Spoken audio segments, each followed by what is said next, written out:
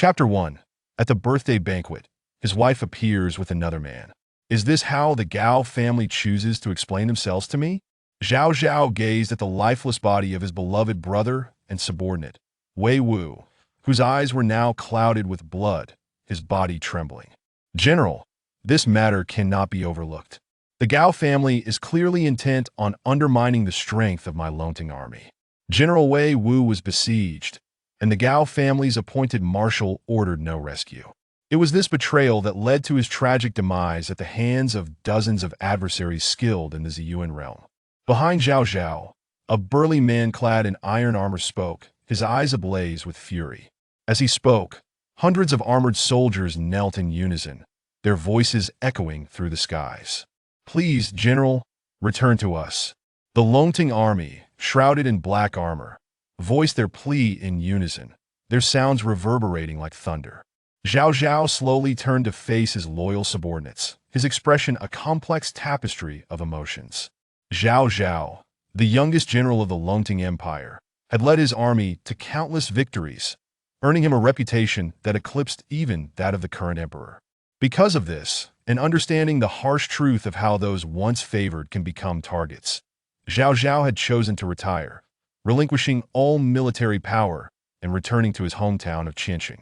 Yet, he had not anticipated that even at this juncture, the emperor still harbored intentions to eliminate him. During his years of voluntary exile, the Longting army had been embroiled in continuous warfare, often falling victim to leaked intelligence or the assassination of high-ranking officers before battle. Wei Wu was not the first. Two other vice-generals had already perished in skirmishes with the neighboring Qindu Empire. However, these so-called deaths were in fact the machinations of the Gao family, who were wary of the Longting army's formidable prowess and Zhao Zhao's potential resurgence. Realizing this, a palpable aura of murderous intent emanated from Zhao Zhao. He understood that he could no longer remain passive. The last general to achieve great deeds for the Longting Empire had been executed under dubious charges for attempting to rescue two emperors captured by the Qindu Empire. Zhao Zhao admired that general immensely, but in his heart, he knew he could not emulate such unwavering loyalty towards a cowardly royal family. Taking a deep breath, Zhao Zhao turned to Zhang Sun and said solemnly, "Send a message to Sun Ju, asking him to request a decree from the emperor, stating my desire to return to the army for vengeance on behalf of Wei Wu." "General, do you think the old emperor will acquiesce?" Zhang Sun questioned. "His consent is of little consequence. The message must be delivered," Zhao Zhao replied indifferently.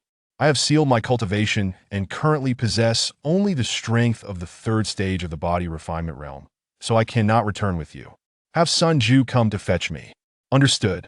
Zhang Sun complied and departed with his men. Zhao Zhao then sought refuge in a nearby cave, entering a state of seclusion. He intended to lift the seal on his cultivation and gradually restore himself to his peak power. This course of action was perilous, for he practiced the exceptionally dangerous Wanhua Tunshinju. A moment's carelessness could lead to self-destruction, rendering him a mere harbinger of slaughter. In the realm of Yuanqi, the chaotic energies were impure, making it nearly impossible for ordinary cultivators to absorb them except for Zhao Zhao. The Wanhua Tunshinju allowed him to refine these chaotic energies to a level suitable for absorption, ultimately augmenting his strength. This was the reason behind Zhao Zhao's ascension to the realm of Honyuan at such a young age. However, the Wanhua Tunshinju also had its drawbacks during the absorption of volatile energies. It could easily corrupt the mind. Zhao Zhao had initially sealed his cultivation for another reason. He was struggling to contain the violent, murderous intent surging within him. Now, lifting the seal was akin to unleashing a formidable demon.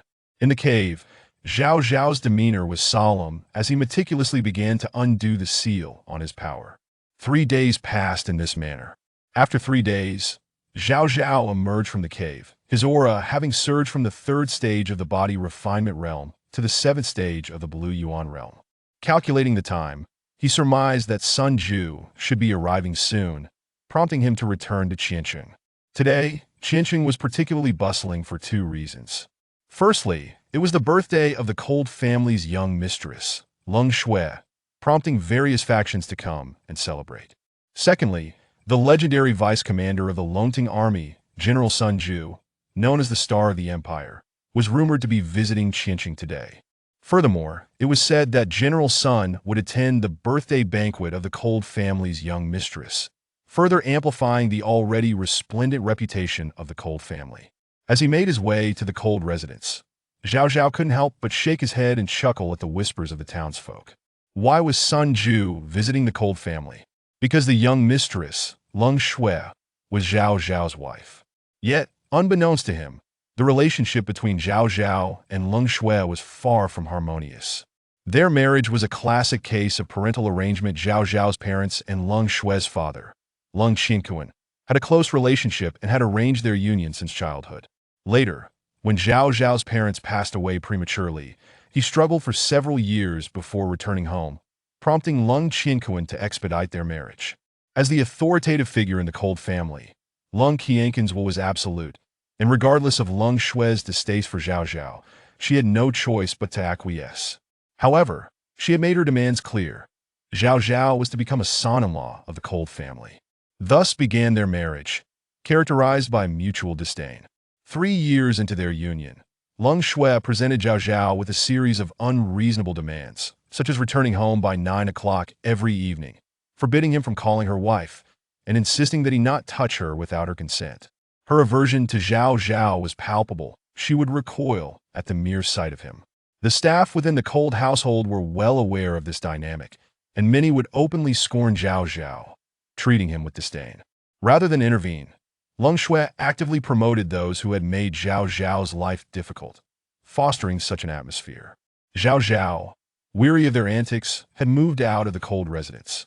Though he bore the title of a son-in-law, his relationship with the Cold family was anything but amicable.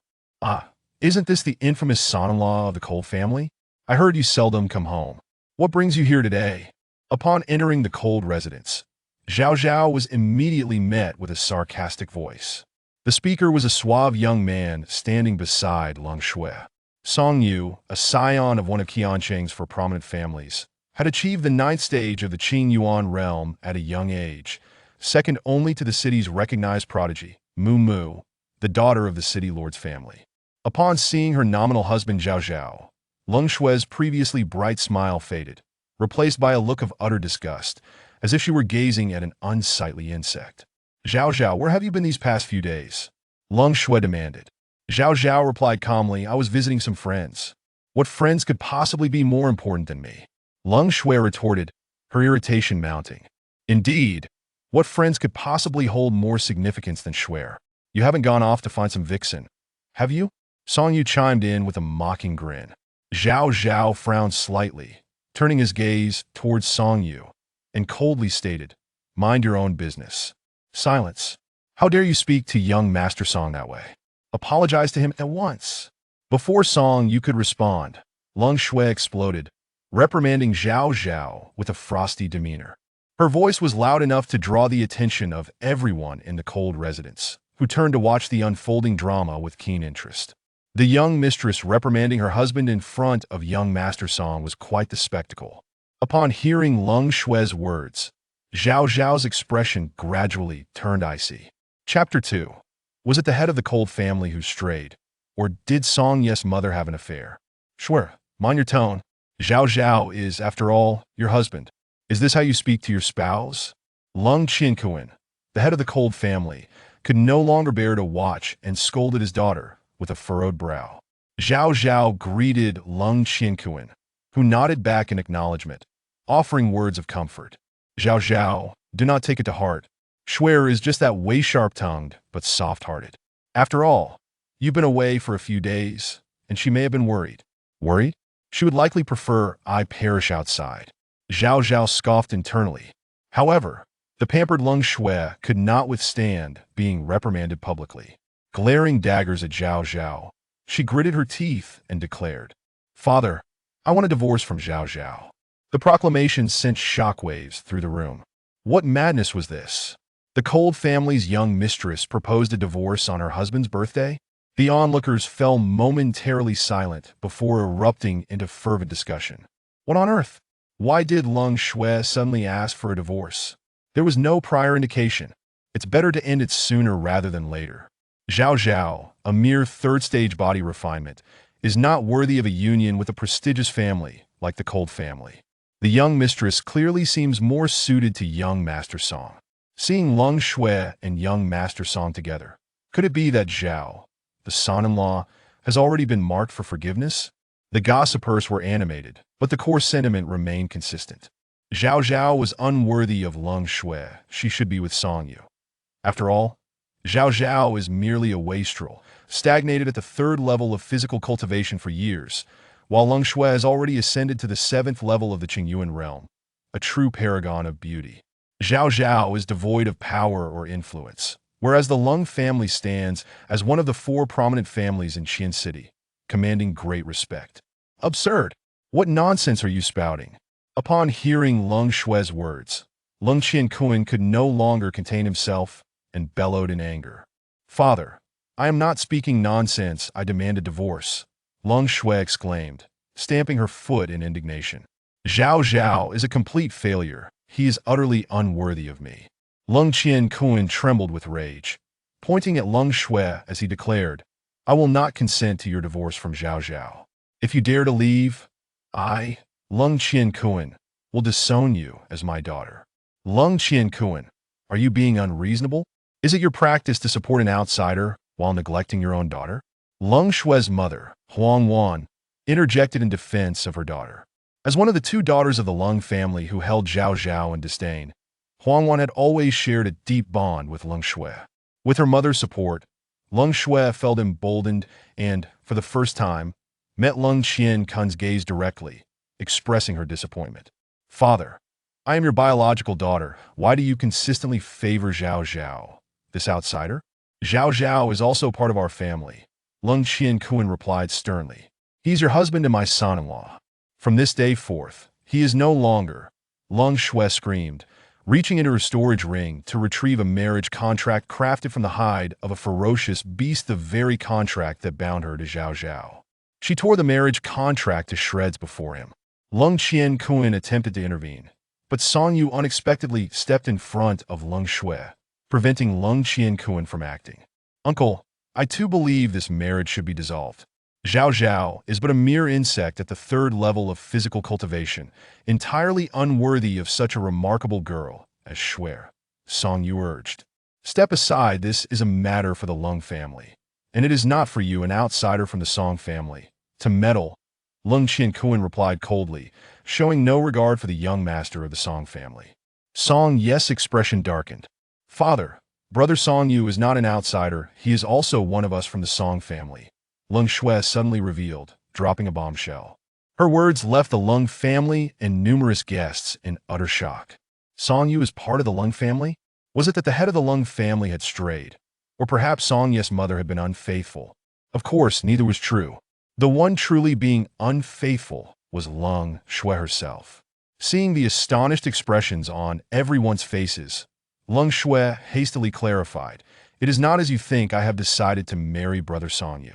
To be precise, it is not marriage, but rather a proposal to join the family. Song Yu smiled and added, I cannot bear to see Shui suffer alongside a wastrel, so I am willing to join the Leng family as a son-in-law. I believe my identity as Song Yu should ensure that Shui does not face any grievances. Goodness, it appears Miss Leng has already found her next partner. What a farce for Zhao Zhao. Zhao Zhao is indeed pitiful. I almost feel sorry for him. With the way Miss Leng and Song Yu are behaving, it seems their involvement is not recent. Zhao must be wearing a crown of green. One can only say that virtue does not match position. Calamity is sure to follow. To openly usurp a position, this young master of the Song family is quite audacious. Song Yes' proposal to join the family stunned not only the guests, but even Leng Qiankun himself. However, he quickly regained his composure. What, joining the family? It seemed this young master of the Song family had his eyes set on the wealth of the Leng family. With Song Yes' talents and the backing of the Song family, it was conceivable that one day the entire Leng family might bear the surname Song. Leng Qiankun resolutely rejected the notion, declaring, No, I do not agree. The son-in-law of the Leng family can only be Zhao Zhao. Unless Zhao Zhao voluntarily severs ties with the Leng family, he will forever remain one of us. Lung Qian-kun's statement redirected the focus of the crowd back to Zhao Zhao. Kid, I advise you to agree, do not delay my happiness with Shuer. A wastrel should know his place otherwise. You might just drop dead on the street one day, and no one would even notice. Song Yu threatened ominously. If you agree, I would not mind finding you another family in Qian City as a form of compensation from me. What do you say? After the coercion, Song Yu looked down upon Zhao Zhao, offering him a gift. Others turned their attention to Zhao Zhao, curious about how this man at the center of the storm would choose. It is likely he will accept the offer. After all, it would be difficult for him to contend against the Song family alone. Many speculated silently. Even Lung Qian-kun focused his attention on Zhao Zhao. As long as Zhao Zhao voiced any dissent, he would not hesitate to use his authority as the head of the Lung family to ensure that Zhao Zhao and Lung Shue's marriage continued. Zhao Zhao was acutely aware of Lung Qian-kun's thoughts, as well as Song Ye's intentions. However, at present he needed to return to the Dragon Rising army. Taking a deep breath, Zhao Zhao looked at Lung Qian-kun and said, I am sorry, Uncle Lung, but I agree to the divorce. Why? Lung Qian-kun was taken aback, unable to comprehend why Zhao Zhao would agree. Is it the best choice for Zhao Zhao to remain within the Lung family? Even if he would lose some face, being labeled as someone who clung desperately to the family, he would still retain the identity of a son-in-law of the Lung family. Once divorced, Zhao Zhao would have nothing left. Zhao Zhao shook his head, saying, Uncle Lung, this is my own choice, and it is the best option for the Lung family at this moment. It seems you are wise. Zhao Zhao's words relieved some of Lung Shue's tension, making her view him in a slightly more favorable light. With Zhao Zhao agreeing to the divorce, her father could no longer obstruct it. Upon hearing Zhao Zhao's words, Lung Qian-kun let out a long sigh. Very well, but you will always be my nephew. Should you encounter any difficulties in the future, do not hesitate to seek my assistance. If anyone dares to target Zhao Zhao, it will be seen as a declaration of war against the Lung family.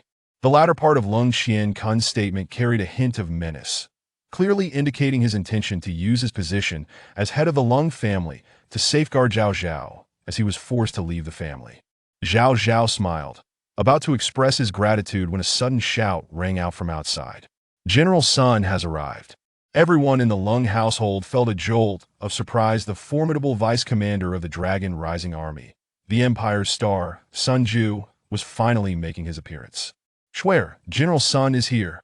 Let us go and meet him. My father once shared a table with General Sun over drinks this time. I shall introduce you to him. The Lung family is bound to soar to great heights. Song Yu exclaimed with excitement. Lung Shui nodded, nestling into Song Ye's embrace, and sweetly remarked, Brother Song Yu, you are truly remarkable. All the guests hurried to their feet, eager to catch a glimpse of General Sun, momentarily forgetting about Zhao Zhao. Chapter 3. Is the Cold family's son-in-law a mysterious tycoon? Before long, a man clad in a flowing white robe, his face adorned with a gentle smile, made his entrance into the Cold family mansion. Surrounded by a throng of admirers, this was Sun Ju, a scion of the illustrious Sun family, one of the 10 most powerful clans of the empire, boasting a formidable lineage, exceptional intellect, and extraordinary talent. This young general, whose reputation had soared to great heights, was a peer among the most brilliant talents of the younger generation in the Longting Empire, akin to the formidable and enigmatic commander of the Longting army. In stark contrast, Cold Shui and Song Yu, who had only garnered a modicum of fame in Xinjiang, appeared as insignificant as mere specks of dust. As Sun Ju traversed the gathering, he was met with a cascade of flattery and adulation. To achieve such remarkable accomplishments at such a young age, General Sun is truly a prodigy, a boon for our Longting Empire. Conversely, the Cold family's son-in-law was regarded as nothing more than a worthless individual. The very mention of Cold family's son-in-law piqued Sun Ju's curiosity. If memory served him correctly, the eldest Zhao Zhao was indeed a son-in-law of the Cold family. Unable to contain his curiosity, Sun Ju inquired, Cold family head, might I ask the name of this son-in-law? He is but a worthless fellow, General Sun. It would be best not to inquire further lest it dampen your spirits. Song Yu interjected, eagerly guiding Sun Ju while introducing himself. Greetings, General Sun. I am Song Yu of the Song family from Xinjiang. 5 years ago, my father, Song Wei, had the pleasure of drinking with you at the Eight Cities Alliance banquet. Cold Shinkuin forced a smile, responding to Sun Ju's query. My son-in-law, for various reasons, has had his marriage with my daughter dissolved today. A chill ran down Sun Ju's spine, and he cautiously asked, Cold family head, may I inquire as to this son-in-law's name? Cold Shui, fuming, retorted, he is a worthless individual who cannot even muster a worthwhile contribution. General Sun need not remember his name. Before her words could fully escape her lips, her eyes widened in disbelief. She witnessed Sun Ju, previously the center of attention, abruptly abandon his entourage and hasten towards a corner of the banquet hall, precisely where Zhao Zhao stood. What is that fool doing? Standing there like an imbecile? Doesn't he know to step aside? Cold Shui muttered in discontent. Fear not. Anyone who dares obstruct General Sun's path is as good as dead, Song Yu proclaimed with conviction. Yet, to his astonishment, Sun Ju, the esteemed star of the empire, knelt before the Cold family's son-in-law on one knee. Sun Ju intoned gravely, I, Sun Ju, Vice Commander of the Longting Army, pay my respects. The words Great General remained unspoken as Zhao Zhao subtly shook his head in disapproval. Zhao Zhao patted Sun Ju on the shoulder, smiling, your cultivation has improved considerably. Compared to 3 years prior, when Zhao Zhao departed at the first level of Blue Origin, Sun Ju had now ascended to the 9th level of Purple Origin, merely a step away from becoming a master of Black Origin. In contrast, Zhao Zhao had only regained his strength to the 7th level of Blue Origin, rendering him significantly inferior. Sun Ju acknowledged with a slight nod, his eyes glinting with a cold light as he inquired, eldest brother, what of the Cold family son-in-law? That is of little consequence, and Uncle Cold has been quite kind to me, Zhao Zhao replied with a dismissive wave, indicating that there was no need to concern oneself with the opinions of those lacking vision. Sun Ju nodded and positioned himself beside Zhao Zhao, deliberately maintaining a half-step behind AT that moment. The petrified guests began to regain their senses, realizing that the Cold family's son-in-law possessed an extraordinary status. How is this possible? Did General Sun mistake his identity? Cold Shui murmured in disbelief. The man she had just derided had transformed into a figure so significant that even General Sun treated him with utmost seriousness. The stark contrast was beyond her comprehension. Perhaps it is true, Huang Wan stammered, reluctant to accept the reality. He must have used some trick to deceive General Sun. I must expose him. Song Yu, equally unable to comprehend the unfolding reality, impulsively sought to confront Zhao Zhao. Return at once, Cold Shinkuin barked, pulling Song Yu back. Fool! Are you questioning the judgment of General Sun? Cold Shinkuin was overwhelmed with frustration at Song Yu's foolishness, nearly leading the Cold family into an irreversible abyss. Unlike Cold Shui and Huang Wan, who were struggling to accept the truth, Cold Shinkuin was merely shocked but not entirely unable to reconcile the situation. He had long held the conviction that Zhao Zhao, the son of his brother, could not be an insignificant character. Yet, recalling Cold Shui's earlier mockery of Zhao Zhao and the dissolution of their marriage, Cold Shinkuin couldn't help but smile bitterly. He could only hope that Zhao Zhao would spare the Cold family for his sake. Taking a deep breath, Cold Shinkuin approached Zhao Zhao, who was engaged in lively conversation with Sun Ju. Sun Ju noticed Cold Shinkuin but offered him no warmth. On one hand, he believed that Zhao Zhao's predicament was due to Cold Shinkuin's actions. On the other, someone had to assume the role of the antagonist to balance out Zhao Zhao's favorable treatment. Cold Shinkuin stood awkwardly beside the two, uncertain of how to initiate a conversation. Zhao Zhao smiled, Uncle Cold, please arrange a private room for Sun and me. We have matters to discuss. The mention of little Sun sent a jolt through Cold Shinkuin, who hurriedly replied, of course. I will make the arrangements immediately. Once Zhao Zhao and Sun Ju entered the private chamber to discuss business, the onlookers finally dared to whisper amongst themselves, goodness, the Cold family's son-in-law is actually a mysterious tycoon. This is going to be entertaining. Who would have thought such an awkward plot from a novel would manifest in reality? The Cold family was surely doomed. Whether the Cold family was doomed remained to be seen, but after the recent mockery of the mysterious tycoon by the Song family scion, it was clear that the Song family was in grave peril. They needed to distance themselves from the Song family quickly. Song Yu stood in a daze, his eyes vacant and his complexion ashen. He simply could not fathom how the once powerless and insignificant individual had transformed into a mysterious tycoon. Though unaware of Zhao Zhao's true identity, it was evident from Sun Ju's demeanor that Zhao Zhao was someone whose mere stamp of his foot could bring about the obliteration of the Song family.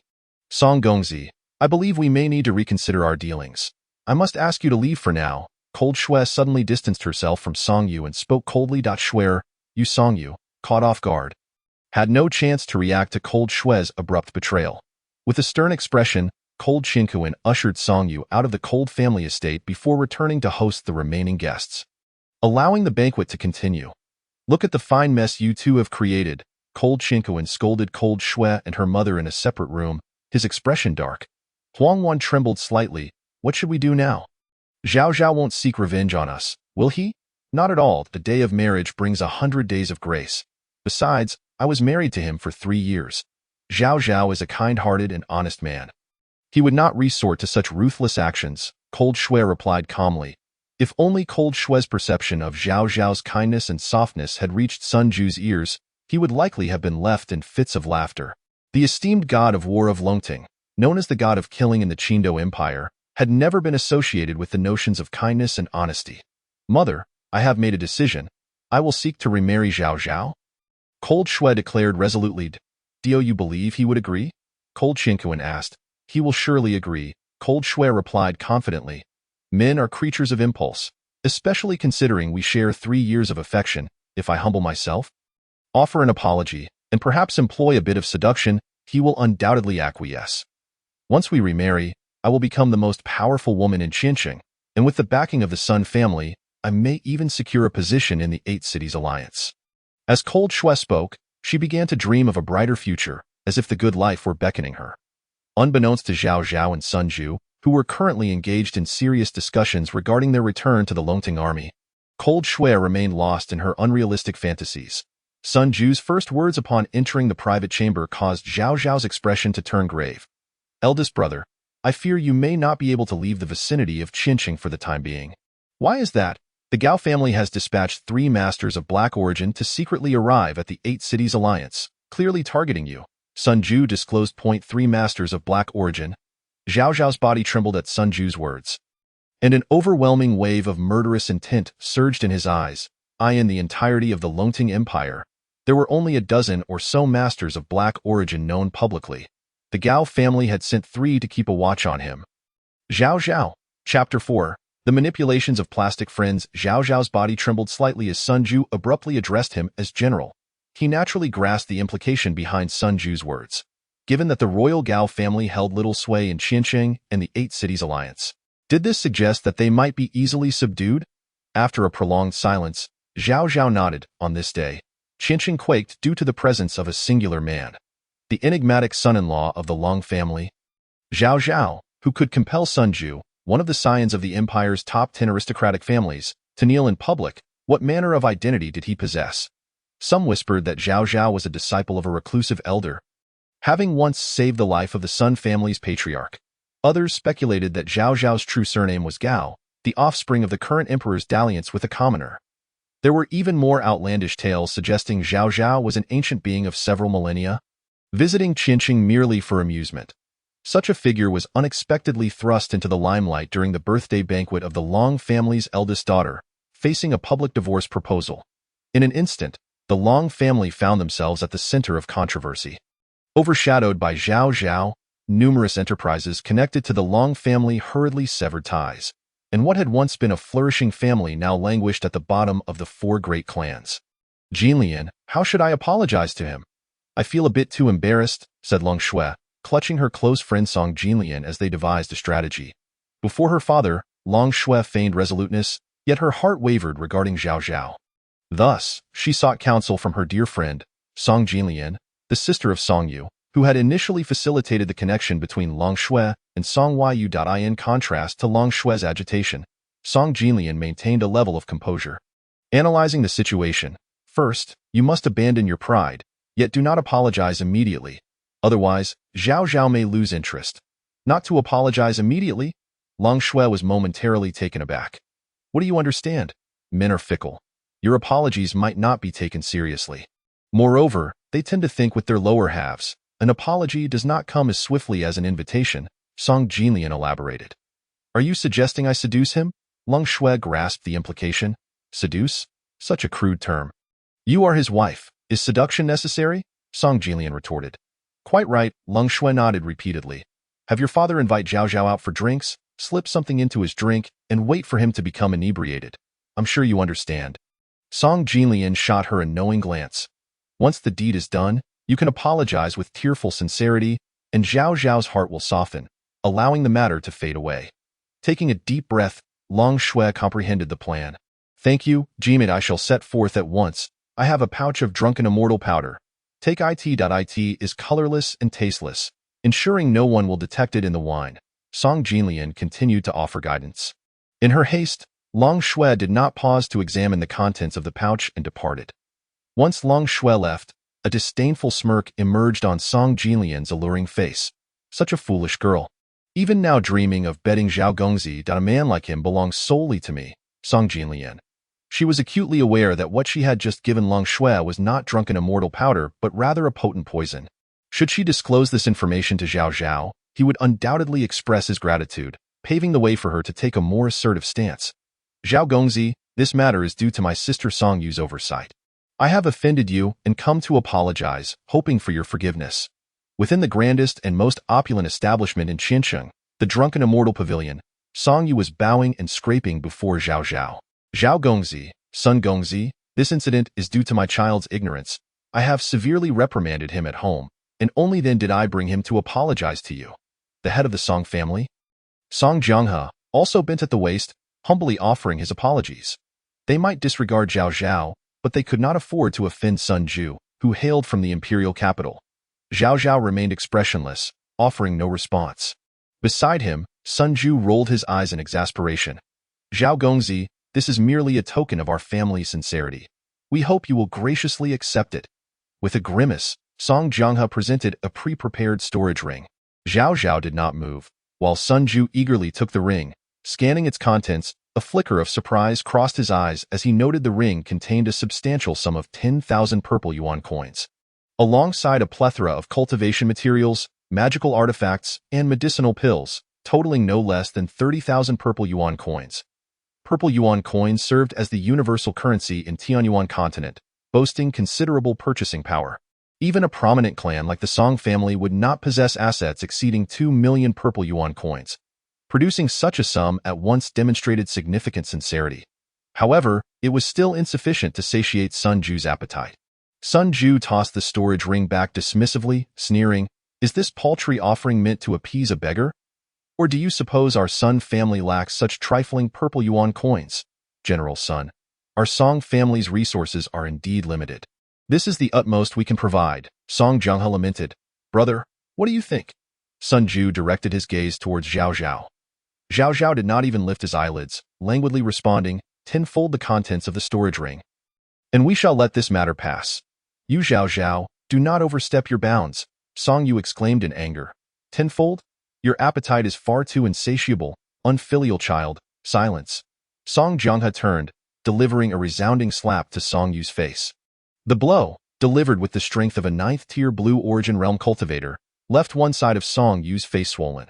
Turning back, Song Jianghe addressed Zhao Zhao and Sun Ju with utmost respect. "Thank you, Zhao Gongzi and Sun Gongzi. For your guidance I shall return to prepare accordingly. There's treachery afoot within the Song family," Zhao Zhao remarked softly after Song Jianghe departed. "Are you suggesting the Song family has colluded with that eunuch Li Cheng?" Sun Ju grasped the implication. Li Cheng was one of the 3 formidable cultivators from the Black Origin realm who had come to the 8 Cities Alliance. While they had not entered Qianqing, they were undoubtedly observing from some hidden vantage point. Thus, Zhao Zhao suspected the Song family had indeed allied with Li Cheng. However, it appeared that Li Cheng was not yet ready to sever ties openly, opting instead to send the Song family to apologize. The apology seemed genuine, but it concealed the threat of a potential betrayal, casting doubt on the authenticity of the storage ring they had presented. "Young master, Miss Song Jinlian seeks an audience," a maid at the Drunken Immortal Pavilion announced from outside. "Song Jinlian? What does she desire?" Zhao Zhao pondered, somewhat puzzled. This particular young lady from the Song family was notorious for her sharp tongue and had often joined forces with Long Shui in mocking Zhao Zhao. Perhaps the Song family was resorting to seduction tactics, Sun Ju mused with a mischievous grin. Zhao Zhao shot Sun Ju a glare, then coolly instructed, "Let her enter." Before long, a strikingly adorned woman sauntered into the room. Song Jinlian, clad in a gossamer low-cut gown that revealed ample porcelain skin and lengthy, radiant legs, exuded an allure that was undeniably captivating. However, both Zhao Zhao and Sun Ju were clearly not swayed by such charms. Their gazes remaining fixed elsewhere. Sun Ju, casting an innocent glance at Zhao Zhao, remarked, "See, I told you this was the Song family's ploy." As Song Jinlian entered, she performed a respectful bow. Miss Song Jinlian pays her respects to both young masters. "Cough, I shall take my leave," Sun Ju said, feigning a cough before departing the room without awaiting Zhao Zhao's response. The chamber was left with only Zhao Zhao and Song Jinlian. Zhao Zhao coolly inquired, "What brings you here, Miss Song?" "There is indeed a matter of great importance." Song Jinlian stepped closer to Zhao Zhao, positioning herself within mere inches, ensuring he could catch a whiff of her meticulously crafted perfume. She parted her lips to speak. "I have inadvertently learned that the Long family intends to harm you, and I have risked my life to inform you." "Harm me?" Zhao Zhao raised an eyebrow. "Feigning arrogance. Is it the Long family that dares to oppose me? Certainly not. The Long family knows they cannot contend with you directly. Instead, they plan to poison you," Song Jinlian asserted with utmost conviction. "I have learned through my connections within the Long family's inner circle that the matriarch and her daughter are aware they have offended you, and thus they have prepared a concoction known as the Five Poisons Powder, reputed to incapacitate even Black Origin realm experts." As she spoke, she keenly observed Zhao Zhao's reaction. Noticing his arrogant demeanor, she felt a slight sense of relief. After all, such youthful arrogance could easily lead to recklessness. Song Jinlian cunningly refrained from mentioning Long Qianjun, knowing Zhao Zhao held a favorable view of him, which might lead him to skepticism regarding her information. If all went as she anticipated, the mother and daughter would deceive the Long family patriarch into coming to apologize and invite Zhao Zhao for drinks, intending to slip the Five Poisons powder into his wine. Jian Lian has long harbored admiration for Master Zhao, which is why she has braved the perils to convey her feelings to him. As Song Jinlian spoke, her body inched closer to Zhao Zhao until they were face to face, and she could even hear the rhythm of his breath, causing her heart to flutter with a sudden surge of emotion. She had never noticed before how handsome Zhao Zhao truly was. Initially, she believed that upon hearing her words, he would be overwhelmed with gratitude, especially given her overt demeanor. She contemplated that she could then feign reluctance, thus allowing her to bask in his affection. Lost in such thoughts, her cheeks flushed slightly, and a distinct glimmer of desire sparkled in her eyes. However, to her bewilderment, Zhao Zhao remained utterly unresponsive to her alluring presence. His expression remaining calm and indifferent. In the past, she would have surely derided him as a dullard, putting on airs for no reason. Yet now, she could not help but admire his composure and fortitude. Realizing he was indeed someone of great stature, mingling with the likes of Sun Ju, a figure of immense influence, As Song Jinlian was about to make a bolder move, Zhao Zhao finally spoke with a casual tone. "Are you finished?" "Yes," she instinctively replied, somewhat perplexed by his sudden inquiry. "Then leave," Zhao Zhao stated flatly. Song Jinlian could hardly believe her ears. Did Zhao Zhao truly just tell her to leave? Anger welled up within her. But the thought of his inscrutable background compelled her to suppress her indignation, turning her exquisite visage a shade of deep crimson. With a mix of anger, grievance, and confusion, she gritted her teeth and asked, "Master Zhao, what do you mean by that?" "I said leave. Did you not hear me?" Zhao Zhao's brow furrowed as he intensified his tone.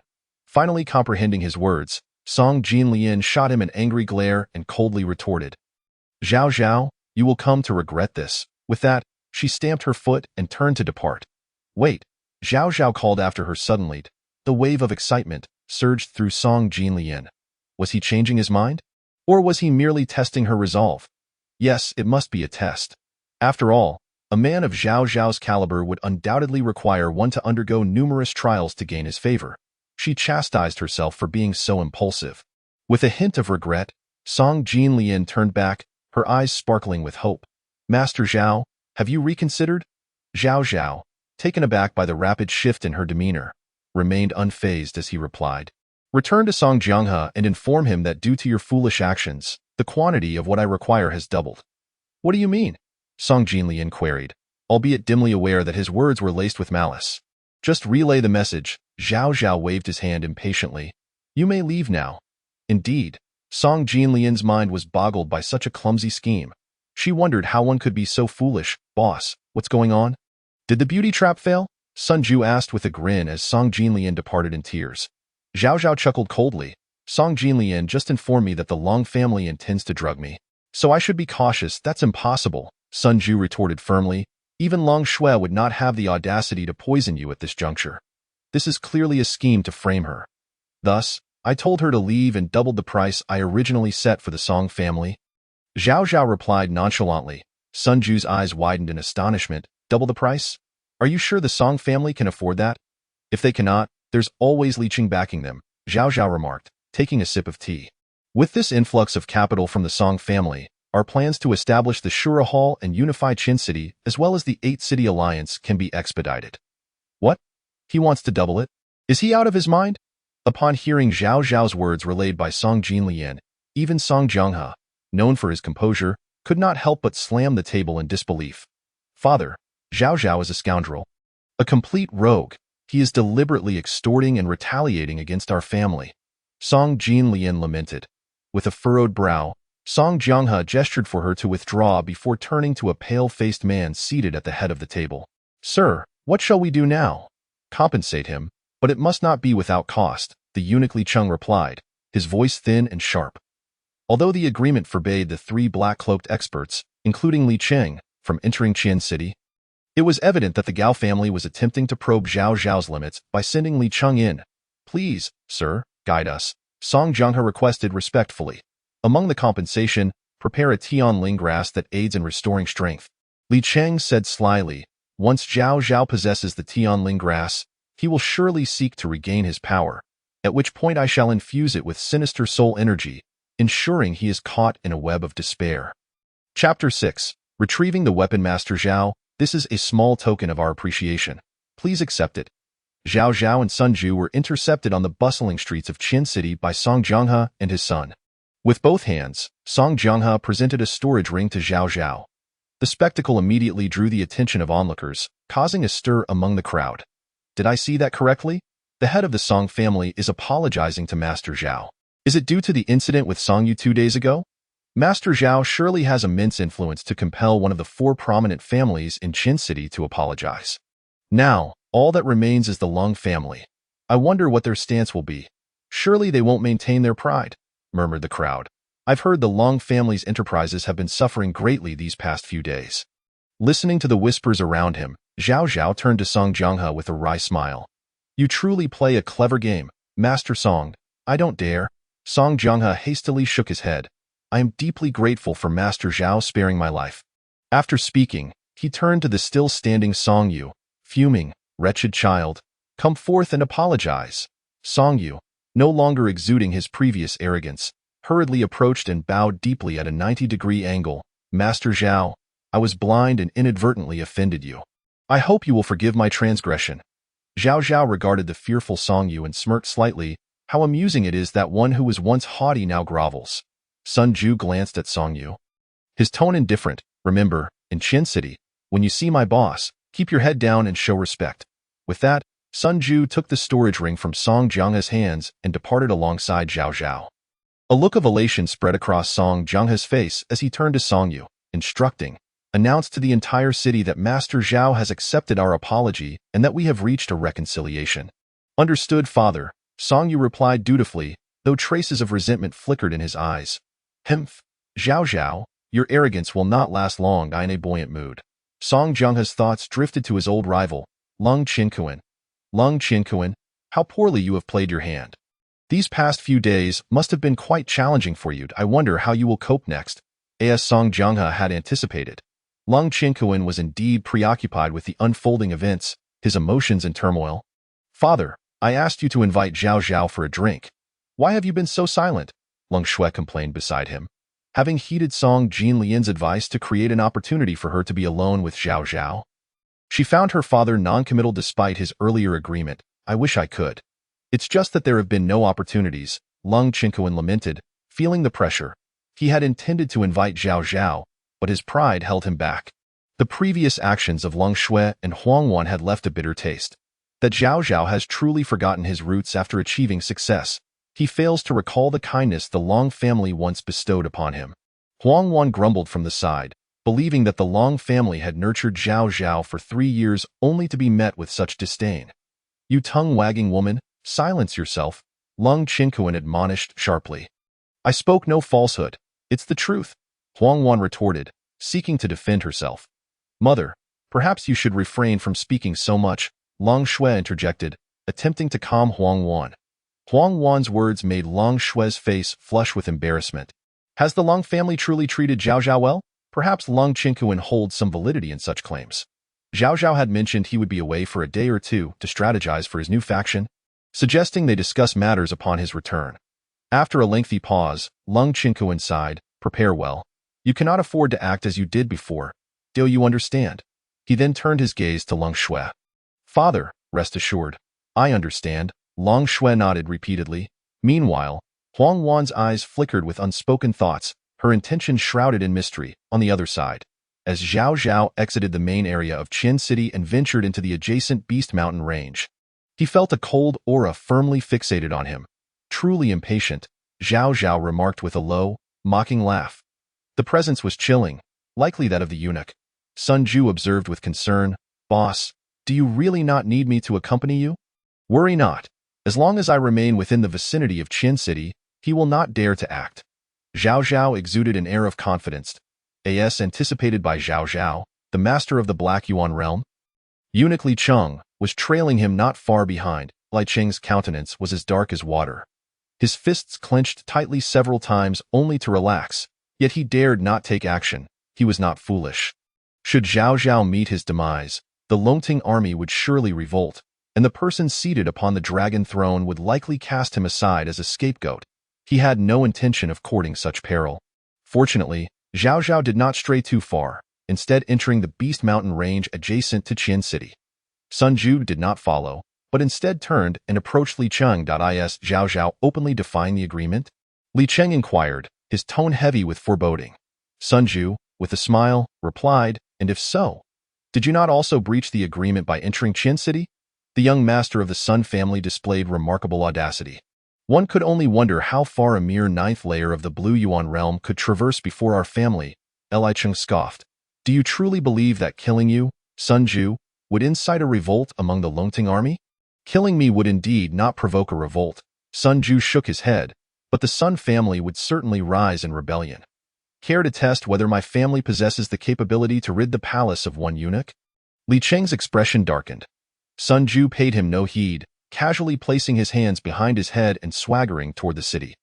After Zhao Zhao entered the Beast Mountain range, he proceeded straight into its depths. Besides probing Li Cheng's limits, he had another objective: to reclaim his former weapon. Deeper within the mountains, the number of beasts diminished, yet their individual strength was markedly enhanced, with not a few exhibiting prowess of the Purple Yuan and even Black Yuan realms. Indeed, the energy here was rich. Zhao Zhao casually sensed it, a smile gracing his lips. The energy within the mountains was incomparably denser than that of Qin City. Yet, there was a drawback. The energy here was excessively wild, rendering it nearly impossible to absorb without risking one's life. The energy in Qin City, though sparse, had been purified by protective formations, making it suitable for cultivators. Once he retrieved his weapon, he could practice here and refine the celestial spirit grass. Zhao Zhao mused to himself, "Wild energy? Impossible to absorb? That may apply to others." With the 10,000 transformations devouring heaven technique at his disposal, any energy could be absorbed. Zhao Zhao continued deeper, soon arriving at a cave by memory. The cave was exceedingly deep, fortified with seals and restrictions. Recklessly intruding could spell death even for a master of the Black Yuan realm. The restrictions he had set nearly thwarted him. After exerting significant effort to break through, Zhao Zhao shook his head in wry amusement. Upon breaching the seals and reaching the innermost chamber, he found himself in a vast armory, filled to the brim with countless high-grade weapons and armor. At the center of the armory stood a golden spear, its sharp tip adorned with a carving resembling a tiger's head. The tiger-head spear, a heavenly-grade artifact. Zhao Zhao grasped the spear, chuckling softly, "Old friend, we meet again." The spear emitted a series of resonant hums, seemingly expressing joy. Subsequently, Zhao Zhao collected the remaining weapons and armor into his storage ring before exiting the cave. Roar.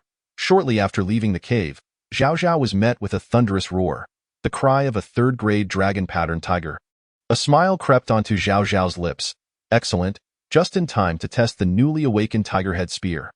The third-grade dragon-patterned tiger, one of the dominant beasts of the Beast Mountain range, delighted in feasting upon human cultivators and was known for its ferocity and strength. Typically, a third-grade beast's power equated to that of a master in the Blue Yuan realm, but the dragon-patterned tiger was an exception. Despite being a third-grade beast, its strength rivaled that of a Purple Yuan master. When Zhao Zhao arrived at the source of the roar, he beheld the tiger relentlessly pursuing a small party of 4, tearing at them mercilessly. The party consisted of 3 men and 1 woman, all 9th-layer masters of the Blue Yuan realm. "Brother, please save me. I shall be eternally grateful," implored the only woman in the group. Clad in revealing attire, her voluptuous figure exuded the aura of a seductive wildcat. Yet at this moment, faced with the ferocious tiger, she could only flee in disarray. The 3 men brandished their weapons, yet they too were desperately scrambling for escape.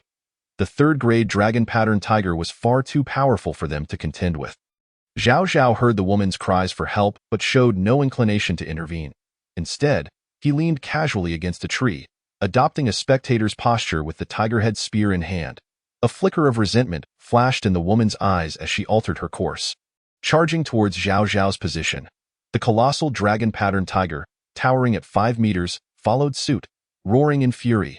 Upon noticing the tiger-head spear in Zhao Zhao's grasp, the tiger's gaze turned frenzied. "Dear sir, do lend a hand. I shall reward you." The woman darted past Zhao Zhao, leaving a faint scent of blood in the air. Zhao Zhao's expression grew cold. As she passed him, she had carelessly discarded the blood of a beast. The dragon-patterned tiger, catching the scent of blood emanating from Zhao Zhao, became even more reckless in its charge. With a flick of his finger, Zhao Zhao sent forth a green light, discreetly attaching it to the woman, then slightly sidestepped to evade the tiger's assault. The tiger, missing its strike, swung its tail, creating a howling wind as it lashed out at Zhao Zhao. Zhao Zhao met the strike with the tip of the tiger-head spear, deflecting the blow, and then swept the spear, inflicting a gory gash upon the tiger's flank. "Old friend, your sharpness remains undiminished." Zhao Zhao laughed heartily, the familiar sensation of battle igniting his fighting spirit. As a third-grade beast, the dragon-patterned tiger possessed not only devastating attacks but formidable defenses as well.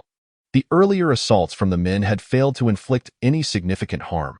Alas, this time, it faced the tiger-head spear, a legendary weapon that had once quenched its thirst with the blood of countless foes. Now a heavenly-grade artifact, the searing pain momentarily brought the tiger back to its senses, and it regarded Zhao Zhao with newfound wariness. Yet Zhao Zhao offered it no further opportunity, thrusting the spear with lightning speed towards the tiger's eyes. The dragon-patterned tiger roared, twisting its body while extending a paw to swat at the spear, attempting to deflect its trajectory with sheer force. However, Zhao Zhao anticipated the tiger's move. The tiger-head spear quivered slightly, executing a graceful flourish that evaded the tiger's claw, targeting its most vulnerable spot, the abdomen. The tiger's belly was pierced directly, and the excruciating pain elicited a chorus of anguished roars. It had lost its capacity to fight back. Blood gushed from the tiger's abdomen, splattering onto the spear before vanishing into it. After confirming the tiger's demise, Zhao Zhao withdrew the tiger-head spear, which still gleamed in golden hue, untouched by a single drop of blood, save for a glimmer of cold light at the tip. Sensing the displeasure emanating from his old companion, Zhao Zhao chuckled wryly. "I am only at the 7th layer of the Blue Yuan realm. Where shall I find a master of the Black Yuan realm to slay for you? For now, bear with me for a couple of days. We have a Black Yuan eunuch trailing us, and soon enough, we shall turn our blades upon him." The spear trembled slightly before falling silent, seemingly sulking. Zhao Zhao stored the dragon-patterned tiger's carcass in his storage ring and squinted into the distance, where 4 presences were fleeing in a frenzy. However, the woman among them bore a mark from Zhao Zhao. There would be no escape for her. Feeling the wave of weakness wash over him, Zhao Zhao sighed. Indeed, with his current strength, using the tiger-head spear was still somewhat taxing, and in less than a minute, his energy had nearly depleted. "I must regain my strength before seeking trouble with those individuals." Zhao Zhao murmured softly before setting off, He sought out a cavern within the mountains rich in energy, set a few simple restrictions at the entrance, and then sat cross-legged to cultivate, activating the Shura Devouring Heaven technique. A tremendous force of absorption radiated outward, drawing in all the surrounding energy. Among the provisions provided by the Song family was a precious celestial spirit grass, which he intended to refine alongside his cultivation.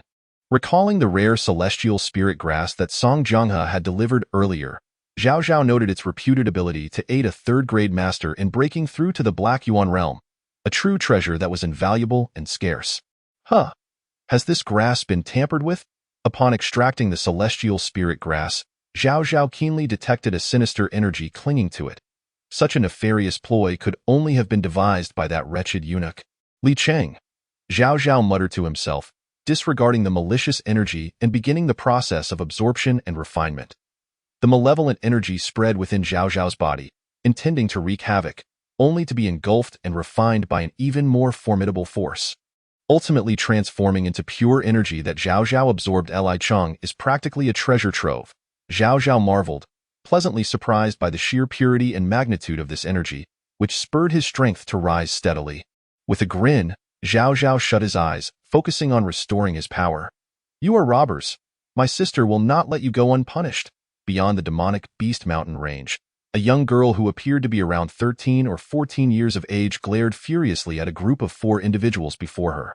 Among them, 3 were men and 1 was a woman, all of whom were eyeing the slender branch in the girl's hand with avaricious gazes. A third-tier spiritual herb, a branch of unity. What does it mean to steal? Sister is merely concerned about leaving such a vital item in your care, which is why I thought to safeguard it on your behalf, the provocatively dressed woman spoke with a smile, her face betraying her covetousness towards the branch of unity. This item was indeed a third-tier spiritual herb. If they could seize it and sell it on the black market, it would undoubtedly fetch at least 5,000 purple yuan coins. A man among the group sneered, "Tsk. We were just chased by the dragon-patterned tiger and thought we would return empty-handed. Yet here we are with a branch of unity. Truly, surviving great peril must bring fortuitous rewards." "Ha ha! Shut your mouth! That branch of unity is mine," Mu Qin exclaimed angrily, her small face flushed with rage. "I said, well, it now belongs to me," the woman retorted coldly, swiftly snatching the branch of unity from Mu Qin's grasp. "Give it back." Mu Qin attempted to reclaim it, but as a mere 7th-level practitioner of the Green Origin realm, she was no match for the 4 individuals, all of whom were at the 9th level of the Blue Origin realm. She was quickly knocked aside, crashing heavily to the ground. This little girl is actually at the 7th level of the Green Origin realm. This is bad. We must eliminate her to cover our tracks. The woman spoke coldly. The remaining 3 men began to panic. A girl of such young age at the 9th level of the Green Origin realm could very well be a child of a prominent family. And now they might have bitten off more than they could chew. The woman who had seized the branch of unity drew a bow from her back, drawing the string taut like a crescent moon. Aiming it directly at Mu Qin with lethal intent, a full-strength arrow from the 9th level of the Blue Origin realm, if it struck, would undoubtedly claim Mu Qin's life. Just as the arrow was about to pierce Mu Qin's throat, a golden spear sliced through the air, striking the arrow with precision and intercepting it at the same time. A chilling voice resonated. "The return to ruins arrow. Are you remnants of the Demon Soul sect?" Chapter 8. My name is Zhao Zhao, and I am Mu Mu. Zhao Zhao could hardly believe that upon leaving the demonic Beast Mountain range, he would encounter members of the Demon Soul sect. The Demon Soul sect, notorious for devouring the souls of cultivators as a means of cultivation, held a fearsome reputation even within the Dragonting Empire. In its heyday, the Demon Soul sect boasted 3 experts of the Black Origin realm, exuding an aura of invincibility. However, they unwittingly provoked the Dragonting army, intercepting a shipment of supplies meant for the front lines, resulting in a significant increase in casualties. In response, Zhao Zhao led the Dragonting army to obliterate the once mighty Demon Soul sect from the Dragonting Empire. One of the 3 Black Origin realm experts was slain by Zhao Zhao himself, while the other 2 were turned into pincushions by the specialized god-slaying crossbows of the Dragonting army. The Return to Ruins arrow is one of the infamous dark arts of the Demon Soul sect, targeting the very essence of the soul. It was through the Return to Ruins arrow that Zhao Zhao identified the group before him. A cold glint flashed in his eyes. He had initially intended to leave a mark on the woman, ensuring she would not escape, and now fortune had favored him. What demon soul sect? I have never heard of it. The woman replied, her eyes betraying a clear unease upon hearing the name of the sect. The other three men's expressions shifted dramatically as they recognized Zhao Zhao, their breaths hitching in fear. You re-alive? After the dragon-patterned tigress pursuit? One of them exclaimed in disbelief. The man before them was merely at the blue origin realm. How had he survived an encounter with the dragon-patterned tiger? Do you mean the tiger that chased you to the ends of the earth? My apologies, but it is already dead, Zhao Zhao replied nonchalantly, drawing the tiger head golden spear into his grasp. He then turned to Mu Qin, instructing, be sure to protect yourself. Mu Qin nodded obediently, her large eyes filled with curiosity. Who was this person before her? What was the demon soul sect? Why had her sister never mentioned it? The tiger head golden spear danced through the air, striking at the four adversaries with lightning speed. They scrambled to defend themselves, but they were utterly outmatched. With the aid of the spiritual herb, Zhao Zhao's power had surged from the 7th to the 9th level of the blue origin realm in mere moments. In the span of a few breaths, the three men fell one after another, lifeless on the ground. Zhao Zhao pressed the sharp tip of his spear against the woman's throat, speaking coolly, since the demon soul sect has not been eradicated, there must still be an organization. Where is your organization located? The woman's gaze flickered as she prepared to respond, but suddenly a fierce gust of wind surged toward them. Zhao Zhao's brow furrowed, and he swept the tiger head spear outward to collide with the unknown object that had appeared behind him.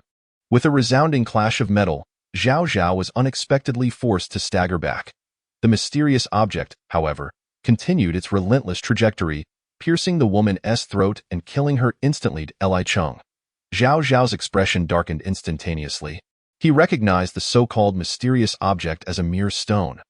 The ability to stealthily attack and eliminate the woman before his very eyes indicated that the assailant was undoubtedly an expert of the black origin realm. At that moment, only Li Cheng was expected to be nearby in the vicinity of Qian City, and he was certainly shadowing Zhao Zhao. What infuriated Zhao Zhao the most was the implication that Li Cheng, in his haste to silence witnesses, was likely colluding with the demon soul sect. Moreover, Li Cheng was a eunuch of the Gao family. These thoughts flickered through Zhao Zhao's mind, and he felt as though a vast conspiracy loomed over him. Big brother, thank you for saving me. What is your name? Mu Qin's gratitude interrupted Zhao Zhao's reverie. Snapping back to reality, Zhao Zhao smiled. Zhao Zhao, oh my. You're the infamous Cold family's son-in-law everyone has been talking about? Mu Qin exclaimed, covering her mouth in disbelief. Zhao Zhao scratched his nose. Am I really that well known? They say you owe your status to the Sun family's young master, but your strength seems quite formidable as well. She remarked. Not bad, I suppose, Zhao Zhao chuckled. What is your name, little girl? I'm not little, Mu Qin retorted fiercely, placing her hands on her hips. This young lady is a heroine, and my name is Mu Qin. I am 15 years old. 15? You're still a young girl, Zhao Zhao mumbled. He finally understood why this girl possessed the cultivation of the 9th level of the green origin realm at such a young age. She must be the daughter of the city lord. The four prominent families of Qian City, Zhao, Long, Song, and Mu, formed a uniquely powerful alliance. As the family of the city lord, the Mu family's strength far surpassed that of the other three families. I told you, I'm not little, Mu Qin protested, puffing out her chest in defiance. Zhao Zhao chose not to engage in a debate over the subjective topic of age, preparing to turn away when he suddenly noticed a figure approaching in haste. A woman, her expression fraught with urgency, rushed toward them. Having traversed many battles over the years, Zhao Zhao believed he had seen a variety of beautiful women, yet this one still left him in awe. Clad in white, with a sword at her waist, she radiated an aura of both approachability and subtle heroism. Upon spotting her sister Mu Qin, a radiant smile blossomed on her face.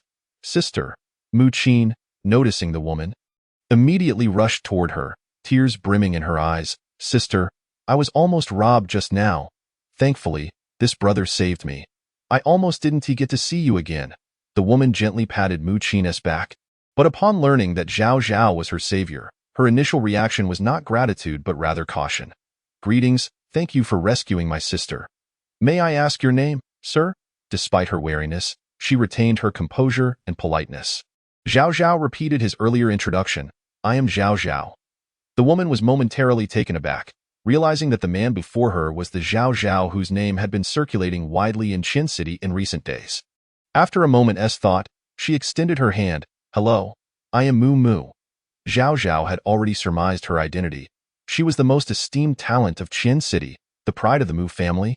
Mu Mu.I in her 20s. She had already achieved a commendable 5th level in the Blue Origin realm, whereas the second-ranked talent in Qian City, Song Yu, was only at the 9th level of the Green Origin realm. Zhao Zhao shook her hand. Nice to meet you.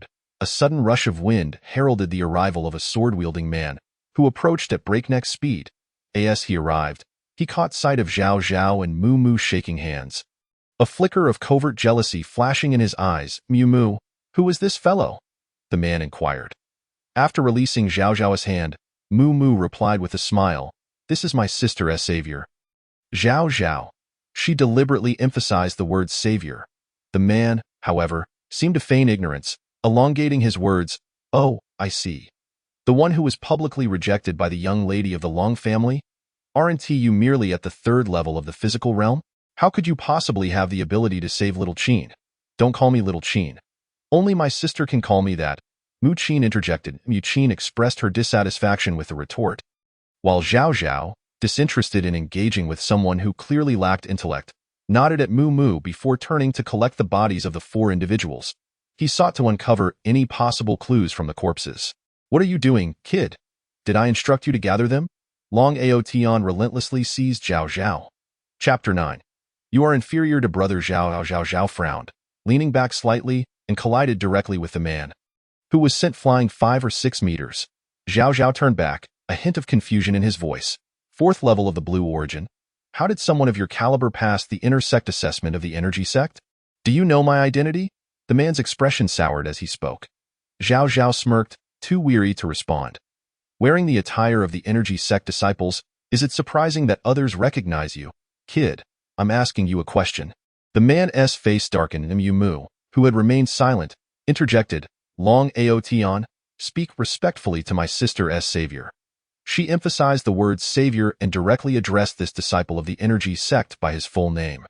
The rare use of his full name tempered Long Aotian's demeanor, though his gaze towards Zhao Zhao still bore resentment. Mu turned to Zhao Zhao and said politely, Young Master Zhao, I am once again grateful for your life-saving assistance.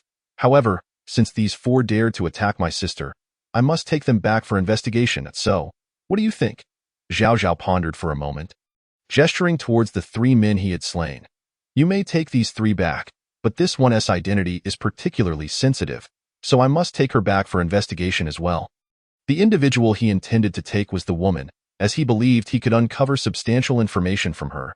Given that Li Cheng had personally eliminated her to silence her, Mu Mu's brows furrowed slightly, but soon relaxed as she retrieved a jade token from her possession and handed it to Zhao Zhao. The debt of gratitude for your life-saving act is unforgettable. This is a token of my Mu family's identity. Should you encounter any troubles in the future, you may seek assistance from the Mu family using this token. Zhao Zhao accepted the token with a smile. And this token can also locate me. Correct? A hint of embarrassment flickered across Mu Mu's face. He then hung the token at his waist, subsequently storing the corpse of the Demon Soul sect woman in his storage ring. By the way, I advise you, Miss Mu, if you uncover any extraordinary information from these 3, it would be prudent to cease your inquiries promptly. Zhao Zhao added before departing. Mu Mu, puzzled, inquired, why? If the forces behind them still exist, the Mu family may not be able to bear the consequences. Zhao Zhao replied calmly. He was not attempting to intimidate Mu Mu. Even the once dominant Demon Soul sect, which he had previously eradicated, could pose a threat if they were indeed colluding with Li Cheng or the one seated on the dragon throne. Ridiculous. The Mu family may fear them, but surely the energy sect does not. Long Aotian scoffed. Kid, are you not in league with these people, afraid of being exposed? With a swift motion, a golden spear materialized before the energy sect man, its tip poised at his throat. Long Aotian swallowed hard, his expression one of terror. Zhao Zhao, his face devoid of emotion, stated, I do not make a habit of killing without provocation, but should you continue to prance about like a jester in my presence, I will ensure you witness your own brain matter. After issuing his warning, Zhao Zhao departed, feeling no remorse for offending the energy sect. Energy sect? I've heard they have been thriving these past 2 years, akin to a national defense sect of the Dragon Rising Empire. But the last sect with comparable strength was the Demon Soul sect, which was utterly crushed. Long Aotian glared at Zhao Zhao's retreating figure, his eyes dark with malice. Kid, once my father arrives in Qin City in a few days, I will ensure you regret this. Xiaoqin, do you know the identities of these three? Mu asked her sister. Mu Qin appeared contemplative. When Zhao Zhao was battling them, it seemed he mentioned they hailed from the Demon Soul sect. Demon Soul sect? Mu's expression shifted. She finally comprehended why Zhao Zhao had cautioned her. Sister, is the Demon Soul sect powerful?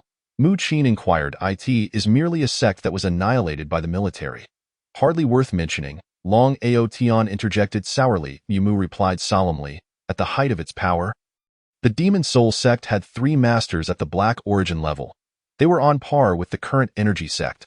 Her statement left Long Aotian momentarily speechless, the derisive remarks he had intended to make choking in his throat. Feeling frustrated, Long Aotian redirected his ire towards the Dragon Rising army. Speaking of which, I have heard my father say that the current Dragon Rising army is a group of usurpers with ulterior motives, posing a tremendous threat to the current emperor. Mu's gaze grew frosty. Long Aotian, my sister has been traumatized. I need to take her back to the Mu family for recuperation. Let us part ways here. After speaking, she did not wait for Long Aotian's response and promptly led Mu Qin away. Mu was still above Long Aotian in cultivation. Once she decided to leave, he could not pursue her.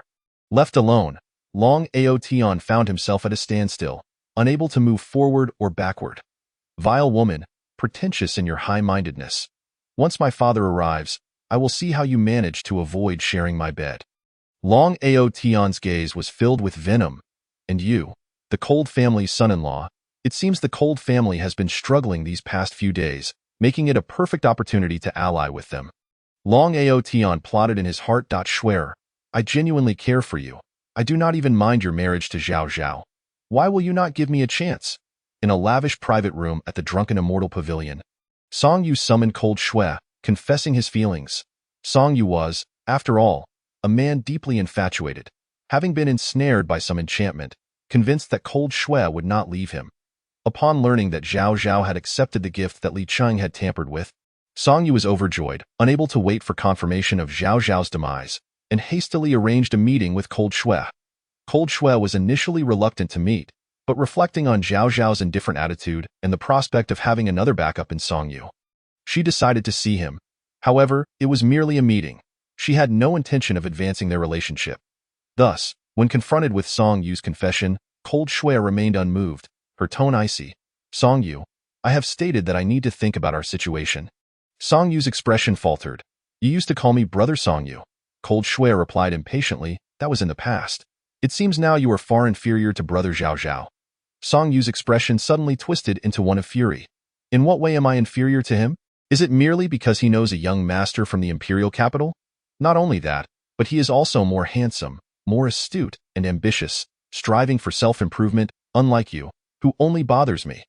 Cold Shui began to enumerate Zhao Zhao's virtues, which he had previously overlooked, realizing he possessed many commendable traits.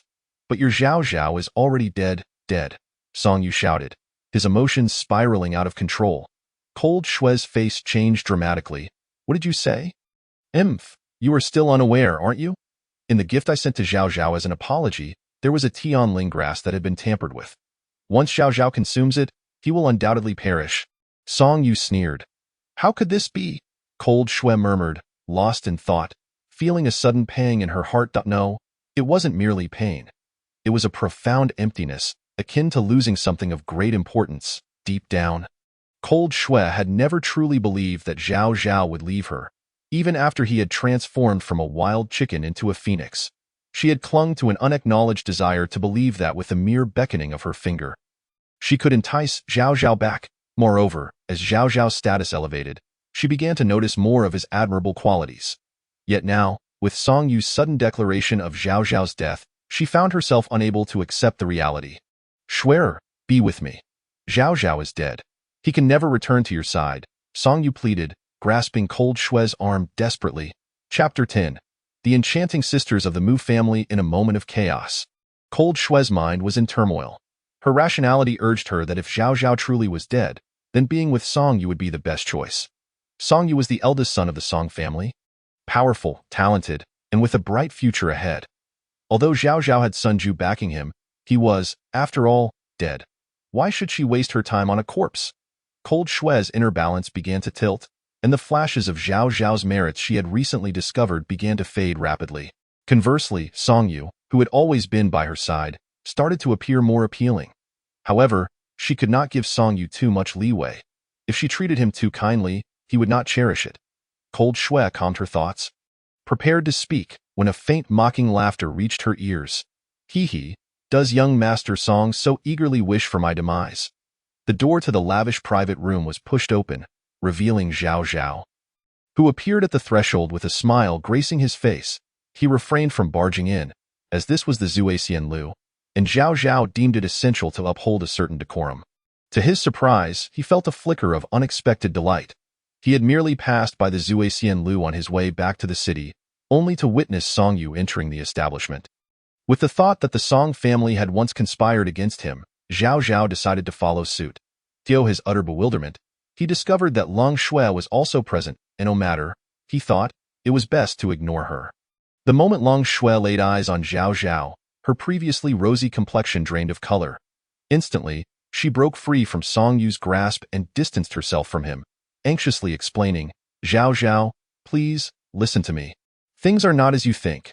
I have no time for your explanations. Your actions are of no concern to me, Zhao Zhao retorted coolly, then turned his gaze towards Song Yu.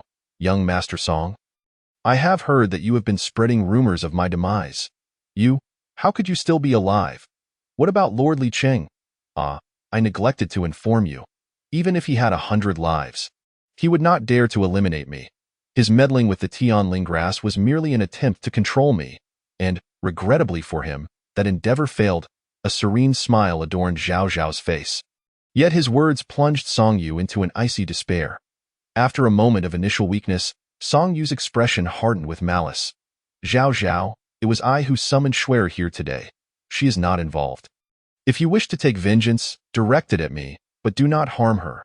Zhao Zhao was momentarily rendered speechless. Long Shui, exhaling a sigh of relief, found her resentment towards Song Yu lessening, albeit slightly. No, why should I forgive him? It was he who orchestrated my outing, intending to frame Zhao Zhao as deceased, which led to this chaotic situation. I should despise him instead. With this thought, her gaze towards Song Yu turned frigid once more. Zhao Zhao had little time to ponder their thoughts. He chuckled as he patted Song Yu's shoulder, saying, rest assured, I have no intention of crossing paths with my own benefactor. Benefactor? My benefactor? Song Yu momentarily found himself at a loss for words. Zhao Zhao draped an arm around Song Yu's shoulder and exited the room, addressing the maid from Zuexian Lu with a smile. Dear sister, please relay a message to the servants of the Song family waiting below. Given the foolish actions of Song Jianghe, he must pay a monetary penance for his son, Song Yu. The price should be commensurate with the previous compensation offered. Remember, the items must be delivered to Zuexian Lu by noon tomorrow. Otherwise, he may never see his precious son again. Zhao Zhao was not averse to extorting more. He simply understood that the Song family could not afford it. He had previously extorted 300,000 Ziyuan coins from them, and although the Song family was affluent, their liquid assets hovered around that figure. This time, it was likely that they would need to liquidate some property to gather the required funds. Upon hearing Zhao Zhao's words, Song Yu sighed in relief, grateful to be alive. Just moments ago, he had exuded a bravado in front of Long Shui, but now, outside, he felt that living was not so bad after all. Wealth is but an external matter. In truth, Song Yu should consider himself fortunate. In Zhao Zhao's eyes, he was a mere worthless entity devoid of threat. Had Song Yu exhibited talents akin to Mu Mu, Zhao Zhao would have dealt with him decisively. Once Song Yu was subdued, Zhao Zhao led him directly to a newly acquired residence of Sun Ju in Qincheng. Well, if it isn't young Master Song, how did you end up so thoroughly bound? Sun Ju looked at Song Yu with surprise. Song Yu remained silent. Though he had the courage to resist Zhao Zhao, he felt no such bravery in the presence of Sun Ju, one of the 10 most powerful figures in the imperial capital. Moreover, it was rumored that Sun Ju had reached the 9th level of the Ziyuan realm, surpassing even his own ancestor, leaving Song Yu with little inclination to act arrogantly. Zhao Zhao commanded, secure him, and when the Song family arrives for his release tomorrow, assist me in investigating another individual. As he spoke, Zhao Zhao produced the corpse of the woman from the Demon Soul sect from his storage ring. Who is this? From the Demon Soul sect, a glint of murderous intent flashed in Sun Ju's eyes. Understood, boss. Without needing further prompting, Sun Ju comprehended that the Demon Soul sect was likely attempting a resurgence within the Eight-City Alliance. Potentially with connections to the Gao family as well, boss. Is that the Mu family token? Sun Ju suddenly noticed the identity token of the Mu family at Zhao Zhao's waist. Zhao Zhao acknowledged with a hum. On my way here, I fortuitously rescued the second young lady of the Mu family, Mu Qin. A sly smile crept across Sun Ju's face. Boss is indeed remarkable. I hear that the Mu sisters are renowned for their beauty. Zhao Zhao face-bombed in exasperation. Where are your thoughts wandering? I merely rescued her because this woman from the Demon Soul sect attempted to rob Mu Qin. Sun Ju gave a thumbs dash up. It appears coincidental. Yet everything is under your control, boss. Enough. Zhao Zhao raised both hands. The eldest young lady of the Mu family has begun to suspect me. Refrain from adding fuel to the fire. Although Mu Mu had been courteous throughout their encounter, Zhao Zhao was acutely aware that she had harbored suspicions from the outset, believing that the incident involving Mu Qin was a ploy orchestrated by Zhao Zhao to gain proximity to the Mu sisters. It was indeed too coincidental. Sun Ju chuckled. That is understandable. After all, the Mu sisters have a reputation, and Mu Mu is astute, so her suspicions are reasonable. Zhao Zhao inquired, have you met her? If Sun Ju had not met her, he would not have been able to render such an insightful evaluation. Sun Ju nodded, a smile on his face. I happened to see her at a banquet hosted by the Sun family. She is both beautiful and intelligent. Though I do not know why her cultivation is only at the 5th level of the Blue Yuan realm, she is undoubtedly exceptional and destined for great achievements. Zhao Zhao was taken aback by Sun Ju's high appraisal of Mu Mu. By the way, boss, your name is Zhao Zhao, and hers is Mu Mu. It's rather amusing. Sun Ju began to play matchmaker. Shut it. Zhao Zhao glared at him and shifted the topic. How goes the establishment of the Shura Hall that I tasked you with? Sun Ju wiped his mouth, signaling that he would remain silent. Zhao Zhao kicked at him. Sun Ju dodged and chuckled. Everything is in place, awaiting your word, boss. Zhao Zhao nodded, about to speak when someone reported that the head of the Long family had come to see him. Uncle Long. What brings him here? Zhao Zhao pondered aloud as Sun Ju signaled for his subordinate to usher the visitor in. Before long, a visibly anxious Long Qinkuan entered the residence of the Sun family. Xiao Zhao, for my sake, I implore you, spare the Long family. Upon seeing Zhao Zhao, Long Qinkuan fell to his knees. Zhao Zhao was taken aback and rushed forward to assist Long Qinkuan. Uncle Long, please clarify your words. What has transpired? Taking a deep breath, Long Qinkuan replied. The Long family has suffered several critical shipments of medicinal materials being intercepted, and according to the information relayed back, the perpetrators are, he glanced toward Sun Ju. Zhao Zhao followed suit, and upon noticing his gaze, Sun Ju furrowed his brow and said, it cannot possibly be me. I am not idle enough to raid the Long family's resources. Yet Long Qinkuan hesitated to speak further. Uncle Long, let us investigate this matter thoroughly. I suspect that someone may be using Sun Ju's name to target the Long family, Zhao Zhao suggested. The two invited Long Qinkuan to sit down, and after sharing 3 cups of tea, Zhao Zhao finally grasped the situation. It turned out that a gang known as the Black Dragon Stronghold, which had been entrenched outside Qiancheng, had repeatedly raided the Long family's supplies, all the while claiming to be acting on behalf of Sun Ju and Zhao Zhao, asserting that this was the price for offending them. The Black Dragon Stronghold was one of the more powerful bandit factions near Qiancheng. Notorious for their ruthless deeds, it was said that they had a master at the Ziyuan realm stationed within their ranks. Due to their formidable strength, few dared to provoke them, and even the 4 great families would typically pay a toll when traversing their territory, maintaining a semblance of face. However, in recent days, the Black Dragon Stronghold had suddenly turned hostile, disregarding the Long family's toll and directly detaining their personnel along with their supplies. Since it is the Black Dragon Stronghold, this should be manageable. Uncle Long, please provide me with a list, and I shall pay them a visit to retrieve the goods, Zhao Zhao said with a smile. He held the Black Dragon Stronghold in little regard. A mere master at the Ziyuan realm did not warrant his serious attention. Wonderful. I shall accompany you, Long Qinkuan offered, in no need. I will go alone. I shall return swiftly. Zhao Zhao chuckled as he declined. He had always approached tasks with decisive fervor. After obtaining the list from Long Qinkuan, he set off directly towards Heilongzai. Nestled atop Heilong Mountain outside Qiancheng, Heilongzai was not far from either Qiancheng or the Beast Mountain range. As Zhao Zhao arrived near Heilong Mountain, he chanced upon a group of Hailangzai warriors returning to their stronghold. These individuals were clad in full armor, their eyes fierce, and trailing behind them were dozens of Long family members bound tightly with ropes. At the forefront stood a man with a tiger-striped beard, riding a blood wolf, wielding a wolf-toothed club, and exuding the aura of a ninth-tier martial artist, Lao Mia, the deputy chief of Hailangzai. His true name remained unknown. He was commonly referred to as the Blood Wolf King or Lao Mia, known for his ruthlessness and cruelty, reveling in capturing cultivators to feed his blood wolves. At that moment, his steed was gnawing on the corpse of a Long family member, one who had foolishly dared to resist during a robbery. Lao Er, the second in command of the wolves, had personally taken action, and this haul was certainly substantial. A robust woman, Bai Jia, approached with a smile. Beneath her elegant name lay a heart capable of consuming others without a trace. As one of the minor leaders of Hailangzai, Bai Jia held a position just below the chief and the second chief, thanks to her unique charm. Lao Mia cast a sidelong glance at the enchanting Bai Jia and remarked, "Compared to Madame Bai's bosom, this haul might still be a tad lacking."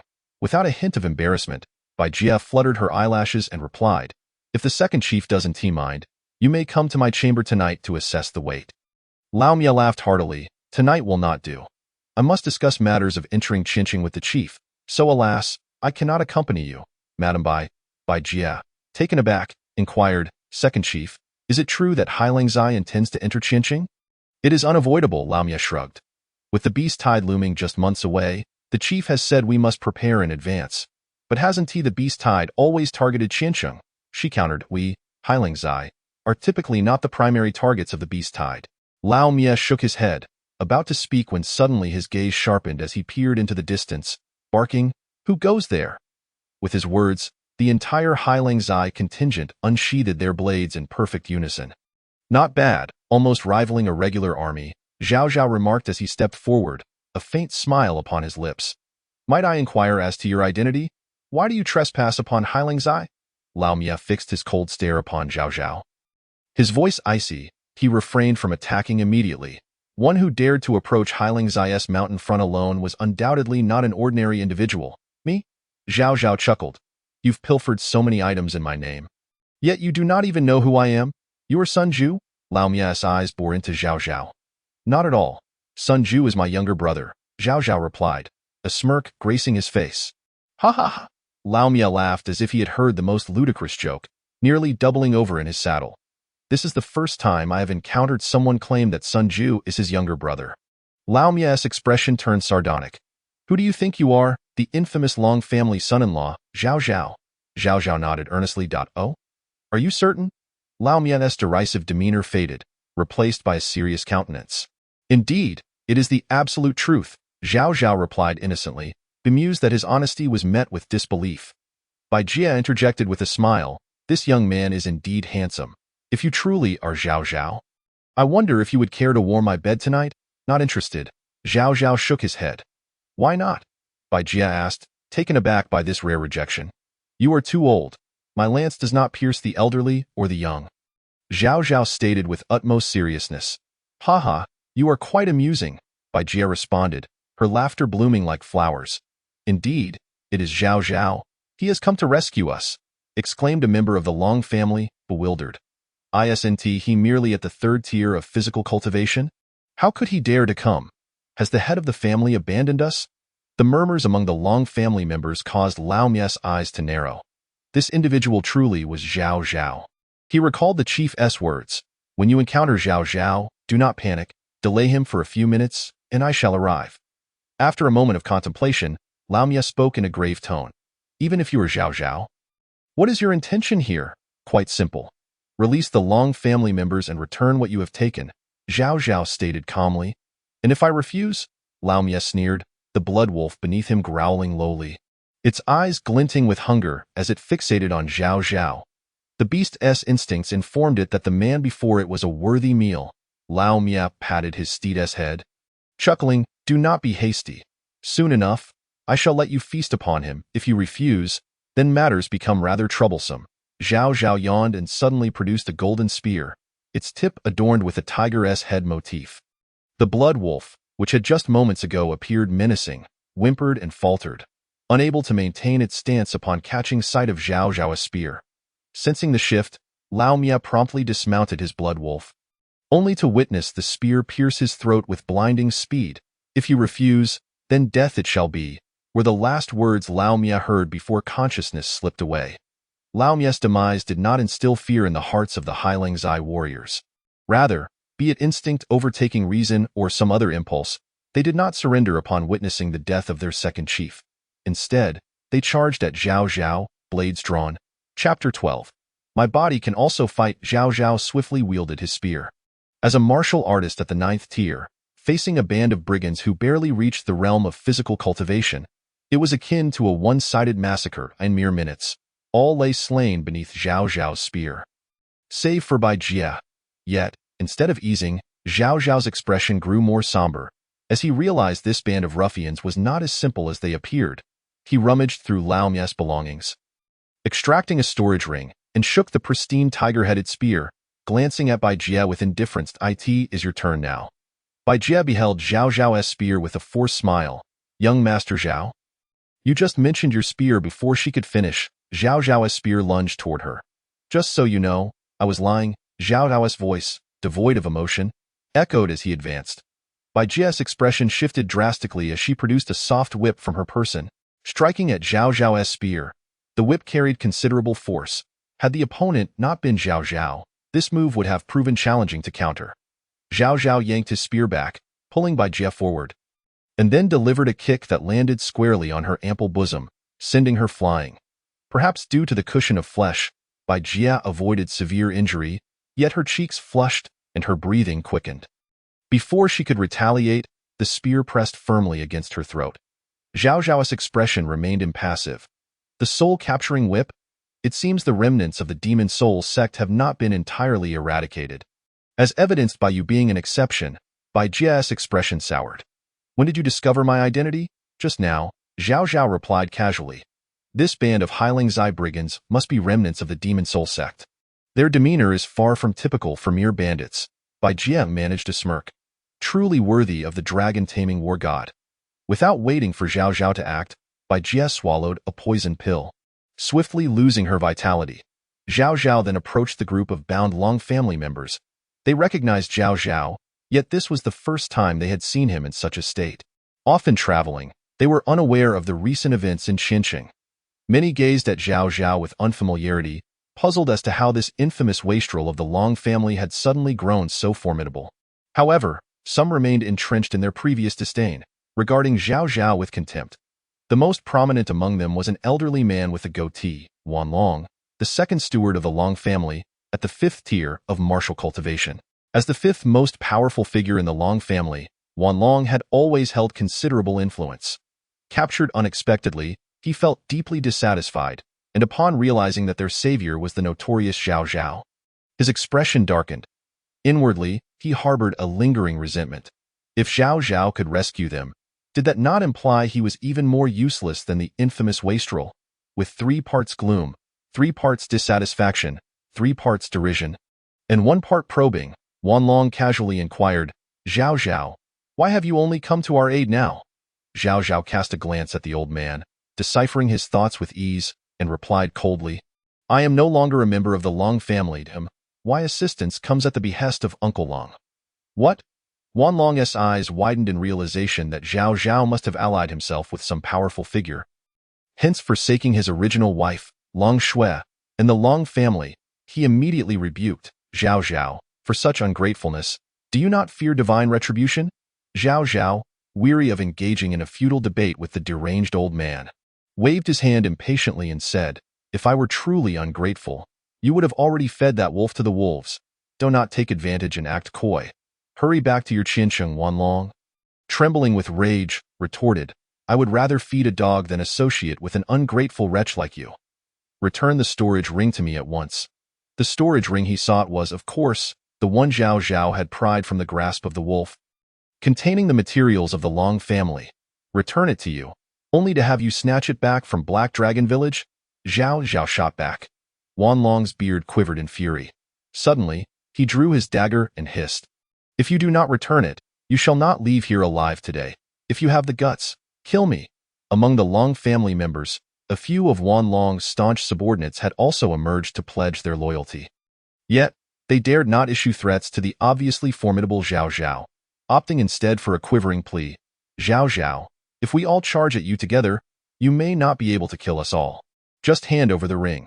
Aside from this small group, more Long family members remained still, while a young woman stepped forward, attempting to persuade Wan Long. Old Wan, Zhao Zhao is only trying to save us. This is not right, is it? What is wrong with it? Wan Long snapped back. Does he dare to kill me? Hardly had his words left his lips when a blood-stained tiger head spear pierced his chest. Wan Long's eyes widened in disbelief as he struggled to utter a word, but it was in vain. Zhao Zhao withdrew the spear, which bore no trace of blood, yet Wan Long had undeniably lost his life. You have killed the second steward. The master will not let you off. The remaining Long family members trembled in fear. Zhao Zhao did not even glance at them, impatiently warning, let me remind you. A large force from Black Dragon Village is descending the mountain. If you do not leave now, you shall remain here for good. Instantly, all the Long family members scattered in panic, leaving only the young girl behind. She was also a member of the Long family, yet her status appeared rather lowly. In her 20s, she possessed a 9th-tier physique. Zhao Zhao looked at her and asked, why do you not leave? The young woman bit her lips softly. I wish to apprentice under you and learn your skills. On what grounds should I teach you? Zhao Zhao retorted, causing her to freeze in place, her hands twisting anxiously as uncertainty washed over her. After a moment of contemplation, she seemed to make a firm decision, retrieving a mirror from her possession. This is the most precious thing I own. If it pleases you, I can offer you my body as well. Zhao Zhao disregarded her latter statement, his gaze fixating on the mirror. If he recalled correctly, this object resembled a demon-revealing mirror. Taking a deep breath, he observed the young woman, who, perhaps due to the mirror's enchantment, appeared strikingly beautiful. What is your name? He inquired. Rushue. Very well, I shall remember that. Zhao Zhao nodded. You should return to the Long family and wait for me. I will come to find you. And this mirror? Rushue offered it to him.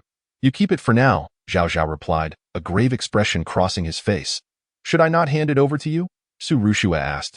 Zhao Zhao, suddenly brusque, warned sternly, if I tell you to leave, then leave. If you do not depart now, you will have no chance to go. As he spoke, Zhao Zhao's demeanor was one of solemnity. Rushue gritted her teeth slightly and hurriedly left with the mirror. Zhao Zhao clenched the tiger head spear, gazing into the distance where 3 figures gradually materialized. 3 individuals of the Purple Origin realm, and not mere novices at that. Chapter 13.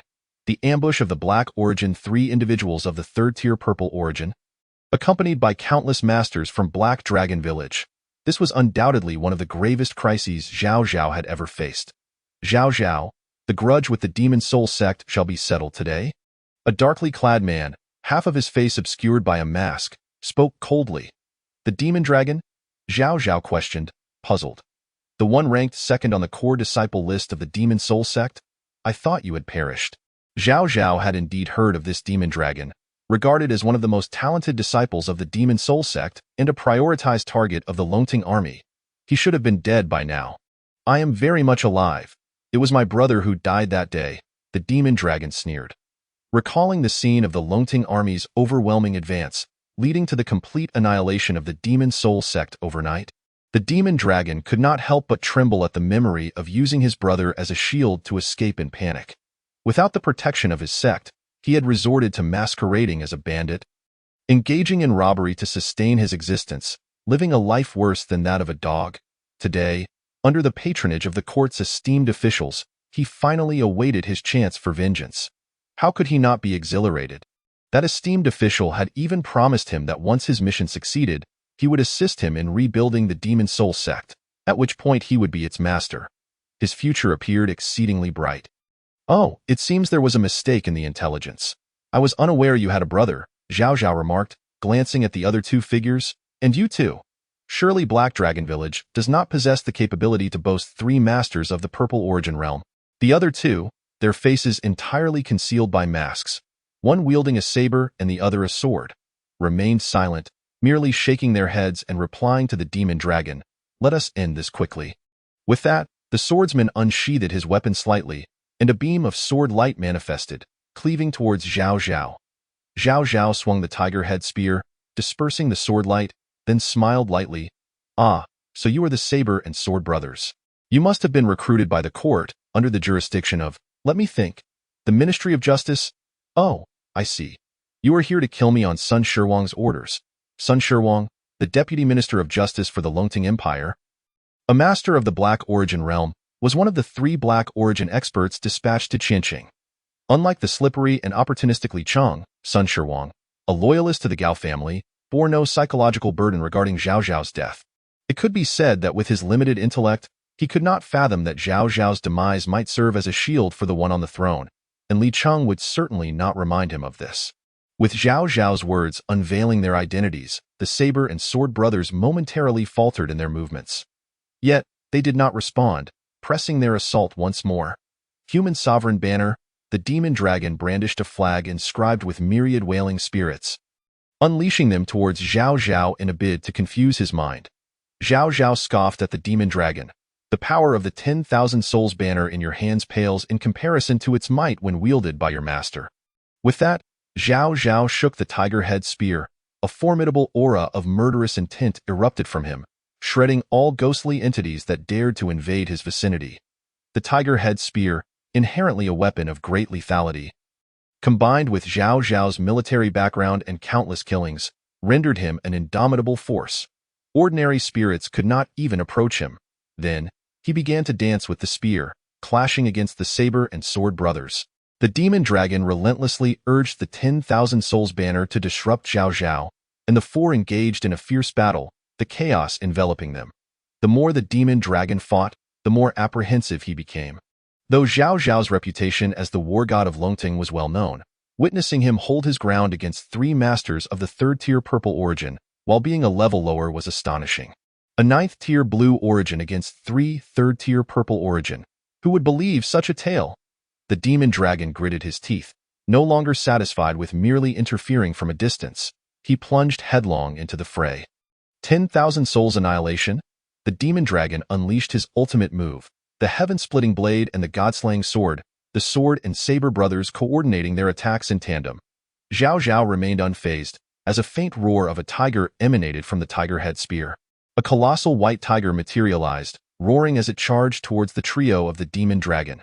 The white tiger break, a high-level earth-tier martial skill, let out a deafening roar, shattering countless spirits, then unleashed its massive claws to obliterate the saber's aura and grasp the sword's energy. Then, it lunged at the enemies. Zhao Zhao began to seize the upper hand, pressing the demon dragon and his companions back. Useless. From a distant mountain peak, a tall, brooding man watched, his expression dark. Beside him stood a pale-faced eunuch, Li Cheng. After Zhao Zhao disregarded him and ventured into the Beast Mountain range, Li Cheng realized that Zhao Zhao was not someone he could manage, and thus promptly summoned Sun Shirwang. For he knew that Sun Shirwang, the brash fool, would not concern himself with the Longting army backing Zhao Zhao as expected.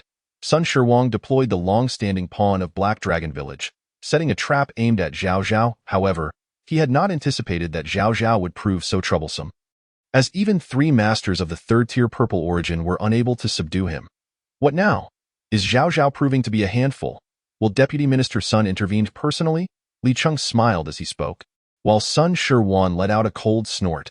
Subsequently, he took a step forward. Zhao Zhao, who was fiercely battling, suddenly sensed something amiss, and an indescribable sense of crisis surged within him. He could not afford to concern himself with the already faltering Mo Longzi and his companions. He withdrew and fled frantically into the distance. Upon discerning his pursuer, Zhao Zhao's expression darkened. He never anticipated that Sun Shirwan would act with such reckless abandon. This was no longer a mere breach of rules. If Zhao Zhao were to perish, the Longting army would undoubtedly descend into madness, and at that moment, the Longting Empire would face turmoil far beyond a mere civil war, risking complete fragmentation of the entire empire. Was Sun Shirwan truly so reckless as to disregard the consequences of his actions? A terrifying force struck him, sending Zhao Zhao flying several dozen meters. After all, he was only at the 9th level of the Blue Origin realm, far inferior to Sun Shirwan, who could already soar through the skies. Following his palm strike, Sun Shirwan unleashed another punch, clearly intent on finishing Zhao Zhao off in one fierce assault. Fool, what are you doing? At the moment when Zhao Zhao seemed to be on the brink of despair, an enraged roar echoed through the air. A figure darted into the battlefield with lightning speed, clashing fists with Sun Shiwan and forcing him back. Wuding, why are you obstructing me? Sun Shiwan's face darkened as he regarded the newcomer. What do you think? Wuding retorted angrily. Do you not realize the consequences of killing Zhao Zhao? Wuding's furious rebuke jolted Sun Shiwan back to reality. Indeed, Zhao Zhao must not die, and framing him was not an option either. The Longting army would not heed any explanations. Zhao Zhao clambered out of the pit, his expression icy as he cast a glance at Sun Shiwan. Wuding nodded at Zhao Zhao. Although the Gao family had sent him to monitor Zhao Zhao, to be fair, Wuding bore no personal grudge against him. On the contrary, he held Zhao Zhao in high esteem, which was one of the reasons he intervened to stop Sun Shiwan. Zhao Zhao reciprocated with a nod, making a throat-cutting gesture toward Sun Shiwan before expressionlessly striding toward Mo Longzi and the others. Before returning to Qian City, he intended to sever one of Sun Shiwan's arms. Do you dare? Sun Shiwan growled, extending his hand in an attempt to halt Zhao Zhao. Wuding, with an impassive expression, replied, Sun Shiwan, if you have the guts, then try to make a move. Zhao Zhao completely disregarded Sun Shiwan, striding purposefully toward Mo Longzi. Mo Longzi's face was filled with terror. At that moment, the swordsman had returned to Sun Shiwan's side, feeling utterly helpless to stand against him alone. Chapter 14. Acquiring a female disciple. Zhao Zhao advanced step by step towards Mo Longzi. Please, do not kill me. I know many secrets of the Mo Hun sect. I can divulge them all, Mo Longzi quavered.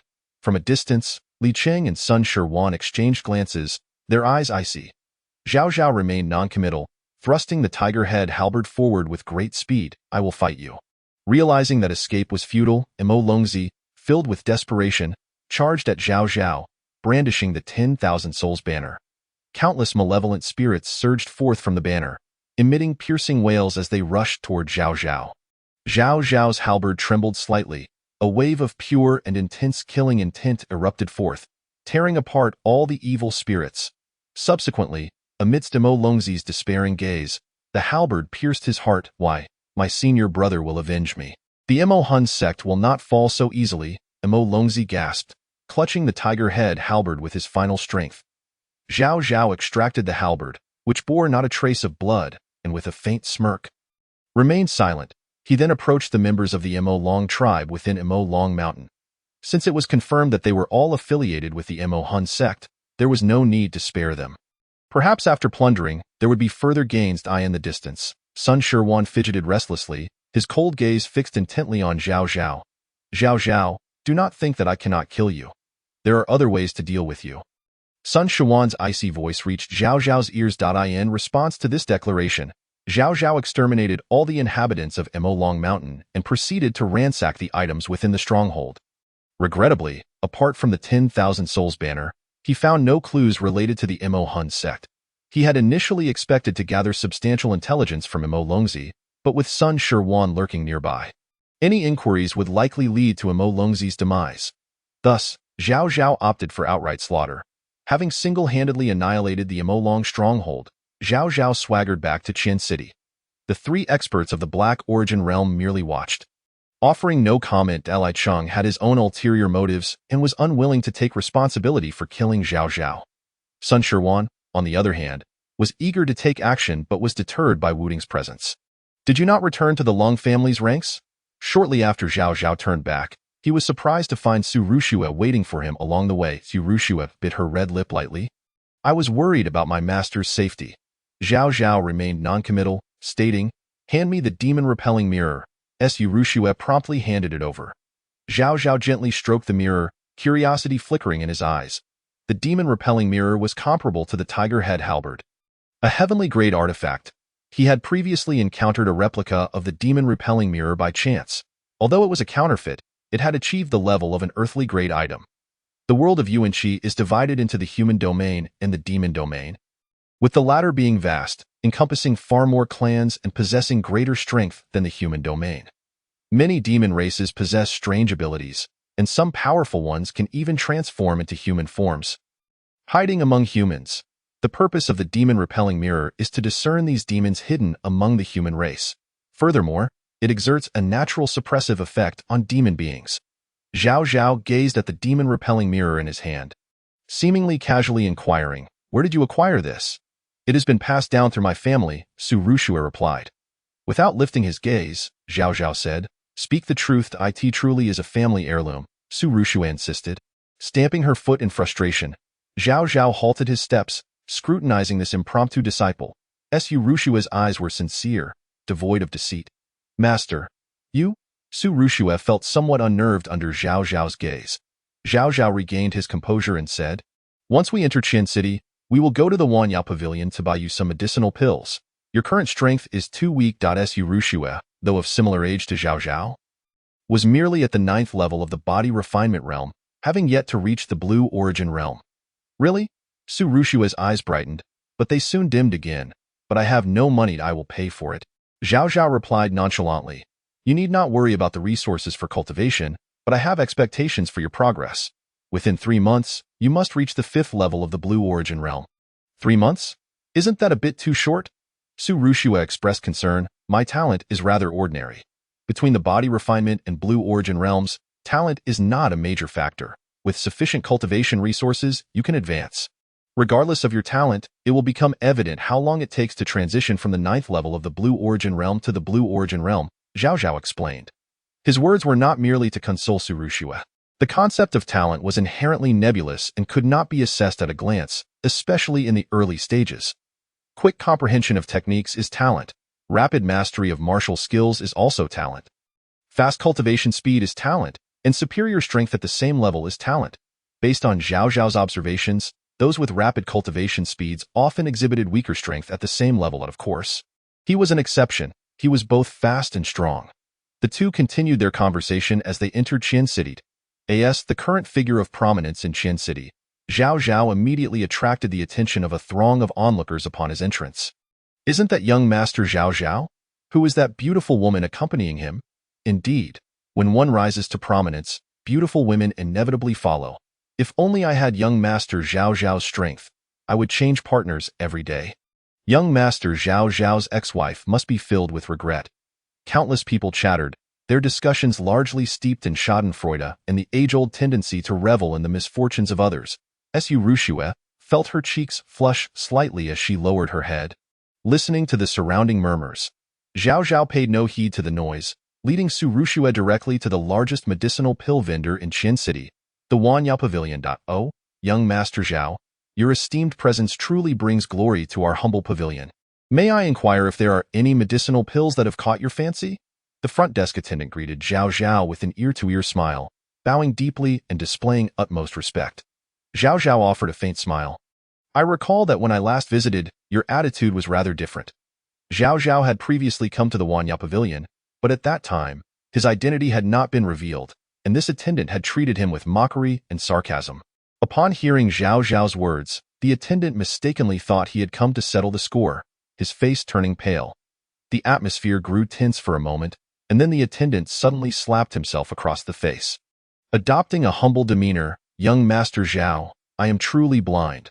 I offended you before. I am willing to punish myself to atone for my past transgressions." As he spoke, he attempted to continue slapping himself, but Zhao Zhao reached out to stop him. "Enough, I have no time to dwell on past matters. Prepare 10 cleansing marrow pills and 50 ice fire powders for me." "Certainly, please wait a moment." The attendant quickly bent down to prepare the items for Zhao Zhao. "Master, 10 cleansing marrow pills must be quite expensive, right?" Su Rushue asked uncertainly. Zhao Zhao nodded. "The market price should be around 5,000 purple origin coins. 5,000. Su Rushue exclaimed, her mouth agape in disbelief. "That's too expensive. What about the ice fire powders?" "About the same. The ice fire powders are slightly cheaper, and 50 portions are also valued around 5,000 purple origin coins." Su Rushue felt increasingly astounded. The sum of 10,000 purple yuan coins might not seem excessive. Yet for someone at her level of cultivation, body refinement at the 9th stage, it was likely a lifetime's worth of earnings. To illustrate simply, a lowly attendant at the Wanyao Pavilion earned merely 10 purple yuan coins as a monthly salary. Su Rushue's heart began to race. To present such a sum was undeniably impressive. Her master was simply magnificent. However, Zhao Zhao's charismatic image lasted no more than 3 seconds. as his next words left Su Rushue wide-eyed. This 10,000 purple yuan coins is considered a debt. You shall repay me once you possess the means to earn. Chapter 15. My life is like treading on thin ice, master. Su Rushue was at a loss for tears. 10,000 purple yuan coins. She would need to toil in her next life to earn such a sum. How surprising it was to hear that spending money on a woman came with strings attached. A sudden sound of disapproval echoed through the pavilion. An elderly woman, reclining in a nearby chair, suddenly let out a cold laugh. Only then did Su Rushue notice her. In the corner lay an old matron with gray hair, advanced in years yet possessing a remarkable vitality and a commendable cultivation at the purple yuan realm. Zhao Zhao cast a brief glance at the old woman without uttering a word, yet she seemed unwilling to let the matter rest. With a tone dripping with sarcasm, she continued, "Young lady, heed my advice. This fellow is not a generous man and certainly unworthy of being your master. Just 10,000 purple yuan coins is nothing. Allow me to pay it, and you may become my disciple instead." Su Rushue quickly shook her head. "Thank you for your kind offer, but I have already taken a master and cannot change that." The old woman frowned, unwilling to give up. "Child, the matter of cultivation is of utmost importance. I am a guest elder of the Yuanqi sect, possessing the first stage of purple yuan cultivation, and can provide you with superior resources and guidance. This lad before you, barely past childhood, is he truly the one you wish to follow and risk ruining your future?" Indeed, the old woman was not mistaken. Zhao Zhao was 26 this year, while Su Rushue was just in her early 20s. Zhao Zhao was hardly her senior by several years. As a guest elder of the Dragon Empire's guardian sect, the Yuanqi sect, this status held considerable weight. Upon hearing this, a flicker of hesitation appeared on Su Rushue's face. However, after merely a second's pause, she resolutely shook her head once more. "I appreciate your good intentions, but I already have a master." The old woman's expression darkened. Seeing Su Rushue unmoved, she redirected her ire towards Zhao Zhao. "You, young man, I advise you to let this girl go. She possesses considerable talent. Do not lead her astray." The elderly woman, who seldom ventured out, was unaware of Zhao Zhao's recent notoriety in Qian City. Today, upon coming out, she had noticed Su Rushue's talents and beauty and thought to recruit a suitable maid to serve her. Finally, Zhao Zhao turned to the old woman, his tone laced with mockery. "A first-stage purple yuan cultivator relying on pills to bolster her strength at 70 or 80 years old. How dare you speak of leading others astray? Boy, say that again if you dare." Zhao Zhao's words struck a nerve, and the old woman's expression twisted into one of fury. Zhao Zhao chose to ignore her, as a servant had just rushed in with a delivery. "Young Master Zhao? Here are your items." The servant beamed as he presented the cleansing essence pill and the ice fire powder. "Young man, I am speaking to you." The old woman suddenly struck out, a fierce gust of wind aimed at Zhao Zhao, who was about to take the cleansing essence pill. Zhao Zhao's expression turned icy as he swiftly stowed away the items, then retaliated with a palm strike that met the old woman's attack. After their palms collided, the old woman staggered back several steps, a flush of disbelief crossing her face. "Boy, you are of the purple yuan realm?" Zhao Zhao replied casually. "And what of it?" The servant quickly interjected. "Elder, this is Zhao Zhao, who has a close friendship with young Master Sunday. Young Master Sun." "Which young Master Sun? There are no prominent families by that name in Qian City," the old woman remarked. Still puzzled, the servant sighed. "The young Master Sun from the imperial capital." The old woman's expression shifted slightly, and after a moment of contemplation, she gritted her teeth. "What of the young Master Sun from the imperial capital? Does that grant you the right to ambush an old woman?" Despite her previous aggression, she now feigned a victim's demeanor. She continued, "Since he is a friend of the young Master Sun, I shall not hold this against you. Now, please leave the Wanyao Pavilion." Zhao Zhao had originally intended to settle the bill and depart, but upon hearing the old woman's words, he paused once more. "Young man, what do you intend?" The old woman's gaze turned apprehensive as she regarded Zhao Zhao. Zhao Zhao's expression remained impassive. "I intend to give you a beating. I in the Wanyao Pavilion." A sudden surge of energy erupted. By the time Zhao Zhao and Su Rushue exited, the old woman lay on the ground, barely conscious. In the end, Zhao Zhao paid an additional 100 purple yuan coins as compensation for damages to the Wanyao Pavilion. "Master, you are truly remarkable, defeating a purple yuan cultivator with such ease," Su Rushue exclaimed, her face brimming with admiration. Zhao Zhao, however, showed no signs of pride. Teaching such an old scoundrel a lesson was hardly something to boast about. He merely smiled and said, "Focus on your training. In 3 years, or 5 at most, you too shall possess this strength. Is that true?" "Indeed." The two continued their conversation as they entered the Sun family estate. Indeed. The eldest is impressive. Upon seeing Su Rushue, Sun Ju's face immediately broke into an ambiguous smile. Zhao Zhao bypassed the fellow, addressing the nearby Long Qinkuan. "Uncle Long, the Black Dragon stronghold has been eliminated, and the people have been rescued. They should have returned to the Long family by now." "Xiao Zhao, you truly destroyed the Black Dragon stronghold?" Long Qinkuan's expression was one of astonishment. Zhao Zhao gestured to Su Rushue beside him and replied with a smile. Without a doubt, Su Rushue bowed respectfully. "Greetings, esteemed head of the family. Xiao Zhao, you have greatly aided my Long family this time. Come, Uncle Long shall toast you." That evening, Long Qinkuan hosted a banquet to express gratitude to Zhao Zhao for his assistance. With Zhao Zhao, Sun Ju, and Su Rushue all in attendance. Zhao Zhao had not intended to join, but after multiple invitations from Long Qinkuan, he had no choice but to attend. "Uncle Long, you are too courteous." It was but a small effort. Zhao Zhao stood to return Long Qinkuan's toast.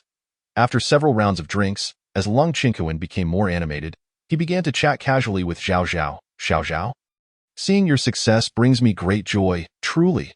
Regarding Long Shui, I must apologize to you. I have treaded cautiously throughout my life, yet I did not expect to make such a grave error in the end." "Uncle Long, you are drunk," Zhao Zhao replied with a wry smile. "Nonsense, I am not drunk." Long Qinkuan waved his hand. "Bring me 2 more jars of wine." With that command, no one dared to disobey, and soon someone arrived with the drinks. However, the arrival of this individual caused Zhao Zhao to narrow his eyes. Long Shui, clad in a flowing white gown and wearing light makeup, looked radiant. Zhao Zhao turned to Long Qinkuan with a hint of exasperation. "Uncle Long, what is the meaning of this?" "Huh? What do you mean?" Long Qinkuan feigned ignorance. At that moment, Long Shui poured 2 cups of wine, offering one to Zhao Zhao while keeping one for herself. Blushing, she said, "Husband, we are already divorced." Zhao Zhao interjected calmly, cutting her off. An awkward expression crossed Long Shui's face, yet she quickly shifted to her second tactic. "Young Master Zhao, allow me to toast you a cup in gratitude for your assistance to the Long family." Long Shui planned to use the pretense of a toast to have Zhao Zhao drink the wine laced with the drunken immortal powder. Once he was intoxicated, she could, confident in her appearance. She had deliberately worn the white gown and light makeup today, believing Zhao Zhao would not refuse. Yet, to her surprise, even with her lowered demeanor, Zhao Zhao remained unmoved, showing no inclination to accept. Clenching her teeth inwardly, Long Shui maintained a pitiful expression. "Young Master Zhao, I understand there may be some misunderstandings regarding me. These misunderstandings may take time to resolve. If you do not wish to drink, that is fine. I will still express my gratitude." Adhering to the principle of playing the victim to the end, Long Shui raised the wine cup to drink. She was taking a gamble, hoping Zhao Zhao would soften. Her gamble paid off. Just as she was about to raise the cup to her lips, Zhao Zhao sighed and placed his hand over hers to stop her. "You, young Master Zhao?" Long Shui was taken aback. Her heart racing. Was Zhao Zhao reconsidering? However, Zhao Zhao's next words made her heart feel as though it had come to a halt. Turning to Long Qinkuan, he said, "Uncle Long, this wine has been tampered with." Chapter 16. Bathing in front of the master. What? Long Qinkuan's expression darkened immediately as he turned to Long Shui. Disappointment etched across his face. "Swear, give me an explanation." Sun Ju's eyes grew cold, and the surrounding air dropped several degrees. Long Shui, caught off guard by Zhao Zhao's revelation of the drunken immortal powder in the wine, felt even her thick skin falter. Blushing, she stammered, "The wine indeed has something in it. But it is the drunken immortal powder, which is harmless." Long Qinkuan, a shrewd individual, immediately grasped Long Shui's intentions. He chuckled bitterly, taking a seat and saying no more. Sun Ju rolled his eyes. Su Rushue, with her innocent gaze, remained clueless about the drunken immortal powder, unable to comprehend why they would use something harmless. If it is harmless, why use it? Zhao Zhao looked at Long Shui, exasperated. "Are you certain this thing is harmless?" "Absolutely certain." Cold Snow blurted out that the Zuaxian San was given to her by her close friend, Song Jinlian. How could Song Jinlian possibly harm her? To prevent Zhao Zhao from doubting her, she specifically explained, "Young Master Zhao, this Zuaxian San was given to me by my dear friend Song Jinlian. There can be no issue with it, Please believe me, I have never intended to harm you. Zhao Zhao let out a cold laugh and turned to Sun Ju. Give me a silver needle. Realizing something was amiss from Zhao Zhao's reaction, Sun Ju's expression grew serious as he retrieved a silver needle from his storage ring and handed it to Zhao Zhao. Zhao Zhao inserted the needle into the wine glass and, after a moment, withdrew it. The tip of the needle had turned pitch black. In an instant, Cold Snow's face turned pale, and Cold Shinkuin's expression also changed dramatically as he looked at Cold Snow and sternly demanded, "Tell me, what is going on? How could this happen? It's impossible." Cold Snow staggered, lost in thought, muttering to herself, "Cold Zhao is, after all, a savior of my cold family. How could you possibly do this?" Cold Shinkuin was heartbroken. Cold Snow cried out, "Father, I truly do not know what happened." Cold Shinkuin was exceedingly furious, yet faced with his own daughter, he found himself at a loss, trembling with rage. "Uncle Cold, this matter has nothing to do with her. She may have been used," Zhao Zhao interjected. "Used? Used by Song Jinlian?" Cold Shinkuin began to understand. Zhao Zhao nodded and then recounted how Song Jinlian had sought him out at the Zuaxian Lu, omitting the part where she had attempted to seduce him. "What a venomous woman! She nearly dragged my cold family into an abyss. I will make her pay for this." Cold Shinkuin's voice turned icy.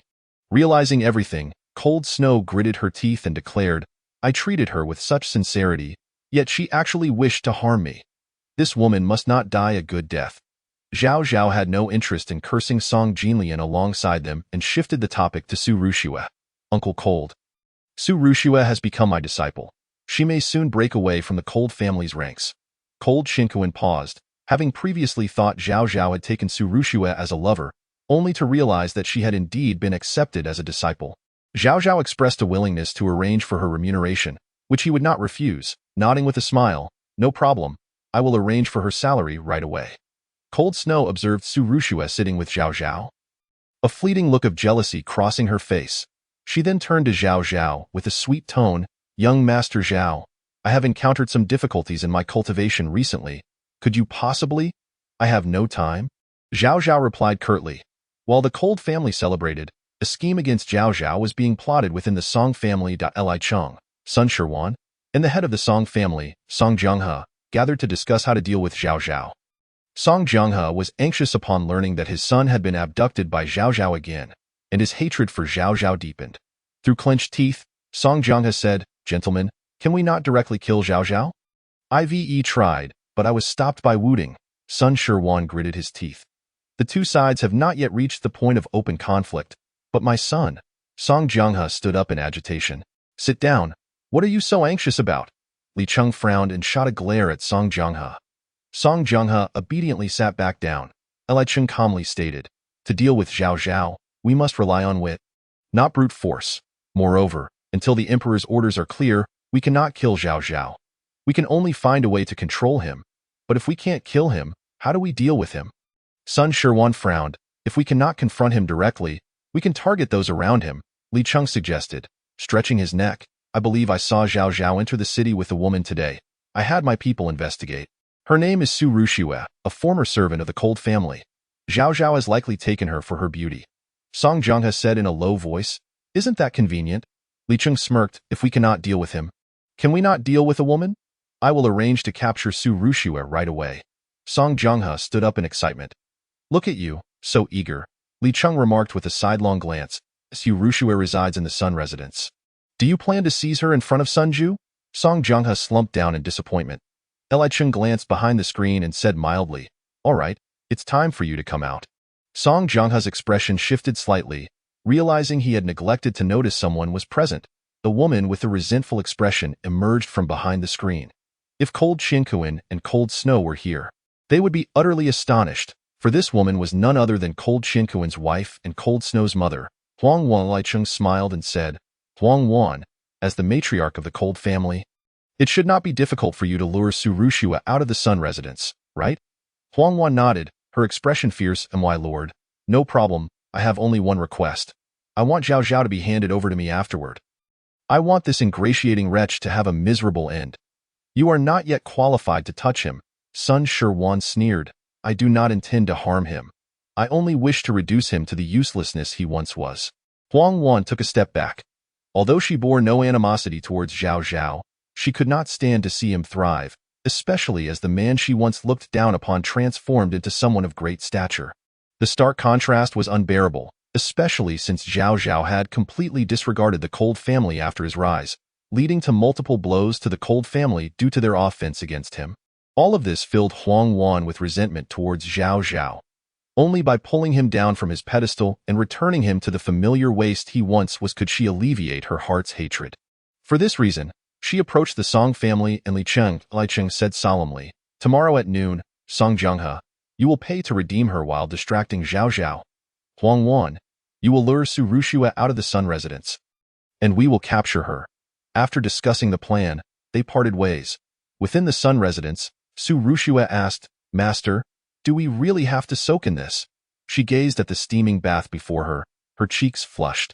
Zhao Zhao replied with an affirmative grunt, "The Bing Huasan can assist you in refining your physique." However, Su Rushue still hesitated, feeling shy about bathing in front of a man. Zhao Zhao seemed oblivious to her embarrassment and urged, "Hurry up, don't waste the medicine's effect." "Never mind, my master is rather decent looking," Su Rushue thought, biting her lip as she began to remove her clothing. Chapter 17.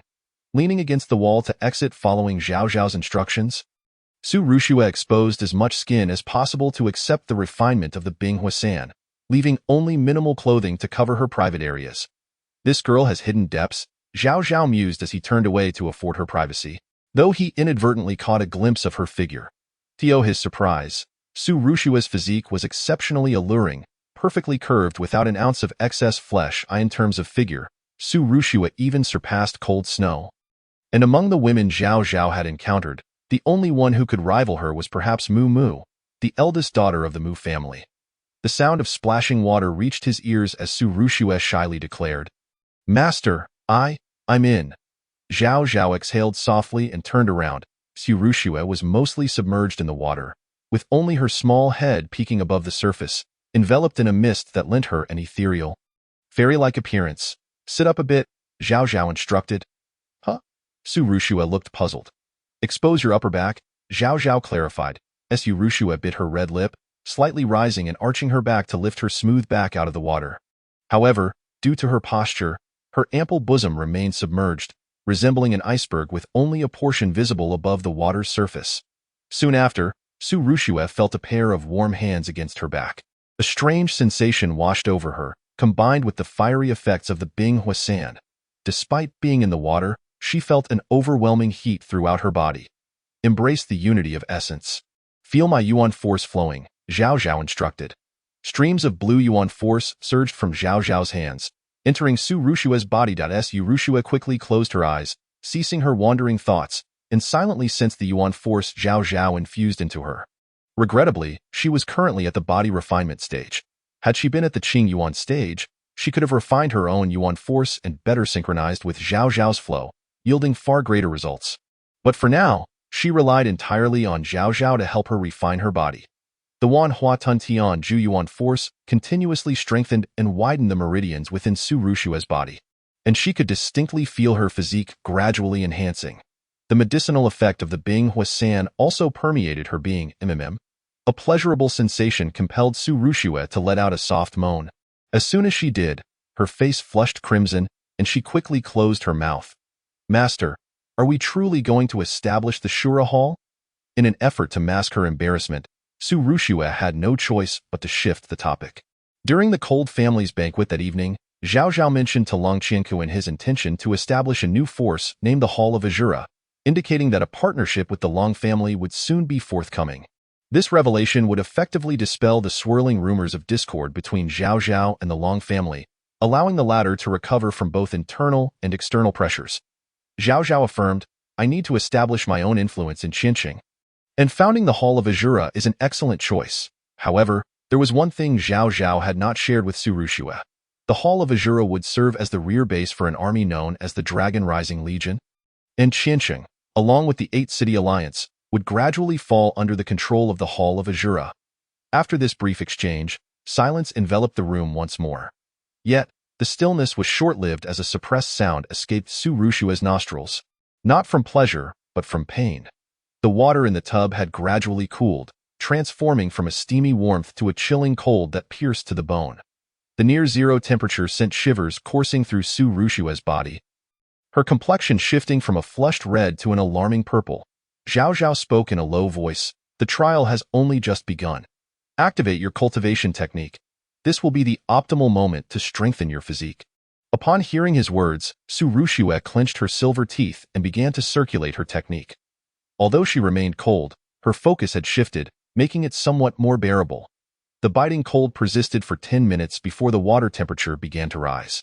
Su Rushue exhaled deeply, having finally endured the ordeal.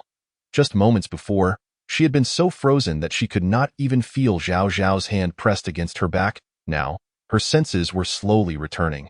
However, it was not long before she sensed something was amiss. Turning her head, she discovered that the once frigid water temperature had surged to nearly 50 or 60 degrees within the span of 30 seconds. She was on the verge of being boiled alive. At that moment, her face was no longer merely flushed. Her entire body was turning an alarming shade of red from the scalding heat. Continue to circulate your technique, Zhao Zhao's voice urged. Enduring the searing temperature that felt as though it might evaporate her, Su Rushue persevered in her cultivation. The intense heat gradually receded, only for the icy sensation to return once more. This alternating cycle of hot and cold continued until the midnight hour. Once the energies of the ice and fire had been nearly exhausted, Zhao Zhao withdrew his hand, fatigue evident on his face. Although this method of gradual guidance in cultivation yielded excellent results, it was exceedingly taxing on one's mental faculties, even for someone as formidable as Zhao Zhao at the 9th level of Blue Origin. He left behind a cleansing elixir, stating in a serious tone, "Take this elixir shortly and return to your bed to continue your cultivation." Su Rushue, still submerged in the tub, nodded in response. Zhao Zhao, weary yet resolute, departed the room. "Seriously, boss, is it really that exaggerated? You're a strapping young man of around 25 or 26. Sun Ju, who had appeared out of nowhere, gazed at Zhao Zhao, who was leaning against the wall and supporting himself, with a look of astonishment. "Get lost?" Zhao Zhao shot back, casting a glare at the frivolous man before retreating to his own quarters. It was not until Zhao Zhao had been gone for quite some time that Su Rushue finally emerged from the tub. Her legs felt somewhat weak, but she forced herself to return to her bed, consumed the cleansing elixir left by Zhao Zhao, and closed her eyes to continue her cultivation. A faint azure light began to swirl around her, signaling her imminent breakthrough from the physique realm to the azure origin realm. The following midday, Zhao Zhao, accompanied by Song Yu, departed from the Sun residence to the Drunken Immortal Pavilion to collect the compensation from the Song family. Before leaving, Sun Ju informed him that the preparations for the Hall of Azura's establishment were fully complete, and it would open for business the following day. The Drunken Immortal Pavilion. Song Zhenghe and Li Cheng awaited their arrival. Noticing the gloomy expression on Li Cheng's face, Zhao Zhao sneered. "Is the Gao family this eager?" According to their agreement, 3 masters of the Black Origin realm were not to set foot in Qianqing. However, it was clear that neither side had taken this agreement seriously. Zhao Zhao had heard from Sun Ju that several spies from the court had been eliminated by the Dragon Rising Legion in retaliation for Li Cheng and his associates' violation of their pact. Li Cheng replied nonchalantly, "We are merely alleviating the emperor's concerns. What does it matter about agreements?" Zhao Zhao scoffed in response, choosing not to engage further and shifting his gaze to Song Zhenghe. Song Zhenghe first glanced at the bound Song Yu, cursing him silently as a waste, before retrieving a ring from his person and respectfully presenting it to Zhao Zhao. "Young Master Zhao, this is the ransom from the Song family. I humbly ask you to accept it." Zhao Zhao accepted the storage ring, which contained 200,000 purple origin coins, along with various other elixirs and medicinal materials, totaling an approximate value of 300,000 purple origin coins.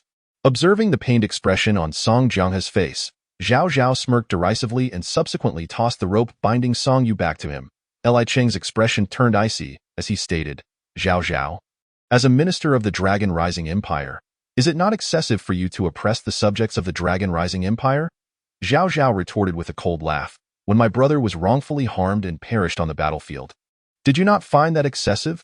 Serving the nation is your duty, especially since they still—" Li Cheng's cold voice was interrupted by Zhao Zhao, who bluntly interjected, "I do not deny the first half of your statement. But what comes after loyalty? Are we to be discarded like refuse?" His tone was frigid. "If it were not for my influence in the Dragon Rising Legion, If you did not still require the legion to defend against the Qinqing Empire, I would have likely met my end in Qinqing without even realizing it. Li Cheng opened his mouth, wanting to say something, but under Zhao Zhao's scrutiny, he found himself at a loss for words. Just as Zhao Zhao finished collecting his belongings and was about to leave, he suddenly felt a tremor run through the drunken immortal pavilion. Both Li Cheng and Zhao Zhao's expressions shifted simultaneously. Li Cheng cursed under his breath, that fool Sun Shiwan. How could he have laid hands on Su Rushue? The cause of the tremor in the drunken immortal pavilion originated from the direction of the Sun family. Chapter 18. The origin of Sun Shiwan. As Zhao Zhao left the drunken immortal pavilion, he glanced towards the Sun residence, where two middle-aged men were locked in a standoff. Both exuded an extraordinarily terrifying aura. Clearly masters of the Black Origin realm, far surpassing the Purple Origin realm. One was none other than Sun Shiwan, who had attempted to kill Zhao Zhao that day. The other, Zhao Zhao recognized at a glance, Wei Wu, one of the elite of the Dragon Rising Empire, who had always maintained a good relationship with the Sun family. It appeared he had been secretly staying at the Sun residence all along. Sun Shiwan's gaze was dark as he said, Wei Wu, you solitary soul dare obstruct the Sun family's affairs? Wei Wu chuckled coldly, do not flaunt the Sun family's authority. You have long been expelled from the Sun family. Li Cheng stepped forward to stand beside Sun Shiwan. Wei Wu's expression grew serious at the sight of the two Black Origin masters. If they acted recklessly, he alone would not be able to withstand them. At that moment, Sun Ju, at the 9th level of Purple Origin, also manifested his presence, standing atop the leaves of a large tree. Not yet having reached the Black Origin realm, he was unable to hover in the air. Sun Ju spoke solemnly, Second uncle, this is my territory. I advise you not to act recklessly. Sun Shiwan laughed coldly, just based on you. Sun Ju remained expressionless. I am the next head of the Sun family. You may test what the consequences would be if I were to die here today. Sun Shiwan's gaze turned icy, his fists clenching and unclenching repeatedly. He truly dared not act against Sun Ju.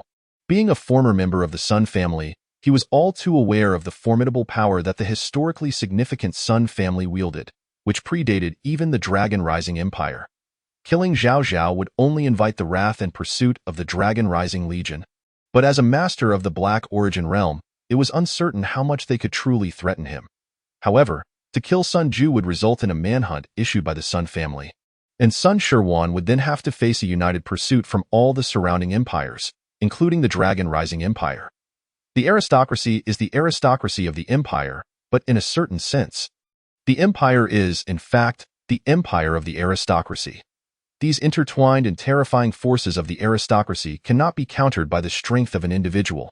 Ultimately, Sun Shiwan left with a face full of reluctance alongside Li Cheng.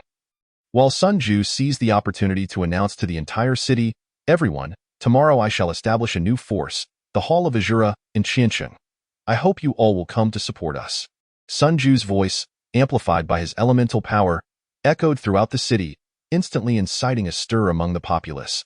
What? The young master of the Sun family is establishing a new force. We must go and support it.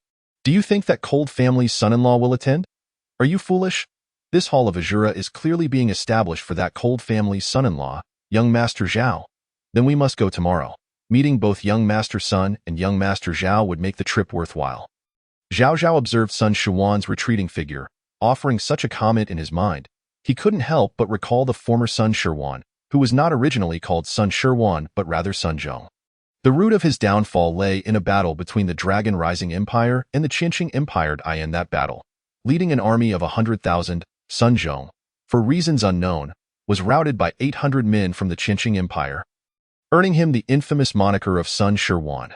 Zhao Zhao arrived at the entrance of the Sun residence, where he happened upon a visibly shaken Su Rushue. You broke through? He expressed in astonishment. For Su Rushue had actually progressed from the physique realm to the Azure Origin realm. Wow! However, Su Rushue did not respond. Instead, she wept as she threw herself into Zhao Zhao's embrace. Wu, master, someone just tried to capture me.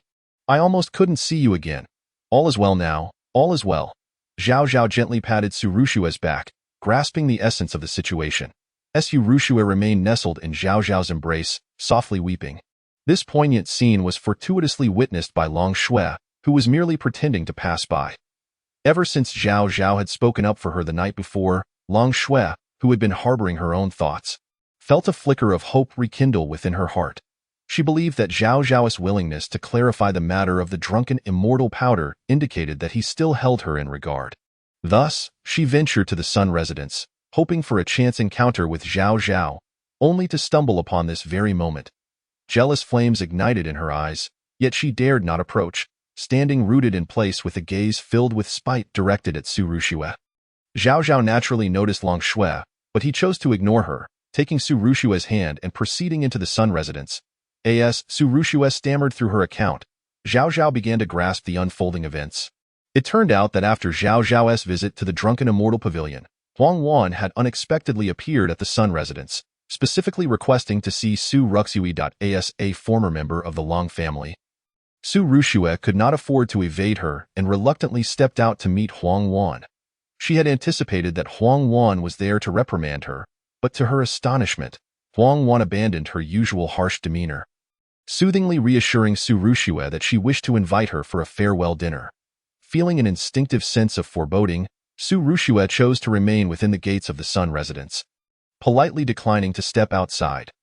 Huang Wan, her patience waning, suddenly changed her demeanor, resorting to threats, declaring that if Su Rushue did not come out, she would kill her. Su Rushue was even less inclined to comply. Just as she contemplated retreating to the Sun family, a man appeared abruptly, insisting on taking her away. This man was a master of the Black Origin realm, rendering her utterly powerless to resist. Just as despair began to engulf her, another figure emerged from within the Sun residence, rescuing her. The two clashed, their confrontation within the Black Origin realm reverberating through half of Qian City. Subsequently, they took to the skies in a standoff. Allowing Huang Wan to escape amidst the chaos, it was then that Zhao Zhao made his appearance. He gently comforted Su Rushue, his eyes glimmering with a murderous intent. Huang Wan, he had never anticipated, would conspire with the Sun family. Should she entertain ulterior motives, the entire Long family would undoubtedly plunge into peril. Zhao Zhao silently sentenced Huang Wan to death in his mind, disregarding any potential fallout with Long Qinkuan. That evening, Zhao Zhao continued to refine Su Rushue's physique using the cleansing marrow pill and the ice fire powder. This time, with both parties more experienced, the process became less awkward. However, Su Rushue still struggled to adapt. Feeling flustered as Zhao Zhao guided her with his yuan power, Su Rushue had entered the Azure Origin realm and was finally able to condense her yuan power independently, making Zhao Zhao's assistance considerably easier. No longer did he need to support her against the wall as she exited.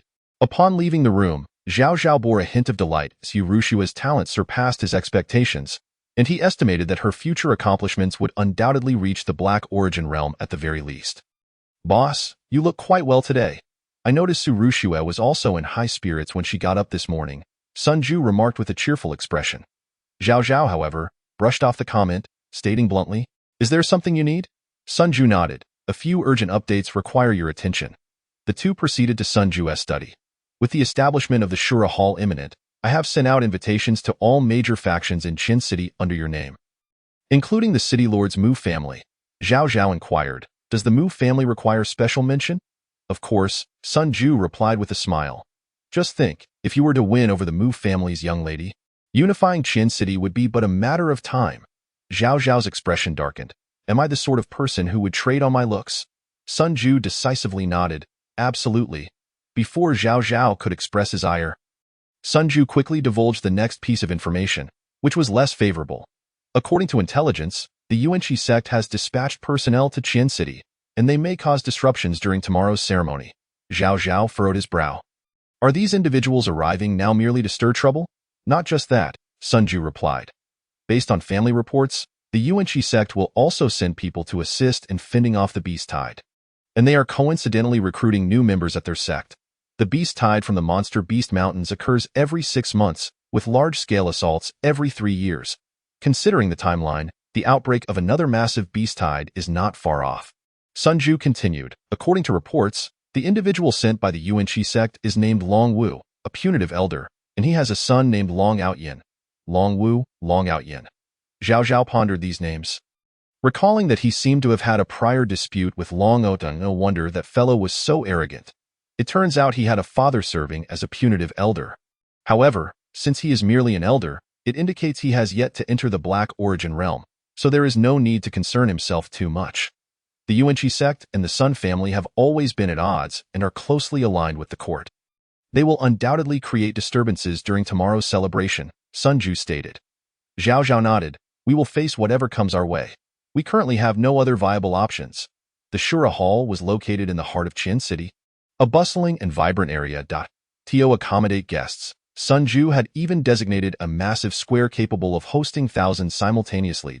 As the square echoed with congratulatory voices, various factions in Qin City presented their gifts to celebrate the establishment of the Shura Hall. The Flying Tiger Gang of Qin City congratulates the Shura Hall's establishment with a gift of a heavenly Luo jade. The Drunken Immortal Pavilion of Qin City celebrates the Shura Hall's establishment with a jar of purple yuan brew. The Merchants Association of Qin City congratulates the Shura Hall's establishment with a donation of 100 black yuan coins. The grand gestures of various factions left the onlookers astonished. The heavenly Luo jade was a profound great artifact, beneficial for calming the mind and aiding cultivation. The purple yuan brew was an extraordinary elixir, reputedly capable of enhancing the cultivation of those at the purple yuan realm. The black yuan coin, with a value vastly exceeding that of the purple yuan coin, held a conversion rate of approximately 1 to 100. 800 black yuan coins equated to 10,000 purple yuan coins. A staggering display of generosity, indeed. It seemed that only the ordinary citizens of Qin City were impoverished. The wealth of these major factions was simply astounding. Someone remarked, only to have others readily agree. Isn't that the truth? It appears I have dragged down the average wealth of Qin City. No, those who would lower the average wealth of Qin City cannot enter here. These aren't even the top families. I wonder how grand the offerings from the 4 great families will be. Regarding the 4 great families, the Long family might not attend, the Song family is uncertain, but the Zhao family and the City Lord's Mu family are likely to show up as soon as he finished speaking. A voice rang out. The Long family congratulates the establishment of the Shura Hall with a gift of a ground-grade artifact, the Longquan sword. Hiss, a ground-grade artifact? What is the Long family up to? This is too extravagant. It surpasses the value of all the previous gifts combined. Is the Long family attempting to mend relations with the Shura Hall? Countless discussions erupted, all taken aback by the Long family's unexpected generosity. Zhao Zhao and Sun Ju exchanged glances at the entrance, both expressing a sense of helpless amusement. Uncle Long, this gift is far too extravagant, Zhao Zhao remarked to Long Qinko and I in comparison to your aid to the Long family. This gift is hardly noteworthy, Long Qinko waved dismissively, then gestured towards Long Shui, saying, in truth, I felt a twinge of regret in giving away the Longquan sword, but Shui insisted on it, and I had no choice. Long Shui flashed a smile at Zhao Zhao, simultaneously casting a discreet glance at Su Rushue beside him. You are far from my league, she thought to herself with a silent chuckle. Zhao Zhao merely nodded at Long Shui, guiding Long Qinkuan to his seat before continuing to greet other guests. Both parties tacitly avoided mentioning Huang Wan's affair. Just yesterday, Zhao Zhao had already informed Long Qinkuan about the situation regarding Huang Wan. How Long Qinkuan chose to handle it was entirely his own matter. Following the Long family, the City Lord's Mu family arrived. The City Lord's residence congratulates the establishment of the Shura Hall with a gift of 10,000 purple yuan coins and a branch of the Lianli tree. The person responsible for presenting the congratulatory gifts paused in astonishment, not only due to the Mu family's lavishness but also because of the peculiar gift, the Lianli tree. What does this mean? Is the City Lord's daughter interested in Zhao Zhao? Outside, Mu Mu gently tapped Mu Qin's little head, softly admonishing her, Little Qin. You are being ridiculous, Mu Qin pouted. That item was originally retrieved by Zhao Zhao for me. I consider it a congratulatory gift for him, Mu sighed in exasperation. Zhao Gongzi, it has been a while, she greeted as Zhao Zhao approached. Hello, everyone. Mu Qin waved enthusiastically at Zhao Zhao. Long time no see. Zhao Zhao smiled and nodded at the two. Mu, feeling somewhat awkward, remarked, the Lianli tree was a whim of Little Qin's. I was unaware of it beforehand, so please do not take offense. Of course, I would not take offense, Zhao Zhao thought to himself, smiling as he ushered the two inside at is that Long Outyin not present today? Zhao Zhao casually inquired. Mu nodded. The Yuanqi sect will be here today. But they are not coming with us. She spoke. Mu's autumn-like eyes locked onto Zhao Zhao's gaze. Mu Qin chimed in. You see, the Yuanqi sect and the court have sent people to pressure our Mu family to deal with you. Father was initially swayed, but they were all refused by my sister. Zhao Zhao possessed a rough understanding of the situation and smiled, saying, "Thank you." Miss Mu returned the smile but suddenly seemed to sense something, her gaze subtly shifting as it collided with another pair of eyes. Upon noticing Mu Mu's scrutiny, Long Shui quickly lowered her head in front of Su Rushue. She could act haughty, yet before Mu Mu, she could only feel a sense of inferiority. Mu Mu nodded in acknowledgement to Long Qingquan, who raised his glass in response. After setting down his cup, Long Qingquan gazed at his daughter, whose face had paled slightly, and sighed softly. With a formidable rival like Mu Mu, it seemed that Long Shui had little chance of success. "Sister, it seems that the eldest daughter of the Long family harbors some animosity towards you." Mu Qin had also noticed the shift in Mu Mu's gaze. In fact, since their arrival, Long Shui's attention had been fixated on Mu Mu and Zhao Zhao, only diverting her gaze when Mu Mu looked in her direction. Mu Mu chuckled, "I hardly have so many adversaries." Though this statement appeared modest, it could be interpreted to mean that Long Shui was not worthy of being her opponent. Mu Mu casually inquired, "Do you still keep in touch with Miss Long, young Master Zhao?" Zhao Zhao responded evasively, "Uncle Long treats me well." Mu Mu smiled, not pressing the matter further, with the Long and Mu families both presenting gifts. Only the Zhao and Song families remained among the prominent clans yet to make an appearance in Qinqing. Many were curious about the stance of these two families, while the Shura Hall, supported by the likes of Sun Shao, was undoubtedly a formidable force. The lack of backing from the Zhao and Song families could hinder certain matters. As the crowd eagerly awaited, the Zhao and Song families finally arrived. And astonishingly, 3 factions appeared simultaneously. The Song family offered a coffin to celebrate the establishment of the Shura Hall, while the Zhao family presented a wreath, and the Yuanqi sect contributed a stack of paper money.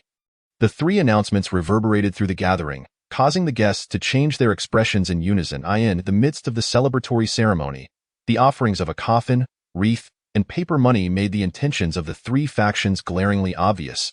They were clearly there to provoke. Yet, neither Zhao Zhao nor Sun Ju showed any sign of alteration in their demeanor. Zhao Zhao stepped forward, scrutinizing the coffin before turning to Song Jianghe with a smile. "Quite impressive. The coffin's dimensions suit you well." Song Jianghe merely snorted, falling silent. Previously, he had been obsequious before Zhao Zhao, but now, bolstered by the Yuanqi sect's support, he found himself on opposing sides, feeling somewhat guilty and resorting to a cold huff to mask it. Behind him, Song Yu maintained a resentful and icy gaze directed at Zhao Zhao. Zhao Zhao then turned his attention to another familiar face, Long Outyin, who stood behind an elder, surveying Zhao Zhao with a condescending glare. Zhao Zhao sensed the aura of a 9th-layer practitioner emanating from Long Wu, the Yuanqi sect's penal elder and Long Outyin's father. Beside Long Wu stood a haughty young man, a 2nd-layer practitioner. Zhao Zhao was unfamiliar with him but sensed danger, compelling him to cast a few more glances. Sun Ju whispered, "That man is Zhao Qian, the most outstanding disciple of the younger generation in the Zhao family. Also training in the Demon Soul sect, likely possessing 2nd-layer strength."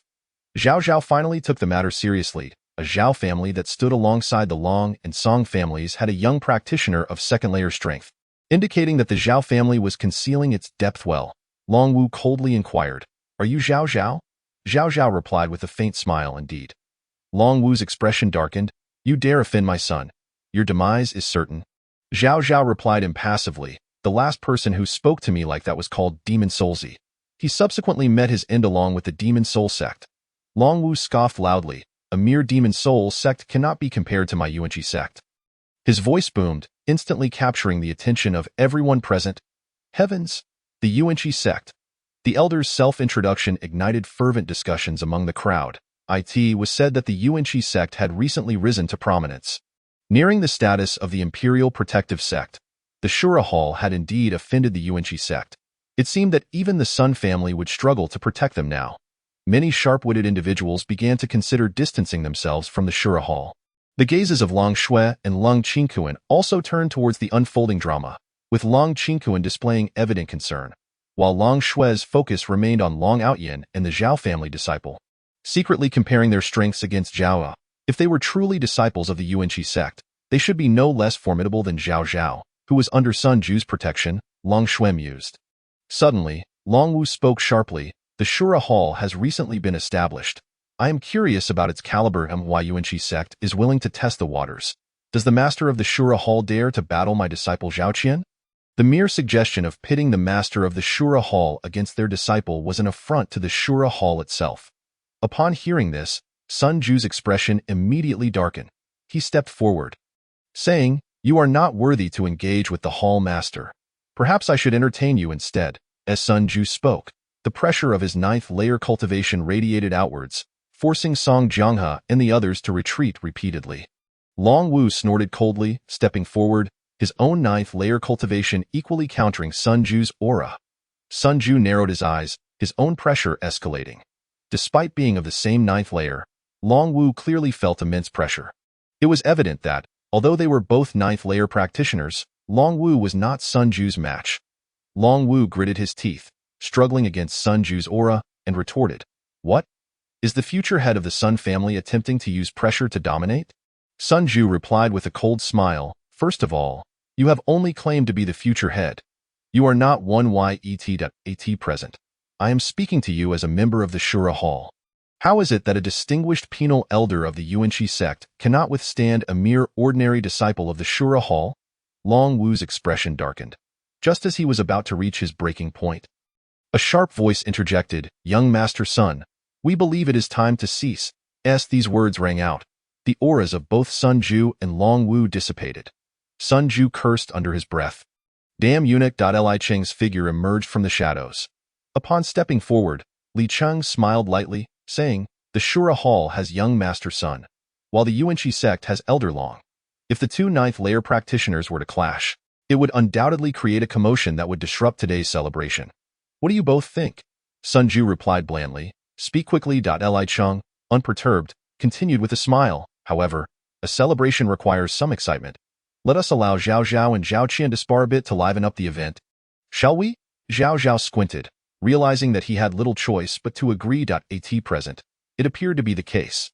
The smile on Li Cheng's face bore an icy undertone. Zhao Qian, who had remained silent, coldly declared, "Zhao Zhao, I will ensure you have no place to bury your remains." Zhao Zhao simply smiled faintly and stepped towards the arena.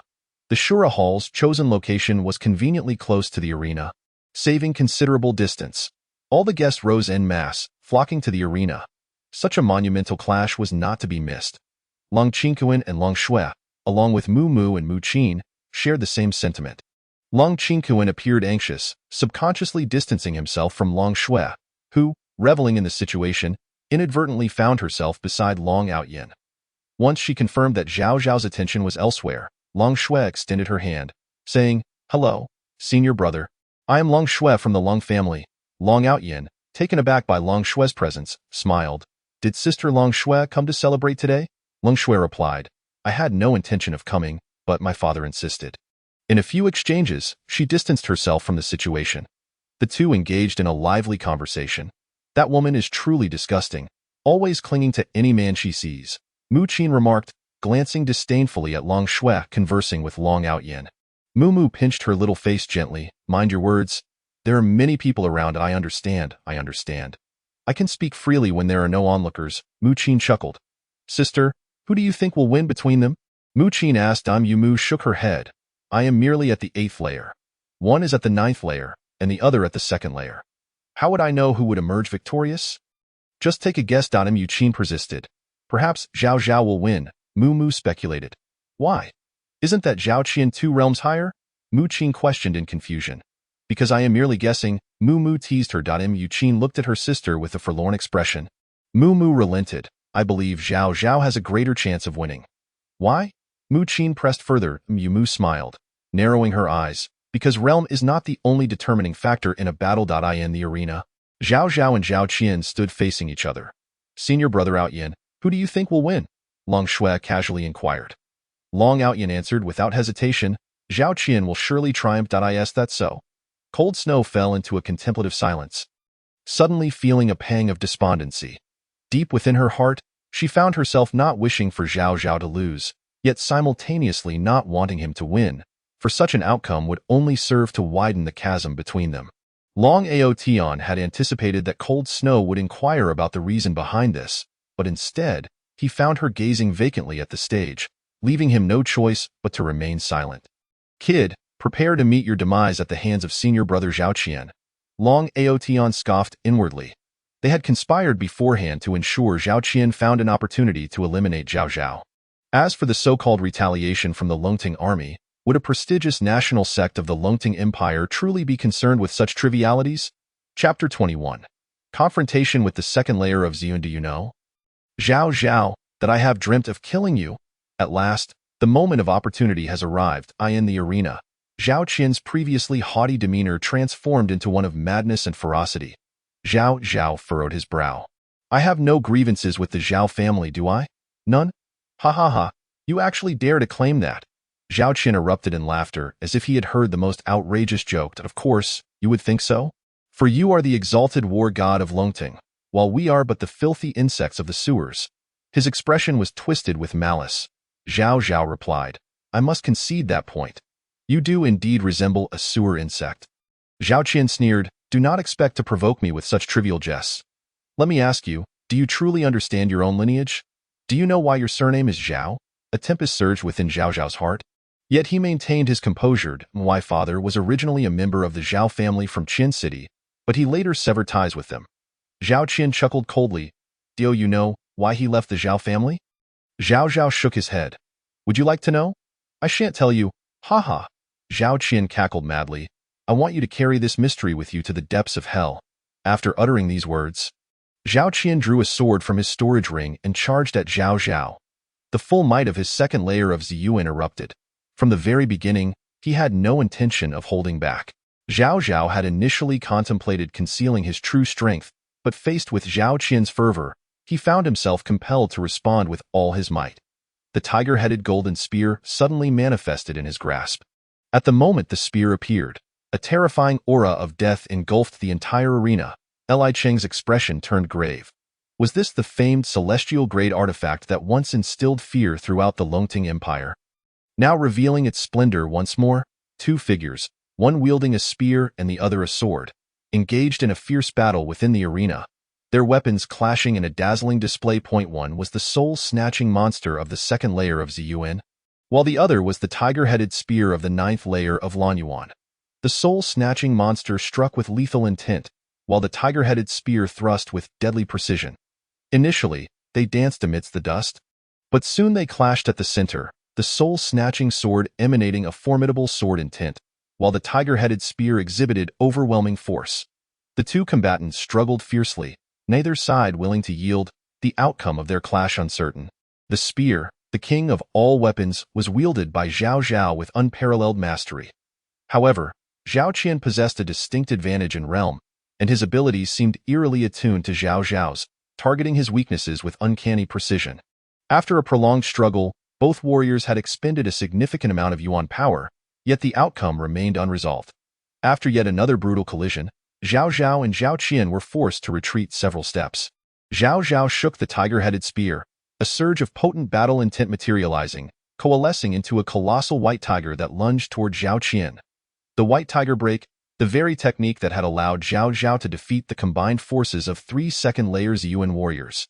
However, despite Zhao Qian's status as a mere second-layer Ziyuan, his strength was far beyond that of the 3 useless foes Zhao Zhao had previously vanquished. Upon witnessing the white tiger break, he coldly thought, make your move. I shall employ that technique. Using that technique would consume a great deal of energy. A voice echoed in Zhao Qian's mind. Stop the chatter. Did you not dream of killing Zhao Zhao? This is your best opportunity. With a roar, Zhao Qian began to fade away, yet his aura surged higher. The white tiger passed through Zhao Qian's ethereal form without inflicting harm. Soul-snatching hand, Zhao Qian bellowed, conjuring a massive hand composed of condensed souls that lunged at Zhao Zhao. Zhao Zhao's previously furrowed brow relaxed as he sneered. So it is the soul-snatching hand of the demon soul master. It seems you have a close relationship with him. He isn't currently residing within you, is he? Zhao Zhao had spoken casually, but to his astonishment, his words struck true. As he spoke, he swung the tiger-headed spear once more. A massive vermilion bird appearing above it, ablaze with flames, instantly igniting the approaching soul-snatching hand. Ultimately, both the vermilion bird and the soul-snatching hand were annihilated simultaneously. At nearly the same moment, a sword materialized in Zhao Zhao's hand. Upon seeing the blade, Zhao Qian's expression shifted dramatically. The shattered soul sword, specifically designed to target spiritual entities. Before the shattered soul sword, Zhao Qian, now soul-formed, held no advantage and was quickly forced to retreat. Compelled to revert to his original form at that moment, his hair was disheveled, and he appeared utterly disheveled. Zhao Qian could hardly fathom that Zhao Zhao had not only shattered his soul-snatching hand, but also wielded such a formidable weapon as the shattered soul sword. Li Cheng, save me! Realizing he was outmatched, Zhao Qian began to plead for assistance. Zhao Zhao's gaze turned icy as he released the tiger-headed spear, launching it directly at Zhao Qian's throat. Hearing Zhao Qian's cries for help, Li Cheng acted swiftly, slapping at the tiger-headed spear.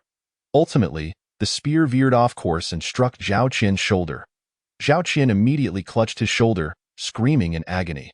The tiger-headed spear possessed a devouring capability, much like the 10,000 transformations swallowing heaven technique, indiscriminately consuming all forms of energy, particularly blood. The moment it pierced his flesh, it had already drained a significant amount of Zhao Qian's blood. Li Cheng attempted to extract the tiger-headed spear, but Zhao Zhao preemptively retrieved it to Li Cheng. What do you mean by this? Sun Ju's expression darkened. Nothing much, Li Cheng replied with a faint smile. After all, this is merely a spar. It would be unfortunate to cause a fatality. What nonsense! Had the roles been reversed, would you have come to my aid? Zhao Zhao retorted coldly. Li Cheng remained unfazed. Such hypotheticals hold no merit. For I could just as easily claim that had you been in peril, I would have intervened. Zhao Zhao sneered. Let us see if you maintain such bravado later, though. I eagerly await it, Li Cheng thought uneasily, pondering whether Zhao Zhao had indeed prepared some unexpected surprise. Zhao Zhao then turned his attention to the spectators in the arena, clasping his hands with a smile. Ladies and gentlemen, the free show has concluded. It is time to return to the Shura Hall and indulge in the feast. Laughter erupted from the crowd, all feeling that their journey had not been in vain. They gradually began to make their way back to enjoy the banquet. As Zhao Zhao scanned the audience, his gaze inadvertently brushed past Long Aotian and Cold Snow. Long Aotian's eyes were filled with resentment, while Cold Snow subtly shifted her position, discreetly distancing herself from him. Zhao Zhao paid them no heed, redirecting his gaze until it met the eyes of the Mu sisters. Mu offered Zhao Zhao a gentle smile, while Mu Qin excitedly waved at him. Zhao Zhao returned the gesture with a smile, following the crowd back to the Shura Hall. Along the way, everyone marveled at the brilliance of this battle. This young master Zhao truly possessed extraordinary talent. Triumphing over a second layer of Ziyuan with his 9th layer of Lanyuan prowess, I can only wonder if that member of the Cold family is now filled with regret. Humph, I see Zhao Zhao as a petty individual. When he was weak, he sought refuge in the Cold family, but now that he has grown strong, he kicks them aside. In truth, the Cold family is the real victim. There were those who viewed Zhao Zhao with disdain, indignantly advocating for the Cold family. Yet such voices were destined to be drowned out by the crowd. Li Cheng approached the gravely injured Zhao Qian, cursing him as worthless. Zhao Qian's expression was dark. Long Wu sidled up to Li Cheng and whispered, Sir, what should we do now? What to do? Just sit tight. Li Cheng snapped irritably. We've lost everything. We should hurry and get out of here. Li Cheng had no desire to linger any longer. Having failed in his plans, he merely wished to depart swiftly. However, wishing to leave did not guarantee that one could do so unimpeded. Just as Long Wu and the others were about to make their hasty retreat, Qian City suddenly trembled without warning. Moreover, the tremors possessed a rhythmic quality, reminiscent of a stampede of countless horses, all moving in perfect unison. A smile of relief appeared on Zhao Zhao's face as he murmured to himself, At last, they have arrived. When Li Cheng caught sight of the approaching figures, even with his formidable strength, his expression changed. Chapter 22. Endurance alone cannot elevate one above others. It is talent that matters. Zhao Zhao? You dare to openly mobilize the army into Qian City? Are you seeking rebellion? Li Cheng bellowed in fury. Zhao Zhao, however, wore an expression of innocence. Which of your eyes perceived me as having issued the order for their entry? I advise you to refrain from making baseless accusations, lest I accuse you of slander. Li Cheng gazed upon the cavalry regiment, numbering in the hundreds, galloping through the streets. His body trembled slightly at the sight of the riders, each mounted on the formidable second-order demon beast, the Thunderbolt horse. Indeed, it was the renowned Longting army, and within it, the elite Hu Zhao camp. Leading this contingent was a towering figure, his face adorned with a thick beard. It was none other than Zhang Sun, the camp lieutenant who had previously visited Qin City in search of Zhao Zhao, one of the most celebrated generals of the Longting army. Zhang Sun held a long spear. Clad in heavy armor, the spear's tip angled toward the ground, rising and falling rhythmically with the galloping thunderbolt horses, yet the angle remained unwavering. The hundreds of soldiers following him mirrored his every movement with precision. They charged forward until they were but a mere 10 paces away from the crowd, at which point they came to an abrupt halt, causing the palpable tension to dissipate in an instant. The transformation from extreme motion to absolute stillness occurred in the blink of an eye, a feat no other army could achieve, save for the Longting army on their thunderbolt horses. After halting his mount, Zhang Sun fixed his gaze on Li Cheng and sneered, "You, eunuch, step aside." Li Cheng replied solemnly, "General, entering the city without military orders is tantamount to insurrection." "Spare me your nonsense," Zhang Sun retorted angrily. "I am entering the city. And what do you intend to do about it?" Li Cheng's voice turned icy. "You, a mere Ziyuan realm warrior, truly believe we would hesitate to enact justice upon you here? As a distinguished master of the Heiyuan realm?" Li Cheng could not allow a Ziyuan realm soldier to insult him so brazenly. "Enact justice here?" Zhang Sun chuckled. "You, a powerless eunuch, are quite audacious. Do you truly believe my god-slaying crossbow is merely for show?" Before Li Cheng could respond, Zhang Sun's expression shifted to one of cold seriousness. "Hu Zhao camp, prepare the crossbows." In an instant, all the soldiers of the Hu Zhao camp raised their enormous crossbows. Li Cheng's countenance changed dramatically as he swiftly ascended into the air, distancing himself from the scene. Although the hundreds of soldiers were mere ants in his eyes when they brandished their god-slaying crossbows, even a master of the Heiyuan realm would find themselves in peril. Though not forget, 2 Heiyuan realm experts from the Demon Soul sect had been turned into mere pincushions by the very same god-slaying crossbows. Zhang Sun turned once more, aiming his spear at Long Wu. "You, from the Yuanqi sect, return and inform your sect master that if you dare provoke the Shura Hall again, I shall raise your sect just as I did the Demon Soul sect." Long Wu's expression darkened, and the figures of Long Outyin and Zhao Qian behind him trembled with fury. "Leave," Long Wu ultimately commanded through gritted teeth, leading the Song family and Long Outyin away. Dismounting, Zhang Sun produced an object resembling a seal from his storage ring, proclaiming loudly, "The Longting army extends its congratulations on the establishment of the Shura Hall," presenting a high-grade Earth-tier artifact, the Tianfan seal. Zhao Zhao smiled slightly, extending his hand to receive the Tianfan seal. Zhang Sun then clasped his fists in salute before remounting his thunderbolt horse. The cavalry regiment, 100 strong, once again thundered away. Only after Zhang Sun had departed did the awestruck crowd dare to whisper among themselves, "Heavens! The Longting army has come to participate in the Shura Hall celebration. What is the true nature of the Shura Hall?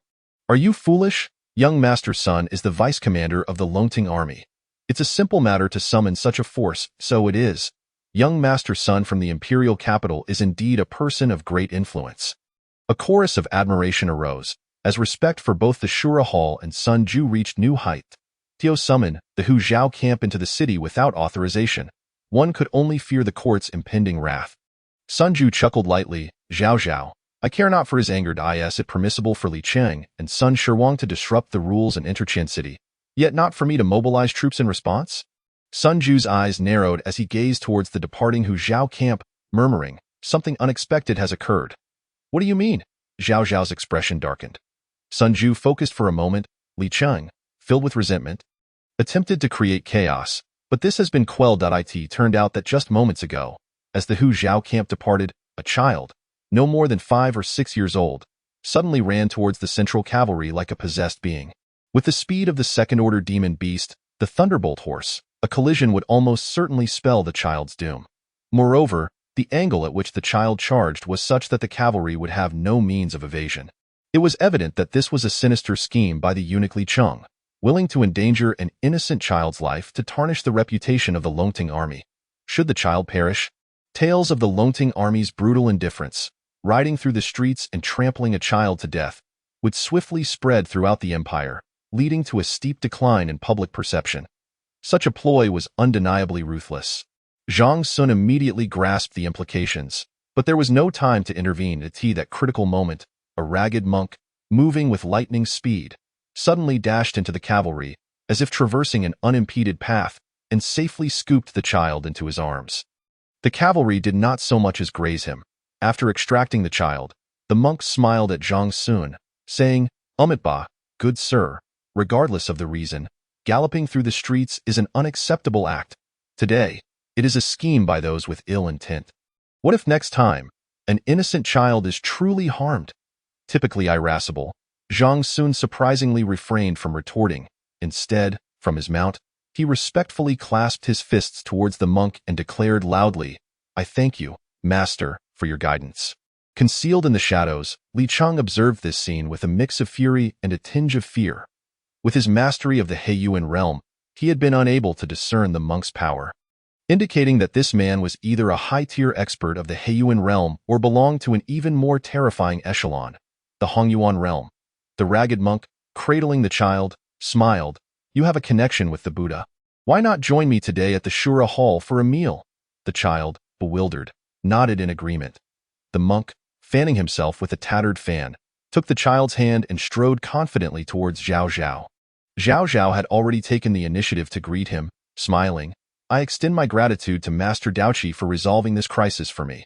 Daoqi, a peculiar figure within Qin City, roamed the streets in tattered clothing and a worn fan throughout the seasons. Subsisting on alms, occasionally he would utter nonsensical phrases, such as, "The Buddha says, eat what supplements you. Suffering should not elevate one above others, but rather, one must eat well. The Buddha also says, seek love in a celibate temple. And ask the reclusive abbot about life." The Buddha further states, "Knowing there are tigers in the mountain, one should refrain from approaching that mountain. There are no demons in the demon beast mountain range, only the desires of cultivators."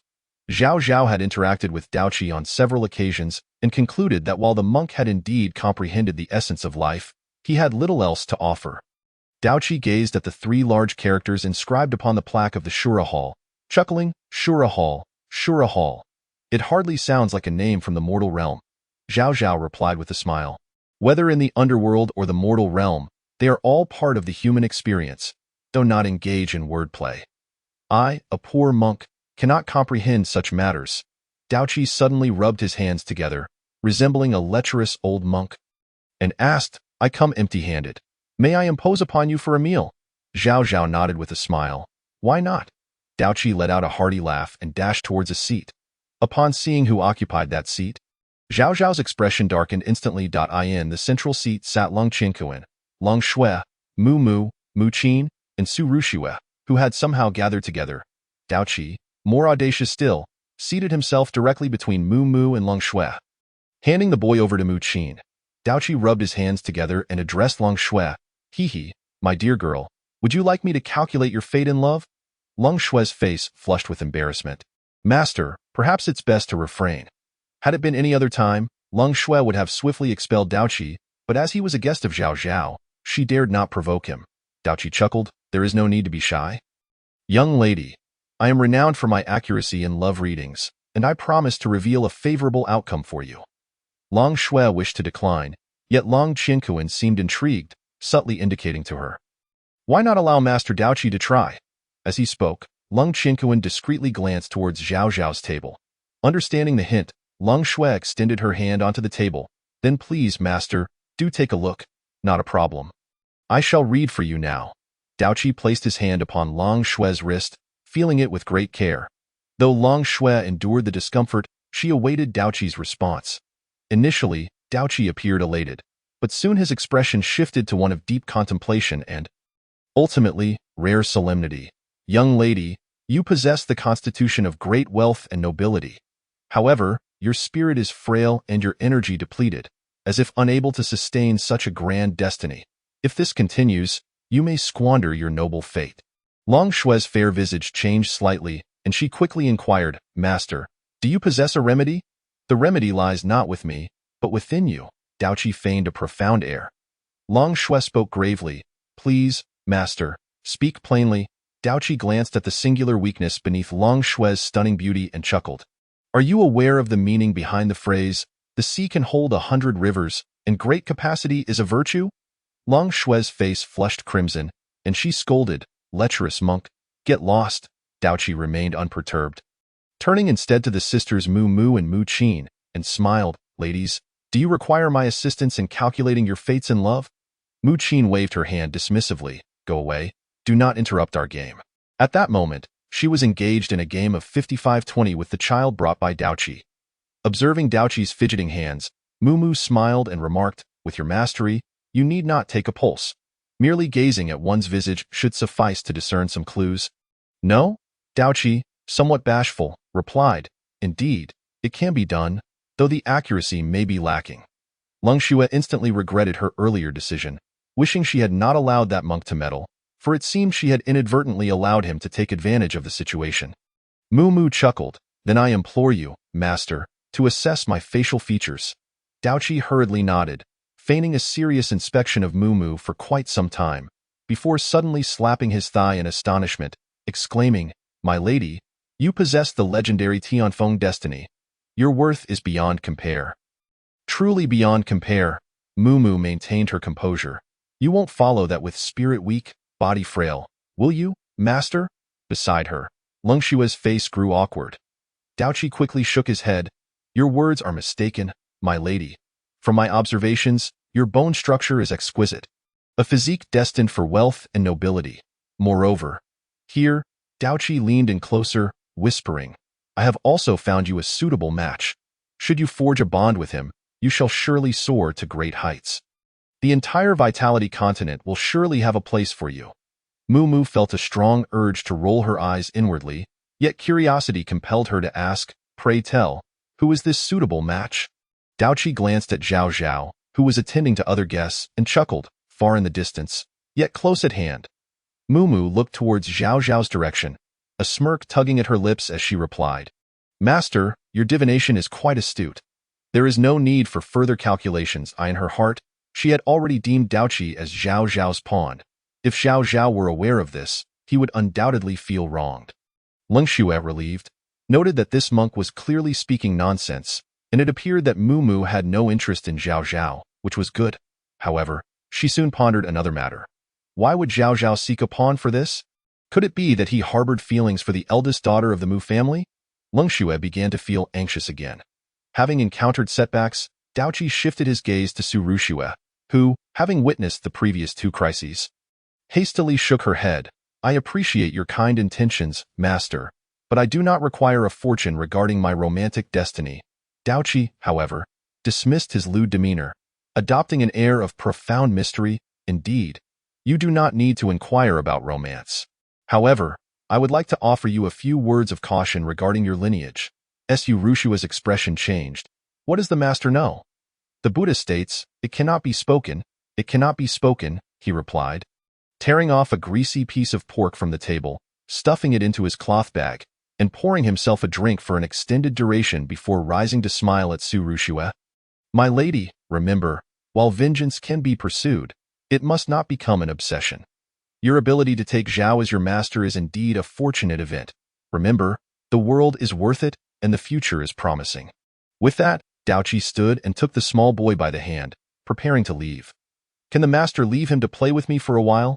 Mu Mu, now addicted to the game, refused to let the boy go. Daoqi pointed at the small child. You may play, but he cannot, little girl. You are not fated to be together, so please let him go.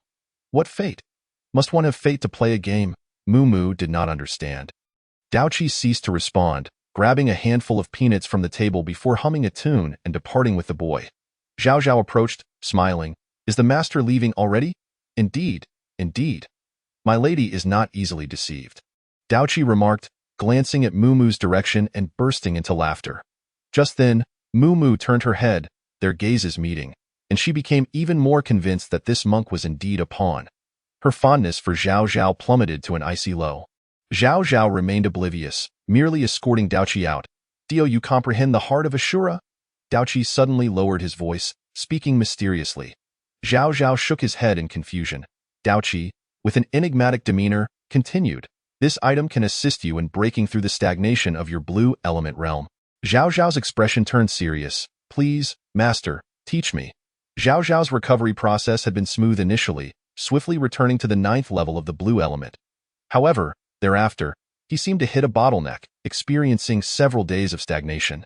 Logically, for someone like Zhao Zhao, a former peak expert of the Black Element realm, achieving the Purple Element realm within days should not pose a significant challenge. Yet, he found himself stuck at the 9th level of the Blue Element. Daoqi patted Zhao Zhao's shoulder, a word of caution. 50 miles east of Qian City lies Liang Town, where the Xie family manor resides. There, you will find what you seek.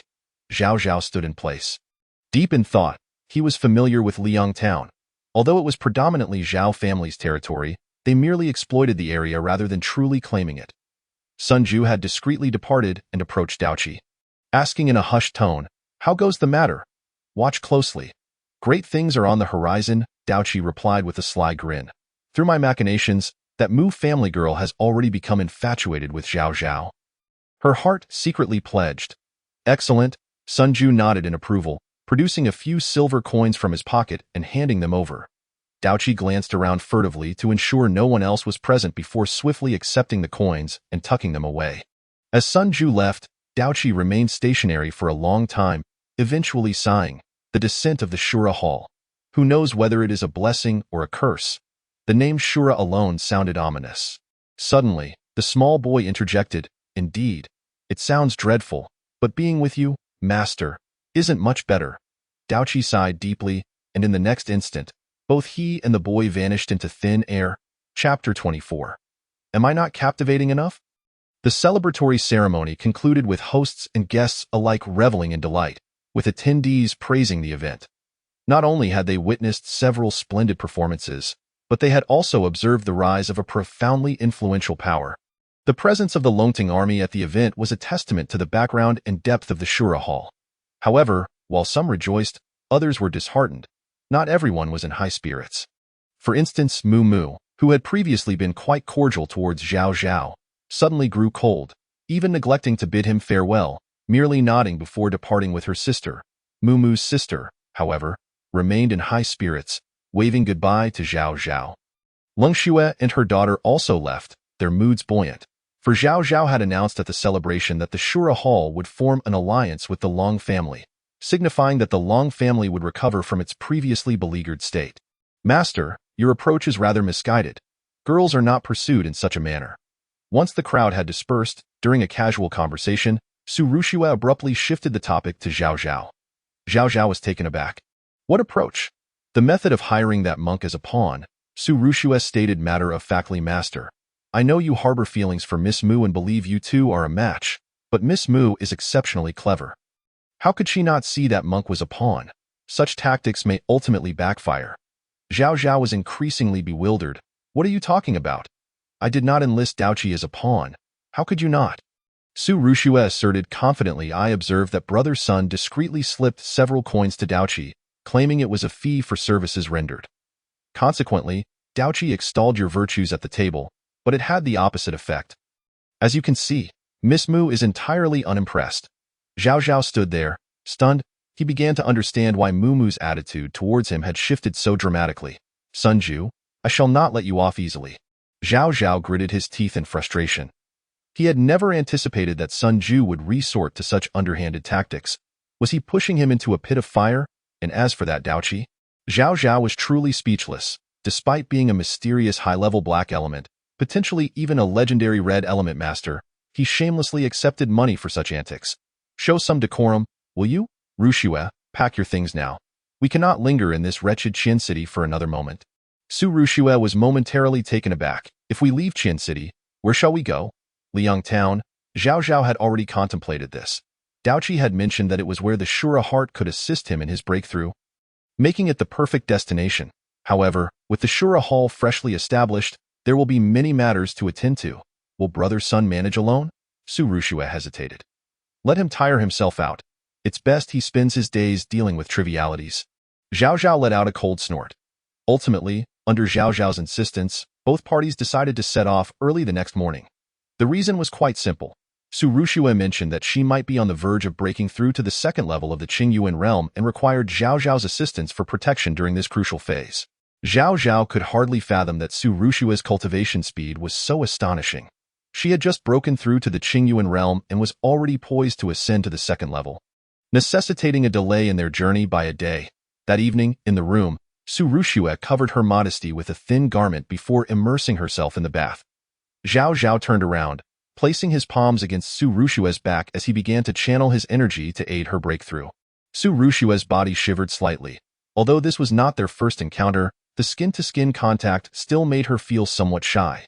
The extreme chill gradually subsided, and the temperature within the bath began to rise. After being chilled to the bone, Su Rushue found herself enveloped in warmth, causing her thoughts to drift momentarily. She recalled Zhao Zhao's gritted teeth when he discovered that it was Sun Ju behind all of this. And a smile crept onto Su Rushue's lips. It turned out that her master had such a side to him. She had previously thought him to be above worldly matters. However, it seemed that he held little interest in that Miss Moo Moo. Su Rushue mused internally.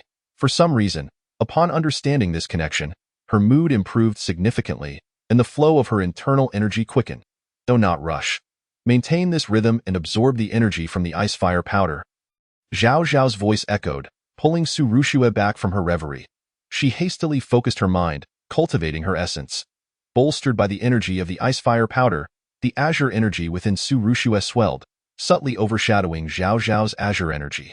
This girl seems to possess something extraordinary within her, Zhao Zhao mused internally, sensing that Su Rushue's internal energy was significantly higher than that of her peers. Suddenly, the water in the bath began to boil, and simultaneously, the energy fluctuations within Su Rushue intensified. Take the elixir. Now is the time for your breakthrough, Zhao Zhao urged as Su Rushue quickly ingested the barrier-breaking pill that Zhao Zhao had prepared for her. With the aid of the elixir, Su Rushue successfully advanced to the second level of the Qingyuan realm. As the immense energy fluctuations gradually dissipated, she opened her eyes, revealing that they had transformed to a striking red hue. Her hair also shifting to a vibrant red. Rising from the bath, she revealed her flawless, snow-white skin, showcasing a figure that could stir the passions of countless admirers. Upon turning around, she discovered that Zhao Zhao had already left the room the moment she broke through. Su Rushue pouted in dissatisfaction. Why does he always leave so quickly? Is my charm insufficient? Stepping out of the bath, Su Rushue felt the damp fabric clinging tightly to her, accentuating her allure. Approaching the mirror, she gazed at her reflection and remarked, I am not inferior to that Miss Moo Moo, am I? Suddenly, a wave of dizziness washed over her, prompting her to brace herself against the table and close her eyes. Upon reopening them, her gaze returned to normal. Seeing her appearance, Su Rushue gasped, What has happened to me? What about my master? She quickly turned her head, only to find Zhao Zhao absent, prompting her to exhale in relief. Hastily, she dried herself using her internal energy and settled down cross-legged on the bed to meditate. Meanwhile, at the Song residence, Li Cheng, Sun Shiwang, Zhao Qian, Song Zhonghe, Long Outyin, and Long Wu were all present. Zhao Qian had been summoned unexpectedly. Having been injured by the tiger head Zhanjin's spear, he could only sit on a chair. He sensed that the atmosphere was somewhat off. Both Long Wu and Li Cheng gazed at him with unfriendly eyes. And notably, Long Outyin's gaze seemed evasive. Elder, have you called me for something? Zhao Qian inquired of Long Wu. Long Wu nodded and said, Is there a remnant soul of the demon soul within you? It was indeed discovered. Zhao Qian forced a bitter smile and nodded in acknowledgement. It was only natural for a powerful practitioner of the same level to notice the remnants of the demon soul, which was only at the Black Yuan realm at its peak. Then let us converse. Li Cheng interjected sharply. A dark shadow drifted out from Zhao Qian's body. Li Cheng chuckled, to escape from Zhao Zhao's tiger head Zhanjin's spear. The means of the demon soul's master are truly remarkable. You still have the audacity to speak. The demon soul scoffed. If it were not for your inaction at a critical moment, how could my demon soul sect have been exterminated by the Longting army? Discussing this is futile now, Li Cheng shook his head. The reason for bringing you out is primarily to arrange a new host for you, to assist you in your revenge. What do you think? The demon soul paused, shifting its gaze from Zhao Qian to Long Outyin, revealing a knowing smile. Chapter 25. Am I the only one cheating? Why am I the only one being caught? He clicked his tongue. I wondered why Zhao Qian's returning soul great method felt off. It turns out outsiders cannot compare to one's own child. Ha ha. Zhao Qian was perplexed and asked, Demon soul, what do you mean? Is there an issue with my cultivation method? Long Wu turned to Zhao Qian, placing a hand on his shoulder, and said with a smile, Indeed, there is a problem. But you need not concern yourself with it as a furnace. You should accept your fate." Zhao Qian wanted to say something, but found himself unable to utter a word. He was condemned to death. Long Wu then addressed the demon soul. "Zhao Qian's soul, flesh, and all his cultivation will belong to my son. You will enter his body as an auxiliary. Is that acceptable?" The demon soul replied with a grin. "Just changing hosts, of course. There is no issue." As he spoke, he reached out, forcibly extracting Zhao Qian's soul from his body. What a pity. This lad has quite a talent, and his Zhao family is intricately connected to Zhao Zhao. Li Cheng sighed. Long Outyin looked at Long Wu, fear evident in his eyes. "Father, must we truly go this far?" In contrast to Long Wu's calculated intent, Long Outyin had only just learned the truth of the matter today. He found it hard to accept that Zhao Qian, who held a high status in the Yuanqi sect and had once been his idol, was now to become food. Long Wu replied nonchalantly, "He would not have died so soon had he not been such a wastrel. If you wish to deal with Zhao Zhao, follow my instructions." The demon soul clicked its tongue. "Boy, be prepared. Devouring a second-level practitioner of the Purple Yuan realm is no easy task." At the mention of Zhao Zhao, Long Outyin's spirits lifted, and he replied solemnly, "No problem, let us proceed." Within the Song residence, the resounding screams of Long Outyin echoed, shaking the very foundations of the mansion. After a considerable time, everything calmed down, and a hurried man entered the estate. The current head of the Zhao family, Zhao Kuan, "Elder, how is my son?" Zhao Kuan inquired anxiously. Long Wu revealed a peculiar smile. "He is not in serious condition. We have already sent him back to the Yuanqi sect for treatment." "Wonderful, thank you." Elder Long, unaware of the underlying circumstances, Zhao Kuan continued to express his gratitude to Long Wu. Before his expression turned cold, "Zhao Zhao dares to harm my son. I will ensure he pays with his life." Long Wu nodded with a smile. "Such resolve is commendable. The Yuanqi sect will fully support you." Outside Qian City, in Liang Town, the atmosphere was unusually lively due to a significant incident.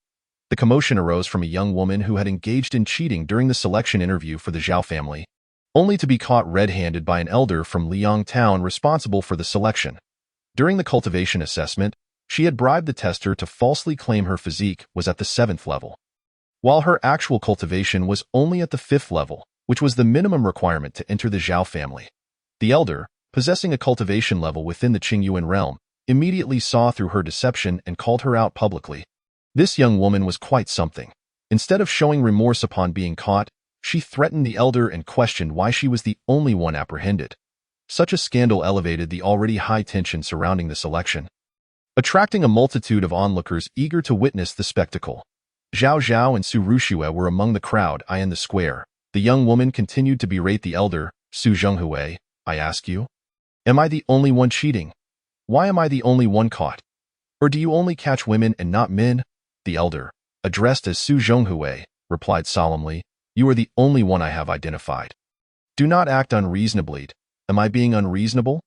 "Ah, stubborn old men are the hardest to deal with," she shrieked. Turning her attention to the others, she barked, "Did any of you see me cheating?" The other selection officials exchanged glances, speechless. "You yourself have admitted it, and your physique is only at the 5th level. What more is there to discuss?" Seeing their reactions, the young woman became even more brazen, pointing accusingly at Su Zhonghui. "Old man, I warn you, you better let me pass the assessment, or I will have my brother flatten your Su family." Su Zhonghui furrowed his brows as he glanced at the remaining companions. He contemplated taking action to educate the unruly woman before him, yet hesitated. The reason was simple. This unreasonable woman was a member of the Xie family, the dominant clan in Liang Town, and she had a brother who had already integrated into the Zhao family, reportedly faring quite well there. Su Zhonghui's own family was merely second-rate in Liang Town, and when compared to the Xie family, there was a noticeable gap, let alone the Zhao family, a colossal entity in Qinqing that they dared not even gaze upon directly. This was precisely why the other examiners remained silent in the face of her provocations. "How about this, old Su? Let us pause the selection process for now. We will reconvene tomorrow and discuss with the Xie family to see if we can resolve this matter amicably." An elder stepped forward, speaking in a grave tone. With a sigh of resignation, Su Zhonghui agreed, announcing the suspension of the selection process and awaiting further instructions. "Hemph, once we reach the Xie family, you will see what awaits you.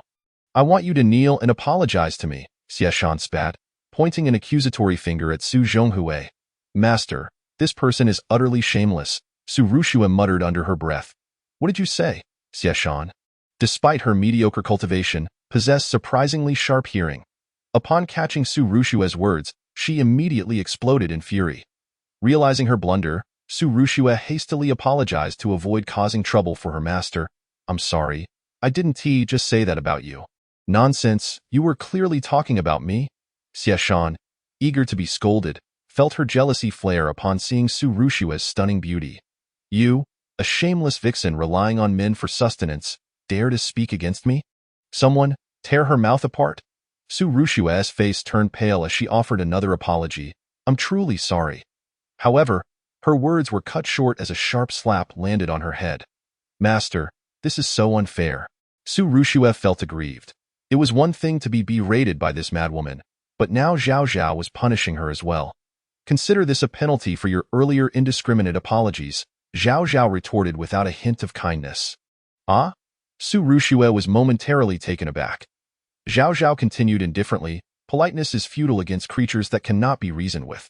The best course of action is to silence them directly. Master, do you want me to deal with her? Su Rushua finally grasped his intent. Zhao Zhao nodded. Let me observe your combat experience. Do not worry about being too harsh. Yet, Su Rushua was genuinely concerned about offending the Xie family and bringing trouble to Zhao Zhao. With me here, what is there to fear? Go all out. I will shoulder any consequences, Zhao Zhao reassured her. All right, Su Rushua responded with a radiant smile, her determination resolute. Vile creature, I will ensure you suffer a fate worse than death. And I demand you and your filthy man kneel and apologize to me. Xieshan continued her tirade at her behest. The Xie family servants began to encircle Su Rushua. Most were at the body realm. As Liang Town was merely a small locale, and the strength of their servants was limited. The onlookers scattered. They were merely there to witness the spectacle. Though outraged by Xieshan's actions, they lacked the courage to confront the Xie family. Chapter 26. Master wants a hug. After acknowledging Zhao Zhao with a nod, Su Rushua approached the Xie family members. My dear sister, do not resist. Come and play with your elder brother, one of the Xie family servants leered. A lascivious grin plastered across his face as he reached for Su Rushua's chest. With a frigid glint in her eyes, Su Rushua struck out, sending the man hurtling several meters away, blood spewing from his mouth due to the overwhelming force. The advantage of her Qingyuan realm prowess was unmistakable at that moment. She is a Qingyuan realm master. Someone gasped, astonished by the azure energy radiating from Su Rushua. Who would have thought this little girl was at the Qingyuan realm? The Xie family has kicked a steel plate this time. Steel plate my foot. Let us not forget the Xie family has several Blue Yuan realm experts, and they are not lacking in Qingyuan realm masters either. The one hitting a steel plate is this little girl. The bystander was not wrong. Just as Su Rushua dispatched a few servants, a man who had been lurking in the crowd stepped forward. His voice low and commanding, little girl, you have gone too far. It is she who has gone too far. Su Rushua pointed at Xieshan. Xieshan, her face contorted with rage, shouted, Silence, you harlot! I will tear your mouth apart. Turning her ire towards the man, she barked, Xiecheng, what are you doing? Hurry and shred her mouth. Xiecheng advanced, a long sword materializing in his hand. My apologies, little girl, he said gravely. As he spoke, azure energy began to surge around him. Far more intense than Su Rushua's 0.5 levels of Qingyuan, 3 realms higher than Su Rushua. Zhao Zhao's eyes narrowed as faint blue energy flickered in his hands. Yet he held back, eager to see the limits of Su Rushua's capabilities. Upon witnessing Xiecheng draw his weapon, Su Rushua retrieved a sword from her storage ring. As she unsheathed the long sword. A faint sound akin to a dragon's roar resonated. The Longquan sword, a family treasure of the Long family, had originally been bestowed as a gift to the Shura Hall, later transferred to Su Rushua by Zhao Zhao. The Longquan sword was an Earth-tier artifact, far superior in rank to the Xian iron sword in Xiecheng's possession. Xiecheng, an astute observer, recognized the extraordinary nature of the Longquan sword, and a glimmer of greed flickered in his eyes. You dare to bully a member of the Xie family? Today, I will take you back to face justice, to uphold the honor of my clan. As he spoke, he charged forward with his sword. Qingfeng's sword technique. Xiecheng unleashed his most potent attack. Though Su Rushua had not systematically studied any sword techniques, The high quality of the Longquan sword rendered her formidable even without formal instruction. The two engaged in a fierce battle, neither side yielding.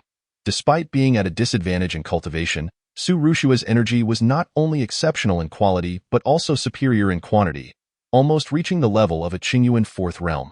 With the dual enhancement of her unique energy and the Longquan sword, she managed to hold her ground against Xiecheng, who was at the Qingyuan fifth realm. However, as time passed, she began to falter, and Xiecheng gradually gained the upper hand. "Humph, prepare to die. That fine sword of yours will soon belong to me," Xiecheng sneered as he lunged with his blade.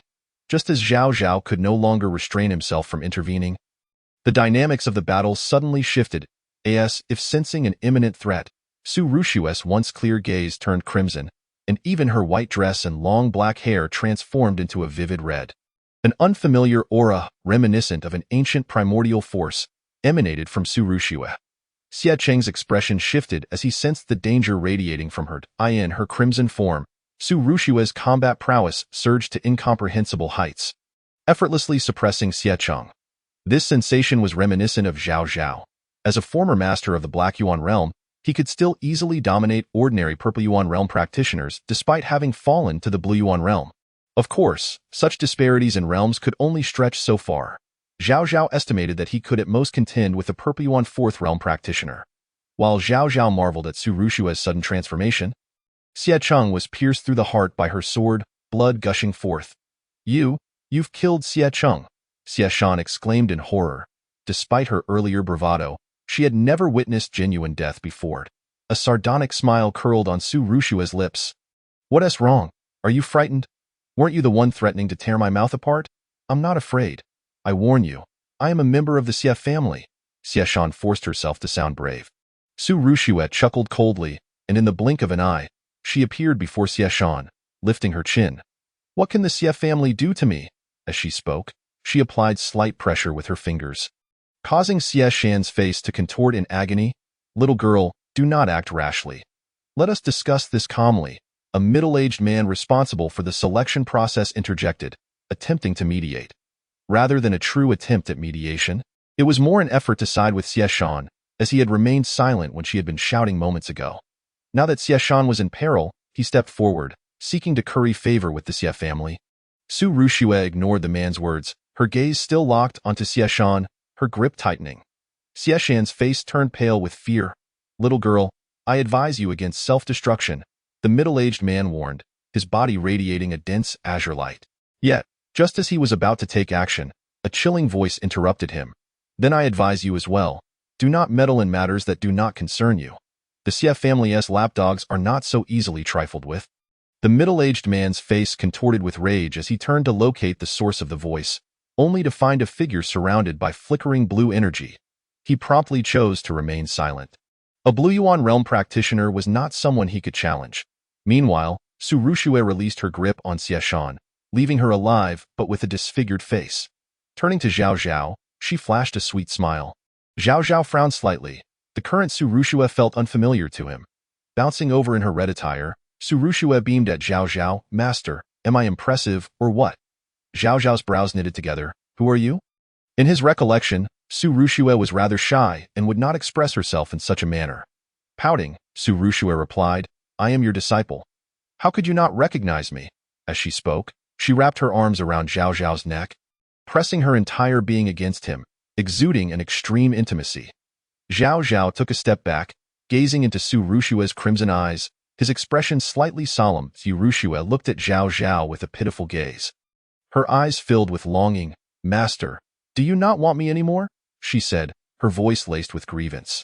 Zhao Zhao replied in a deep voice, "I do not care who you are, get offered at tea that moment." Her demeanor was exceedingly strange, something Zhao Zhao had never encountered, leaving him hesitant to act rashly. She stamped her foot in frustration. "But I am your disciple." With that, she opened her arms once more and lunged at Zhao Zhao. Akin to a young couple yearning for an embrace upon their first meeting, Zhao Zhao felt overwhelmed. Suddenly, Su Rushue returned to her normal state, her body going limp as she collapsed. Chapter 27. Deferred Payment. To be settled together later. Where is this? When Su Rushue regained consciousness, she found herself lying on a bed at the inn. Zhao Zhao's voice reassured her. She rubbed her somewhat aching head, her thoughts returning, and inquired, Master, did I lose, and then you saved me? Her memory halted at the moment when Xie Cheng delivered a powerful strike. Zhao Zhao shook his head, you won, and it was a splendid victory. Really, Master, you are not deceiving me, are you? Su Rushue asked suspiciously. Zhao Zhao, somewhat exasperated, replied, What reason would I have to deceive you? Suddenly, Su Rushue let out a delicate gasp. She attempted to get up, but her arm gave way, causing her to fall back onto the bed. Oh, not move. You are very weak right now. Zhao Zhao stepped forward, retrieving a pill from his bosom and placing it by Su Rushue's lips. Take it. Su Rushue opened her mouth, the pill entering her stomach, its warm medicinal properties instantly revitalizing her spirit. Master, what is this pill? She asked. A spirit-nourishing pill. What? A spirit-nourishing pill? A fourth-grade pill? Su Rushue was so taken aback she nearly leaped off the bed. Upon seeing Zhao Zhao nod, she cautiously asked, Master, how much does this pill cost? Approximately 20,000 yuan coins, Zhao Zhao replied, though he was uncertain since the pill was one of the compensations from the Song family. Su Rushue's face fell as she cautiously glanced at Zhao Zhao. Zhao Zhao, maintaining a stern expression, said, Let's defer the payment for now and settle it later. Su Rushue lay back on the bed, feeling as though the exorbitant cost of the bed was inconsequential. Up to this point, she had already accrued a debt of 30,000 yuan coins to Zhao Zhao. Zhao Zhao looked at Su Rushue, who appeared despondent, bemused yet somewhat perplexed. Had she truly forgotten what had transpired? He tentatively asked, Do you not recall the details of your battle with Xie Cheng? Su Rushue shook her head. I do not remember anything after his full-force strike. Master, what exactly happened? Zhao Zhao responded earnestly. At that moment, your inner strength erupted, and you knocked Xie Cheng to the ground, then proceeded to tear Xie Shan's face apart. He deliberately omitted the part where Su Rushue had lunged at him, feeling a flush of embarrassment at the thought. Was I that ruthless? Su Rushue covered her face. Zhao Zhao nodded seriously. Bring me everyone, surround this place. Those two are to stay here. Suddenly, a clamor rose outside, accompanied by the sound of numerous footsteps. Zhao Zhao remained unfazed. It should be members of the Xie family. I will go handle it. I will go with you. Su Rushue forced herself to rise, her body having recovered significantly thanks to the spirit-nourishing pill. Father, it is her. That vile woman ruined my face. Upon seeing Su Rushue, Xie Shan immediately shrieked. Su Rushue could not help but chuckle, for Xie Shan was currently wrapped in thick white cloth, leaving only her eyes exposed, which made her appear quite comical as she asserted her authority. Xie Mu, the current head of the Xie family, spoke coldly. Child, you possess quite the audacity to harm my daughter. As he spoke, a blue aura began to emanate from him. Xie Mu, the head of the Xie family, was at the third tier of the Blue Yuan realm. Zhao Zhao replied indifferently, So what if I did? Hmph, you seek death. Xie Mu shouted angrily, his toe pressing against a wooden table, which instantly turned to dust. He used this force to propel himself directly towards Zhao Zhao on the second floor. 8 Desolation Palm. Xie Mu called out the name of his technique, which, to be fair, sounded quite imposing, though its power was rather underwhelming. Zhao Zhao did not even expend his yuan power. With a single slap, he sent Xie Mu crashing back down to the first floor, creating a deep crater upon impact. All of you, attack together. 2 experts at the second tier of the Blue Yuan realm, who had accompanied Xie Mu, exchanged glances and charged towards Zhao Zhao from different angles. Zhao Zhao treated them equally, dispatching each with a single slap, as if swatting flies. Wow, how formidable! This young man who appeared from nowhere must be a high-level expert of the Blue Yuan realm. Goodness, this young man is astonishing. Xie Mu finally realized he had provoked the wrong person and quickly climbed out of the crater, apologizing. We were blind and did not recognize a formidable opponent. Please spare us, young hero. Father, what are you doing? Why are you apologizing to him? Xie Shan continued to complain. Silence. Xie Mu turned and glared at her fiercely before humbling himself once more before Zhao Zhao. Zhao Zhao sneered, You came here in a threatening manner, only to discover you cannot win, and now you wish to leave with just an apology. Is that not too lenient for you? Xie Mu lowered his head.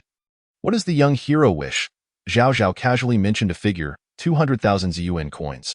Xie Mu cursed inwardly, realizing that amount would likely require him to sell the entire Xie family just to gather it.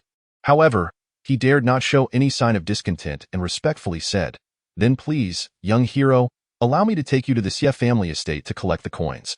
Zhao Zhao glanced at Xiamu, who harbored ulterior motives, and smiled lightly. "Very well, it seems that the Shura heart mentioned by Daoqi is likely located within the Xie family estate.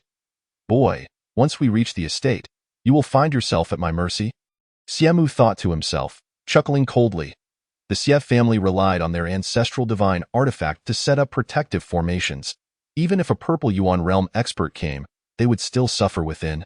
Based on Zhao Zhao's display of power, Xiamu had already concluded that this person was not a Purple Yuan realm master, and the Xie family's formation could easily handle him. Zhao Zhao brought Su Rushue along as they proceeded to the Xie family estate. Throughout the journey, Xiamu remained exceedingly respectful, attempting to probe Zhao Zhao's true capabilities, only to be met with Zhao Zhao's unflinching responses. The Yuan power here is extraordinarily dense. Upon arriving at the Xie family estate, Zhao Zhao immediately sensed something amiss. The Yuan power within the estate was not only remarkably dense but also exceptionally pure, far surpassing the polluted Yuan power outside. Even in Qian City, one would likely struggle to find such a treasure of feng shui. If utilized for cultivation, it would yield at least double the results for half the effort. Zhao Zhao's curiosity regarding the Xie family intensified. Upon entering the Xie family estate, Zhao Zhao perceived an unsettling atmosphere. The estate was imbued with a faint aura of bloodshed, not emanating from any individual, but rather suggesting the presence of something with a heavy murderous intent. "Xie family head, where is the item I requested?" Zhao Zhao inquired. "What item?" Xiamu, back in his own territory, feigned ignorance. Zhao Zhao replied coolly, 200,000 Ziyuan coins, or your life. Yet Xiamu turned to his surroundings, bellowing, "Eldest brother, second brother, why do you not take action?" Suddenly, two figures materialized within the Xie family estate, both exuding the aura of the fourth tier of the Blue Yuan realm. Xiamu quickly distanced himself from Zhao Zhao, sneering, "Boy, to dare provoke a member of the Xie family? Today shall be your demise." Chapter 28. Losing rationality and striking at her, Su Rushue obediently nodded, and Zhao Zhao waved his wrist, producing a great seal that he hurled towards Xieguang. The Earth-level advanced magical artifact, the Heaven-Turned Seal, caused Xieguang's complexion to change subtly. A true expert's prowess reveals itself in an instant. This single maneuver was enough for Xieguang to ascertain that he was far from being a match for Zhao Zhao. However, he remained untroubled, for the grand formation had already been activated. The entire Xie family estate was soon enveloped in a thick layer of blood energy, which subtly coalesced into the shape of a heart. Bolstered by the grand formation, Xieguang's aura surged rapidly, soon reaching the level of the second tier of the Purple Origin realm. This enhancement allowed him to cleave the Heaven-Turned Seal back with a single strike. Others, such as Xiamu and his two elder brothers, also experienced boosts in strength, all ascending to the high ranks of the Blue Origin realm. Most notably, their gazes began to grow frenzied, and a heavy aura of bloodthirst surged forth from their bodies. Zhao Zhao glanced at the grand formation above, firmly concluding that the Shura heart mentioned by Daoqi must be the foundation of the Xie family's formation. He handed the Heaven-Turned Seal to Su Rushue, saying, "If you encounter someone you cannot defeat, use this to strike him, but do not overuse it, as your Yuan power is insufficient." Su Rushue dutifully accepted the Heaven-Turned Seal, and then Zhao Zhao turned his gaze towards the menacing quartet of Xieguang. Sneering, "When it comes to bloodlust, I am your forebear." The tiger-headed Zhan Jin spear suddenly materialized, releasing an overwhelming wave of bloodthirst from Zhao Zhao, whose murderous intent was as formidable as that of the four adversaries, if not stronger. This bloodlust was a culmination of years of military service and countless killings, further intensified by the tiger-headed Zhan Jin spear's consumption of numerous blood energies. In comparison, Xieguang and his cohorts, who could barely intimidate others through the grand formation, were vastly inferior in quality. Seeing Zhao Zhao take action, Xieguang and his son inwardly lamented the dire situation. This individual's strength seemed to exceed their expectations. "I refuse to believe it," Xieguang declared, relying on his Purple Origin realm cultivation to strike first, wielding a large blade aimed at Zhao Zhao. Zhao Zhao deftly countered, his spear striking the back of the blade and sending it recoiling. In a flash, he pierced through the lives of Xiamu's elder brothers. Below the Purple Origin realm, as long as Zhao Zhao wished, it was but a single strike. "Brother, elder brother." Xiamu's eyes widened in anguish at this scene. Yet he had no time to rage, for Zhao Zhao's spear was already aimed at him. At a critical moment, it was Xie Guang's timely blade that intervened, blocking the thrust. "I want you dead." Xiamu roared with bloodshot eyes, charging towards Zhao Zhao. Zhao Zhao merely snorted, forcing Xie Guang back with the tiger-headed spear, then delivering a kick that sent Xiamu flying several dozen meters, the force of which effectively ended his involvement. Zhao Zhao then focused on dealing with the second tier of the Purple Origin realm, Xie Guang. In stark contrast to the assistance of the remnant soul of Mo Hunzi that bolstered Zhao Qian, Xie Guang's strength was evidently of a lesser caliber, and he soon found himself retreating under Zhao Zhao's relentless assault. Minutes later, Xie Guang was pierced through the chest by a spear, marking the conclusion of the battle. With Xie Guang's demise, the grand formation shattered, and the remaining individuals, sensing the precariousness of their situation, laid down their weapons and surrendered. Xie Shan met her end as well, having been crushed into a pulp by Su Rushue wielding the heaven-turned seal. Zhao Zhao surveyed the crowd, calmly declaring, "From this day forth, the Xie family estate belongs to me. The remaining members of the Xie family are to be expelled from the estate. Those who wish to follow me may step forward to register." Many former servants of the Xie family surged forward to pledge their allegiance to their new master. "Hero, please accept me. I am at the 9th tier of the Blue Origin realm and have suffered greatly under the Xie family. The Xie family was never virtuous. Thank you, young hero, for delivering us from harm. You all change allegiances too swiftly. Retribution will surely come," many of the Xie family members lamented, tears unshed. Yet, the newly liberated servants of the Xie family responded with a single word: scram. Zhao Zhao was not surprised by their reactions. The Xie family, capable of raising someone like Xie Shan, was certainly not a family held in high regard. Their previous standing had relied on Xie Guang and his ilk, and now that they were gone, it was only natural for the remaining members to scatter. After appointing a few individuals to maintain order, Zhao Zhao began to investigate the Xie family estate. He sought to uncover the reason behind the overwhelming concentration of yuan power within. Initially, he rummaged through the storage rings of Xie Guang and others, finding only some Purple Origin coins, treasures, and pills, but nothing significant. He then examined the Xie family treasury, where he finally discovered a clue. Inside the treasury, there lay an object connected to the outside world, the Shura heart, which Zhao Zhao had previously seen within the Xie family grand formation. The Shura heart was indeed an actual heart, imbued with an exceptionally dense aura of bloodthirst, and it was stored within the Xie family treasury. Did the Xie family not fear losing it? Zhao Zhao mumbled, reaching out to grasp the Shura heart. Yet, the moment he made contact, he sensed something amiss. An overwhelming force of resentment and malevolence surged into Zhao Zhao's mind, threatening to erode his very consciousness. Had it merely been the bloodthirst from the Shura heart, it would not have posed any real threat to Zhao Zhao. However, the issue lay in the fact that this malevolence resonated with another potent energy within Zhao Zhao.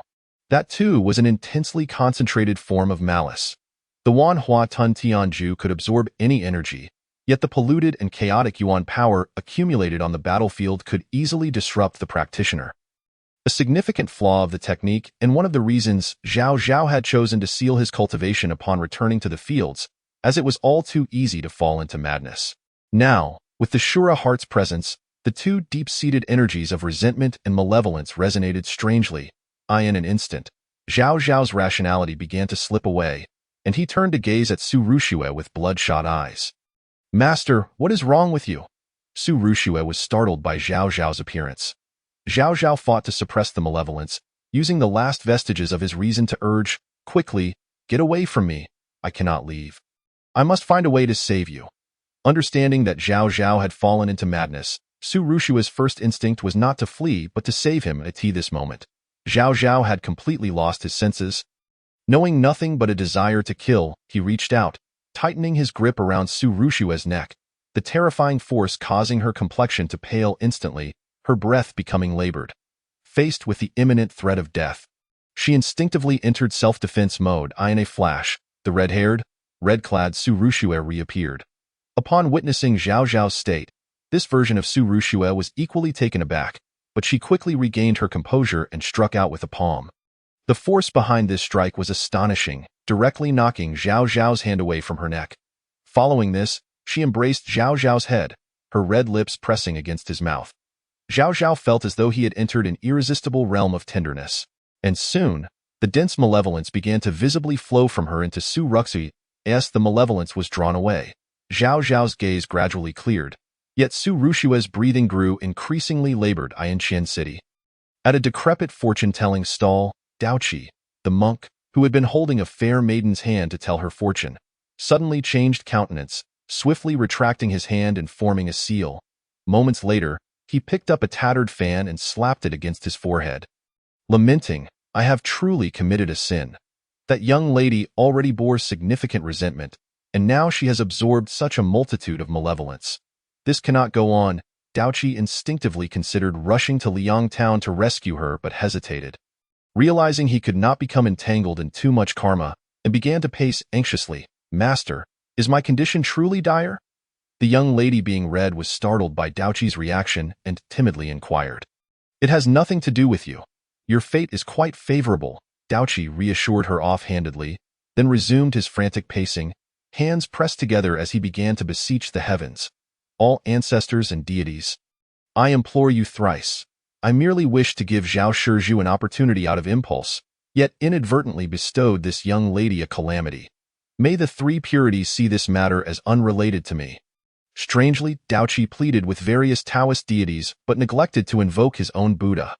"This cannot stand. The incident arose because of me. I cannot remain idle." Ultimately, Daoqi grit his teeth, soared into the air, and rode his gourd towards Liang Town. Heavens, this truly is a holy monk. The young lady was left in awe by Daoqi's magical flight. Meanwhile, on the other side, Zhao Zhao gradually regained his senses, realizing the malevolence rampaging within him. He immediately activated the Wan Hua Tun Tianju to combat it. With the aid of the Wan Hua Tun Tianju, the malevolence was ultimately eradicated, and Zhao Zhao opened his eyes to find a red-clad, red-haired woman quietly lying at his feet. Her eyes were tightly shut, her breathing faint, nearly devoid of life. Zhao Zhao's expression grew grave as he surmised the course of events, swiftly lifting Su Rushue in an attempt to heal her. Yet, her condition was exceedingly peculiar.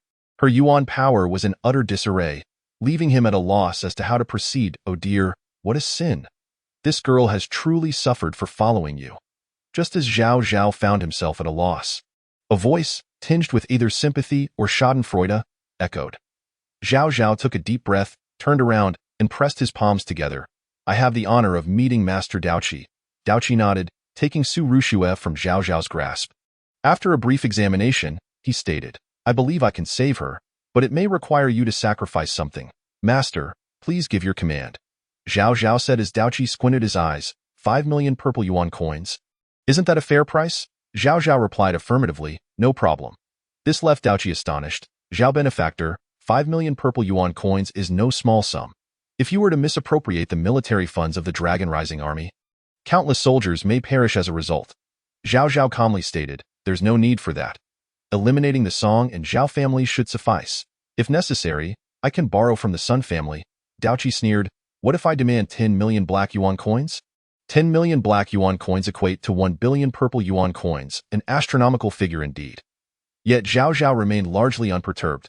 "If we add a Qi energy sect, we should be able to gather that amount." Daoqi sighed, "Well then, as a monk, I find myself at a loss. Let's settle on 5 million purple yuan coins. I shall return in 6 months to collect." Daoqi sighed again, retrieving a pill from his possession. Administering it to Su Rushue, Zhao Zhao fixated on the pill, softly inquiring, "Is this a 7th grade pill, the source of life?" Daoqi expressed surprise. "I did not expect you to have encountered this before. Indeed, this young lady's body has entered a self-protective state. Other forms of rescue are futile. We must stimulate her with pure life force. However, this will only suppress her malevolent energy for a time. It may well resurface, and you need to prepare accordingly." Zhao Zhao earnestly replied, "I am grateful for your assistance, Master. The 7th grade pill, source of life, is priceless and typically valued around 5 to 6 million purple yuan coins." Daoqi charged him only the cost price, which was quite generous. Daoqi waved his hand and then curiously asked, "It was my request for you to obtain the heart of Azura that led to her predicament. Do you not resent me?" Zhao Zhao shook his head. "I alone am to blame for succumbing to greed in the face of the heart of Azura, losing even the most basic vigilance, if blame is to be assigned." It lies with me. His words were not mere humility but an undeniable truth. From his arrival in Liang town to his entry into the Xie family, everything had proceeded too smoothly, causing Zhao Zhao to shed his fundamental caution. Had it been his former self, he would never have recklessly attempted to seize the heart of Azura. Daoqi nodded. Your character is commendable. No wonder you are capable of leading the Dragon Rising army. He then pointed to the culprit that nearly cost Zhao Zhao and Su Rushue their lives, smiling. While I still have a moment here, you should refine this. Afterward, I have more to discuss with you. Zhao Zhao nodded and promptly sat cross-legged to begin refining the heart of Azura. This time, the heart of Azura, which had previously deceived Zhao Zhao, could not play tricks again. It was gradually refined by Zhao Zhao, whose cultivation surged at an astonishing pace. However, Zhao Zhao experienced a peculiar sensation during the refining process, as if the heart of Azura was gradually merging with his own heart. Upon completion of this fusion, Zhao Zhao's cultivation finally broke through to the Purple Yuan realm, ascending to the second level, and his elemental energy transformed into a vibrant purple. Very good, Daoqi acknowledged with a nod, then remarked, I just considered that I have no need for such a large sum of money. So I shall leave it to you. I do not require it. Then what do you seek, master? Zhao Zhao understood that there are no free lunches in this world. Daoqi, with an enigmatic demeanor, replied, I desire your promise. What promise? A promise to protect the citizens of Qian City. Zhao Zhao, unusually, did not respond immediately but fell into contemplation. It was not that he was unwilling to agree, but rather that he was uncertain if he could fulfill this promise. Daoqi spoke solemnly, I know you are about to leave Qian City to return to the Dragon Rising army, but you are also aware that a beast tide is imminent, and this upcoming beast tide is destined to be terrifying. Qian City may not withstand it. I need you to protect Qian City during this perilous time. The novel can be downloaded via the open-source, free star string downloader developed by Xingyu. If you acquire this novel file through a proxy download and the vendor does not provide the software source code or open-source address, please request a refund and report the vendor. Author's email, xingyvoutlook.com. Author's QQ, 201-759-3710. Official QQ Group, 149050832. Official TG Group, https t.mefq tool chapter 30. Su Rushue's breakthrough. Zhao Zhao nodded. I will do my utmost. I do not wish to hear the phrase, do my utmost. Daoqi rarely waved his fan, interrupting Zhao Zhao's words, and gazed directly into Zhao Zhao's eyes. To do my utmost can, in some respects, be an excuse for evasion. What I want to hear is that you must protect Qian City, even at the cost of everything. Zhao Zhao ceased to speak, solemnly nodding. When Su Rushue opened her eyes again, she found herself lying in bed once more, glancing at the unfamiliar ceiling. She instinctively sat up. This time, unlike the previous occasion when she had weakly collapsed, she felt invigorated, her internal elemental energy surging like a roaring tide. She had broken through, leaping 3 realms to reach the 5th level of the Azure Yuan realm, thanks to the dual effects of the blood-red power and the source of life. How do you feel? Zhao Zhao's voice resonated at the opportune moment. Su Rushue initially felt elated, but then uncertainty crept onto her face as she cautiously inquired, Master, how long was I unconscious, and did I consume some extraordinary pill again? Zhao Zhao, bemused by her anxiety over indebtedness, chuckled.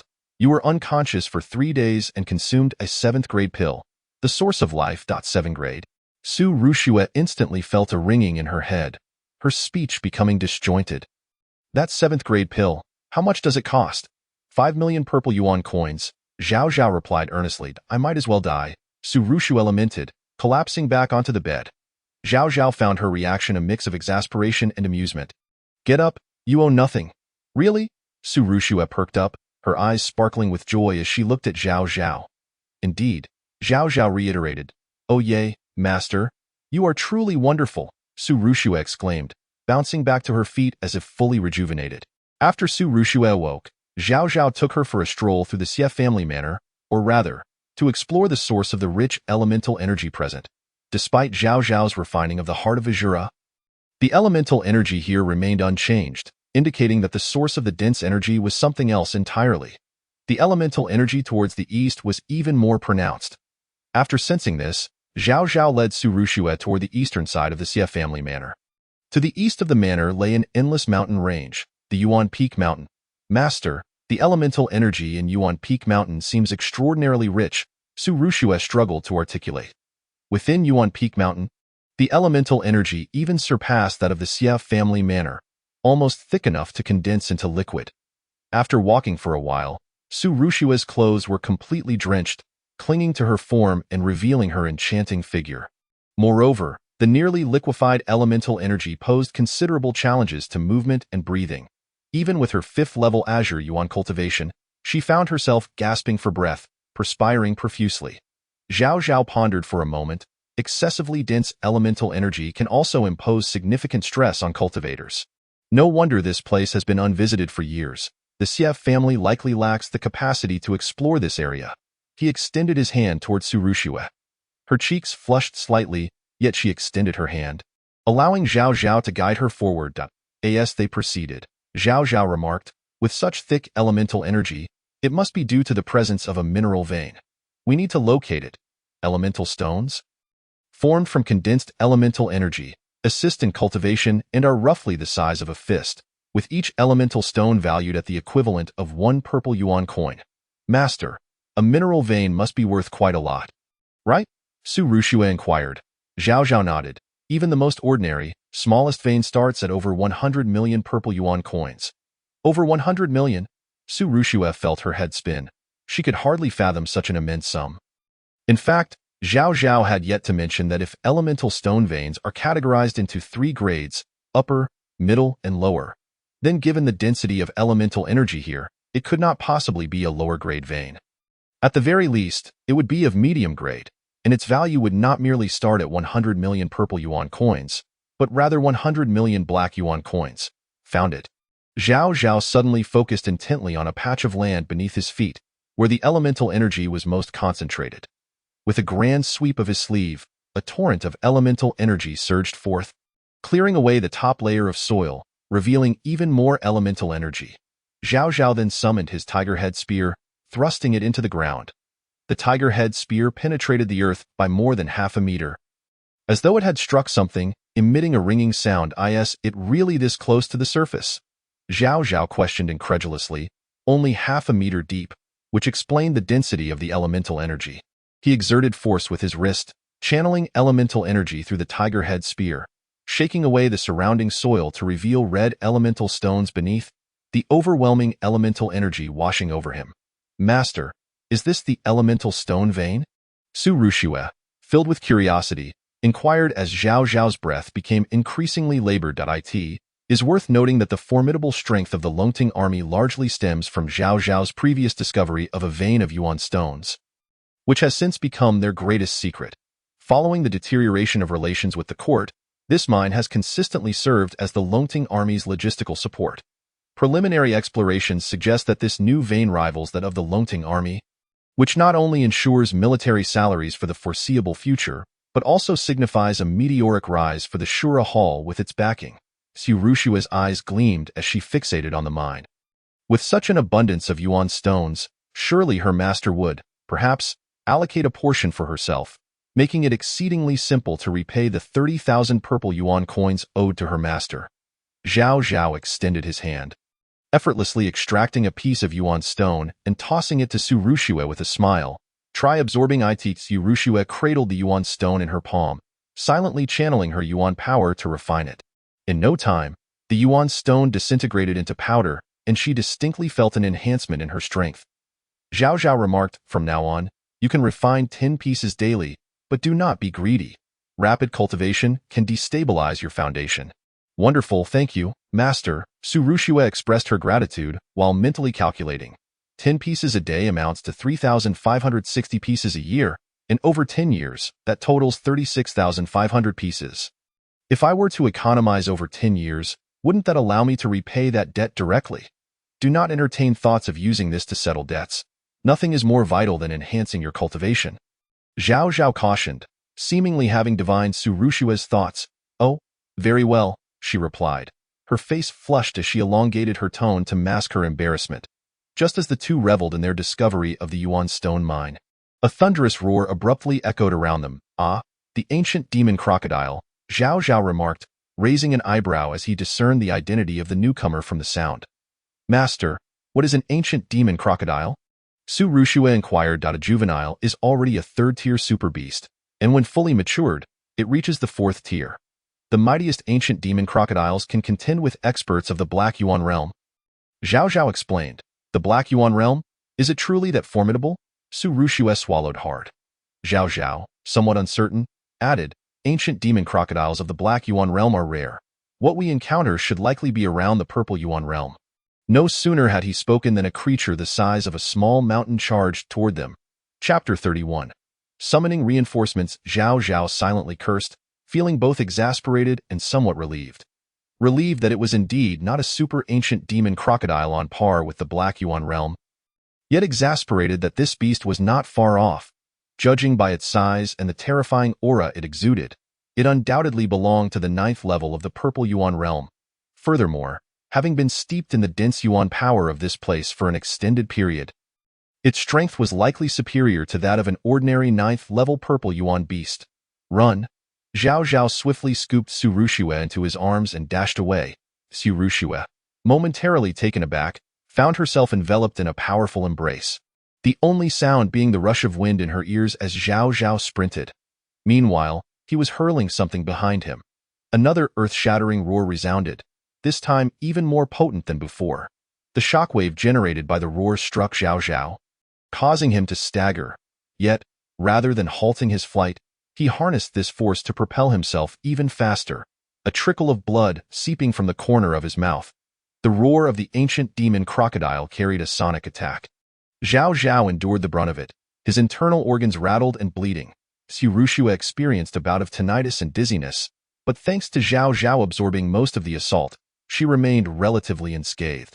Zhao Zhao burst forth from Yuanfeng Mountain, only pausing to catch his breath once he confirmed the ancient demon crocodile had not pursued them. They had not provoked the beast. They merely stumbled into its territory, which likely explained why it had not relentlessly hunted them down. Master, what were you tossing behind us? Once the danger had passed, Su Rushue inquired curiously, having been unable to pay attention during their hasty escape. Second-tier pills, flashlight pills. They can be used as throwing weapons. When thrown, they emit a blinding light, temporarily dazzling the enemy. Zhao Zhao replied. I see. Master, you are truly formidable, possessing such items, Su Rushue remarked with a hint of admiration. Zhao Zhao smiled but chose not to elaborate. In truth, as a being often referred to as a mobile armory, his storage ring contained an array of surprising weaponry, including second-tier explosive pills that detonated upon being thrown, flame pills that ignited massive fires, and smoke pills that obscured the enemy's vision with thick clouds of smoke.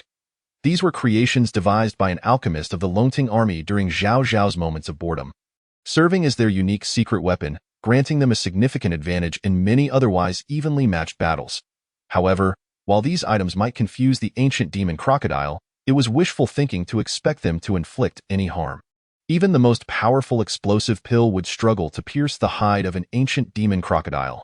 Master, given how troublesome this creature is, how can we mine for Yuan stones? Su Rushue asked, her concern evident as she envisioned her 30,000 Yuan stones slipping away. We shall return and summon reinforcements. Let Sun Ju deal with it, Zhao Zhao stated, clearly having devised a plan. Sun Go? But can that fellow, who always gazes at both you and Master with such improper looks, truly confront the ancient demon crocodile? Su Rushue hesitated. Zhao Zhao and Su Rushue returned to the Xie family estate, where the members of the Xie family, previously driven away, had surprisingly returned, with reinforcements from the Zhao family. Brother Xie, it is him, that man, along with another woman, killed the family head and seized the Xie family estate. A former member of the Xie family lamented to a well-dressed man.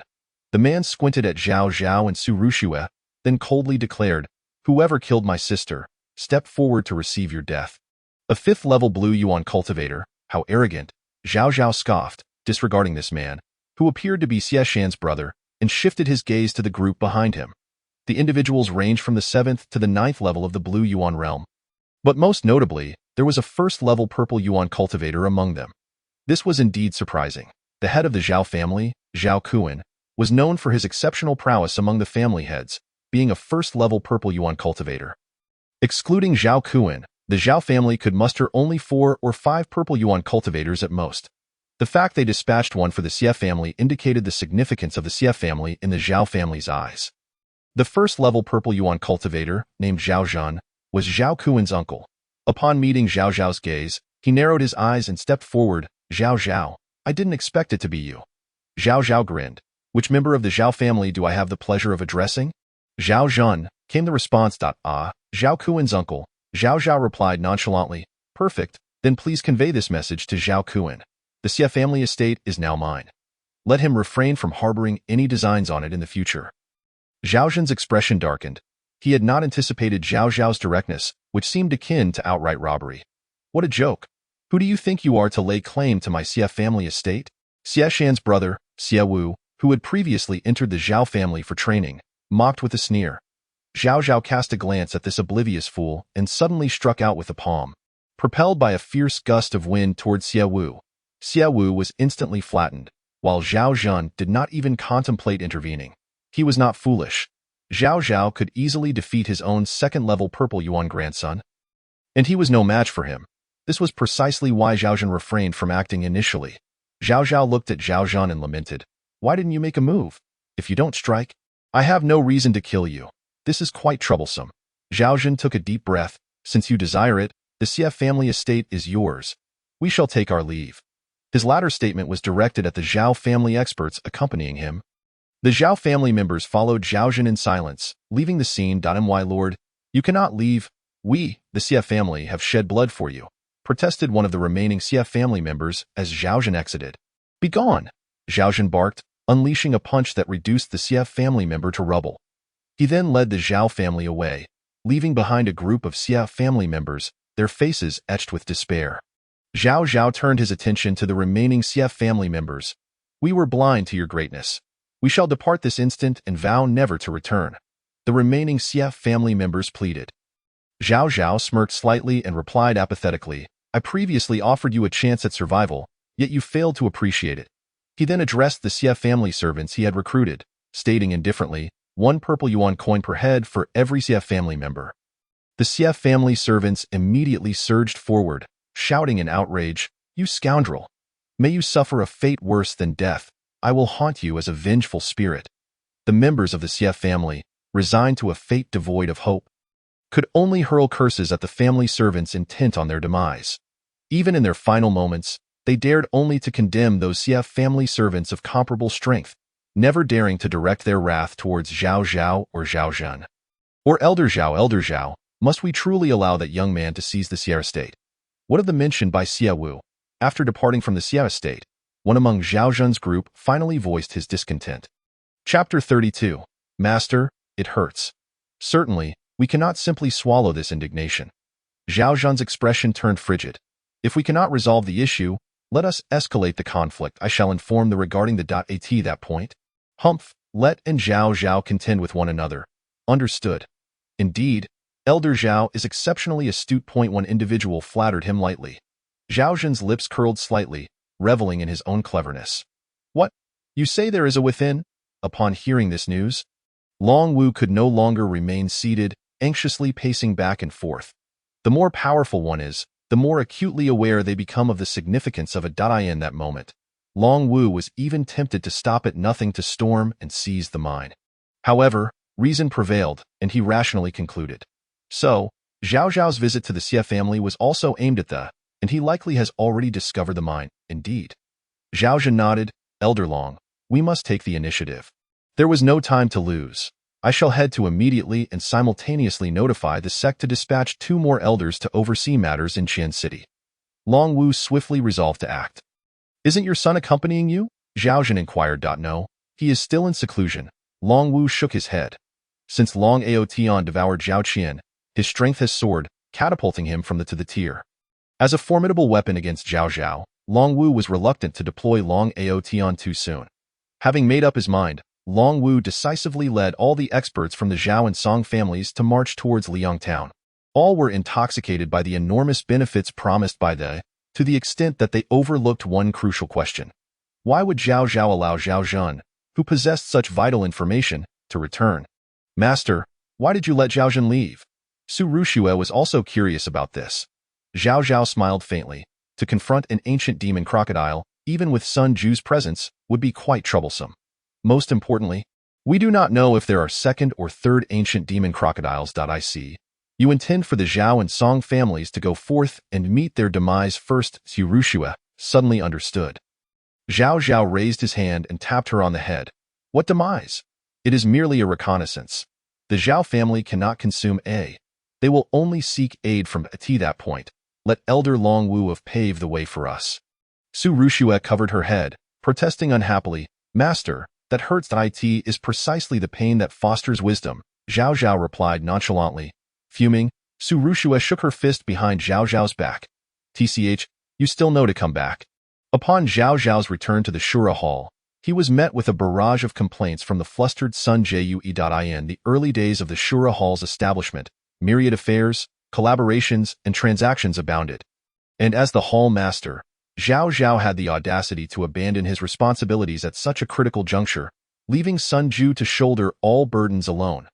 This imperial star had been so overwhelmed in recent days that he scarcely had time to drink water, let alone rest.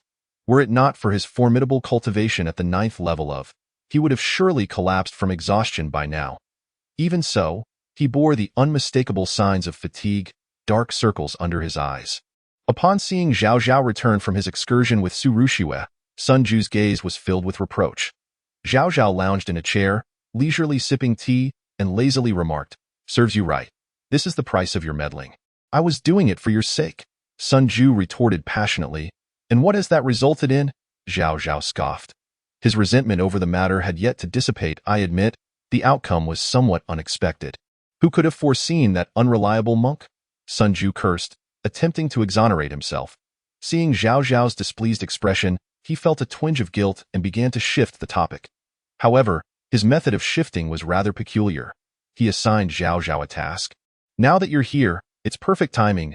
We have a batch of pill sales to finalize with the Long family. You need to sign the contract. Sun Ju handed over a document. Zhao Zhao glanced over it and casually asked, Who is in charge of this matter on the Long family's side? Long Shui, Sun Ju replied. Instantly, Zhao Zhao's countenance darkened, and he tossed the contract back at Sun Ju. Have you lost your mind? Why should I handle this? I thought you and the Long family were on friendly terms, making it easier for negotiations, Sun Ju replied with a sheepish smile. He was well aware that sending Zhao Zhao was not ideal. He merely sought to divert the conversation while laying the groundwork for his next request. Since you are unwilling to go to the Long family, you cannot refuse the next task, Sun Ju stated. Just what is it? Zhao Zhao was not easily swayed. Represent the Shura Hall and make a trip to the Alliance Secret Realm. The Alliance Secret Realm? Is it opening so soon? Zhao Zhao was slightly taken aback. Sun Ju nodded. The beast tide is expected to erupt within 1 to 2 months, which will trigger the opening of the secret realm to enhance everyone's capabilities. There should be no issue. All right, Zhao Zhao acknowledged, it's a good opportunity to strengthen my own abilities. The 8-city alliance consists of Qin City, Dui City, Li City, Zhun City, Sun City, Kan City, Zhen City, and Kuren City. The 8-city alliance possesses a secret realm containing various opportunities, though dangers exist. They are few. Each time a beast tide is about to erupt, the 8-city alliance opens the secret realm, allowing its experts to seek opportunities to enhance their strength in preparation for the impending beast tide. Moreover, aside from the alliance secret realm, we also have a contract with the City Lord's mansion. The representative from their side is Mu. To demonstrate sincerity, should the hall master himself not discuss this with them? I will arrange for Su Rushua to liaise with the Long family. Sun Ju, an ordinary member of the Shura Hall, felt no qualms about directing Zhao Zhao, the hall master. Zhao Zhao scoffed, not going. What kind of nonsense are you assigning me? Su Rushua hesitated as well. Am I capable of handling this? Can't you, my dear hall master? Think a bit more clearly, Sun Ju replied, exasperated. Do you think I relish sending you? However, the cooperation with the Mu family is crucial. It pertains to the Shura Hall's first pot of gold, and we cannot afford to botch it. After reprimanding Zhao Zhao, Sun Ju turned his attention to Long Shui, reassuring her, Don't worry. With your abilities, you will manage just fine. Just remember you are a member of the Shura Hall. Do not let fear of your former employer lead you to concede too much. Well then, Su Rushua clearly lacked Zhao Zhao's audacity to refuse Sun Ju's assignments. Yet Zhao Zhao remained undeterred, asking, If I manage to secure the first pot of gold for the Shura Hall through other means, can I send someone else to handle the negotiations? Absolutely not. Sun Ju's tone left no room for negotiation. Generating revenue for the Shura Hall is your primary duty. Do not conflate the two. Zhao Zhao gritted his teeth. Then what if I claim to have discovered a mine, and perhaps we could negotiate a bit? What? You found something? Sun Ju's tone fluctuated dramatically 3 times within a single sentence. Zhao Zhao smirked triumphantly. Oh, you underestimate me at your peril. Chapter 33. I have been waiting for your explanation. Under Sun Ju's astonished gaze, Zhao Zhao laid bare the details of his journey to Liang Town. Damn, how did you get so lucky? Upon hearing the news of the Sun Ju reacted similarly to Long Wu, pacing anxiously in place. Wait, the Zhao family suddenly showing such interest in the Xie family must also be due to their knowledge of the... Why did you not keep Zhao Zhan there completely? Sun Ju posed a question. Before Zhao Zhao could respond, he began to muse aloud. Oh, you intend for the Zhao family, Song family, and Long Wu to confront that ancient demon crocodile. While we reap the benefits, truly clever of you. Zhao Zhao nodded. There is also another reason. I need to transfer a contingent from the Shura Hall to guard the Xie estate and... The Xie family's servants are unreliable. At this, Sun Ju's brow furrowed, but it soon relaxed. I have a solution. We can amend the terms of our cooperation with the Mu family. You will handle that? Zhao Zhao's expression turned dark. Must I go? You are the only one who can. Sun Ju stated firmly. A group of veterans from the Longting army have retired due to injury and have nowhere to go. I have decided to recruit them into the Shura Hall. Zhao Zhao nodded. That was not an issue. Yet we cannot allow them to be idle, so I devised a plan. Let these retired soldiers assist the city lord's mansion in training their troops. The income will be split evenly between the Shura Hall and them. This way, they can train at the Xie estate, and with the city lord's troops present, no one would dare cause trouble. This idea is quite good. Zhao Zhao's eyes lit up. However, the compensation seems a bit low. Could it be adjusted to a 70-30 split, with the Shura Hall taking the larger share? Sun Ju shook his head, saying initially it was indeed a 3-7 split, but they intended to take the 3. Only after my repeated insistence did they agree to a 50-50 division. Very well. Zhao Zhao did not press further. Time is of the essence. You should hasten to discuss the cooperation while I keep an eye on Yuanfeng Mountain, Sun Ju advised, adding, be cautious.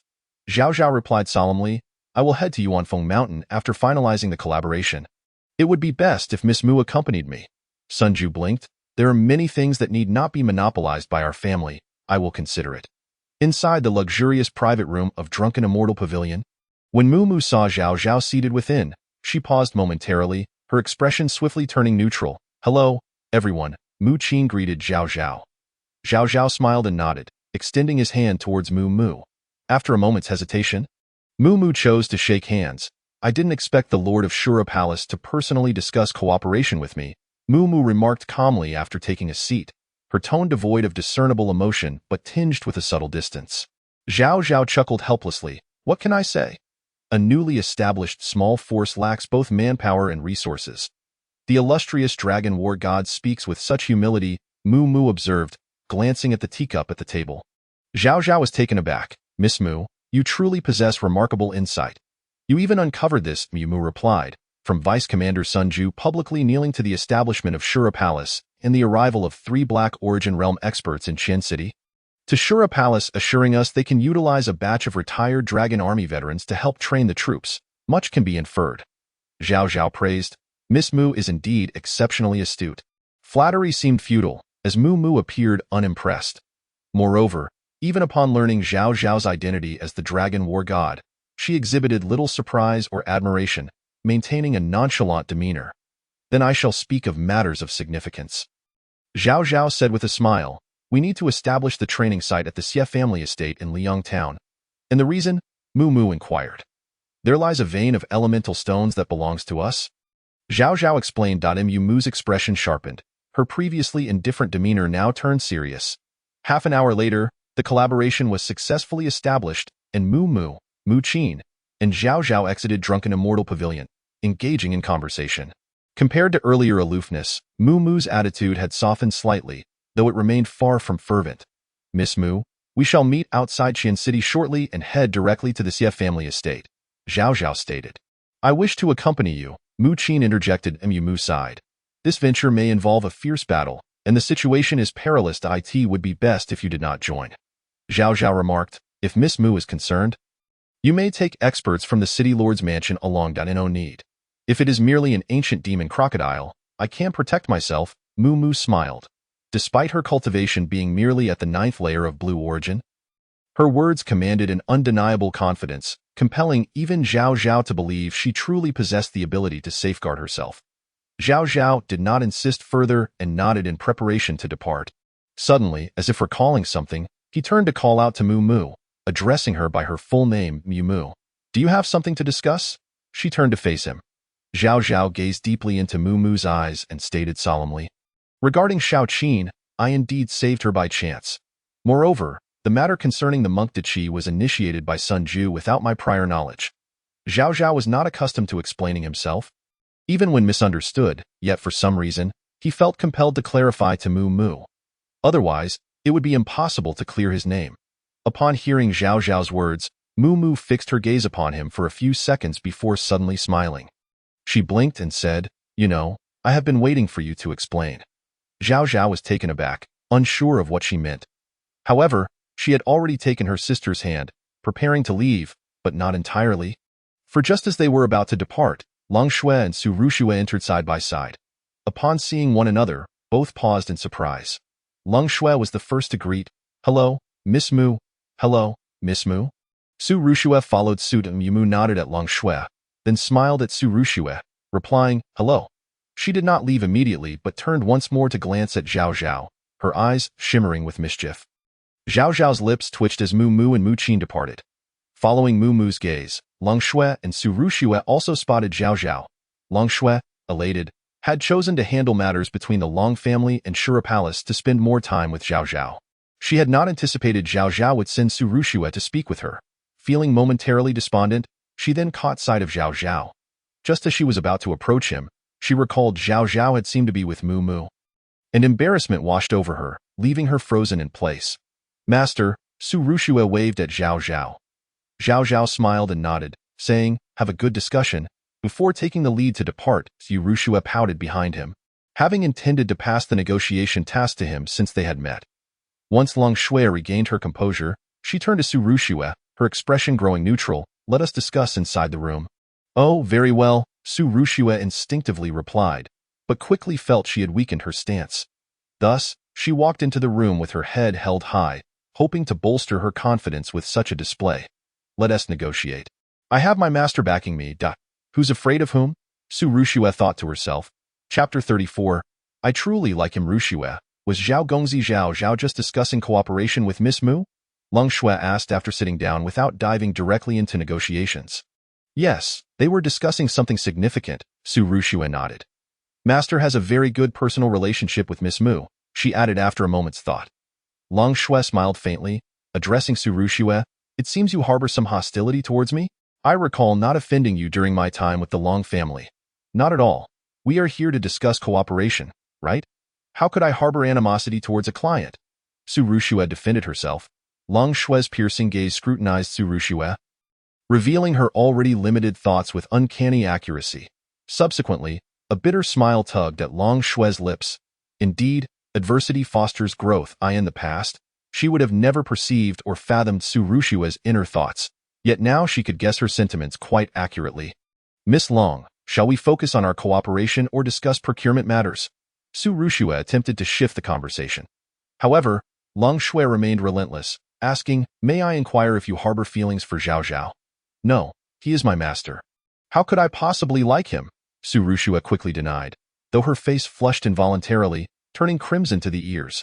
Long Shui sought precisely this reaction, stating, Rest assured, I am not your enemy. Even if Zhao Zhao and I are divorced, I would not mind him having multiple women around him. Su Rushue's eyes widened, as if she were seeing a new side of Long Shui. Long Shui casually tucked a strand of hair behind her ear. Feigning nonchalance, isn't it quite normal for someone as exceptional as your master to have multiple women by his side? Wouldn't you agree? Su Rushue's mind became a whirlwind of confusion. However, Long Shui suddenly shifted her tone. Miss Mu may not share the same perspective as I do, she coaxingly added. Consider this. Miss Mu is stunningly beautiful, an epitome of grace. Any man would be drawn to her, including your master. Yet, she is unlikely to tolerate the presence of other women around him, Don't you think? Seizing the moment while Su Rushua's thoughts were jumbled, Long Shui gradually revealed her intentions. She aimed to draw Su Rushua to her side. In truth, she felt a twinge of jealousy towards Su Rushua. After all, a normal woman could hardly endure the thought of her man having other women, be it psychologically or physically. Yet, Long Shui was left with no choice. Having faced several setbacks, she recognized that solely relying on her efforts to win Zhao Zhao back was implausible. She needed to leverage the individuals around him. After encountering Su Rushua, she discerned her state and surmised that the latter likely harbored feelings for Zhao Zhao as well. Initially, she felt a tinge of jealousy, but soon realized this could present an opportunity. She successfully seized this chance, coming perilously close to succeeding, for Su Rushua was already rendered incapable of coherent thought. Just as she prepared to launch her ultimate assault, Su Rushua transformed before her eyes. The white dress she had worn morphed unexpectedly into a striking red, and her hair and eyes turned crimson as well. With her altered demeanor, Su Rushua's vibrant smile held a hint of mischief as she stared at Long Shui, saying, "Go on. Why have you stopped speaking? Who are you?" Long Shui stammered, startled by Su Rushua's transformation. Su Rushua smiled sweetly. "I am Su Rushua, your master's disciple." Observing Long Shui's silence, she continued, "Allow me to clarify. I do indeed have feelings for my master, but if you seek to forge an alliance through this matter, I can only say you are unworthy. He is mine, and I will be the sole woman in his life. As for Mu Mu, she is indeed remarkable, but if she wishes to compete with me, let her Su Rushua's tone exuded an inexplicable dominance, while Long Shui trembled in her presence. Picking up the contract, Su Rushua stated coolly, "Now, let us discuss cooperation. If we fail to reach an agreement, my master will reprimand me." Outside Xianqing, upon Zhao Zhao's arrival at the agreed-upon location, he discovered that Mu Mu had already been waiting there, and she was alone. The two then proceeded towards Liang Town's Yuanfeng Mountain. "How did you and Long Shui come to this point?" Without any preamble, Mu Mu suddenly began to inquire about Long Shui. "Both parties bear responsibility," Zhao Zhao pondered for a moment before replying. "My marriage to her was primarily to honor Uncle Lung's wishes. She does not harbor any affection for me, nor do I for her. After our marriage, she failed to fulfill her duties as a wife, and I did not become a suitable husband. With mutual disdain, we have arrived at our current estrangement. And what of your feelings for her now?" Mu Mu pressed. "I feel nothing," Zhao Zhao replied candidly. "It is as it was before." Mu Mu seemed to grasp the situation. "You never truly held her in your heart, did you?" "Well, not entirely," Zhao Zhao admitted, slightly embarrassed. "In the beginning, I genuinely wished to be with her. But during that period, she was exceedingly dissatisfied with our union and constantly found faults in me. Gradually, I lost my patience, and we grew further apart, ultimately becoming strangers. But it seems she has developed feelings for you now." Mu Mu remarked. "That is her affair," Zhao Zhao responded calmly. "We are not suited for one another, so she ended up having an affair with Songyu," Mu Mu stated. "What do you intend to do about the Song family?" "They have long been on my list of targets. Their survival has merely been a matter of timing," Zhao Zhao said, gazing ahead with a flat tone. "Given that you are aware of my identity, you still dare to cooperate with me, unafraid of offending the court?" Noticing Mu Mu's silence, Zhao Zhao shifted the conversation. Mu Mu casually brushed her hair aside, her tone indifferent. "The court? Is it truly formidable?" Her words bore a subtle arrogance. Although Qincheng falls under the jurisdiction of the Longting Empire, to be honest, the court is not worthy of my concern. The Vitality continent is vast, while the Longting Empire is rather small. Zhao Zhao found himself at a loss for words. With such confidence, what could he possibly say? The two arrived at Liang Town, and upon their arrival, they sensed an extraordinarily intense surge of energy emanating from the direction of Yuanfeng Mountain. Exchanging glances, they quickened their pace. Approximately half an hour prior, when Zhao Zhao and Mu Mu had just met outside Xianqing, Long Wu, along with numerous experts from the Song and Zhao families, had already reached Yuanfeng Mountain. Led by Long Wu, the group marched into the mountain with great vigor, quickly locating the vein of, or that Zhao Zhao had discovered earlier. There truly is a vein of vital stones. The crowd erupted in excitement. However, their jubilation was short-lived, as the earth-shattering roar of an ancient magic crocodile echoed through the air. "Not good. There are magical beasts. It's an ancient magic crocodile. Heavens, it's as large as a small mountain. What tier of magical beast is this?" Zhao Zhen, Zhao Kuan, and others exclaimed in shock. "Calm down. I am here," Long Wu snorted coldly, his powerful aura of the 9th level of purple yuan spreading out, alleviating some of the crowd's panic. Everyone, follow my lead and confront this beast, Long Wu commanded solemnly. Thus, a fierce battle ensued between the ancient magic crocodile and the unwelcome guests atop Yuanfeng Mountain. As torrents of vital force surged, creating ripples in the sky. By the time Zhao Zhao and Mu Mu arrived, the clash had already been underway for quite some time. What is the situation? Zhao Zhao and Mu Mu sought out the long-hidden Sun Ju. Sun Ju wore a cold smile. Neither side has yet to fight to the death. That old scoundrel Long Wu is harboring ill intentions, seemingly wanting to eliminate the Zhao family through the ancient magic crocodile. Zhao Zhao was startled, observing closely, and realized that many of the Zhao family members who had rushed out had already perished at the jaws of the ancient magic crocodile. Chapter 35. Brother, go ahead. I shall take care of your wife. Zhao Zhao furrowed his brow. The Zhao family has always been a loyal watchdog for the Vitality sect, and with Zhao Qian cultivating within the sect, there is no reason for the Vitality sect to act against the Zhao family. The issue lies here. Sun Ju exhaled lightly. I suspect the Zhao family may have learned something they should not have or offended someone they should not have. Zhao Zhao's gaze fell, instinctively thinking of Zhao Qian. He had a gut feeling that this matter was related to Zhao Qian. The ancient magic crocodile is about to unleash its ultimate move. Mu Mu suddenly remarked. Zhao Zhao focused intently, watching as the ancient magic crocodile, which had been unable to gain the upper hand, suddenly became agitated, red light gathering upon its forehead. Then, the red light coalesced into a beam, shooting towards Long Wu and the others. Long Wu, positioned at the forefront of the battle against the ancient magic crocodile, was forced to retreat. With his 9th level of purple yuan strength and quick reflexes, he narrowly avoided the death ray's assault. However, others were not as fortunate. Zhao Zhen and 3 purple yuan experts from the Zhao family were struck by the beam and fell dead on the spot. Second uncle, Zhao Kuan's eyes widened in anguish upon witnessing this scene. Before he could escape, the ancient magic crocodile had already opened its massive jaws and lunged at him. Zhao Kuan hastily retreated. But before he could take 3 steps back, a fierce wind struck his back, sending him hurtling forward, blood spewing from his mouth. This delay allowed the ancient magic crocodile to swallow him whole. Thus, the elite members of the Zhao family who had come to Yuanfeng Mountain were virtually annihilated. Meanwhile, the Song family's experts, positioned at a relatively safe distance, were left bewildered by Long Wu's sudden actions. Staring at him with wide eyes, unsure of why he had attacked Zhao Kuan. Only Song Jianghe's expression darkened, as if he had begun to piece together the truth. Long Wu spoke nonchalantly. Gentlemen, keep this under wraps for me. Afterward, we shall divide the Zhao family's assets, shall we? Song Jianghe's eyes darted, and he was the first to step forward, stating solemnly. The Zhao family perished in their effort to combat the ancient magic crocodile. As allies, we must take care of their wives and daughters. Long Wu cast a satisfied glance at Song Jianghe.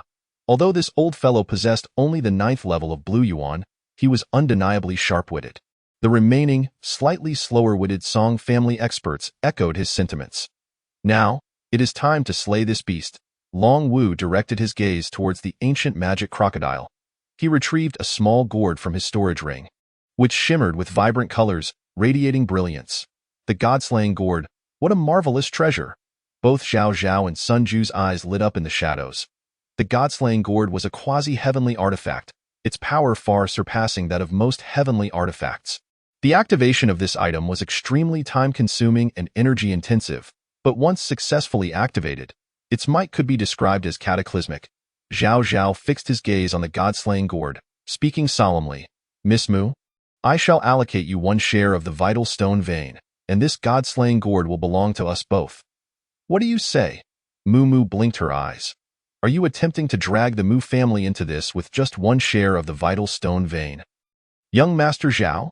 Caught in the act, Zhao Zhao's expression grew awkward. In truth, whether it was the god-slaying gourd or the vital stone vein, their significance paled in comparison to the Mu family's influence.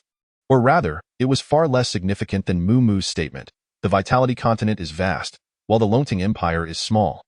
Although he was unaware of the Mu family's true background, Mu Mu's words suggested an immensely formidable lineage. By allocating a share of the vital stone vein to the Mu family, it would be tantamount to bringing them into the fray. providing a reason to seek their assistance in case of future complications. After all, such a substantial interest might attract the royal family's greed, prompting them to join forces with the Vitality sect to stake a claim. Zhao Zhao would then have the Mu family by his side to face any potential challenges. However, it was evident that Mu Mu was not the type to be blinded by immediate gains. She quickly discerned Zhao Zhao's intentions. Seeing Zhao Zhao's discomfort, Mu Mu's lips curled into a faint smile. Turning towards the battlefield, I accept. Really? Zhao Zhao expressed surprise. Mu Mu nodded affirmatively. One share of the vital stone vein is quite substantial, and to be honest, I was deceiving you earlier. The Mu family possesses no significant background. Merely a lord's estate under the court's jurisdiction. If we were to confront the court, we might still need to rely heavily on your Dragonting army, young Master Zhao. Zhao Zhao's eyes widened. Then why did you mention that the Vitality continent is vast and the Longting Empire is small? Mu Mu nodded again, her expression quite innocent. The Vitality continent is indeed vast, and compared to it, is the Longting Empire not small?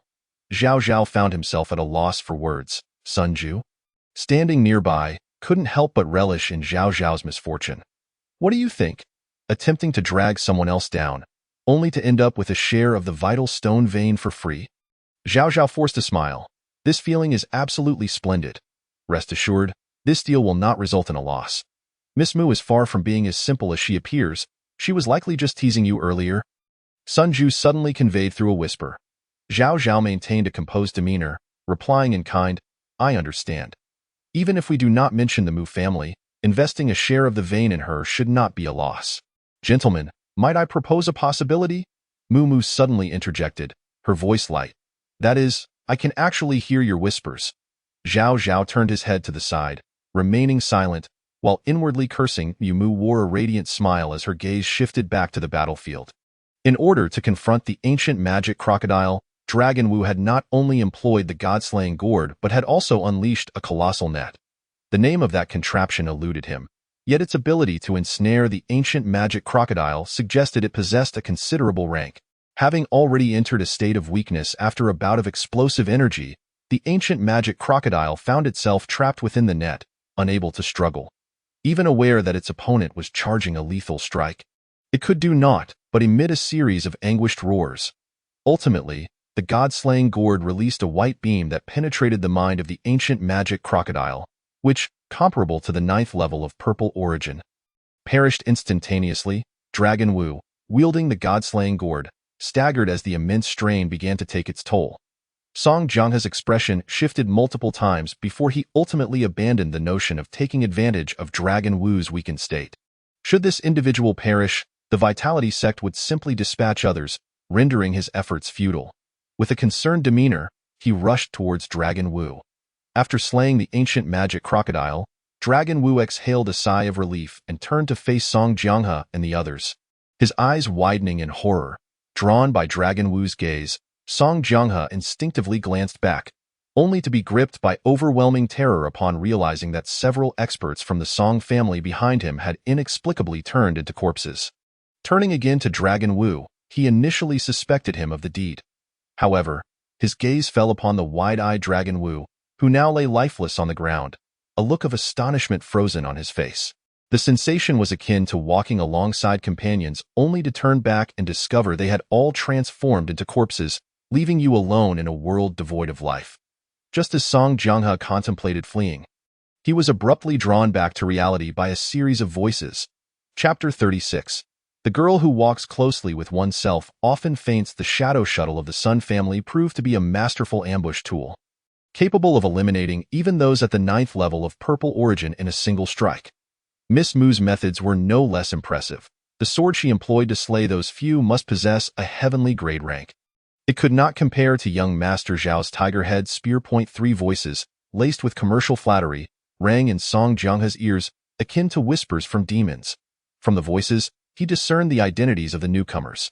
Young Master Sun from the imperial capital, Sun Ju, the commander of the dragon army, Zhao Zhao, and the daughter of the city lord, Mu Mu. Zhao Zhao nonchalantly raised his tiger-head spear, smiling as he greeted, Master Song. Long time no see.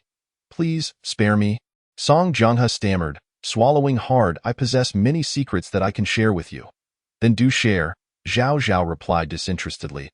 Overwhelmed by fear, Song Jianghe, without the slightest hesitation to bargain, began to divulge what he deemed crucial secrets, pouring them forth like beans from a bamboo tube. First, he spoke of Zhao Qian's demise, revealing that Long Outyin had absorbed all of Zhao Qian's cultivation and was now in seclusion, likely emerging as a minimum of purple origin. He also divulged Zhao Zhao's lineage, explaining that Zhao Zhao's father had once been a member of the Zhao family but had severed ties and regarded them as enemies. It seemed that the Zhao family had close dealings with the Demon Soul sect, implying an undisclosed collaborative relationship.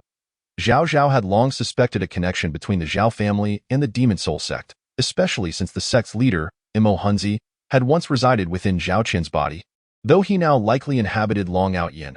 Still, a new hypothesis took shape in Zhao Zhao's mind.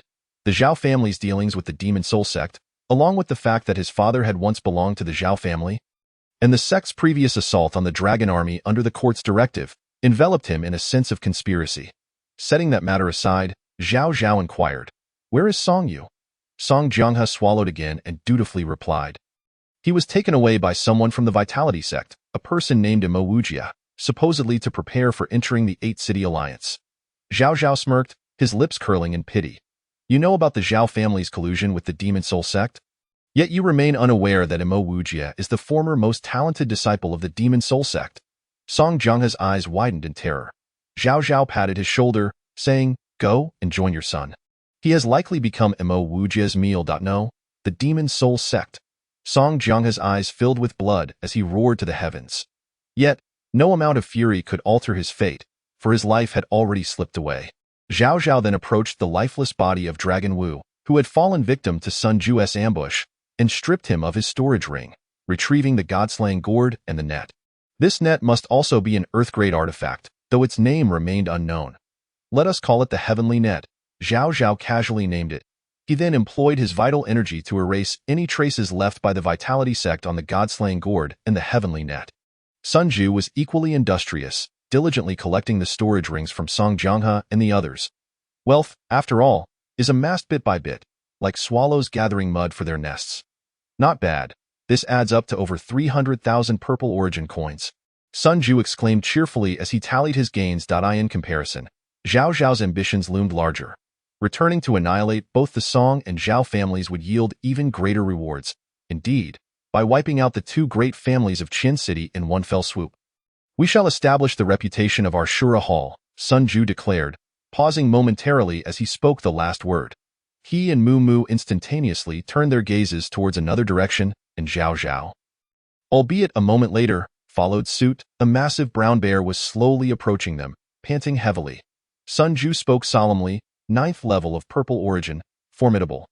"There is more than one," Mu Mu replied softly, casting her gaze towards yet another direction where a scarred wolf king fixated on them with a bloodthirsty glare.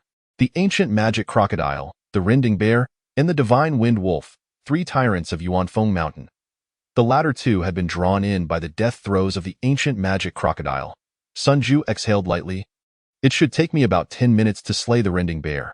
Can you both hold out for that long?" "No need," Mu Mu replied calmly, turning to Zhao Zhao. "Activate the god-slaying gourd. 1 minute will suffice. I will hold it off for 1 minute, and you can slay the divine wind wolf." "Perhaps I should take the lead," Zhao Zhao suggested earnestly. "This is a divine wind wolf of the 9th level of purple origin." His implication was that Mu Mu, at the 9th level of blue origin, would find it exceedingly difficult to withstand the divine wind wolf, even if only for a minute. With an air of unwavering confidence, Mu Mu declared, "I do not have a habit of cowering behind others. Moreover, you may not necessarily be able to withstand it." A hint of mockery lingered in her words, leaving Zhao Zhao feeling somewhat helpless as he replied, "Then do take care." At that moment, Sun Ju had already engaged in combat with the rending bear, showcasing terrifying strength as the vice-commander of the Dragon Army. With the help of the Shadow Shuttle, he maintained overwhelming dominance over the rending bear. However, the rending bear possessed a tough hide and sharp claws, requiring some time for Sun Ju to subdue it. Mu Mu drew forth the Tai sword, a gift from her mother said to exude imperial energy, positioning herself between Zhao Zhao and the divine wind wolf. Suddenly, her aura surged dramatically, rising from the 9th level of blue origin to the 7th level of purple origin. Subsequently, she engaged the divine wind wolf in battle with the Tai sword. As the Tai's sword danced, it lacked the delicate grace typically associated with a woman's combat style. Instead, it embodied an imperial vigor that was bold and commanding. In that moment, Mu Mu bestowed upon Zhao the impression of an unparalleled empress. Indeed, Mu Mu's assertion had merit. Zhao might not be capable of withstanding the divine wind wolf. For the disparities between the levels of purple origin were immense, particularly from the 2nd to the 9th level, and no matter how talented Zhao might have been, he could not bridge such a chasm. Yet Mu Mu was different. She possessed a secret technique bestowed by her mother, enabling her to temporarily elevate her cultivation to the 7th level of purple origin. Although this enhancement was fleeting, it was sufficient to buy Zhao the time he needed. Zhao fervently infused vital energy into the god-slaying gourd. He meticulously observed Mu Mu's battle against the divine wind wolf. Mu Mu's performance was nothing short of spectacular. Despite being 2 levels lower, she held her ground against the divine wind wolf, exchanging blows with equal measure. The uncertainty lingered, however, regarding how long she could sustain this forcibly attained level. With this thought in mind, Zhao accelerated the infusion of vital energy and even began to employ the Shura Devouring Sky technique to absorb the surrounding vital energy. Fortunately, the richness of the vital energy in this area, combined with Zhao's formidable devouring ability, made it feasible. Otherwise, even if drained completely, he might not have succeeded in activating the god-slaying gourd. A deathly aura began to coalesce around the god-slaying gourd's surface. "How is it?" came Mu Mu's slightly weakened voice after yet another clash with the divine wind wolf. "All set, fall back." Zhao spoke in a low voice, while Mu Mu gracefully retreated. Simultaneously, the god-slaying gourd unleashed another beam of white light, aimed at the divine wind wolf. Sensing the imminent threat of death, the divine wind wolf turned and fled.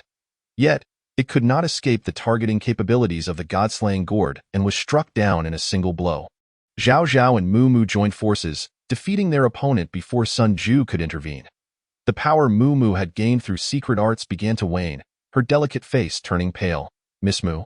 Zhao began, but before he could finish, Mu Mu's body weakened, and she collapsed into his arms. "I will faint for 3 hours. I need energy." These were her last words before losing consciousness.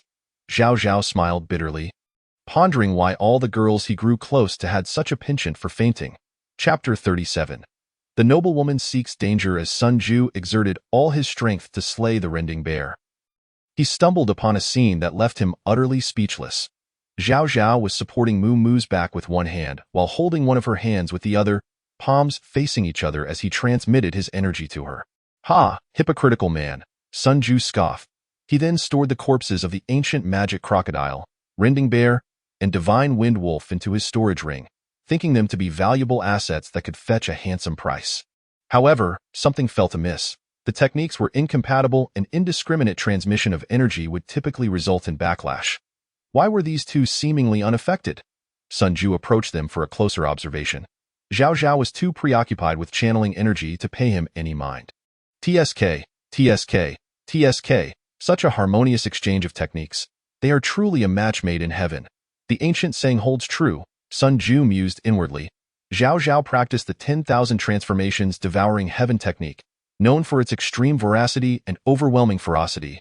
Meanwhile, Mu Mu's technique, although inscrutable to Sun Ju, seemed to follow a path of tranquility and simplicity. Logically, these two techniques should have been at odds, if not outright hostile. Yet, like yin and yang, exceptions existed. The energy generated by the 10,000 transformations devouring heaven technique, no matter how domineering, melded seamlessly with Mu Mu's energy, akin to how destruction leads to creation. Suddenly, the surrounding elemental forces surged wildly to it. Turned out that Zhao's internal energy had been depleted, compelling him to resort to the 10,000 transformations devouring heaven technique to replenish himself. Truly domineering, capable of absorption while outputting energy, Sun Ju muttered to himself, quietly stepping aside to recover his own energy. His recovery was slow, as he could not recklessly devour energy like Zhao. Although the energy of Yuanfeng Mountain was dense, it too was not immune to contamination, remaining merely relatively pure. Zhao managed to sustain himself by simultaneously replenishing and expending energy for 3 arduous hours. After this duration, Mu Mu's tightly closed eyes slowly fluttered open, a hint of color returning to her pale face. Assessing her internal condition, she surmised the situation and offered Zhao Zhao a faint smile, saying, "Thank you." Such words felt overly formal, prompting Zhao Zhao to smile back and rise. However, as he stood, darkness engulfed his vision, nearly causing him to topple over, only to be steadied by Mumu.as for Sun Ju. He secretly wished for Zhao Zhao to stumble several more times. After all, he could not die from such falls. "Where shall we go now?" Mumu inquired after helping Zhao Zhao regain his balance. Zhao Zhao pondered before responding, "Let us return to Qian City. Considering the time, the Alliance's secret realm will soon open. It would be prudent to resolve the Song and Zhao families before the realm begins." The trio then set off towards Qian City, but encountered a minor setback along the way. They came across a peculiar squad of veterans, some missing arms or legs, others bearing scars crisscrossing their faces, with one soldier visually impaired and another missing an ear. This group comprised approximately 50 veterans, most at the Qingyuan and Lanyuan realms, led by 2 at the Ziyuan realm. Despite their injuries, a fierce aura emanated from each of them, almost palpable. The two parties met at a corner, momentarily stunned upon seeing each other. Almost without exception, the veterans' eyes lit up with fervor, and a few of the leaders attempted to kneel in reverence, only to be preemptively pulled up by Zhao Zhao. One veteran, who had lost both legs and was seated in a wheelchair, thumped his chest heavily, his voice trembling as he declared, "We pay our respects to the General and Deputy Commander's son." The others followed suit, echoing, "We pay our respects to the General and Deputy Commander's son." Zhao Zhao regarded the familiar faces among the leaders with a complex expression, clasping his fists solemnly. "Take care.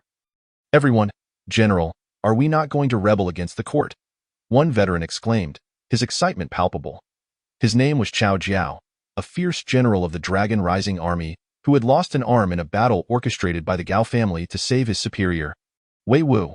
Yet, he ultimately could not rescue Wei Wu, and Zhang Sun arrived later with Wei Wu's remains, solidifying Zhao Zhao's resolve. Before Zhao Zhao could respond, another elder accompanying them interjected sternly, "Chao Jiao, what nonsense are you spouting? The general will decide what to do." Unlike the brash Chao Jiao, this elder, who had served in the Dragon Rising Army longer than Zhao Zhao, was more composed. He had lost his left eye in a prior battle due to the court's deliberate delay of reinforcements and, shortly after, lost both his sons and a son-in-law in a catastrophic command error by the court. If anyone harbored hatred towards the imperial family of the Dragon Rising Empire, it was undoubtedly him. After a brief silence, Zhao Zhao replied, "Everyone, please rest at the Xie family estate. I will inform you when there is news." The two parties parted ways. Throughout the journey back to Qian City, Zhao Zhao remained contemplative. Many among the veterans had never seen him, nor had he encountered them. Yet, upon hearing their names, he could accurately recount their ranks and past exploits in the Dragon Rising Army. This was not an exaggeration. It was a testament to Zhao Zhao's absolute command over his troops. Even after 3 years away from the Dragon Rising Army, his control remained unwavering. Outside Qian City, young Master Zhao, I must take my leave. We shall meet within the Alliance's secret realm. Zhao Zhao nodded. Returning the gesture of respect, Mumu hesitated momentarily before speaking. "There is some troubling news. I hope you can prepare yourself." "What news?" Zhao Zhao inquired. Mumu replied, "An insider tip. The Gao family may abandon Qian City during the Beast Tide to undermine the Shura Hall and the Dragon Rising Army, effectively trapping you here." Expecting Zhao Zhao to react with fury, Mumu was surprised when he merely smiled unperturbed. "This is merely the Gao family's usual behavior. I appreciate Miss Mu's warning. The court would pressure the 8-city alliance to forsake Qian City." Zhao Zhao had suspected this ever since Dao Qi asked him to protect Qian City. Mumu smiled. "It seems I was overthinking it. Young Master Zhao has a plan in place." Zhao Zhao shrugged. "We shall meet force with force. In Kuanqing. Within a stronghold of the Demon Soul sect, Song Yu had successfully executed the snake-swallowing elephant technique, reversing the devouring of the Demon Soul sect's prodigy, Imo Wujia, and ascending to the 5th level of the Ziyuan realm. Who would have thought such immense fortune would fall upon me?" Song Yu marveled at the peculiar mirror radiating an eerie aura in his hand. His expression filled with excitement. It was this very clown mirror that had turned the tide of power between him and Imo Wujia, the brink of death. He found himself suddenly endowed with the strength of the 4th level of the Ziyuan realm, while Imo Wujia was reduced to the 9th level of the Qingyuan realm. Moreover, Song Yu inexplicably acquired all of Imo Wujia's techniques. Having narrowly escaped being consumed by Imo Wujia, he would not let this opportunity slip away. He immediately retaliated, consuming a Mawujia and further advancing to the 5th level of the Ziyuan realm. Schwer, wait for me. I have attained the 5th level of the Ziyuan realm, far surpassing Zhao Zhao. Once I defeat him in the Alliance's secret realm, I shall come to propose to you. Song Yu murmured to himself, before stowing the clown mirror and exiting the stronghold of the Demon Soul sect. Chapter 38. The City Lord of Kuanqing, Kai Kuan. After leaving the stronghold of the Demon Soul sect, Song Yu did not return to Qian City. Instead, he followed the memories of Imo Wujier in his mind to the City Lord's mansion in Kuanqing. Upon arrival, he was guided to a highly confidential meeting center. Inside the meeting center, 13 individuals had already assembled, making a total of 14 with Song Yu included. Among these, he recognized the 3 leaders, Li Cheng, Sun Shiwang, and Wu Tong, 3 formidable figures from the royal family at the Heiyuan realm. The remaining 10 were from the city lord offices of the 7 cities outside of Qian City, along with 3 elder representatives from the Yuanqi sect, and Long Aotais. Song Yu exchanged glances with Long Outyen. Both were taken aback by the realization that each had grown to a level of strength comparable to the other. Li Cheng, with a sharp voice, announced, by the Emperor's secret decree, during this secret realm opening, any city lord who encounters individuals from Qian City is to kill them without mercy. Furthermore, during the Beast Tide, the Yuanqi sect and the other 7 cities are prohibited from providing any form of assistance to Qian City. As soon as the phrase kill without mercy was uttered, the crowd below displayed signs of shock. Qin Keqing, the lord of Sun City and the only female lord among the 8-city alliance, furrowed her brow and remarked, Qian City is also part of the 8-city alliance. Such actions would only serve to weaken our collective strength. Li Chang coldly retorted, is the 8-city alliance more important than His Majesty's decree? Kai Kuan, the lord of Kuan City, spoke in a deep voice, we shall do everything in our power to eliminate the traitor Zhao Zhao on behalf of His Majesty. The other lords, witnessing the scene, quickly voiced their agreement. We shall exert every effort to eradicate the traitor Zhao It was then that Li Chang turned his gaze towards the 2 elders of the Yuanqi sect. Smiling as he said, shall the Yuanqi sect also partake in this expedition to the secret realm? The 2 elders of the Yuanqi sect bowed in acknowledgement. This was meant to be a highly confidential meeting. Yet for reasons unknown, the details of the assembly soon found their way to Zhao Zhao's desk. Zhao Zhao cast his eyes upon the particularly glaring phrase kill without mercy and let out a low, cold chuckle. He turned to Sun Ju beside him and inquired, are all the participants gathered? Sun Ju nodded. 5 scattered cultivators of the purple origin realm, 50 of the blue origin realm, and hundreds of the green origin realm have all arrived. And they share grievances with both the Song and Zhao families. Excellent, Zhao Zhao remarked as he gazed out the window, his expression indifferent. After tonight, neither the Zhao family nor the Song family shall remain in Qian City. On a dark, windy night, during a time ripe for murder and arson, the severely weakened Song and Zhao families, already lacking skilled fighters, stood no chance against the overwhelming might of the Shura Hall. Nevertheless, for the sake of caution, Zhao Zhao donned a night cloak and personally arrived at the Song family estate to oversee the battle. Within the brightly lit Song family mansion, anguish screams echoed continuously. Those were the cries of the slain upon discovering their foes. Many more met their demise in their sleep, unaware as their throats were silently slit. Zhao Zhao stood atop the roof of a building in the Song estate, quietly observing this scene with a face devoid of sorrow or joy. Approximately an hour later, a report came in. Of the 753 members of the Song family, at least 500 had perished, with the remaining scattered in various directions, even beyond Qian City, making them difficult to locate. Zhao Zhao nodded and then proceeded to the Zhao family estate. Under Sun Ju's direct leadership, the Zhao family had also been nearly eradicated.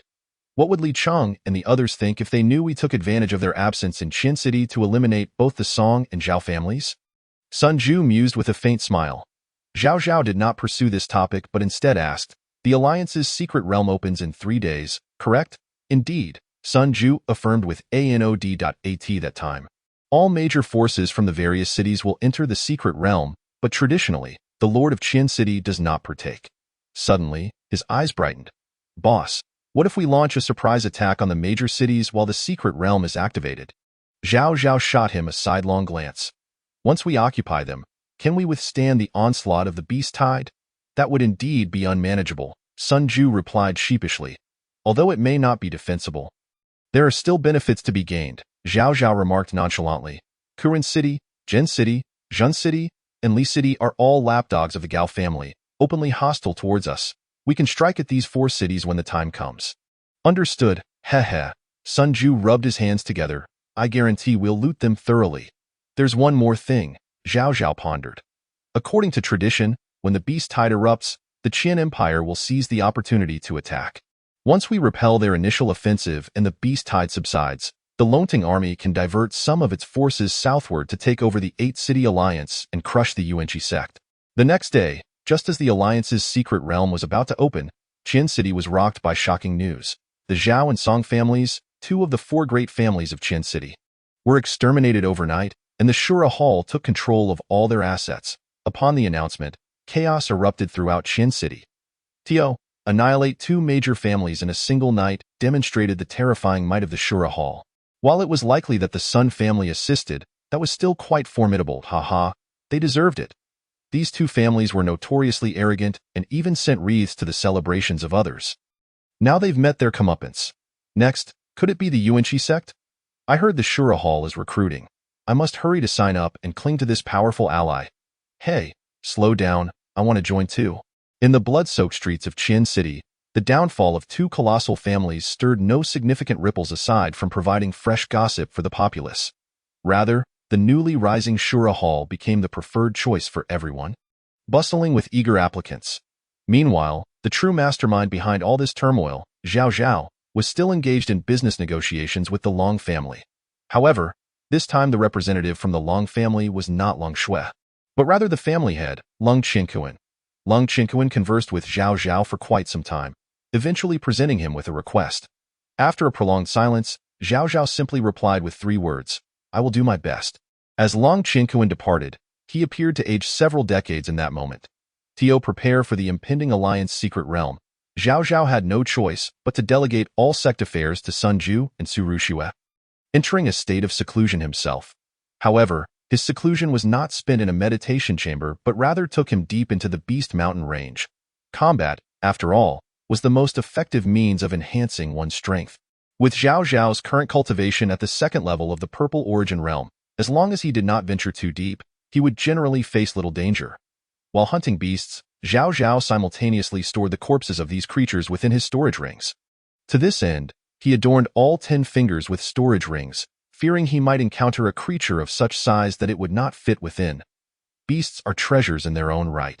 Their hides can be fashioned into garments, their flesh consumed, their bones and blood utilized in medicine, and their teeth and claws can even be forged into weapons. By collecting all of these, Zhao Zhao was also contributing to the Shura Hall's coffers in a sense. However, during this expedition into the Beast Mountain range, Zhao Zhao unexpectedly encountered 2 familiar faces. Mu Mu and her sister Mu Qin. The brief span of a few days since their last meeting, Mu Mu had advanced in her cultivation to reach the 1st level of the Purple Origin Realm. Such rapid progress made Zhao Zhao feel somewhat envious. Hello, everyone, Mu Qin greeted with her usual cheerful wave. Zhao Zhao responded with a smile, and Mu Mu glanced at the 10 rings adorning Zhao Zhao's hands and remarked, what a peculiar design. With a resigned shrug, Zhao Zhao replied, unfortunately, the storage rings I possess are too rudimentary and limited in space. Mu Mu paused momentarily, then removed a diamond-encrusted ring from her own hand and offered it to Zhao Zhao. Zhao Zhao was taken aback. Is this a gift for me? What are you thinking? Mu Mu replied, rolling her eyes in rare exasperation, I'm borrowing it. You must return it to me later. Mu Qin chuckled softly. This is the first time sister has lent her ring to a boy. You should feel honored. Mu Mu shot her sister a glare. Don't say such nonsense. Fine, but it's actually my first time borrowing a ring from a girl too. I've asked sister before, and she never agreed. Mu Qin pouted. Then I must be truly honored. Zhao Zhao chuckled, graciously accepting the ring. The storage space of this ring was quite vast, nearly rivaling the combined capacity of the 10 rings Zhao Zhao wore. The trio proceeded onward, and Mu Mu took the initiative to say, previously, when we visited the Xie family estate, we didn't bring Xiaoqin along, and she got upset. She insisted that I take her to collect a crystal herb before she would forgive me. Mu Qin huffed in agreement. I came to hunt beasts and gather spiritual herbs to enhance my strength. It just so happens to be on the way, Zhao Zhao explained. The 3 of them swiftly traversed the landscape, killing nearly every beast they encountered along the way. After all, with the beast tide approaching, eliminating more beasts would alleviate some pressure on Qin City when the time came. Compared to their first meeting, Mu Qin's strength had also progressed from the 7th level of the Green Origin Realm to the 9th level, demonstrating remarkable speed. When they encountered weaker beasts, Zhao Zhao entrusted them to her. As they delved deeper, they soon encountered beasts of the Blue Origin Realm and even the 1st and 2nd levels of the Purple Origin Realm. When facing beasts of the Purple Origin Realm, Zhao Zhao began to take the initiative, engaging them in combat, which greatly aided in recovering his strength. The most formidable beast they encountered was a 5th-level tier sky bear of the Purple Origin Realm. Zhao Zhao instructed Mu Mu to protect Mu Qin while he faced the tier sky bear alone. After nearly an hour of fierce combat, Zhao Zhao managed to slay the beast at great cost. Following this exhilarating battle, he distinctly sensed his strength advancing, now tantalizingly close to the 3rd level of the Purple Origin Realm. Eventually, the three arrived at the location of the crystal herb, only to stumble upon their true adversary for this journey, a windstorm leopard with battle prowess comparable to that of a 6th-level Purple Origin beast. It was not surprising that a 6th-grade spiritual herb like the crystal herb would be guarded by such a formidable beast. "Dio, you need my assistance?" Mu Mu inquired. "No need," Zhao Zhao replied. "The windstorm leopard is extremely swift. Just ensure Mu Qin's safety," Zhao Zhao remarked, observing the fierce gale leopard, which emitted low, rumbling growls as a warning. In response, Zhao Zhao wielded his tiger head spear. The moment the spear was drawn, the inherent majesty of the king of beasts instilled a primal fear within the gale leopard, intensifying its agitated roars. Seeing Zhao Zhao unwilling to retreat, the gale leopard, unable to contain its fury, charged towards him with a primal scream. Zhao Zhao was taken aback. This creature was remarkably swift. The gale leopard, in full sprint, became a blur, its figure eluding Zhao Zhao's sight, leaving only a series of afterimages. He positioned the tiger head spear horizontally across his chest. In the next instant, a tremendous force struck, as the gale leopard's claws slammed against the spear, crashing into Zhao Zhao and forcing him to stagger backward. Although the gale leopard was not exceptionally strong, its incredible speed combined with momentum rendered its strikes more powerful than those of many beasts renowned for their strength. After being jolted back, Zhao Zhao barely regained his footing when the gale leopard surged forward once more. A flicker of cold determination flashed in Zhao Zhao's eyes. In the next moment, a brilliant white light erupted from the golden tiger head spear. A colossal white tiger materialized, roaring fiercely at the gale leopard. This was the white tiger break, one of Zhao Zhao's ultimate techniques. The gale leopard, previously charging at full speed, suddenly screeched to a halt, its bloodthirsty eyes reflecting confusion as it beheld the imposing white tiger before it in an instant. The white tiger lunged forward with its powerful legs. The gale leopard, gritting its teeth, unleashed a flurry of wind blades towards the white tiger. However, it witnessed the white tiger being torn apart by the wind blades, stripped of its majestic presence. Betrayed. A flash of anthropomorphic rage ignited in the gale leopard's eyes as it charged at Zhao Zhao once again. But it was too late. The tides of battle had shifted. Zhao Zhao unleashed an unrelenting barrage of powerful strikes. As a heavenly-grade weapon, the tiger head spear was inherently unmatched in sharpness. Without the strength of the Black Origin Realm, any adversary, whether human or beast, had to approach it with utmost caution. Once Zhao Zhao unleashed his full potential, the unfortunate gale leopard was left with no choice but to endure a relentless onslaught. This outcome was also influenced by the inherent weaknesses of feline beasts. The incredibly swift feline demon beasts often lacked in both offense and defense. Once their speed advantage was compromised, they became a vulnerable species among their peers. Unlike the tier sky bear, which excelled in both attack and defense, if Zhao Zhao had encountered a tier sky bear at the 6th level of the Purple Origin Realm, he would likely have needed assistance from Mu Mu. Even against the relatively weaker gale leopard, Zhao Zhao incurred significant injuries, sustaining several wounds to his chest during the creature's desperate final counterattack. Ultimately, Zhao Zhao, at the cost of nearly exhausting his origin power, managed to slay the gale leopard. He quickly settled into a meditative posture to recuperate his energies. Mu Qin approached to harvest the 6th-rank spirit herb, crystal grass, a smile finally blossoming on her petite face. Mu Mu chuckled. "This is the territory of the gale leopard. It is unlikely that anyone will come for a while. Why not take this opportunity to consume it and see if you can break through to the Blue Origin Realm?"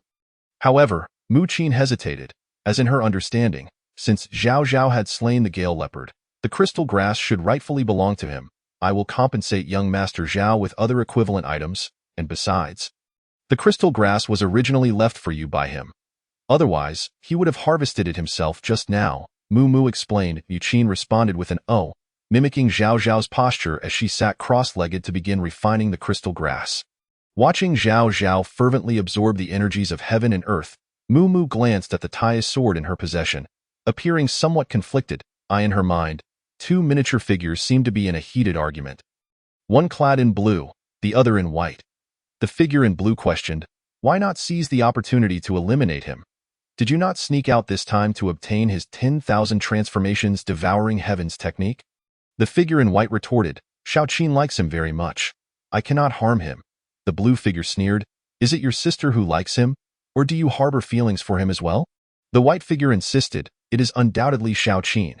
The blue figure pressed, "Do not forget, he cultivates the 10,000 transformations devouring heavens technique. Do you comprehend what it means to combine that with the Tai Ching technique?" The blue figure's voice grew fervent. "It signifies invincibility, unparalleled supremacy. At that point, not even the Xian Yuan sect can restrain you. In fact, across the entire Origin Energy continent, there will be a place for you. Mu Mu, are you willing to forsake the opportunity to become the eternal empress for him?" The white figure replied, "Without the 10,000 transformations devouring heavens technique, I can still ascend to the pinnacle of the Origin Energy continent." The blue figure remained unconvinced, continuing to tempt. "Do you not wish to avoid marrying Zhan Yuan? This is your best opportunity. Eliminate Zhao Zhao, seize the 10,000 transformations devouring heavens technique, and you will ascend into the Black Origin realm. At that point, even the Xian Yuan sect must heed your counsel." The blue figure's words seemed to awaken Mu Mu. Only by acquiring the 10,000 transformations devouring heavens technique could she regain her desired freedom. Contemplating this, a glimmer of murderous intent began to surface in her eyes. Chapter 40. The secret realm opens. Targeted. Mu Mu raised her slender hand, a faint purple origin power shimmering within. Yet, after raising her hand for some time, she hesitated, refraining from striking down. She felt too weak. It would be prudent to wait until she reached the Black Origin realm to assist. Mu Mu sought an excuse for her hesitation, then withdrew her origin power.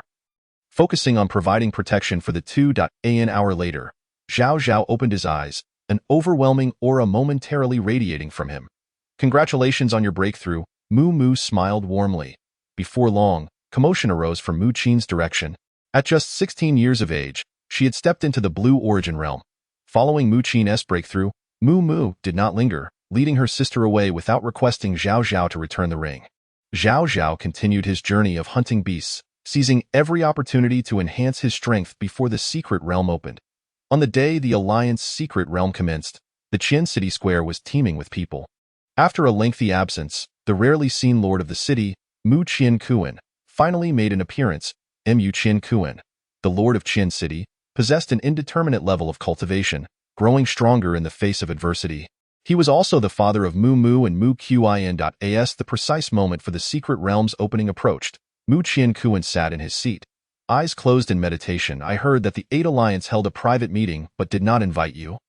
A figure appeared before Mu Qian Kuan. Smiling faintly, Mu Qian Kuan glanced at the peculiar monk, his demeanor unruffled. "Lai Cheng invited me to target Zhao Zhao, but I did not acquiesce, hence my absence." "Oh? You seemed quite displeased when Zhao Zhao took away your precious daughter. Why now consider aiding him?" Dao Qi spoke with a grin. Mu Qian Kuan's response was tangential. "That Zhao Zhao resembles my younger self. Yet I do not wish for him to follow in my footsteps." Dao Qi's gaze shifted to the sea of people below, his tone serious. "I have heard that this time, the other 7 city lords of the 8 Alliance will mobilize, all to eliminate Zhao Zhao within the secret realm. Are they not concerned about the Dragon Rising Army's potential revolt?" Mu Qian Kuan inquired. Surprised, Dao Qi sighed. "The one on the dragon throne has met privately with the emperor of the Qiandu Empire. Unavoidably, the Qiandu Empire will launch a full-scale assault on the northwestern borders of the Dragon Rising Empire. At that point, the Dragon Rising Army will be stretched thin. Mu Qian Kuan's gaze turned frosty. "What difference is there from treachery? Is the one on the dragon throne insane? He is wagering his own empire. He is gambling." Dao Qi replied nonchalantly. "He bets that the Dragon Rising Army will act in the greater interest and engage the Qiandu Empire. thereby allowing both sides to exhaust each other, leaving him to benefit from the chaos. Such delusions, Mu Qianquan's expression darkened.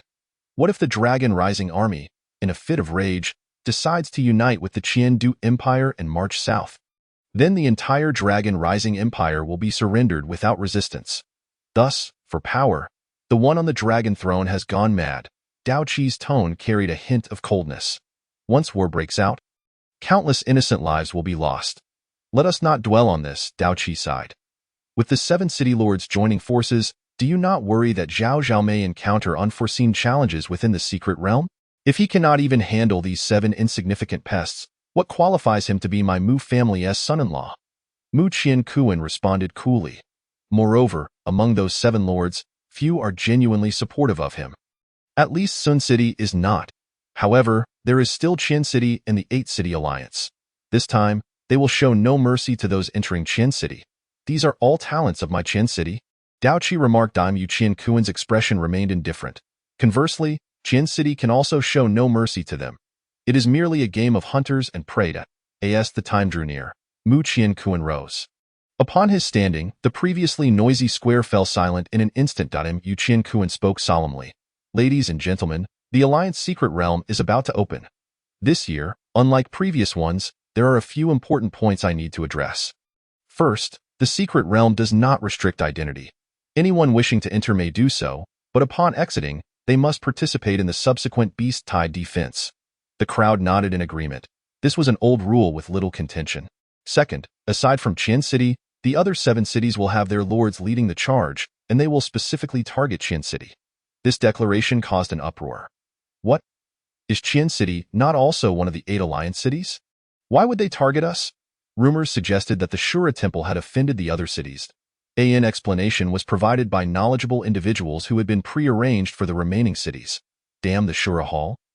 This is a terrible predicament for us. Shall we collectively resist the Shura Hall? Those who previously clamored to join the Shura Hall, upon hearing that they would be targeted because of it, instantly changed their demeanor, seething with anger as if the Shura Hall had desecrated their ancestors' graves. Master, these people changed their faces too quickly, Su Rushua exclaimed indignantly. Zhao Zhao, mingling in the crowd, smiled slightly. But this is the truth. The reality is that if it weren't for our Shura Hall, or if it weren't for me, they wouldn't be facing such scrutiny. Yet, Master, you too are a victim of circumstance. It's all the fault of that damned royal family. Su Rushua defended Zhao Zhao.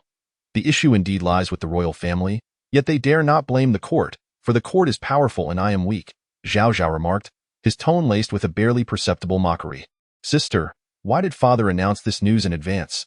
Doesn't that jeopardize everyone? Mu Qin asked, puzzled.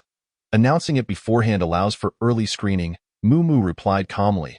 Those who are afraid, only knowing how to blame the heavens, will achieve nothing in guarding the city. They will only hinder progress. Better to let them leave early.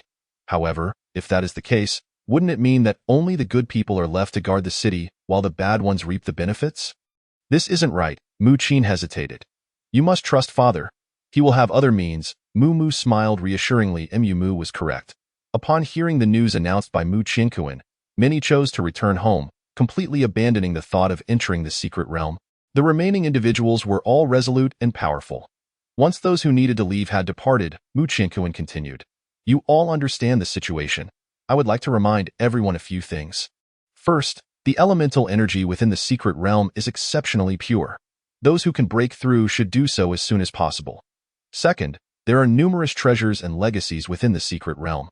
Try to band together to seek opportunities, keep your identity tokens hidden, and do not expose your identities, but do not discard your identity tokens, as you will need them to exit in the end. Third, the Shura Hall is formidable. Consider cooperating with them, but remember to keep your distance from Zhao Zhao, especially if you have daughters at home. Mu Qianquan's final remark elicited a round of hearty laughter from the crowd. While Zhao Zhao's lips twitched, Su Rushua chuckled mischievously. Master, this city lord seems to know you quite well. He is merely spouting nonsense, Zhao Zhao replied with a dissatisfied huff. As soon as the words left his mouth, Zhao Zhao regretted them, for he noticed that the city lord, Mu Qianquan, was casting a scrutinizing gaze in his direction, his expression not particularly amiable. Zhao Zhao felt a chill in his heart. This city lord's cultivation was even higher than he had imagined. It seemed he was among the elite even within the Black Yuan realm. Fortunately, apart from shooting Zhao Zhao a glare, Mu Qinkuan did not pursue the matter further and solemnly declared, "The secret realm is now open." Chapter 41. Those from Qin City shall perish. As the words fell, Mu Qinkuan pressed both hands down toward the void, and a blue vortex gradually formed in the square. Those who wished to enter. "Hurry," Mu Qinkuan stated blandly. Zhao Zhao said to Su Rushue, "Let us split up. I may encounter considerable pursuit." Su Rushue, looking worried, replied, "Master, please take care." Zhao Zhao nodded and stepped into the secret realm first, with the others following suit. "Miss Su, aren't you going in?" A voice called out. Su Rushue turned to see the loathsome former master, Long Shui, addressing her. The thought that she almost agreed to join her made Su Rushue feel a wave of nausea. She replied coolly, "Of course, I will enter, and once inside, I shall seek out Master." "Why not simply go in with him?" Long Shui asked. Su Rushue was momentarily at a loss for words. She wanted to, but Zhao Zhao wouldn't agree. Long Shui continued, "I heard from my father that Zhao Zhao will be in great danger during this secret realm expedition, so if you do not wish to cause him trouble, it would be best to keep your distance." "Mind your own business," Su Rushue retorted unhappily. Though she knew Long Shui spoke the truth, she resented the condescending tone. Long Shui smiled. "I will be entering as well. I hope to see you inside." "You too?" Su Rushue was somewhat astonished. It wasn't that she looked down on Long Shui, but given Long Shui's cultivation, wouldn't she be courting death by entering? Before she could respond, Long Shui stepped into the vortex. "Shall we act together?" Mu Mu approached Su Rushue, extending an invitation. Su Rushue hesitated for a moment. "I appreciate Miss Mu's kindness, but I wish to experience personal growth." "Very well." Mu Mu did not insist and entered the vortex with Mu Qin. Su Rushue followed shortly after. Within a single incense stick's time, at least several thousand individuals from Qin City had entered the secret realm. More than I had anticipated. Once everyone had entered, Mu Qinkuan smiled faintly. "Dio, you have a backup plan?" Dao Qi inquired. "Naturally," Mu Qinkuan replied nonchalantly. "The black armored guards from the city lord's mansion will be visiting every corner of Qin City in the coming days. All who do not enter the secret realm will be required to pay 100 purple yuan coins as military supplies for the upcoming war. Qin City has never been a place where one group fights desperately while another watches from the sidelines." Mu Qinkuan mused inwardly, "Damn it. All because of the Shura Hall and that damned Zhao Zhao. I was originally planning to enter the secret realm, but now I cannot." A middle-aged man grumbled as he left. "What do you mean you can't? Are you just afraid?" A young man, unable to tolerate it any longer, retorted. "Kid, are you seeking death?" The middle-aged man shot a cold glare at him. The young man swallowed hard, opting not to argue with this notorious madman, and chose to walk away. "Coward," the middle-aged man spat, a smirk on his face. This man was one of the infamous ruffians near Qin City. Still solitary in middle age, unafraid of any consequences, he spent his days berating the heavens, the earth, and even the air, and no one wished to associate with such a person. The middle-aged man had initially hoped to find some benefit in this secret realm expedition. As for guarding the city after emerging, he had his own methods after years of experience, but upon learning that Qin City would be targeted by several other cities, he was suddenly too frightened to even consider entering the secret realm. Thus, he was among the few in Qin City who harbored the deepest resentment towards Zhao Zhao. "You prevented me from entering the secret realm, so I will cause a ruckus at the Shura Hall's entrance and demand compensation." An idea suddenly sparked in the middle-aged man's mind, and he quickly devised this plan. There were many who had not entered the secret realm. He could easily rally them to demand compensation from the Shura Hall. With this thought, he felt invigorated and prepared to seek out his dubious companions. However, before he could set off, a black-clad, black-armored guard approached him first. The guard stated bluntly, "Pay up. The military supplies for guarding Qin City require 100 purple yuan coins from each person." "I won't pay. It's one thing not to enter the secret realm, but why should we be forced to pay?" The middle-aged man protested angrily. The black-armored guard's response was straightforward. "If you don't pay, you'll be assigned to guard the city. I won't go." The middle-aged man thought quickly, attempting to play the rogue. The black-armored guard, however, wasted no time, unsheathing his blade with a glint. The middle-aged man, who had intended to shout and act defiant, instantly cowered at the sight of the blade and obediently retrieved 100 purple yuan coins from his person. The black-armored guard accepted the coins and handed him a receipt. This document serves as proof that you have made your payment, the guard stated before departing. The middle-aged man stood there, watching the retreating figure of the black-armored guard with a face full of resentment. He wished to retaliate, but the black-armored guard was not someone he could contend with. So after some contemplation, he shifted the blame to the Shura Hall. It is all the damned Shura Hall's fault. They not only prevented me from entering the secret realm, but also allowed the black-armored guards to extort me. No, I must seek vengeance from the Shura Hall for this grievance. The middle-aged man thought vehemently as he turned to find his dubious friends. A middle-aged ruffian. He had become adept at inciting the masses to create chaos and secure unjust benefits for himself. The 4 key elements for inciting a crowd are: first, there must be a large number of people to create a formidable presence. The more people there are, the more the opposition will hesitate. Second, one must avoid being the first to take action and instead encourage the passionate youth to lead. Third, the situation should be dire. It helps to find pregnant women, elderly, or vulnerable children, and weave them a sob story about how they have been wronged. This usually guarantees success. The fourth, and perhaps the most crucial point, is to avoid provoking those who are truly fearsome, such as the black-armored guards of the city lord's mansion. They are the type to draw their blades and kill at the slightest provocation. The elemental energy here is far denser than outside and can be absorbed directly. It's no wonder many suppress their realms, waiting until they enter the secret realm to break through. Upon entering the secret realm, Zhao Zhao's first sensation was the overwhelming density of the elemental energy. Truly, it was worthy of being called a secret realm. He also acquired an identity token, marked with Qian City 0001. Haha, I have broken through. A resounding burst of laughter echoed through the air, emanating from a formidable master of the blue element's 3rd tier in Xincheng. Having long suppressed his own realm, he experienced a triumphant breakthrough to the 4th tier of blue element as he entered the secret realm. Now that he had broken through, he hastened to depart, for this location was one of the fixed teleportation points in Xincheng, making it particularly vulnerable to ambush. Zhao Zhao remarked with a smile. The middle-aged man noticed Zhao Zhao and, upon hearing his words, clasped his fists in a deep bow before swiftly vanishing from sight. Zhao Zhao followed suit, yet he had barely made any distance when he found himself targeted by several individuals approaching from afar. 3 masters of the 9th tier of blue element and one of the 1st tier of purple element. Young man, did you emerge from Xincheng? Inquired the brash purple element practitioner. Zhao Zhao nodded, if so, then prepare to meet your demise. A cold smirk flickered across the face of the 1st tier purple element master as he struck out at Zhao Zhao without further ado. Chapter 42, A Fateful Encounter. Zhao Zhao's expression turned icy as he retaliated with a palm strike of his own, unleashing a torrent of purple elemental energy. The purple element practitioner's countenance shifted. Sensing he had encountered a formidable opponent, before he could voice his concern, Zhao Zhao had already struck him down, severely injuring him and causing him to spout blood. With a lightning-like agility, he dispatched the 3 9th-tier blue element practitioners accompanying him. Subsequently, Zhao Zhao pressed the head of his tiger-headed spear against the throat of the fallen practitioner, his gaze as frigid as ice. Which city do you hail from? And why do you seek to slay the people of Xincheng?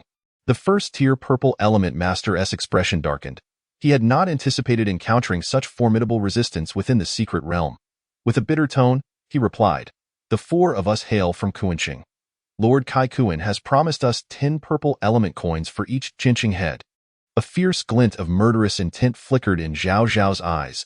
He was aware that Xincheng would be targeted, yet he had not anticipated the depths of his adversary's depravity. 10 purple element coins for each head. Is it? Very well, let us see who can kill better, he then inquired. What other intelligence do you possess regarding Xincheng? For instance, what are the plans for this siege against Xincheng, and who is leading the charge? We have no specific plans, but the Xincheng Lord's Manor, along with several factions, has explicitly expressed interest in the hunt for Xincheng. Which factions?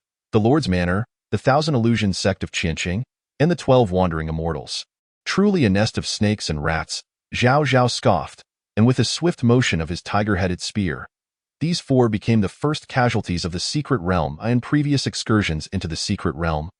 Casualties had been minimal, as most individuals sought to enhance their strength and were reluctant to engage in lethal conflict, knowing they were tasked with defending their cities upon exiting. However, this time was markedly different. Under the royal family's deliberate targeting, the secret realm was destined to erupt in a bloody tempest. The four unfortunate souls who had attacked Zhao Zhao were not alone in their demise. He subsequently eliminated numerous other squads attempting to hunt the people of Qiansheng. From these encounters, he unearthed a shocking secret. A clandestine plan to besiege Qiansheng had been devised among Kuansheng, Ganqing, Zhenqing, and Liqing, which included a decree for extermination. The plan to besiege Qiansheng had been previously discussed by Zhao Zhao. Every Qiansheng individual slain would yield 10 purple element coins, while the death of a member of the Shura Hall or a member of the Long family would reward 1,000 coins. Such a scheme was nothing short of madness. The decree for extermination specifically targeted Zhao Zhao and members of the Longting army, promising a bounty of 100,000 black element coins for his death and 100 purple element coins for each Longting soldier slain. This latter decree was clearly intended to prevent Zhao Zhao from leading the Longting army into the secret realm. However, they had perhaps overestimated their position. Zhao Zhao had not brought a single Longting soldier with him on this venture, and Sun Ju was also absent. Yet the mere thought that those comrades who had fought alongside him in life and death were now targets of the extermination decree pierced Zhao Zhao's heart with anguish. It appeared that the Longting army, which had defended the northwestern frontier for so many years, was merely viewed by some as a pack of rabid dogs or mere pawns in the pursuit of purple element coins. Since his dismissal from the position of commander of the Longting army, Zhao Zhao had never felt such fury, both at the unscrupulousness of his enemies and at his own past weakness. Had he still held the command of the Longting army, even 100 boldness from the Eight Cities Alliance would not have emboldened them to act in such a manner. The brutality of the Eight Cities Alliance stripped Zhao Zhao of any lingering hesitation. He was prepared to commence his retribution. Within the dense jungle, a lithe figure, armed with a bow and arrow, darted swiftly past. Before long, several other figures pursued her along the path she had just taken. A voice, seemingly meant to soothe, echoed in the air. "Little girl, I advise you not to flee. Our Thousand Illusions sect has always cherished beauty. If you comply, even as a Qiansheng person, we can ensure your safety." The pursued girl remained silent, continuing to navigate the thick foliage with agility. Though her cultivation was merely at the 9th tier of blue element, she had persisted against 3 pursuers of the 1st tier of purple element until now. However, as time wore on, her energy began to wane, and she found herself struggling. A fierce gust of wind surged through the air, striking her forcefully in the back. The already unsteady girl was knocked off balance. Spitting blood from the impact, she turned and loosed several arrows in rapid succession, but her assailants easily evaded or deflected them. Ultimately, she found herself surrounded. "Why have you stopped running?" sneered a burly disciple of the Thousand Illusions sect as he stepped forward to deliver a slap to the girl. "You filthy wretch from Qiansheng, it is a mercy that I do not kill you. And yet you dare to resist." The burly man, still unsatisfied, kicked her in the abdomen. The girl doubled over in pain yet uttered not a single word. "Showing remarkable fortitude. Quite resilient, are we?" the burly man remarked, preparing to strike again, only to be halted by a companion. "Enough, Zhang Datu. You're only good for bullying girls. Such a pretty thing should not be wasted." With that, the companion crouched down and gently lifted the girl's chin. She abruptly turned her head, brushing his hand aside. "Interesting. I prefer riding fierce steeds," she retorted. The disciple of the Thousand Illusions sect chuckled as he produced a vial of powder. Sneering, "I wonder if you will still be so resolute after consuming this." He forced the powder into her mouth. The girl's eyes widened in terror, just as despair began to settle in her heart. A chilling voice rang out. "Are you from the Thousand Illusions sect? And if we are?" The burly man responded impatiently, and no sooner had he spoken than he felt a sharp pain in his chest as a golden spear pierced through his heart. Strangely, not a single drop of blood flowed from the wound. "Who are you?" the disciple of the Thousand Illusions sect demanded, rising to his feet, wary of Zhao Zhao. With a swift motion, Zhao Zhao struck down another first-tier purple element practitioner and, with an air of indifference, remarked, "Isn't the Thousand Illusions sect always searching for me? You are Zhao Zhao." The disciple's face paled dramatically, and without hesitation, he turned to flee. Yet, after only 3 steps, he felt a heavy slap to his back, sending him sprawling to the ground. Zhao Zhao coldly stated, "Answer me one question. Where are your fellow sect members currently located?" They are at Huanfeng Mountain." "Very well. You may join your brothers in death." Zhao Zhao flicked his spear, and the disciple met his end, his blood merging with the tiger-headed spear. Zhao Zhao then turned to leave, but after taking but a few steps, he felt something was amiss, as if he had forgotten something.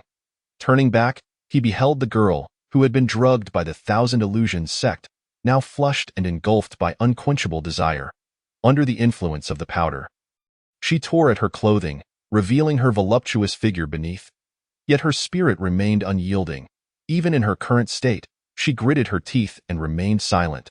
This fortitude had nearly caused Zhao Zhao to overlook her plight. With a bitter smile, he approached and grasped her wrist, but the sudden presence of a man rendered her entirely devoid of reason.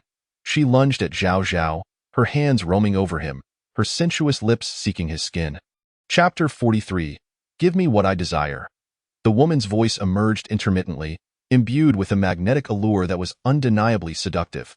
Coupled with her taut, voluptuous figure, she resembled a sultry wildcat. Despite Zhao Zhao's formidable self-control, he was still a passionate young man of around 25 or 26, and under such temptation, it was inevitable that he would become parched and restless. However, he retained a semblance of rationality. If he were to take the sky as a blanket and the ground as a bed here, he would be no different from those beasts of the Qinhuan sect. Zhao Zhao reminded himself to remain composed. He channeled his energy to help the woman suppress the effects of the drug. Yet, before he could observe any progress, his eyes widened in shock.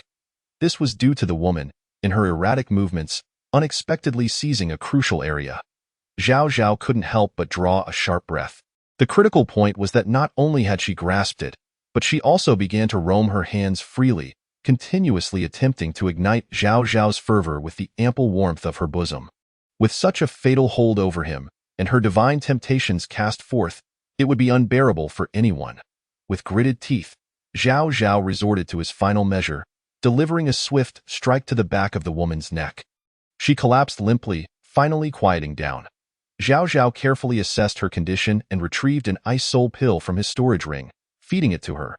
The ice soul pill was an exceptionally cold substance, known to assist in cultivation, and it should help her suppress the effects of the He Huan San.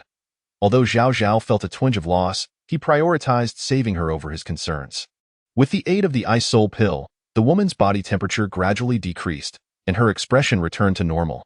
Most importantly, she had broken through, ascending from the 9th layer of blue origin to the 1st layer of purple origin in one fell swoop.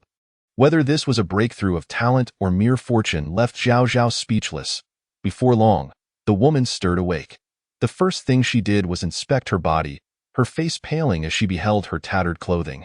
However, she quickly noticed her breakthrough and, upon further reflection, sensed the residual potency of the ice soul pill within her.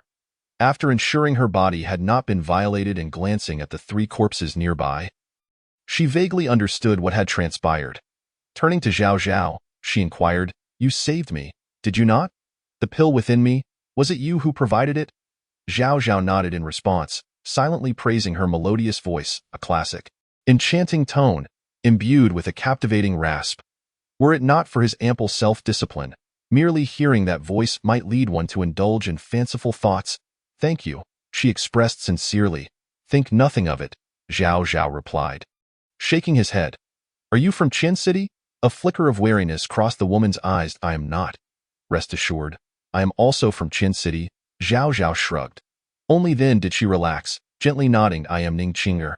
"That is a lovely name," Zhao Zhao remarked appreciatively before adding, "Since you are all right, I must take my leave. Perhaps we shall meet again by fate." "Wait," Ning Qinger called out, halting Zhao. "I still do not know your name, and I wish to repay you for saving me. My name is not one you would desire to hear." Zhao Zhao spread his hands. "I am Zhao Zhao. It is you. No wonder you are so formidable." A smile blossomed on Ning Qinger's face. "By the way, do you have any spare clothing? I find myself in quite a predicament," she said, glancing at her own tattered garments with a hint of embarrassment. "I do not, but they do." Zhao Zhao pointed to the 3 deceased disciples of the Qinhuan sect lying on the ground. A flash of disgust crossed Ning Qinger's eyes as she hesitated, contemplating whether to wear their clothes. Just as she grappled with her decision, Zhao Zhao unexpectedly removed his own clothing and offered it to her. "You?" Ning Qinger felt a surge of gratitude. "Do not think too much of it," Zhao Zhao explained while stripping the clothing from the Qinhuan disciples. I was just planning to create some trouble for them, so I need their sect's attire for disguise. Bring me along, Ning Qinger blurted out, her eyes brimming with indignation. I must make the Qianhuan sect pay the price. Yet Zhao Zhao shook his head. It would be more convenient for me to act alone. I will not be a burden. Ning Qinger asserted, her tone resolute. I excel in stealth, ambush, assassination, and combat against demonic beasts in the wild. I am rarely defeated by foes of the same level. But you are only at the first layer of purple origin. Zhao Zhao countered succinctly. Theo, avoid frightening you. Let me just say that several city lords have sought my death. Following me would be perilous. With that, Zhao Zhao left no room for Ning Qinger to respond and departed. However, after taking a few steps, he paused and turned back to Ning Qinger, who had followed him, his expression one of exasperation. What exactly do you intend to do? I wish to prove my worth to you. Ning Qinger declared stubbornly, I will not hinder you.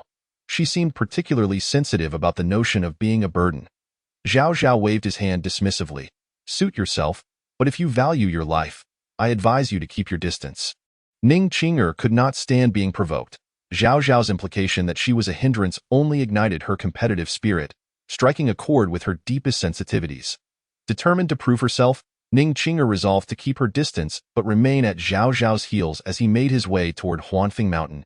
Renowned within the secret realm as a treasure trove of opportunities, Huanfeng Mountain was famed for its abundance of yuan spirits, an exceptionally nourishing resource that could directly enhance one's cultivation, making it the foremost desire of cultivators within the realm.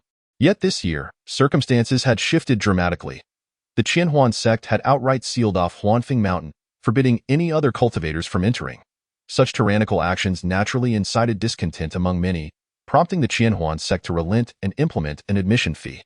The fee was straightforward. The head of a Qian city resident, the Qianhuan sect decreed that by slaying a Qian city cultivator, one could earn the right to enter Huanfeng Mountain. Consequently, many who had previously harbored no intent to harm the residents of Qian City now set their sights on those bearing the Qian City identity tokens. In an instant, the already precarious situation for the cultivators of Qian City worsened, leaving them with no option but to seek refuge, utterly unable to venture out in search of opportunities. It was under such dire circumstances that Zhao Zhao ascended Huanfeng Mountain. Clad in the attire of a Qianhuan sect disciple, he moved unobstructed. Indeed, Elder Huang's strategy proves reliable. This not only significantly reduces the number of individuals ascending the mountain, but also brings us quite a bit of extra income from these heads. One disciple of the Qianhuan sect exclaimed joyfully, flailing his arms. Those are not heads. They are dog heads. Do Qian City residents even deserve to be called human? Another disciple scoffed. Precisely. Qian City residents are unworthy of humanity. The disciple who had just spoken chimed in, grinning. As of now, we have collected 105 heads from Qian City residents and their identity tokens. When we sell them, that will yield an income of 10,500 purple origin coins. Just the thought of it is exhilarating. The bounty on Qian City residents' heads was set at 10 purple origin coins each, but internally, they had an insider buyback price exclusively for the disciples, 100 purple origin coins per head. Suddenly, a glint of cold light flashed through the AI in an instant. The disciple who had been speaking was silenced as the sudden flash of cold light sliced through his throat, blood splattering everywhere. Junior brother, you. The faces of the other two disciples paled in horror, but before they could utter a word, they were pierced through their chests by a single thrust, their bodies strung together like candied hawthorn. Zhao Zhao emerged expressionlessly from behind them, toying with a small dagger-like object in his hand. To call it a dagger would be inaccurate. It was more precisely referred to as a death dart, which Zhao Zhao had scavenged from the 3 slain disciples of the Qianhuan sect. It bore similarities to Sun Ju's shadow dart, but while Sun Ju's was a high-grade earth-tier artifact, the death dart barely qualified as a high-grade mysterious tier. After dispatching these 3, Zhao Zhao closed his eyes, discreetly sensing the number of cultivators on Huanfeng Mountain. According to prior intelligence, there should be an elder from the Qianhuan sect present, his cultivation level unknown. Yet he represented the greatest obstacle to Zhao Zhao's mission. After a prolonged period of perception, failing to detect any presence above the 4th layer of purple origin, Zhao Zhao reluctantly abandoned his sensing and opted to search personally. Fortunately, his luck was decent. He soon located the elder's position. This elder had erected a defensive barrier around his tent, which explained why Zhao Zhao had previously been unable to pinpoint his location. Standing outside the barrier, Zhao Zhao pondered for a moment before turning to leave. Within the barrier, Elder Huang Ruo was engaged in some rather unsavory activities with a voluptuous woman. Though Huang Ruo held the title of elder, his handsome appearance and talent at the 7th layer of purple origin far surpassed that of his brother Huang Cheng, who was only at the 3rd layer. Consequently, he was dispatched to oversee such a crucial location as Huanfeng Mountain. Little did his brother Huang Cheng know, Huang Ruo's prodigious cultivation had not only usurped the position of overseer of Huanfeng Mountain, but also the affections of his woman. Inside the tent, the scene was tumultuous, with waves crashing and clouds swirling. As the storm subsided and clarity returned, the woman laughed lightly. "I am your sister-in-law. Do you truly wish for me to engage in such disgraceful acts? Are you not afraid your brother will find out?" Huang Ruo chuckled. "Do not blame my brother for being unworthy. Blame you instead. Dumplings? How utterly enchanting." The woman cast him a playful glance, and shortly thereafter, within the confines of the tent, someone unleashed an extraordinary technique. Using 2 towering peaks to suppress Huang Ruo, as Huang Ruo found herself overpowered by the mountains, she gasped in astonishment. Her sister-in-law's prowess was indeed formidable. Her cultivation extraordinary. Huang Ruo traversed the mountains, perceiving the landscape from varying angles, each perspective revealing unique beauty. Before long, her eyes widened in terror as 2 imminent threats simultaneously approached, one from above and one from below. A white beam of death pierced through Huang Ruo's protective barrier and struck the couple who were about to ascend the peak. Under the full force of the god-slaying gourd, even a practitioner at the 9th level of the purple origin realm would meet their demise. Let alone Huang Ruo, who was merely at the 7th level. The 2 bodies fell into the tent in an exceedingly ungraceful manner. When Zhao Zhao returned to the scene of the incident to admire his handiwork, his lips twitched uncontrollably. He stripped the 2 of their storage rings, contemplated briefly, and then removed the tent, leaving the 2 lifeless forms suspended alone on the mountain. The commotion caused by the god-slaying gourd attracted the attention of everyone in Huanfeng Mountain, and dozens of disciples from the Qianhuan sect turned their gazes toward the scene. They beheld 2 unclothed corpses entwined together, alongside a man wielding a golden spear. After grasping the situation, every disciple, without exception, began to flee in panic. The individual capable of slaying Elder Huang was not someone they could confront. Zhao Zhao plunged into the crowd, slaughtering indiscriminately. Most of the Qianhuan sect disciples were at the blue origin realm, with a few at the purple origin realm, but none could withstand Zhao Zhao's assault. In such circumstances, it became a one-sided massacre, particularly as Zhao Zhao focused his attention on the few at the purple origin realm, ultimately leaving none but a few at the blue origin realm to escape. However, those who managed to flee encountered a foe far more vengeful than Zhao Zhao, Ning Qing'er. She concealed herself in a great tree on Huanfeng Mountain, her prowess at the purple origin realm allowing her arrows to find their mark without fail, striking down one foe after another. Soon, she had eradicated every disciple of the Qianhuan sect. This young lady's archery seemed to possess an inexplicable quality. Zhao Zhao also took note of Ning Qing'er's vengeance, yet what captured his attention even more was the red bow she wielded. Despite its disguise, its power suggested it was at least of high earth-grade quality, and it might even reach the heavenly tier. After dispatching the disciples of the Qianhuan sect, Ning Qing'er ascended to the mountaintop, where she encountered the 2 corpses. Her expression stiffened slightly, and she turned away, her face flushing to the roots of her ears. Zhao Zhao remarked, "Within Huanfeng Mountain, there are numerous yuan spirits that can be captured and directly utilized to enhance one's cultivation, especially beneficial for someone like you, who has just entered the purple origin realm. It should solidify your foundation quite well." Ning Qing'er nodded gently. With that said, Zhao Zhao plunged into the depths of Huanfeng Mountain in search of yuan spirits. Yuan spirits are beings formed from the convergence of spiritual energy from heaven and earth. They do not possess intelligence and cannot be classified as animals or plants, but are more accurately described as blue orbs of light. However, capturing yuan spirits is exceedingly challenging, as they move with a speed comparable to that of practitioners at the purple origin realm, rendering them elusive without adequate means. Upon entering the depths of Huanfeng Mountain, Zhao Zhao quickly spotted a blue orb of light darting away. He promptly set off in pursuit. The orb moved swiftly, yet it paled in comparison to Zhao Zhao's agility and was soon ensnared by a sphere of yuan power he unleashed. Curiosity piqued, Zhao Zhao leaned in to observe. Before he could discern its form, the Yuan spirit suddenly dissipated, transforming into a streak of light and burrowing into Zhao Zhao's body. In an instant, he felt a significant surge in his cultivation. At this pace, with a few more, he could directly break through to the 4th level of the Purple Origin realm. He immediately commenced a relentless pursuit, capturing over 30 Yuan spirits in merely 2 hours. His cultivation soaring as he neared the threshold of the 4th level of the Purple Origin realm. At this moment, the Yuan spirits within the mountain had significantly diminished. Zhao Zhao, embodying the spirit of perseverance, resolutely continued his search, vowing to uncover a few more to aid in his breakthrough. Fortune favored the diligent, and he indeed stumbled upon another.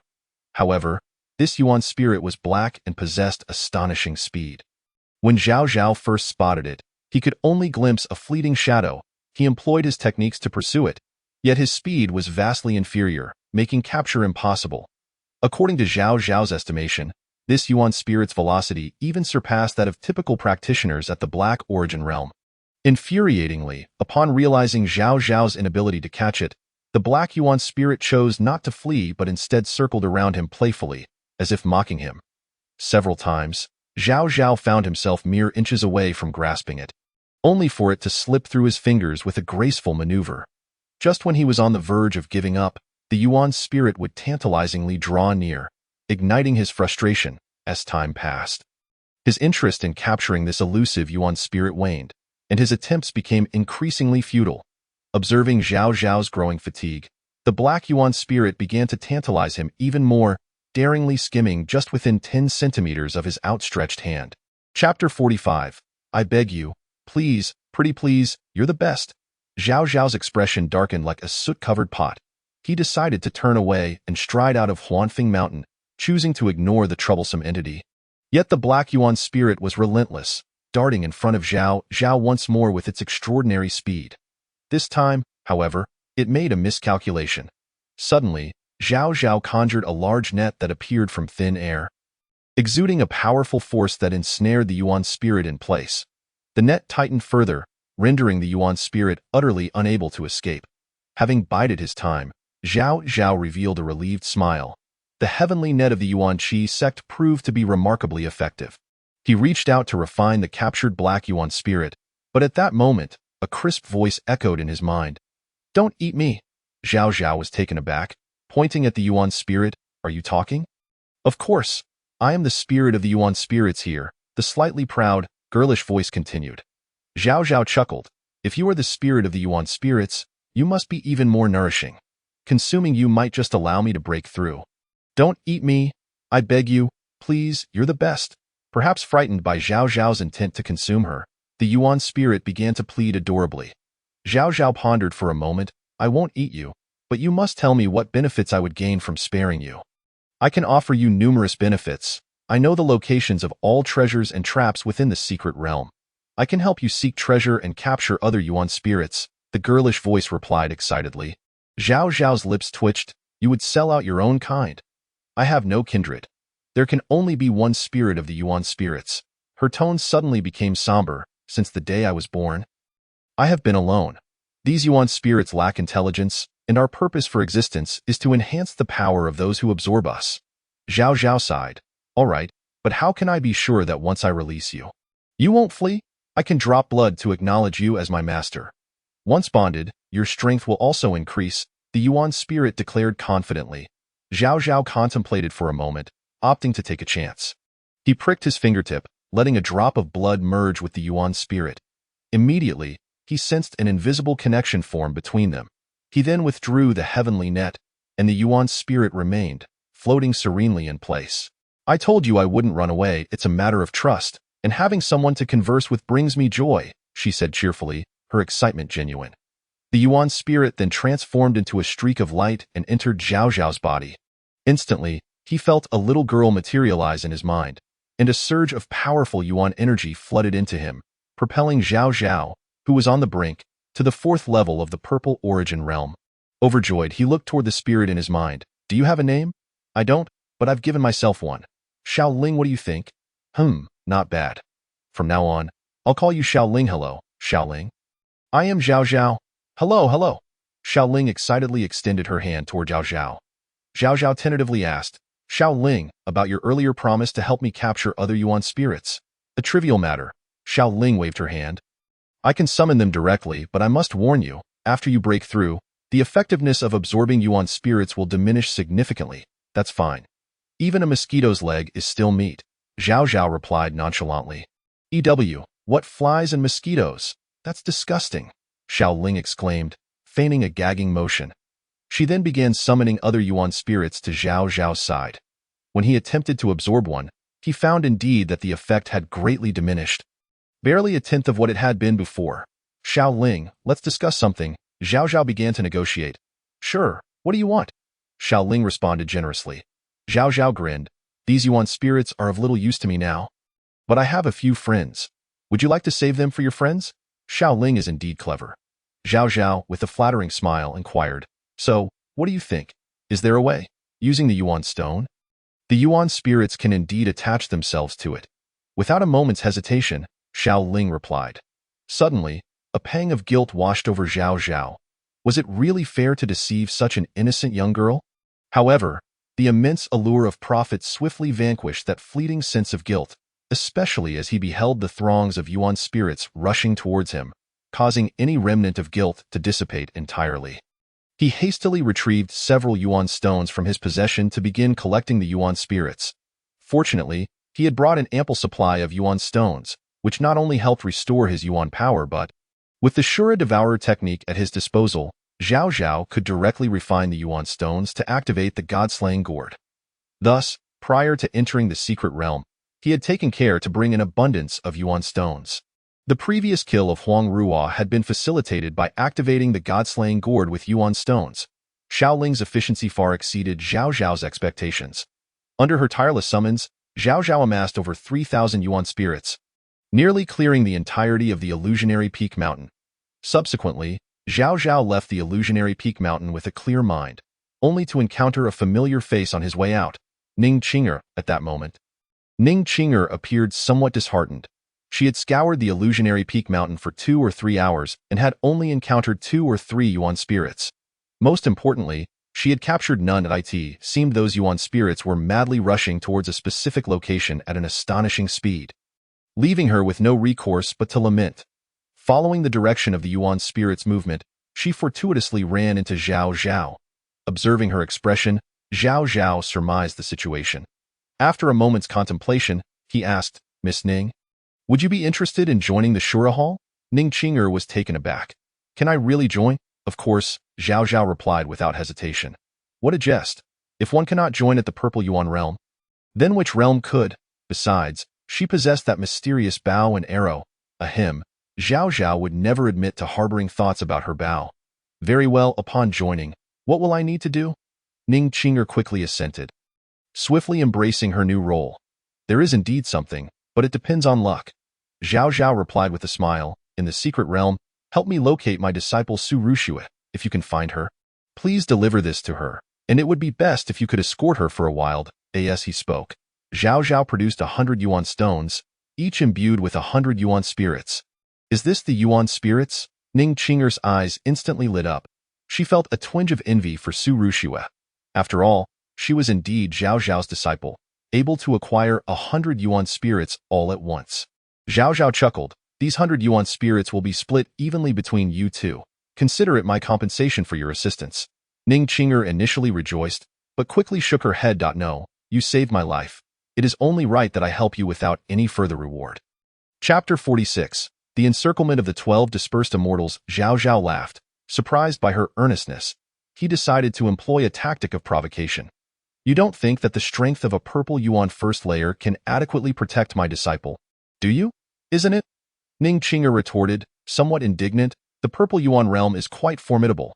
Indeed, it is commendable, but it falls short for her protection. Zhao Zhao shook his head. At the very least, one would need to be at the purple Yuan second layer to provide a modicum of assurance. The combination of provocation and the allure of power gradually chipped away at Ning Qinger's inherent stubbornness. After much internal struggle, she reluctantly nodded in agreement. The two then parted ways temporarily. Xiao Ling, do you know of any opportunities nearby? Zhao Zhao inquired. Xiao Ling pondered for a moment. There seems to be a celestial tier martial technique in the vicinity. Celestial Tier Martial Technique. Zhao Zhao's eyes brightened at once. Although he possessed the Tiger Head Golden Spear, which he had acquired through a fortuitous encounter, and the Wan Hua Devourer technique, the highest level martial technique he had mastered thus far was merely Advanced Earth Tier. Thus, he had long coveted the Celestial Tier martial technique. Where is it located? Zhao Zhao asked. It should be within a tomb, Xiao Ling explained. The individuals who created the secret realm had two primary objectives: to serve as a place for future generations to enhance their strength and to provide a resting place for those who perished in battle. The esteemed predecessors did not wish for their exceptional skills to be lost to time.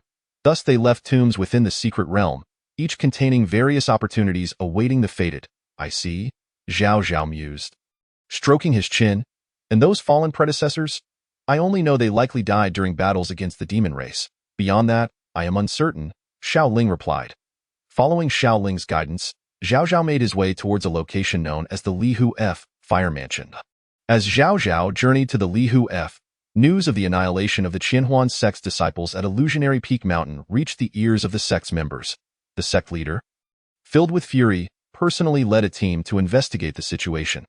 Upon discovering the two corpses at the mountain's summit, the sect leader, Lu Cheng, nearly fainted with rage when he recognized the deceased as the talented Huang Ruo and his sister-in-law.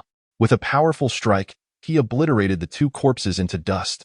Sect leader, what of my brother? Elder Huang Cheng inquired anxiously. Liu Cheng nodded solemnly. Indeed, it is a travesty. I shall make this person suffer 1,000 tortures. Huang Cheng, furious, struck the ground with his fist, sending dust flying. Liu Cheng, casting a sympathetic glance at the man with the vast prairie atop his head, darkened his expression. Elder Huang Ruo met his demise at the hands of the God-slaying gourd. What? The God-slaying gourd of the Yuan Qi sect? At this revelation, many present changed their expressions. If Huang Ruo indeed fell to the God-slaying gourd, how could they seek vengeance? The two elders from the Yuan Qi sect who entered the secret realm were both at the Purple Yuan 9th layer. No, wait, someone interjected. A Purple Yuan 9th layer would not need the God-slaying gourd to defeat a Purple Yuan 7th layer. Could it be that it was that Purple Yuan 5th layer, Long Outyin? Lu Qing asserted. I suspect it is him. For now, let us keep this matter under wraps. Elder Huang Ruo and Elder Yin Feng will investigate. If they encounter Long Outyin at this, Lu Cheng made a gesture across his throat. The assembly continued their analysis. If it was Long Outyin, where would he go now? He must be hiding away to refine the Yuan spirits, someone surmised. Indeed, with so many Yuan spirits at Illusionary Peak, he cannot absorb them all at once, and after refining the Yuan spirits, where would he head next? The major opportunity nearby would undoubtedly be the Lihu F. Let us go there and lie in wait. Thus, under Lu Cheng's orders, Elder Yin Feng, at the Purple Yuan 6th layer, and Elder Huang Ruo, at the Purple Yuan 3rd layer, set off for the Lihu F, while Lu Cheng took the remaining members to seize opportunities and search for Zhao Zhao's whereabouts. When Zhao Zhao arrived at the Lihu F, there remained an hour until its opening, and a multitude of people had already gathered outside. A glance revealed mostly Blue Yuan Realm cultivators. But there were also a significant number of Purple Yuan Realm individuals, including several at the Purple Yuan 6th and 7th layers. Zhao Zhao had intended to proceed discreetly, but unexpectedly, personnel from the Kuan City Lord's mansion were present, holding a portrait of Zhao Zhao and scanning the crowd for recognition. When Zhao Zhao became aware, he inadvertently crossed paths with them. Regretting not having prepared a high-quality human skin mask, he turned to leave. Hey, you there, turn around, shouted Jia Ming, the deputy captain of the Kuan City Lord's mansion guards. His shout attracted the attention of those nearby, instantly making Zhao Zhao the center of attention. At this point, concealing his identity was no longer an option. Zhao Zhao turned, his expression cold, a chilling intent locking onto the deputy captain. It truly is Zhao Zhao, the target of the dog-slaying order. It was said that slaying Zhao Zhao would yield a reward of 100,000 black yuan coins. Then what are we waiting for? Let us all attack together. The allure of 100,000 black yuan coins ignited a frenzied ambition in the crowd, prompting them to charge at Zhao Zhao without hesitation. Quick, signal. We've spotted the target of the dog-slaying order. Deputy Captain Jia Ming quickly called for his subordinates to signal the nearby members of the City Lord's mansion. Zhao Zhao sighed. He had no desire to unleash a massacre. The formidable aura of a Purple Yuan 4th layer radiated from him, instantly silencing all present. P.S. at the Purple Yuan 4th layer. Damn it. I knew those 100,000 black yuan coins wouldn't be easy to obtain.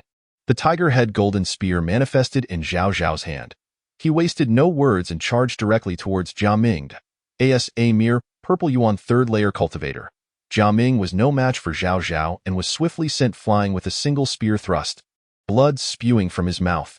His companions, aspiring to rescue him, found themselves utterly incapable of even approaching Zhao Zhao, being dispatched one by one like skewered candied hawthorns. Jia Ming was the last to fall, his lifeless body impaled upon the tip of the tiger-head spear. With a casual flick, Zhao Zhao dislodged the bodies onto the ground and surveyed the remaining crowd, calmly stating, "Is there anyone else?" For a moment, an eerie silence enveloped them. Just then, amidst the stunned crowd, a sudden round of applause erupted. "Impressive, truly impressive. No wonder you are the target of the dog-slaying order." Zhao Zhao squinted to see the clapper, a strikingly beautiful young man with an enigmatic smile playing upon his lips. With a charming smile, the handsome youth introduced himself. "I am the 12th dispersed immortal, the boar. Oh my. It is indeed the illustrious 12 scatter immortals of the 8 cities alliance. I have heard that they are all at least at the purple origin 5th realm. Is that true?" The 12 scatter immortals are one of the factions that have issued the dog-slaying decree, and Zhao Zhao is in grave danger now. Upon hearing the introduction from the high person, Zhao Zhao merely responded with a faint "oh," acknowledging the 12 scatter immortals, each named after the 12 earthly branches: Zi, Chou, Yin, Mao, Qin, Si, Wu, Wei, Shun, Yu, Su, and Hai. This Hai individual must be the one ranked at the very bottom. The young man then turned to the two beside him, who were named Yu Guwei and Xu Jin. Hearing the names Hai, Yu Guwei, and Xu Jin made Zhao Zhao's lips twitch. Could they not choose more normal names? Yu Guwei and Xu Jin each stepped forward, wordlessly gazing at Zhao Zhao with unabashed greed. The high person looked at the crowd again. The target of the 12 scatter immortals is Zhao Zhao. We do not wish for anyone to be implicated, so everyone. All present stepped back in unison. The high individual then focused his gaze on Zhao Zhao, a bloodthirsty and cruel smile curling at the corners of his mouth. "It is your turn now." Chapter 47. Fake match. Zhao Zhao glanced at the 3 confident individuals and smiled lightly. "Will you come at me together, or one by one?" The high person did not expect Zhao Zhao to dare to utter such words. Just as he was about to respond in surprise, Xu Jin stepped forward first and said in a deep voice, "How about this? Since my 3 brothers have no enmity with you, if you hand over the tiger-head spear, we will let you go. What do you say?" Zhao Zhao instantly saw through Xu Jin's intentions and sneered. "You want me to hand over the tiger-head spear and then surrender? Is that it?" Xu Jin, having his thoughts exposed, remained unfazed and simply smiled. "I did not expect you to guess it, but you are slightly mistaken. I intended to hand you over to the City Lord's mansion after you surrendered the tiger-head spear. Considering we are competitors with them." As he spoke, Xu Jin gestured with his chin towards a certain direction, where the people from the City Lord's mansion were swiftly approaching. A composed smile adorned Xu Jin's face. "Have you made your decision? If you do not hand over the tiger-head spear, you will have to face the combined forces of us and the Kai family of the City Lord's mansion." Zhao Zhao glanced at the approaching forces from the Kuan City Lord's mansion from several directions, then wordlessly charged towards Xu Jin and the others, opting for a drink of punishment rather than a toast. Xu Jin's smile vanished, replaced by a dark expression, while Yu Guwei and the high person drew their weapons to confront him. Yu Guwei wielded a hammer, presumably of earth-grade quality, and was not to be underestimated, while the high person excelled in close combat with a dagger. Zhao Zhao unleashed his full strength at the purple origin 4th realm, striking heavily at Yu Guwei's hammer.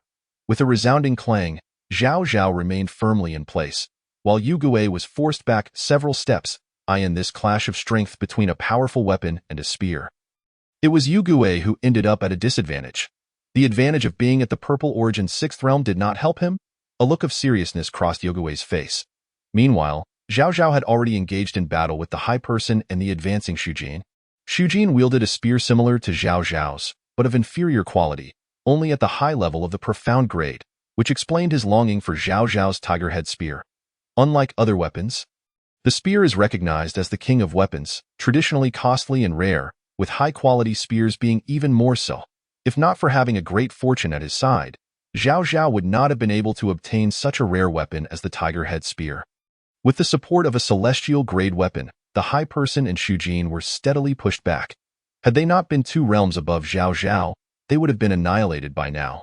The returning Yu Gue rejoined the fray, and the three of them faced Zhao Zhao.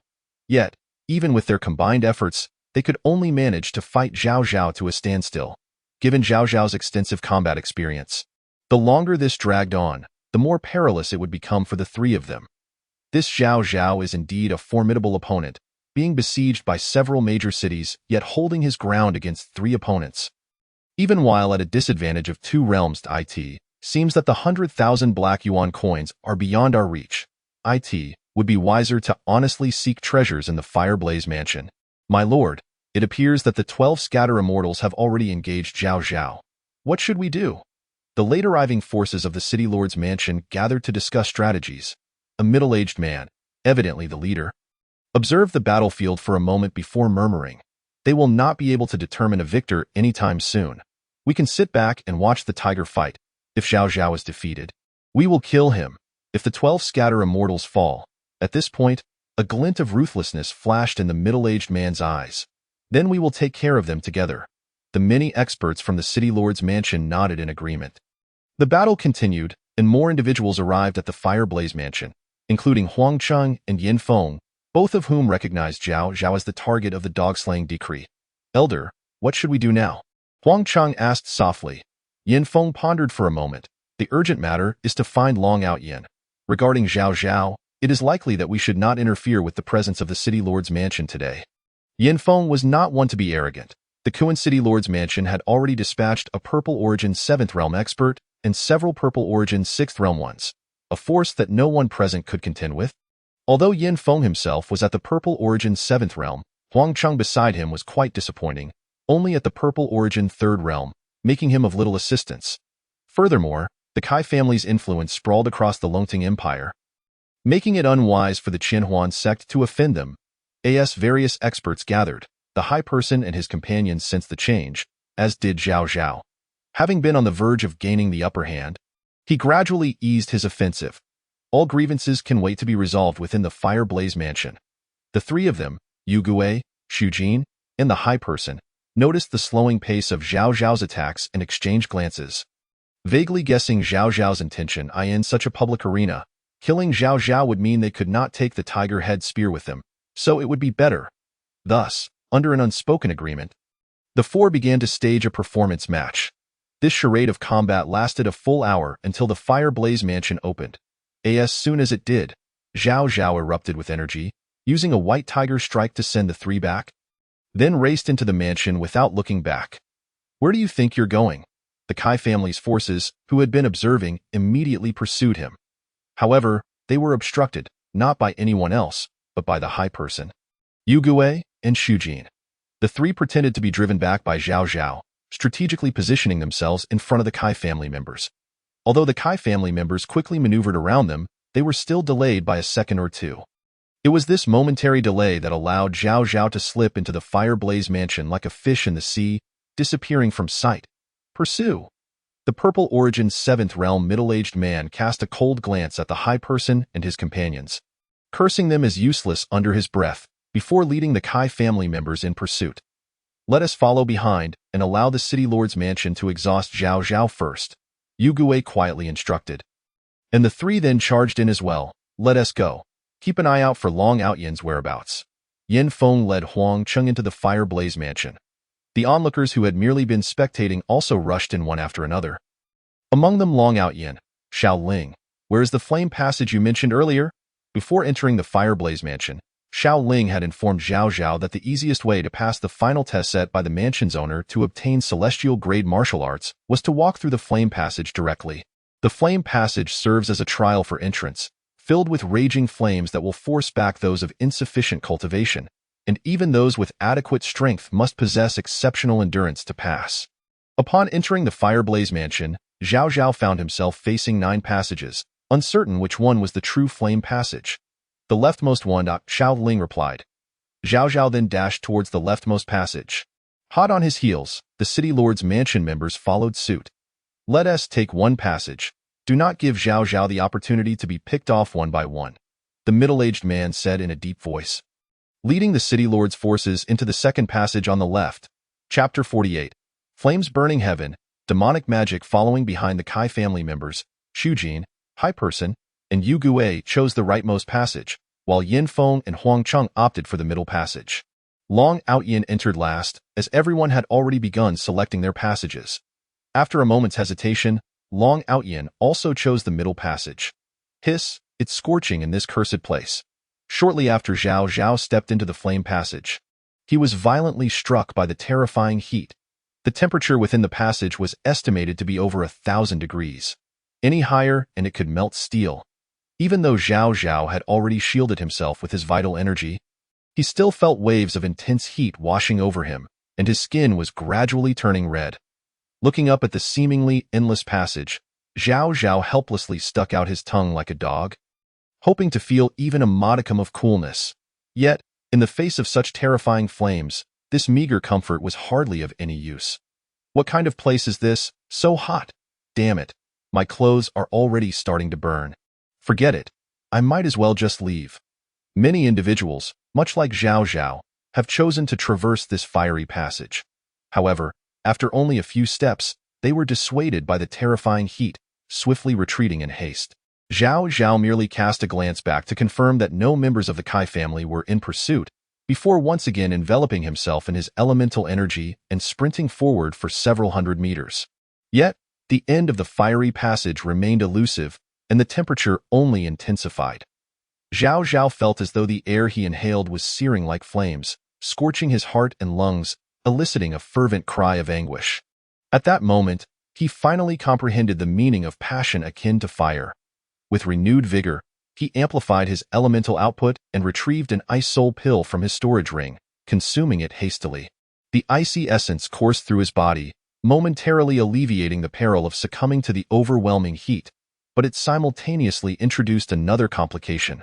Within him, a chill pervaded, while the external environment was unbearably hot. After sprinting nearly 100 meters, the potency of the ice soul pill waned, and an excruciating heat enveloped him. The temperature had soared beyond 3,000 degrees, and Zhao Zhao felt as though his protective elemental energy was on the verge of ignition. Damn it! Does this passage have no end? He cursed inwardly, cold knowledge. Your body is undergoing enhancement. If you persist, the benefits will be manifold. The voice of Xiao Ling resonated at an opportune moment. Really? Zhao Zhao exclaimed with elation, scrutinizing his physique and discovering that indeed, he seemed to be undergoing enhancement. How could he describe this sensation? It was akin to iron being heated to its utmost. Commencing the forging process. Forging? Huh? Forging? Realizing something amiss, Zhao Zhao's scalp prickled with unease, for it appeared as though a hammer forged from flames had materialized before him, hurtling towards him with great force. The hammer appeared with such swiftness, and its might surpassed that of the ghostly hammer by an unfathomable magnitude. Zhao Zhao barely had time to shield his chest with his arms before he was sent flying by the crushing blow. Before his dazed mind could react, another colossal flaming hammer descended upon him from behind, propelling him forward. Then, yet another fiery hammer loomed beside him, as though he were a mere piece of iron undergoing the process of being tempered into steel. After enduring dozens of strikes, he lost consciousness. Yet, the forging continued. After countless blows, Zhao Zhao's awareness gradually returned. Pain. This was his foremost sensation. However, amidst the excruciating agony, a peculiar sense of exhilaration accompanied it. Struggling against the pain, Zhao Zhao managed to rise, only to find that he had been unwittingly struck out of the passage and into a small chamber. In the center of the room stood a small table adorned with 3 boxes, a cushion, and a small note. The note read, "I am the Fire War God, Burning Heaven. I leave the heavenly stage martial art flame fire burning heaven, a 5th grade pill violent blood pill, and the remnants of the demonic technique desire demon great law for the fated one. The fated one may take all, but heed this warning. Once the desired demon great law is employed, one shall become a soulless demon of desire, exceedingly difficult to escape from. Do not practice it lightly. The cushion was once used for my cultivation, upon which I have inscribed my insights and reflections on flame fire burning heaven. The fated one may utilize the cushion to cultivate this technique. Furthermore, once the boxes on the table are taken, the room will seal for 3 days, allowing the fated one to cultivate flame fire burning heaven in peace, preparing to combat the demon race in the future. The Fire War God, the master of the burning heaven residence, was indeed the legendary fire war god. No wonder his abode bore the name of War Goddess Mansion. Zhao Zhao's eyes widened. This fire war god was not only renowned within the Dragon Rising Empire, but also celebrated throughout the entire Northwest continent. It was said that at his peak, his cultivation surpassed the Red Origin realm, wielding fire techniques of unparalleled might, capable of scorching mountains and boiling seas. Zhao Zhao bowed deeply to the room, expressing his gratitude. Thank you, Senior, for bestowing martial arts upon me. I vow to uphold and promote them. Living up to your expectations. With that, he took the flame fire burning heaven, the violent blood pill, and the desired demon great law from the table. As expected, upon his removal of the items, an invisible barrier seemed to envelop the entire room. Zhao Zhao then seated himself upon the cushion, commencing his cultivation of flame fire burning heaven. As soon as he settled, a torrent of fragmented memories surged into his mind, encompassing the insights and battle scenes of all the prior wielders of this heavenly martial art. Some wielded flames as swords, cleaving through the demon horde, reducing countless demon beasts to ash in an instant. Others transformed into flames, crashing into the bellies of colossal beasts, resulting in a mutual demise. There were also those who unleashed flame fire burning heaven, annihilating innumerable demon foes in a single strike. Zhao Zhao discerned a common thread among these individuals. Their battles predominantly targeted the demon race, to the extent that it could be said that 8 out of 10 practitioners of flame fire burning heaven perished in conflicts against demons. In the end, the fire war god also conveyed that the cultivation of flame fire burning heaven was to prepare for combat against the demon race. What could this mean? Did those who practiced flame fire burning heaven have an inherent conflict with the demon race? Or was it simply the fate of anyone who reached a certain level of cultivation to inevitably engage in battle with demons? Zhao Zhao did not believe that the demon race referred to by the fire war god was merely the beast tides of the Beast mountain range. The trivial beast tides there would likely not suffice to warrant the use of a major technique by these individuals. Thus, it could only be the fiends from the demon domain. The demon domain, a mysterious, vast, and immensely powerful realm. Zhao Zhao had heard it said that the current human race was merely clinging to life in the shadow of the demon domain. However, these matters were of little concern to Zhao Zhao at present. His immediate priority was to enhance his strength to confront those from the Kai family. With this thought in mind, Zhao Zhao closed his eyes and began to attune himself to flame fire burning heaven. Meanwhile, the others who had entered the burning heaven residence were not idle either. After overcoming numerous challenges, Zheng Yin, wielding the strength of the Purple Origin 7th layer, led the City Lord's mansion personnel through the passage and into a spacious plaza. During this endeavor, the members of the City Lord's mansion each reaped their own rewards. Even Zheng Yin acquired a high-grade earth tier flame, said to have once been wielded by the fire war god himself. As for Long Out Yin, this fellow trailed behind Huang Cheng and Yin Feng, guided by the remnants of the demonic soul, securing a piece of celestial silkworm armor, impervious to blades and fire alike, which even the Purple Origin 7th layer would struggle to shatter. Huang Cheng and Yin Feng fared less favorably, with meager gains, merely snatching a few Purple Origin coins and pills. Then, they beheld Long Out Yin entering the plaza. Long Out Yin, prepare to meet your end. Upon sighting Long Out Yin, Huang Cheng's eyes immediately reddened, and he charged forth with a fierce cry.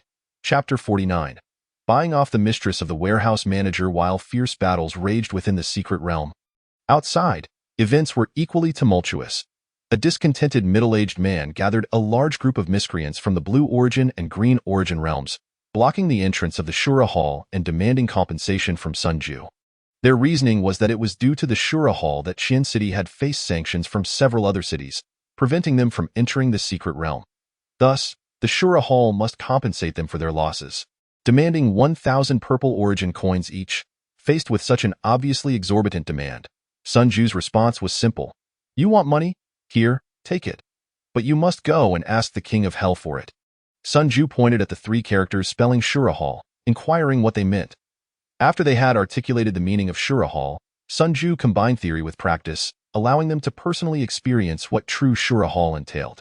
On the first day, 150 corpses were displayed at the entrance of the Shura Hall. By the second day, this number had swelled to 200. On the third day, the leading middle-aged man and several others were captured by Sunju and sent to hell as well. The unwilling crowd then rushed to the City Lord's mansion in Qian City to cause a ruckus, but the City Lord's mansion was even more ruthless. Anyone who incited trouble was promptly dealt with, while the ringleaders received money and benefits, and the rest were subjected to bloody suppression. Before long, this ragtag assembly found themselves embroiled in internal strife, rendering them incapable of achieving their goals. The Shura Hall and the city lord's mansion of Qian City swiftly became synonymous with terror, instilling dread in all who heard their names. Yet, these individuals were perhaps unaware that the true might of the Shura Hall had yet to be revealed. For instance, the Shura Hall's ostensible greatest backing. The capital's Sun Xiao and Sun Ju were not even within Qian City. In Kuanqing, the city lord's mansion of the Kai family, due to Kai Kuan mobilizing the majority of his experts into the secret realm. The city itself was currently in a state of utmost vulnerability. Outside Kuanqing, Sun Ju, seated cross-legged, slowly opened his eyes and inquired coolly, "Have you ascertained the location of the Kai family's warehouse?" "It has been confirmed. A covert operative within the family has bribed the mistress of the Kuanqing warehouse manager and has secured the warehouse's location." A shadow emerged behind Sun Ju, whispering. Sun Ju's lips twitched slightly. This web of relations is quite convoluted. He then commanded, "Inform the brothers to act swiftly, grab what we can and leave.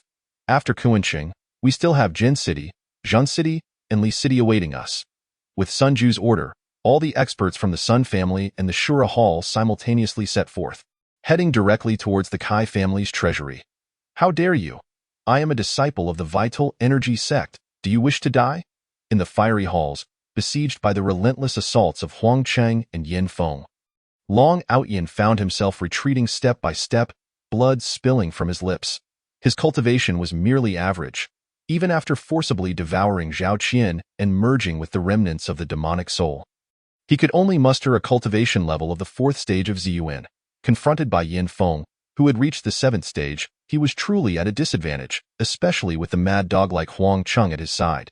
Were it not for the protection of the celestial silkworm armor, Long Outyin would have been defeated by Yin Feng long ago. The armor, a treasure of remarkable defensive capability, combined with the guidance of the demonic soul, allowed Long Outyin's combat power to surpass that of an ordinary 6th-stage Ziyuan cultivator, enabling him to barely hold his ground. "You're just a little ant from the Yuanqi sect." Huang Cheng sneered, increasing the ferocity of his attacks. Long Outyin harbored the intention to swat down this audacious individual, who was merely at the 3rd stage of Ziyuan, yet could not spare the effort with Yin Feng's aggressive onslaught. "You fools, I've already sent word to my 2 masters. Just wait to be reduced to ashes by their 9th stage Ziyuan might." After being struck back once more, Long Outyin wiped the blood from the corner of his mouth. His expression twisted in fury. Huang Cheng and Yin Feng exchanged a glance, both revealing a flicker of apprehension. However, this momentary caution swiftly transformed into cold resolve, with a fierce killing intent igniting in Yin Feng's eyes for the first time. Unyielding, Long Outyin brandished a treasured longsword, a significant artifact within the Yuanqi sect, from which malevolent energy swirled ominously. The Duanhuan sword, an intermediate-grade earthly treasure, was particularly potent in Long Outyin's hands due to its association with the demonic soul.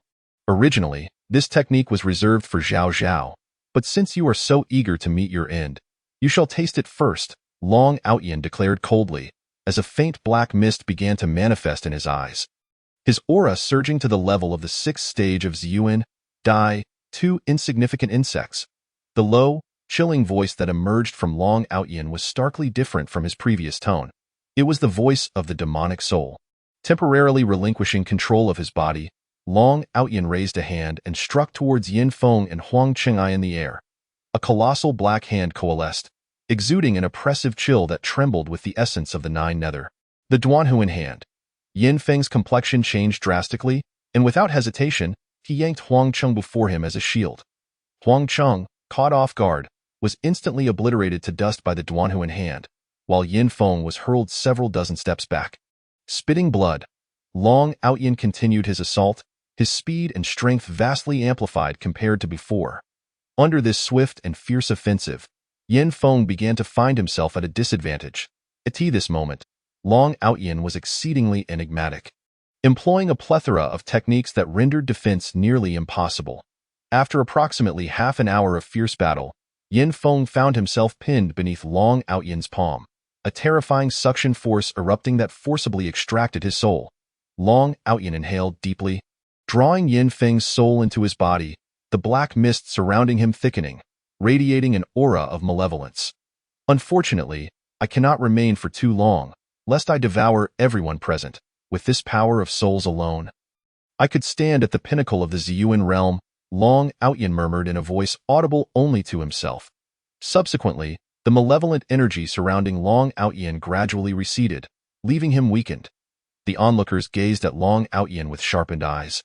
Sensing his vulnerability, coldly, Long Outyin warned, "My two masters have received my message and are en route to the Liuhua mansion. Anyone daring to act against me at this moment shall find themselves with no place to rest in death." This threat had some effect, as the surrounding individuals quickly withdrew their greedy gazes. "Lord Kai, shall we refrain from action?" Someone inquired softly among the Kai clan members, addressing the middle-aged man at the 7th stage of Ziyuan. Kai Su, the brother of Kai Kuan, the city lord, although not the strongest, held a high position within the Kai family. After a moment of contemplation, Kai Su shook his head. No need to provoke the Yuanqi sect unnecessarily. Furthermore, Kai Su took the initiative to step forward, arranging for his clan members to encircle Long Outyin protectively. Long Outyin nodded in appreciation towards Kai Su, then closed his eyes to recuperate from his previous exertions. As the others realized that their attempts to take advantage of the situation were futile, they turned their attention back to the Liuhua mansion.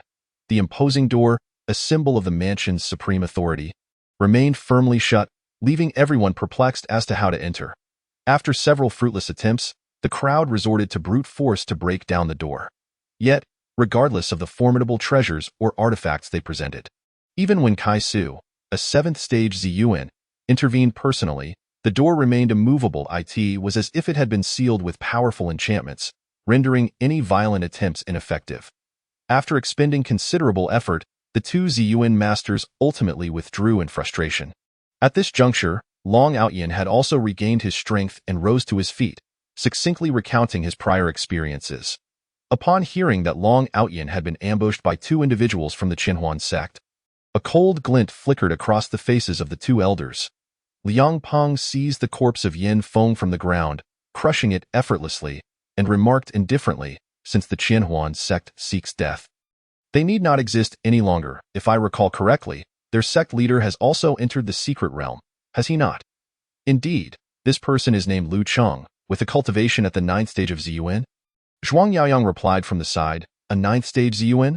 Then let us obliterate him." Liang Peng scoffed, "Elder Zhuang, we shall set forth immediately. I wish to see just how this so-called Lu Cheng dares to lay a hand on disciples of the Yunji sect. Outyin, you continue to seek opportunities here. I will go avenge you."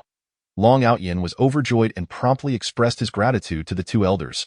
Liang Peng and Zhuang Yaoyang then departed together. Shortly after their exit, the massive door, which had baffled everyone, suddenly stirred. The heavy door began to swing open, revealing a scene that was not the treasure-laden chamber everyone had anticipated. Instead, it was a stark, empty room, furnished only with a stone table and a mat. Sitting upon the mat was a man who had just opened his eyes, meeting the gaze of the crowd with equal surprise. Zhao Zhao, who had just finished practicing the Yanhua Fentian technique, momentarily stunned, quickly recognized the greedy expressions of those before him. His countenance turned icy as he adopted a low, commanding tone. "You dare trespass into my abode? What punishment do you deserve?" His deep, authoritative voice resonated throughout the chamber, amplified by his spiritual power, producing an echo that reverberated like a demon's whisper. At that moment, the crowd was genuinely taken aback by Zhao Zhao's words. The first few to rush and hastily dropped to their knees.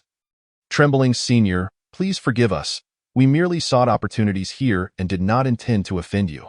Our sins warrant death. We beseech you to show mercy." Zhao Zhao's response was cold. "Get lost." Yes, we will leave at once." They stammered, turning and fleeing without a backward glance. Just as Zhao Zhao exhaled a sigh of relief, his brows furrowed again.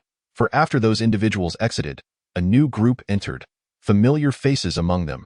The three brothers of the Hai Su and Yu clans, along with Long Outyin and Kai Su from the Kai family. Upon seeing Zhao Zhao, Long Outyin was momentarily taken aback before his expression darkened. "Zhao Zhao, I never anticipated you would stumble upon the fortune of inheriting the title of the Liuhua Mansion Master. You should hand over that inheritance now. I may consider granting you a complete corpse." Zhao Zhao maintained an impassive facade. What Zhao Zhao? I am the master of the Liuhua mansion. Who are you to speak to me in such a manner? Preposterous. You claim to be the master of the Liuhua mansion? What proof do you have? Do you even know the name of the true Liuhua mansion master? Long Outyin sneered derisively. Zhao Zhao raised his right hand, a blazing flame materializing in his palm, causing the temperature within the room to soar. It seems you wish to taste the flames of my Yanhua Fentian, Zhao Zhao stated coolly. Yanhua Fentian. Was he truly the legendary Liuhua war god? Long Outyin's expression began to shift, oscillating between uncertainty and trepidation. As a key disciple nurtured by the Yuanqi sect, he had certainly heard of the formidable reputation of the Liuhua war god and his renowned technique. Yanhua Fentian. Long Outyin pressed on. If you are indeed Fentian, why do you bear the visage of Zhao Zhao? Zhao Zhao smirked. Do I owe you an explanation? With Zhao Zhao refusing to clarify. Long Outyin was left to speculate, pondering whether Zhao Zhao had initially entered the mansion and, upon discovering the treasures within, succumbed to greed, only to be usurped by Fentian, who had been prepared for such an event. Just as he grappled with these thoughts, Kai Su stepped forward, whispering, Yanhua Fentian is a celestial-grade martial technique. No one can master it in 3 days. Whether this individual is Zhao Zhao or Zhao Zhao possessed by Fentian, we can ascertain through a trial. Long Outyin nodded and then flashed a smile at Zhao Zhao, saying, since you are the legendary fire war god, your mastery of fire magic must be extraordinary. May I ask for your guidance? Before Zhao Zhao could respond, Long Outyin had already made his move, swinging his sword towards Zhao Zhao. A dark sword light flickered in the air, imbued with a faint chill. A mere trick, he scoffed. Since you insist on seeking your demise, let me show you the might of my blazing inferno. Zhao Zhao continued to act nonchalant as blue flames began to manifest in his hands. The temperature in the room surged dramatically, causing everyone to feel uncomfortable, akin to ants in a steamer. The 2 clusters of blue flames then fused into a larger violet-blue flame, hurtling towards Long Outyin. The flames first met Long Outyin's sword light, effortlessly incinerating it before continuing unabated towards him, also grazing the others present, Heinrin, Shuzhen, Yu Gue, and Kai Su. Not good, retreat. Long Outyin exclaimed, his expression shifting drastically as he felt the searing heat of the flames. Without hesitation, he turned to flee, followed closely by the others. Trying to escape? Zhao Zhao sneered, flicking his sleeve. The blue flames surged forward, crashing into Long Outyin. He immediately spat blood, his body igniting with uncontrolled fervor. He hastily summoned his energy to suppress the flames, but resisting a heavenly-grade martial technique proved far from easy. A significant portion of his energy evaporated, and he was unable to quell the flames, writhing in agony on the ground. Ultimately, it was the demonic spirit within him that intervened, a surge of black energy emerging to barely mitigate the damage inflicted by the blazing inferno. Not only Long Outyin, but the others in the room, except for Kai Su, were also left in a state of disarray, primarily due to Zhao Zhao's lack of consideration for them. As a battered Long Outyin struggled to stand, everyone involuntarily gasped. Long Outyin, who was once quite presentable, now bore no semblance of humanity. His hair had been completely singed, and his body was scorched a bright red, resembling the rear of an agitated monkey. Damn it, I'll fight you! Long Outyin growled, his expression twisted with rage as he charged at Zhao Zhao. Zhao Zhao remained silent, conjuring 2 more clusters of blue flames in his hands. Upon seeing these flames, Long Outyin's composure returned, and his advance came to a sudden halt. Zhao Zhao coldly declared, advance, and you shall perish. His chilling voice echoed, carrying an authority reminiscent of ancient times. Yet, unbeknownst to everyone but Zhao Zhao, cold sweat had soaked his back. Chapter 51. You may accept my humble offering. Heavenly-grade martial techniques are not easily executed. That last strike against Long Outyin had nearly cost Zhao Zhao half of his energy, and he had not achieved the anticipated result. Initially, he had aimed to slay Long Outyin, but he had not anticipated that Long Outyin wore a celestial silkworm armor that absorbed most of the blazing inferno's power, allowing him to escape death with the help of his demonic spirit. Had he known to use this against the 7th layer of purple origin, perhaps he could have found an opportunity to inflict serious injury. Zhao Zhao felt a twinge of regret. He did not wish to resort to such theatrics, but he was left with no choice. He was up against a fourth layer of purple origin and at least six sixth layers. Blocking his only path of escape, he could only resort to this desperate measure of intimidation. His declaration of advance, "and you shall perish," had evidently shaken Long Outyin, who was on the verge of losing himself to anger, causing him to halt his advance. Long Outyin looked at the flickering blue flames in Zhao Zhao's hands, his expression fluctuating between uncertainty and fear. Ultimately, he chose to relent, cupping his fist in respect towards Zhao Zhao and stating, "I hope you can forgive my rashness. I shall take my leave now." As he turned to depart, Zhao Zhao suddenly called out, "Wait." Long Outyin frowned. "What further instructions do you have, senior?" Zhao Zhao replied indifferently. "You have disturbed my seclusion and disrupted my meditation. Do you think you can simply walk away without consequence?" This statement confirmed to Long Outyin and the others that Zhao Zhao was indeed not someone to be trifled with. Had he truly been Zhao Zhao, he would have wished for their swift departure and would never have dared to utter such words. Realizing that they could not afford to offend the person before them, Long Outyin's demeanor shifted to one of profound respect. "May I inquire how I might atone for my transgressions? Leave me the celestial silkworm armor. Return all your gains within this estate. And each of you must provide 1,000,000 purple origin coins," Zhao Zhao demanded mercilessly, fully aware that with the authority of the blazing inferno behind him, any concession would only raise suspicion. "Senior, is that not excessive?" This celestial silkworm armor was hard-won. Long Outyin clenched his fists, his voice laced with indignation. Zhao Zhao did not even lift his gaze, his palm aglow with increasingly mesmerizing blue flames. Long Outyin exchanged glances with Kai Su, their expressions betraying their uncertainty. Kai Su whispered, "Just give it to him. It's better to avoid further trouble." The Heinren brothers remained silent, clearly sharing the same sentiment. "Fine, take it." Long Outyin gritted his teeth as he removed the celestial silkworm armor and tossed it along with his storage ring towards Zhao Zhao. Kai Su and the Heinren brothers also surrendered their storage rings containing purple origin coins, throwing them at Zhao Zhao's feet. However, Zhao Zhao did not immediately collect the items. Instead, a more intense aura of menace enveloped him as the blue flames in his hands began to coalesce, threatening to unleash another devastating attack. His voice turned icy. "Is this the attitude you present for your atonement? Do you take me for a beggar? What do you want then?" Long Outyin spat through clenched teeth. His patience wearing thinned.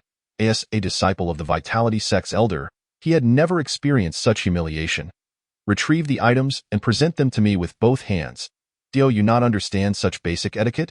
Long Outyin nearly ground his teeth to dust. Ultimately, it was Kai Su who could no longer bear the sight, stepping forward and saying, "Allow me, senior." He picked up the celestial silkworm armor and storage ring from the ground and offered them to Long Outyin. "No, let him do it." Zhao Zhao fixed his gaze on Long Outyin, a hint of lethal intent creeping into his voice. "I will count to 3. If you do not comply, you shall meet your end." The specter of death loomed over Long Outyin once more. Out of sheer fear, he ultimately chose to submit, striding forward to accept the celestial silkworm armor and storage ring from Kai Su, bowing deeply to present them to Zhao Zhao with both hands. Zhao Zhao continued to toy with him, saying, "You may accept my humble offering." Long Outyin's utterance of "Senior, please accept" was a laborious effort, the 5 words seemingly draining his very essence, causing his body to tremble slightly as he spoke. A sardonic smile crept across Zhao Zhao's lips as he accepted the items from Long Outyin, dismissively saying, "Now, you may leave." Long Outyin turned to depart, wishing to vacate the wretched place immediately. The others too felt as though they had been granted a reprieve, hastily making their exit. For them, those few minutes in the presence of the blazing inferno had been more exhilarating than their entire lives. Indeed, the legendary fire war god lived up to his formidable reputation, instilling unparalleled fear. "Wow, you were quite audacious just now." A voice of mild admiration resonated in Zhao Zhao's mind. Once he was certain everyone had left, Zhao Zhao exhaled heavily, his taut nerves finally releasing, and he chuckled bitterly. "Do you think I desired this? I had to play my part convincingly. I was dancing on the edge of death all along." "And what of your extortion of Long Outyin and the others? Are you not concerned they might retaliate?" The voice inquired. "If I did not extort them, they would indeed retaliate," Zhao Zhao explained. "Previously, I had deceived them by posing as the blazing inferno. They were merely momentarily stunned. Once they returned to their senses, they would realize they had been intimidated, especially since I let them go after merely confirming my identity, which does not align with the strength I purported to possess. Wiping the cold sweat from his forehead, Zhao Zhao continued, however, if I were to impose some punishment, like reclaiming the celestial silkworm armor and extorting them further, they would only feel remorse and would not suspect me. Is that truly the case? It sounds so intriguing, the voice mused, seemingly unable to grasp the complexity of such a game. What shall we do now? Shall we leave? Not yet. The energy expended in executing the blazing inferno was considerable. I need time to recuperate. Besides, there is a possibility that those individuals may not relent and are waiting outside. It would be prudent to wait another day. Zhao Zhao concluded, resuming his meditative state. Indeed, Zhao Zhao's judgment proved sound. After leaving the blazing inferno estate, Long Outyin and the others, increasingly troubled by their earlier encounter, ultimately decided to linger outside the estate. Their sole point of confusion was this: why had Long Outyin been so bold? And yet the temperamental blazing inferno had not struck him down in a single blow. After all, this fire war god was renowned for his fiery temperament and volatile nature. Had Zhao Zhao been aware of their doubts, he would likely have imparted with earnestness. I wish I could, but I simply cannot. A dragon, clad in the protective armor of silkworms, is not so easily slain. After waiting in vain for an entire day, Long Outyin left the fiery palace, disheartened. This visit not only yielded no rewards, but also cost him a staggering 1 million purple yuan coins, marking a significant loss. Kai Su, accompanied by the Kai family members, along with the 3 brothers of the Hai clan, departed in succession. Hardly had they left when Zhao Zhao exited the fiery palace, only to encounter an even greater crisis. Chapter 52. The crisis of the Mu sisters. Not long after Zhao Zhao stepped out of the fiery palace, he was startled by a violent surge of energy emanating from the east. Alarmed, he quickly concealed himself to assess the situation. The combatants appeared to be 2 against 1, with 2 cultivators at the 9th level of purple yuan engaging a lone adversary at the 8th level.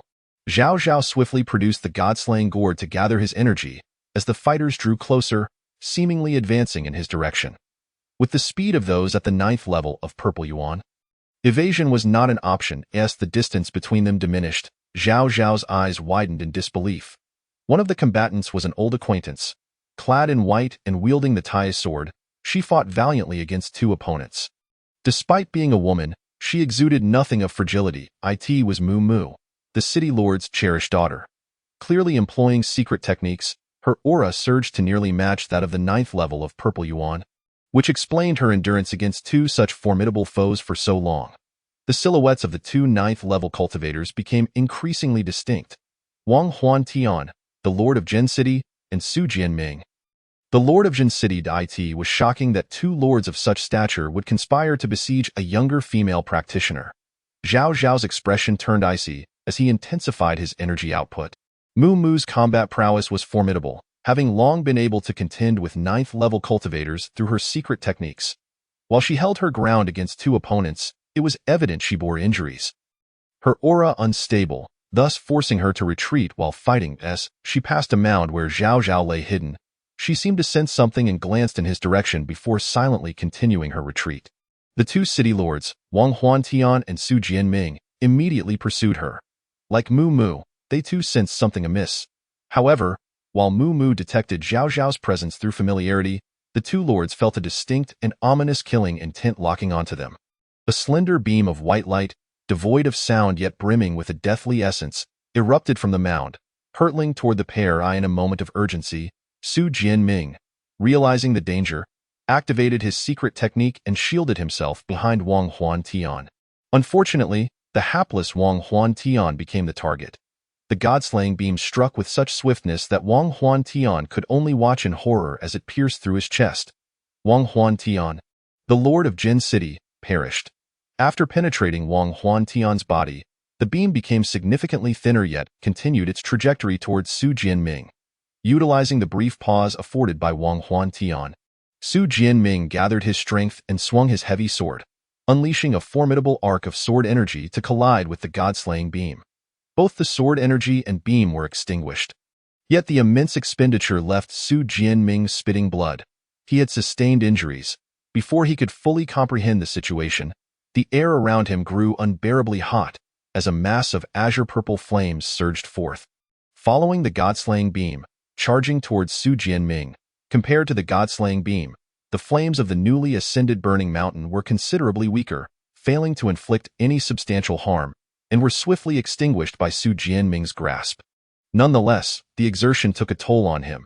After a series of battles, his internal energy had dwindled to less than 30%. Zhao Zhao, donning the silkworm armor, dashed towards Su Jianming without hesitation, a golden opportunity to strike a fallen foe. However, he was promptly sent flying by a blow from Su Jianming's sword. The 9th-level cultivator, even in a weakened state, was not someone Zhao Zhao, at the 4th level of Purple Yuan, could challenge. Nevertheless, despite being knocked away, Zhao Zhao had accomplished his goal. He successfully delayed Su Jianming, granting Mu Mu the precious moment she needed to strike back. As she returned from her brief detour, Mu Mu, wielding the Tai sword, descended with a strike imbued with the regal might of gold, cleaving Su Jianming severely. After executing that strike, Mu Mu was clearly at her limit, barely managing to keep herself upright with the sword as support. Zhao Zhao plunged his tiger-head spear into the gravely wounded Su Jianming's chest, ensuring the end of his life. The spear glowed with golden light as Su Jianming's body rapidly shriveled. The tiger-head spear siphoning his vitality and bestowing a surge of power back to Zhao Zhao. Yet, in that moment, he could not afford to dwell on the sensation of newfound strength. For Mu Mu's condition appeared dire. A vicious wound marred her slender waist, blood gushing forth uncontrollably. Mu Mu struggled to maintain control, but her weakened state rendered her efforts futile, her complexion pale as parchment. Zhao Zhao rushed to steady her, applying pressure to her wound. "How did you get injured? What happened? Where is Xiaoqin?" he inquired. His words seemed to trigger something in Mu Mu, who mustered her remaining strength. Imploring quickly, "Save Xiaoqin, please." Zhao Zhao forced a smile. "Sister, I wish to help, but what about you? Your situation is far more precarious." Due to excessive blood loss, Mu Mu's consciousness began to wane, and she struggled to indicate Xiaoqin's location, her mouth moving in silent desperation as Zhao Zhao could not discern her words.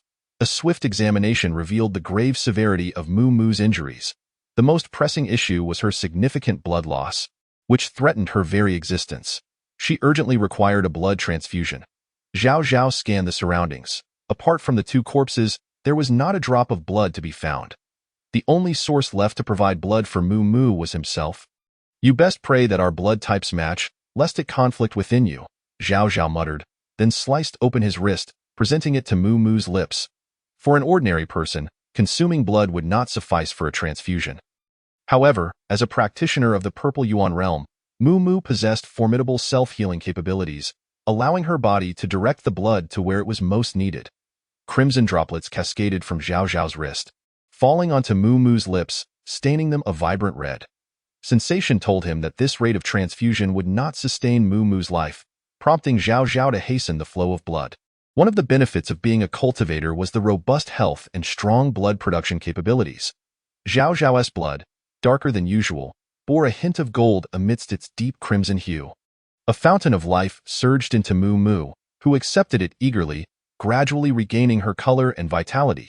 As her injuries healed, Mu Mu began to emerge from the brink of peril, her consciousness slowly returning. Her first sensation was a saltiness in her mouth, as if she had ingested something unusual.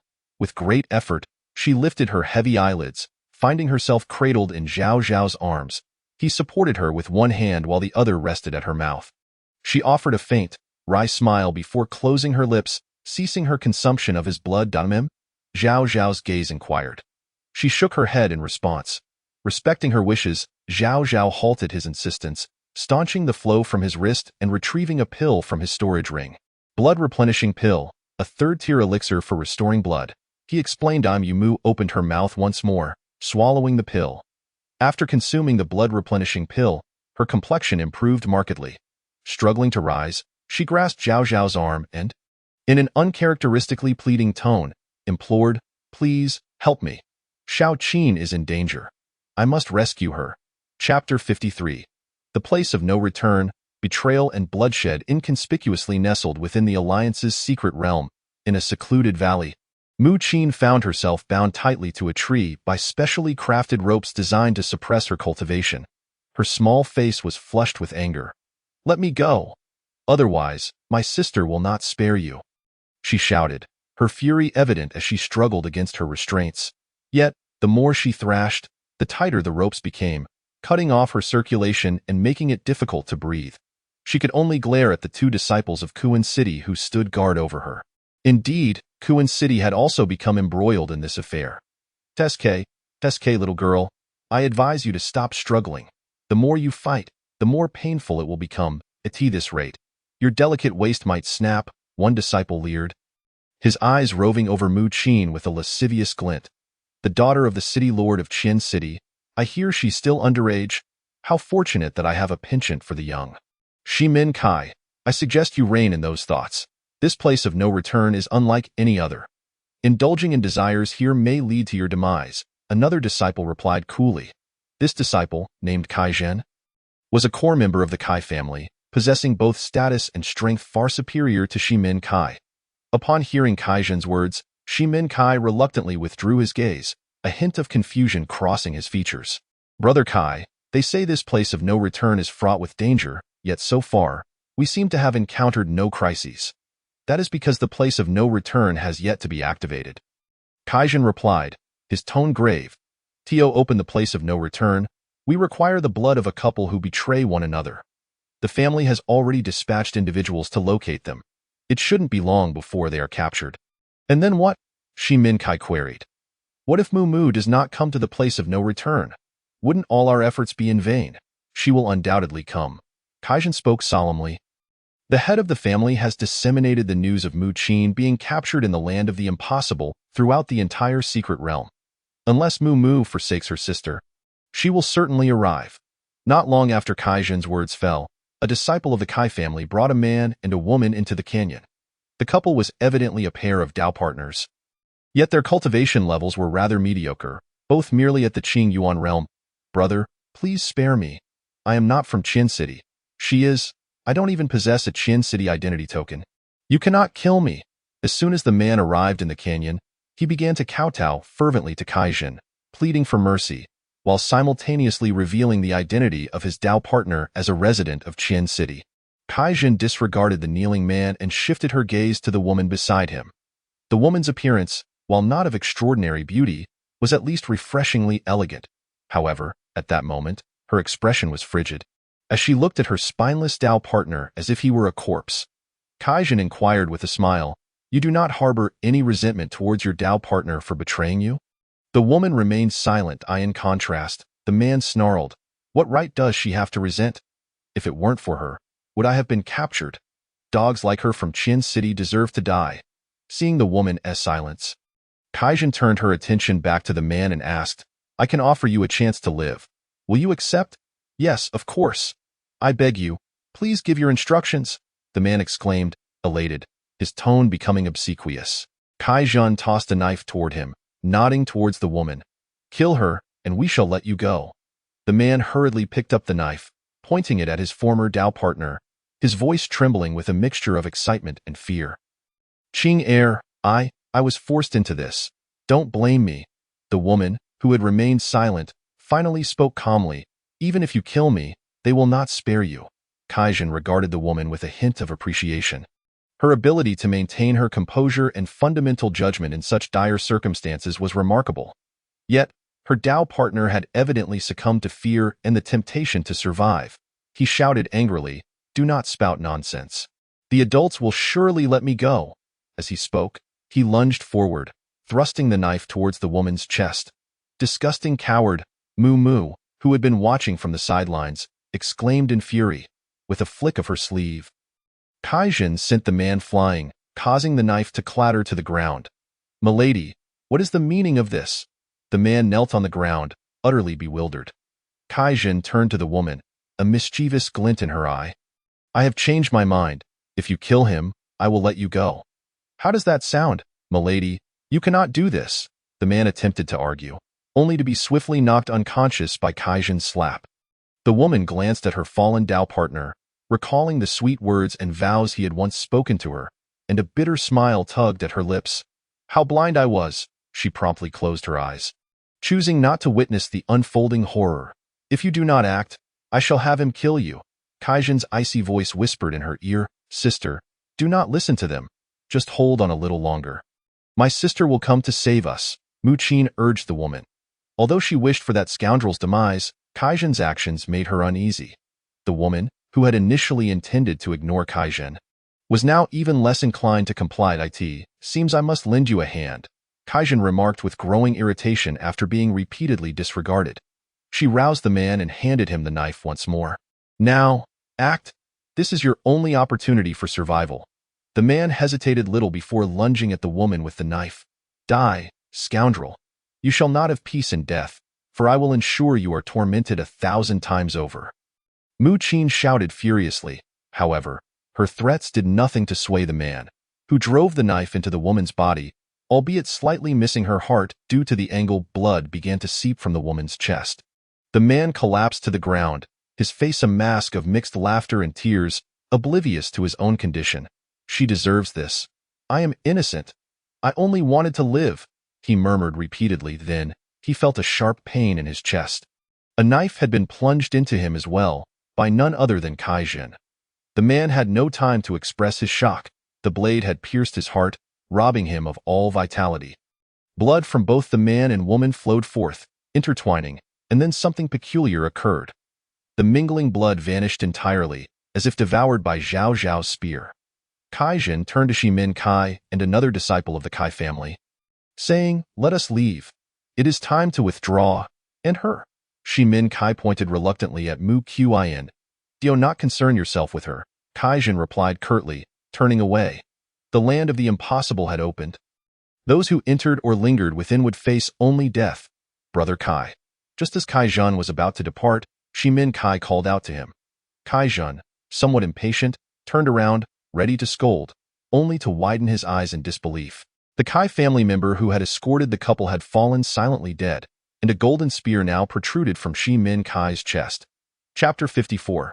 The peculiar in Kaijin instinctively drew his knife in self-defense. But it was too late. The Taya sword, imbued with imperial might, pierced him from behind, ending his life in a single blow. I never imagined we would stoop to ambushing even a mere second layer. Ziyuan. Zhao Zhao's figure emerged from behind Shimin Kai, a bitter smile on his lips. The pale-faced Mu Mu managed a weak smile and hurried towards Mu Qin. Sister. Upon seeing Mu Mu, tears welled in Mu Qin's eyes, and she instinctively struggled, but the binding dragon rope tightened in an instant, causing tears to spill down her cheeks. Witnessing her sister's plight, Mu Mu's beautiful eyes flashed with concern, and she raised the Taya sword, swinging it at the binding dragon rope. The advanced Xian-tier binding dragon rope, which even Ziyuan cultivators struggled to break, was severed almost instantaneously by the heavenly Taya sword. Yu Qin broke free from her chains and embraced her sister tightly. Sister, you seem unwell. Did Wang Huantian and Su Jianming harm you? After a brief exchange of pleasantries, Mu Qin keenly sensed something amiss with Mu. It appeared that her sister had sustained grave injuries and had only managed to come here by sheer willpower. I nearly lost my life. Thankfully, Zhao Zhao saved me, Mu Mu said with a bitter smile. Hey there. Mu Qin waved at Zhao Zhao. You saved me once again, and how do you intend to repay me? Zhao Zhao bantered. How about letting my sister offer her body in gratitude? Mu Qin quipped mischievously. Little rascal, what nonsense are you speaking? Mu Mu blushed crimson, playfully hitting her sister on the head. Sister, that hurts. Mu Qin cradled her head, her expression reminiscent of Su Ru Shui's when Zhao Zhao had playfully struck her. What is wrong with these two? Zhao Zhao approached the slain couple. Yu Qin's expression suddenly changed. We must leave quickly. I heard the Kai family mention this is the land of the impossible. Once it opens, it becomes extremely dangerous. In her previous excitement at reuniting with Mu Mu, she had nearly forgotten about this pressing matter. I'm afraid we can't leave anymore. Zhao Zhao sighed ruefully, looking up at the blood-red sky that had inexplicably turned crimson. Moreover, the blood-red hue was rapidly spreading outward, threatening to engulf the entire secret realm. Under the blood-red sky, Zhao Zhao could distinctly feel his strength being suppressed. Even the tiger-head spear emitted a low hum of strain.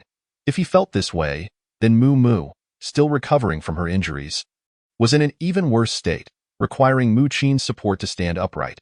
Having faced formidable foes, Mu Mu had been gravely wounded in an earlier confrontation. She had not had the opportunity to recuperate properly before seeking her sister, which exacerbated her injuries. Fortunately, the search for her sister had gone relatively smoothly. The Kai family had spread news of Mu Qin's presence here to lure Mu Mu in, allowing Zhao Zhao and Mu Mu to find this location without much effort. However, both were severely weakened, and even facing merely the second-layer Kaijin and 2 blue Yuan cultivators, they could only rely on ambush tactics to resolve the conflict. The one who had slain the Kai family disciple was Zhao Zhao. Using the shadow shuttle he had acquired in the secret realm, Shimin Kai had sensed something was amiss, but before he could react, he was pierced through the chest by the tiger head spear. She may still be saved, Zhao Zhao mused, standing beside the woman. Although the woman had been stabbed in the chest, her injury was a few centimeters away from her heart, leaving her in a state of severe unconsciousness rather than death. Perhaps saving one of them could halt this so-called land of the impossible, Mu Qin pondered. Seeing the puzzled expressions from Zhao Zhao and her sister, Mu Qin recounted her observations and experiences. If the opening of the land of the impossible requires their blood as a catalyst, then I suspect that saving one of them could prevent the land from opening, Mu Qin hypothesized. Of course, this is merely conjecture. I cannot guarantee it will work, she added after a moment's thought. Let us give it a try. Zhao Zhao decisively made a decision and then retrieved a healing pill from his possession, administering it to the woman. This woman was in a condition similar to Mu Mu's earlier plight, with a significant portion of her injuries stemming from excessive blood loss. However, Zhao Zhao had no spare blood to offer her at this moment. After consuming the pill and having her wounds staunched, the woman's injuries gradually began to mend, yet she remained unconscious. The crimson sky continued to expand without any indication of abating, racing relentlessly into the distance. Let us depart from here, Zhao Zhao pondered for a moment before stating. The 2 women nodded, and they promptly prepared to leave. Zhao Zhao hoisted the unconscious woman onto his back, just as he was about to set off. He suddenly felt a dizzying sensation, akin to the one he experienced when first entering the secret realm. He felt like a formidable power emanating from the very laws themselves, utterly insurmountable. Both Mu Mu and Mu Qin experienced the same sensation of uncontrollable vertigo, succumbing one after the other to unconsciousness. Where is this place? Upon regaining consciousness, Zhao Zhao discovered himself and the Mu sisters standing on a street. This city bore a resemblance to Qian City, the only distinction being that all the inhabitants appeared to possess no cultivation. Wait, no cultivation? Zhao Zhao quickly focused, and indeed found that he too shared this lack of spiritual prowess. However, the tiger head gun remained firmly gripped in his hand. What about you two? Zhao Zhao turned to look at Mu Mu. They were in the same predicament, their powers entirely absent. Something is amiss, Zhao Zhao observed calmly, guiding the 2 women away from the main thoroughfare to scrutinize the pedestrians' every move. He then reached a conclusion. There was none, for aside from their lack of cultivation, the people here seemed entirely normal, conversing in the authentic language of the human race, and their daily lives were indistinguishable from those outside. Yet, for reasons unbeknownst to him, Zhao Zhao felt an eerie atmosphere pervading the place. He looked up at the sky. The sunset is splendid, yet it heralds dusk. After a brief moment of contemplation, Zhao Zhao resolved to find a place to rest. The trio arrived at a nearby inn. Esteemed guests, will you be dining or lodging? The innkeeper eagerly approached them, smiling. Lodging, please prepare 2 rooms, Zhao Zhao requested. His intention was for himself to occupy 1 room and for Mu Mu and Mu Qin to share the other. However, Mu Mu suddenly interjected, 2 rooms are excessive.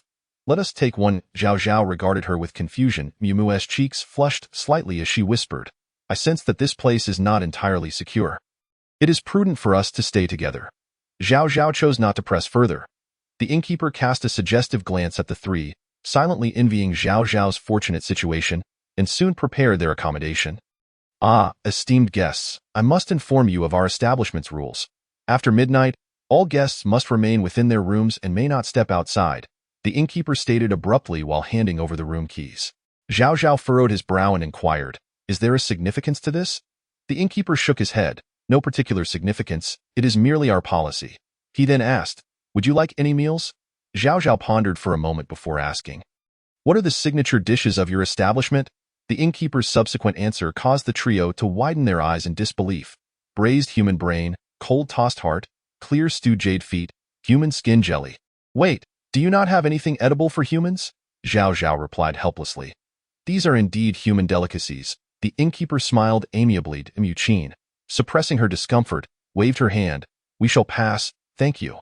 The innkeeper maintained his smile, respectfully exiting and closing the door behind him. This place is truly bizarre, Mu Qin remarked, visibly shaken by the innkeeper's menu. Zhao Zhao chose to ignore her accurate yet unnecessary comment and suddenly recalled something, asking, do you remember the woman I saved earlier? Yes, where is she? Mu Mu also came to a sudden realization.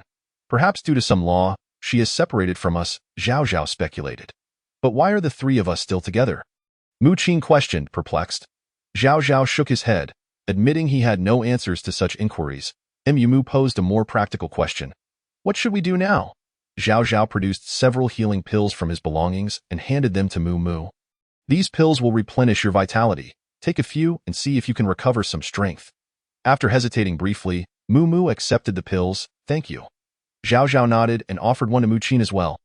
This is a strength-enhancing pill. Taking it will triple your strength for 12 hours. Consume it, just in case. I think I can forego it, Mu Qin said. Sticking out her tongue, Mu Mu glanced at her. And Mu Qin soon chuckled as she accepted the pill. Indeed, this strength-enhancing pill is remarkable. I feel incredibly powerful, Mu Qin exclaimed, flexing her bicep for display. This action elicited laughter from both Zhao Zhao and Mu Mu. Zhao Zhao then approached the window and consumed a strength-enhancing pill himself, feeling the bitterness of the medicine as it went down, his expression shifting slightly. Why this time? The sun had completely set. Plunging the surroundings into darkness, I believe that after midnight, we may receive some answers, Mu Mu said softly. Her long legs crossed as she sat on the bed, serene and tranquil, with the aid of the pills. She had regained a fair amount of vitality. Zhao Zhao concurred with this notion. They were newcomers here without any information, the only warning they had received being the innkeeper's reminder about remaining indoors after midnight. Have you ever heard of any information regarding the land of the unbound? Zhao Zhao casually inquired, and Mu Qin eagerly raised her hand. I know. My father mentioned that no one who enters the land of the unbound ever returns alive. And what else? Zhao Zhao asked. That's all I know, Mu Qin replied matter-of-factly. Zhao Zhao's lips twitched slightly. You might as well have said nothing. I did come across some information in ancient texts. Mu Mu mused. It mentioned that there are 9 nodes within the land of the unbound, and only by destroying all 9 can one escape. Then we shall set out tomorrow to seek information regarding these nodes. You both should rest well and regain your strength in the meantime, Zhao Zhao instructed. Time swiftly approached midnight. Zhao Zhao returned to the window and squinted at the street, noticing a significant decrease in foot traffic. At this hour, the remaining pedestrians were predominantly young men and women, all attired in revealing clothing that left little to the imagination. A faint pink mist permeated the air, and under its influence, the individuals seemed unable to control their primal instincts, embracing one another and engaging in unspeakable acts in the open street. Zhao Zhao felt a wave of embarrassment wash over him and turned away, only to find himself glancing back moments later, unwilling to admit his own curiosity. Young Master Zhao, what are you looking at? Mu Mu's gentle voice whispered in his ear. She then gracefully approached the window as well. Upon witnessing the scene outside, her cheeks flushed crimson. Miss Mu, allow me to explain, Zhao Zhao stammered awkwardly. Explain what? Mu Mu turned to face Zhao Zhao, her eyes reflecting a hint of shyness, yet there lingered an unmistakable air of anticipation. I meant to say that I wasn't intentionally watching, Zhao Zhao coughed tactically while attempting to clarify. He turned his head away, not wishing to meet Mu Mu's gaze, only to realize that, unbeknownst to him, the pink mist had begun to waft into the room as well as Zhao Zhao inhaled the mist. His breath grew heavier. Little Qin is fast asleep. She is always a deep sleeper, Mu Mu suddenly remarked out of the blue. Why bring that up now? Zhao Zhao questioned, puzzled. What I mean is, she want to hear a thing. Mu Mu's voice took on an alluring tone, laced with a hint of breathlessness. Before Zhao Zhao could respond, she wrapped her delicate arms around his neck, her soft lips pressing against his. Caught off guard and lacking any experience in combat, Zhao Zhao had no idea how to resist, retreating repeatedly until he found himself backed against the corner where the tiger head gun stood. Yet Mu Mu was relentless, maintaining her hold around his neck, her supple tongue even initiating an assault of its own, causing Zhao Zhao to stagger further back. after what felt like an eternity. Their lips parted, a glistening thread connecting them. Dio, you know, I truly adore you. Though I cannot pinpoint when it began, I am utterly infatuated with you. With every inch of your being, Moo Moo breathed, her enchanting eyes shimmering with infinite allure. Zhao Zhao smiled softly, one hand encircling Moo Moo's waist, while the other inadvertently reached for the tiger head gun behind him. Come, let us explore this together. Moo Moo grasped Zhao Zhao's hand and placed it atop her towering, magnificent figure. Zhao Zhao gently squeezed it, marveling at the exquisite sensation. He could not help but secretly admire that Moo Moo was indeed a woman beyond his control. As the two leaned closely together, Moo Moo lifted one long, slender leg and wrapped it around Zhao Zhao's waist, her delicate body pressing tightly against him. Take me, she whispered, her eyes closed, her voice laced with irresistible allure. Zhao Zhao took a deep breath, lowered his head, and seemingly disregarding everything, kissed her passionately. Thus, the two enamored individuals became entwined. However, a sudden turn of events occurred at that moment. The hand Moo Moo had around Zhao Zhao's neck abruptly transformed into a pair of claws, striking down towards his throat with alarming speed. Almost simultaneously, Zhao Zhao's hand, hidden behind him, grasped the tiger head golden spear, its icy murderous intent blossoming forth. Chapter 56. The Fox Clan, Lu Mei. Lu Qing'er Moo Moo's claws failed to land because Zhao Zhao was clad in celestial silkworm armor, rendering her attack ineffective. Meanwhile, Zhao Zhao's tiger head spear was already thrusting towards her waist, forcing Moo Moo to retreat. Just as Zhao Zhao intended to press his advantage, an unexpected tail swung in from the side, striking the tiger head spear and diverting its trajectory. The assailant was none other than Mu Qin, who had just fallen asleep. I told you your method was ineffective. How does it feel to be taken advantage of? Mu Qin's voice was cold, carrying a hint of authority. When did you figure it out? Moo Moo asked Zhao Zhao, her expression grim. At that moment, she had reverted to her true appearance, a striking woman with an alluring figure and captivating beauty. Like Mu Qin, she also possessed a snow-white tail. The two women appeared distinctly non-human. Zhao Zhao toyed with the tiger head spear in his hand, a playful smile gracing his lips. Why should I tell you? It must be that pill, Mu Qin deduced. The one you gave me wasn't the strengthening pill, was it? Indeed, it was not, and it was also poisonous, Zhao Zhao replied with a grin. Mu Qin's expression shifted slightly. He's deceived you. This is the inaccessible realm, where pills hold no efficacy, which is the flaw in your ruse. Mu Moo spoke again, finally realizing where the issue lay. She and her sister had spun a tale, pretending that they had regained their strength after consuming the pills, while Mu Qin claimed to have significantly increased her power. However, after Zhao Zhao had taken a strengthening pill himself to no avail, it became evident that the two women had been deceiving him. The pills Zhao Zhao had given them were, of course, not poisoned, as he had been unaware of their true nature, harboring only mild suspicions. Now, may I inquire about your true identities? Zhao Zhao asked with a faint smile. Older sister, Moo Moo began. We are of the Fox Clan, Lu Mei. The younger sister, Mu Qin, cast a displeased glance at her sister before adding, Fox Clan, Lu Qing'er. No wonder there's such a bewitching scent. Zhao Zhao scoffed. Lu Mei glared fiercely at him, while Lu Qing'er remarked with a cold smile, I initially intended for you to perish quietly, but since it has come to this, you shall witness the inaccessible realm at midnight. She waved gently towards the window. Those previously affected by the Fox Clan's mysterious influence, engaging in unspeakable acts on the streets, suddenly went wild, revealing their true forms as they charged toward Zhao Zhao's room. It appeared they were beastmen of some sort, though Zhao Zhao could not precisely identify them, as their mutated forms retained faint human traits, yet exhibited distinctly beastly characteristics, such as exaggeratedly muscular backs, half-meter-long claws, and thick fur.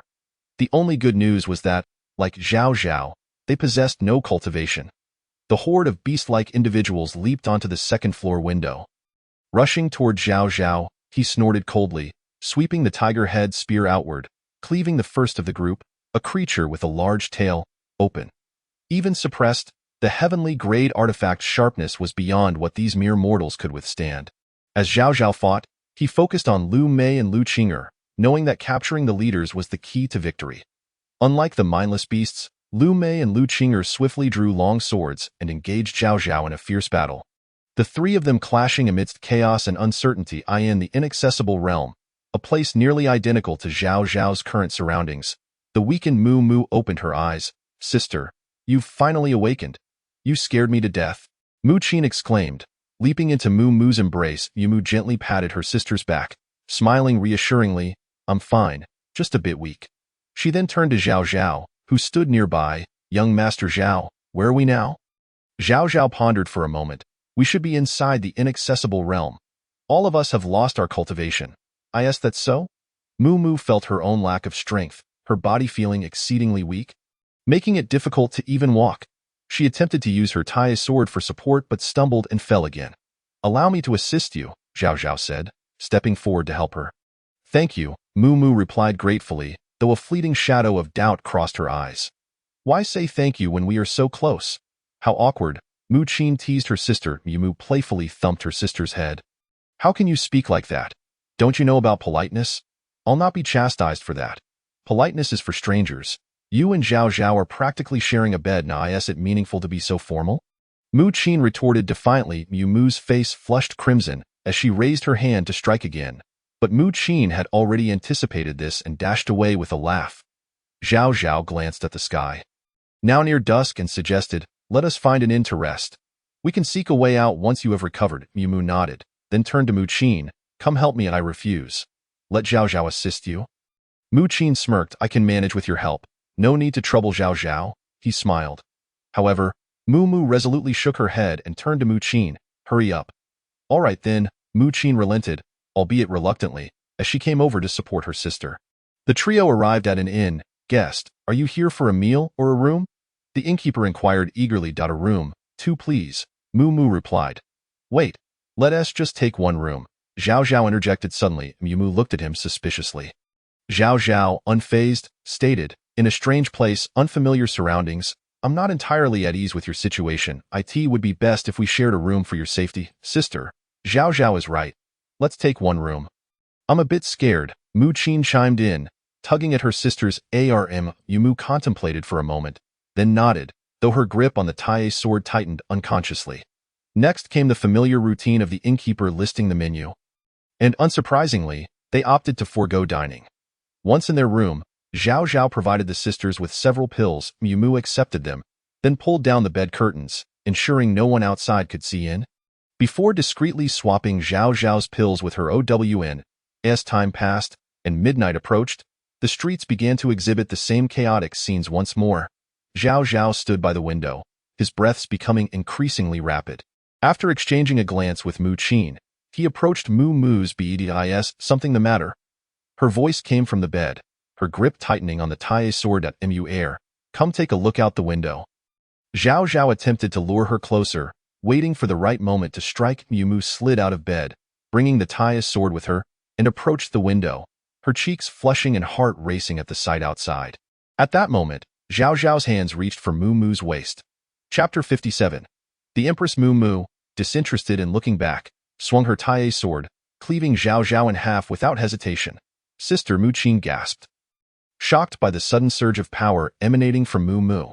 Turning to face the disguised Mu Qin, Moo Moo asked calmly, how long do you intend to keep this up? Mu Qin instantly reverted to her original form, a petite figure resembling a young girl. She gritted her teeth. When did you discover it? And you weren't injured at all, were you? Moo Moo replied flatly. I realized it from the very beginning. As for my injuries, I was indeed gravely wounded, but my recovery speed may be swifter than you anticipated. Half an hour later, Mu Qin lay in a pool of blood, surrounded by the corpses of many mutated beastmen. Moo Moo had shattered this intricate maze, extracting the war character from the 9 pivotal nodes. Almost simultaneously, in another realm, Zhao Zhao also successfully breached the maze, acquiring one of the 9 nodes, the approach character. At the moment their eyes met, they exchanged a knowing smile, their cultivation levels restoring in tandem. Shortly after their success, yet another maze was dismantled, and Mu Qin emerged, visibly fuming, clutching tightly onto a duel character. Everyone, I challenge you to a duel. There is an impostor among you who deceived me. Mu Qin declared with indignation. Shao Qin, Moo Moo replied helplessly, do not be foolish. Of the 9 pivotal nodes, 3 had been claimed. The next character, however, made Zhao Zhao's eyes widen in astonishment. The bearer character had fallen into the hands of Long Shui, who, at that moment, had astonishingly reached the purple origin realm. Her ascent was akin to soaring on a rocket. Upon seeing Zhao Zhao, Long Shui was elated, but before she could approach, she caught sight of Mu standing beside him, leaving her momentarily frozen, her expression a complex mix of emotions. Following Long Shui, the next to emerge was Su Rushue, in her crimson transformation, holding the formation character. "Master," Su Rushue exclaimed, lacking the reservations of Long Shui, and, still in her red-haired, red-skirted state, she rushed towards Zhao Zhao with open arms. Steady now," Zhao Zhao said, extending his hand to gently restrain Su Rushue's head, preventing her from advancing further. "No, no," Su Rushue protested, playfully clawing at him, seemingly unwilling to relent until she reached his embrace. Mu Qin cast a sidelong glance at her sister, discovering that Mu was fixated on Zhao Zhao, her eyes glinting with a hint of danger. After Su Rushue, Ning Qinger appeared, clutching the all-character, staring in astonishment at the affectionate scene between Su Rushue and Zhao Zhao. Her mouth agape in surprise. Having been assigned a task by Zhao Zhao, she had encountered Su Rushue earlier and was familiar with her crimson state. Yet this felt somewhat incongruous with her understanding of Su Rushue. Emerging thereafter was Song Yu, wielding the clown's mirror and the rank character Da Shuer. Song Yu immediately dashed towards Long Shui. "Get away from me!" Long Shui's tone was icy, a faint aura of menace emanating from her. Song Yu stood rooted to the spot, his head bowed in disappointment as he gazed at the precious mirror in his hand. Within it, a clown's visage vividly appeared. The front character had landed in the hands of Long Outyin, while the action character was acquired by Kai Kuan, the Lord of Kuansheng. With that, all 9 pivotal nodes had manifested, leading to an ensuing chaotic battle for their possession. Ultimately, Kai Kuan fell beneath the Divine Slayer Gourd, and both Long Outyin and Song Yu met their demise in succession. The greatest trouble for Zhao Zhao was unexpectedly posed by Song Yu's Clown's Mirror, a device both offensive and defensive, with abilities so peculiar that it nearly caused Zhao Zhao significant distress. Fortunately, the Clown's Mirror was countered by Mu's Tai sword, ultimately leading to Song Yu's defeat. After Zhao gathered the true words of the formation of combatants array. His cultivation surged, propelling him directly into the Black Origin realm. Subsequently, he shattered the Boundless Land, returning with everyone to the Secret Realm, and then back to Qin City. At this moment, Zhao Zhao realized that due to certain circumstances, the Boundless Land had spread throughout the entire Secret Realm, which had caused Su Rushue, Ning Qinger, and others to become trapped within. Upon returning to Qin City, Zhao Zhao received 2 pieces of grim news. First, the Beast Tide had erupted, leading Qin City to close its gates and engage in minor skirmishes with the beasts. Second, the Qindu Empire was mobilizing its forces southward, leaving the Longting army unable to provide assistance. However, this did not pose a significant challenge for Zhao Zhao, whose cultivation had now reached the Black Origin realm. With the formidable prowess of the Wan Huatun Tianju, Zhao Zhao and Mu Qiankuren joined forces to withstand the relentless onslaught of the Beast Tide for an entire month. During the battles, Zhao Zhao discovered that the cultivation of Mu Qiankuren, the Lord of Qin City, reached a terrifying Red Origin realm. Far from ordinary. It was no wonder he looked down upon the other city lords.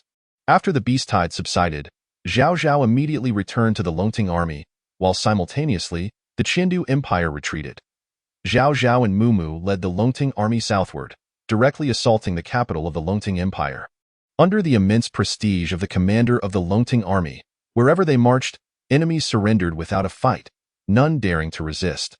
Upon Zhao Zhao's arrival at the capital, the ruler of the Longting Empire chose to take his own life, resulting in the annihilation of the Gao family.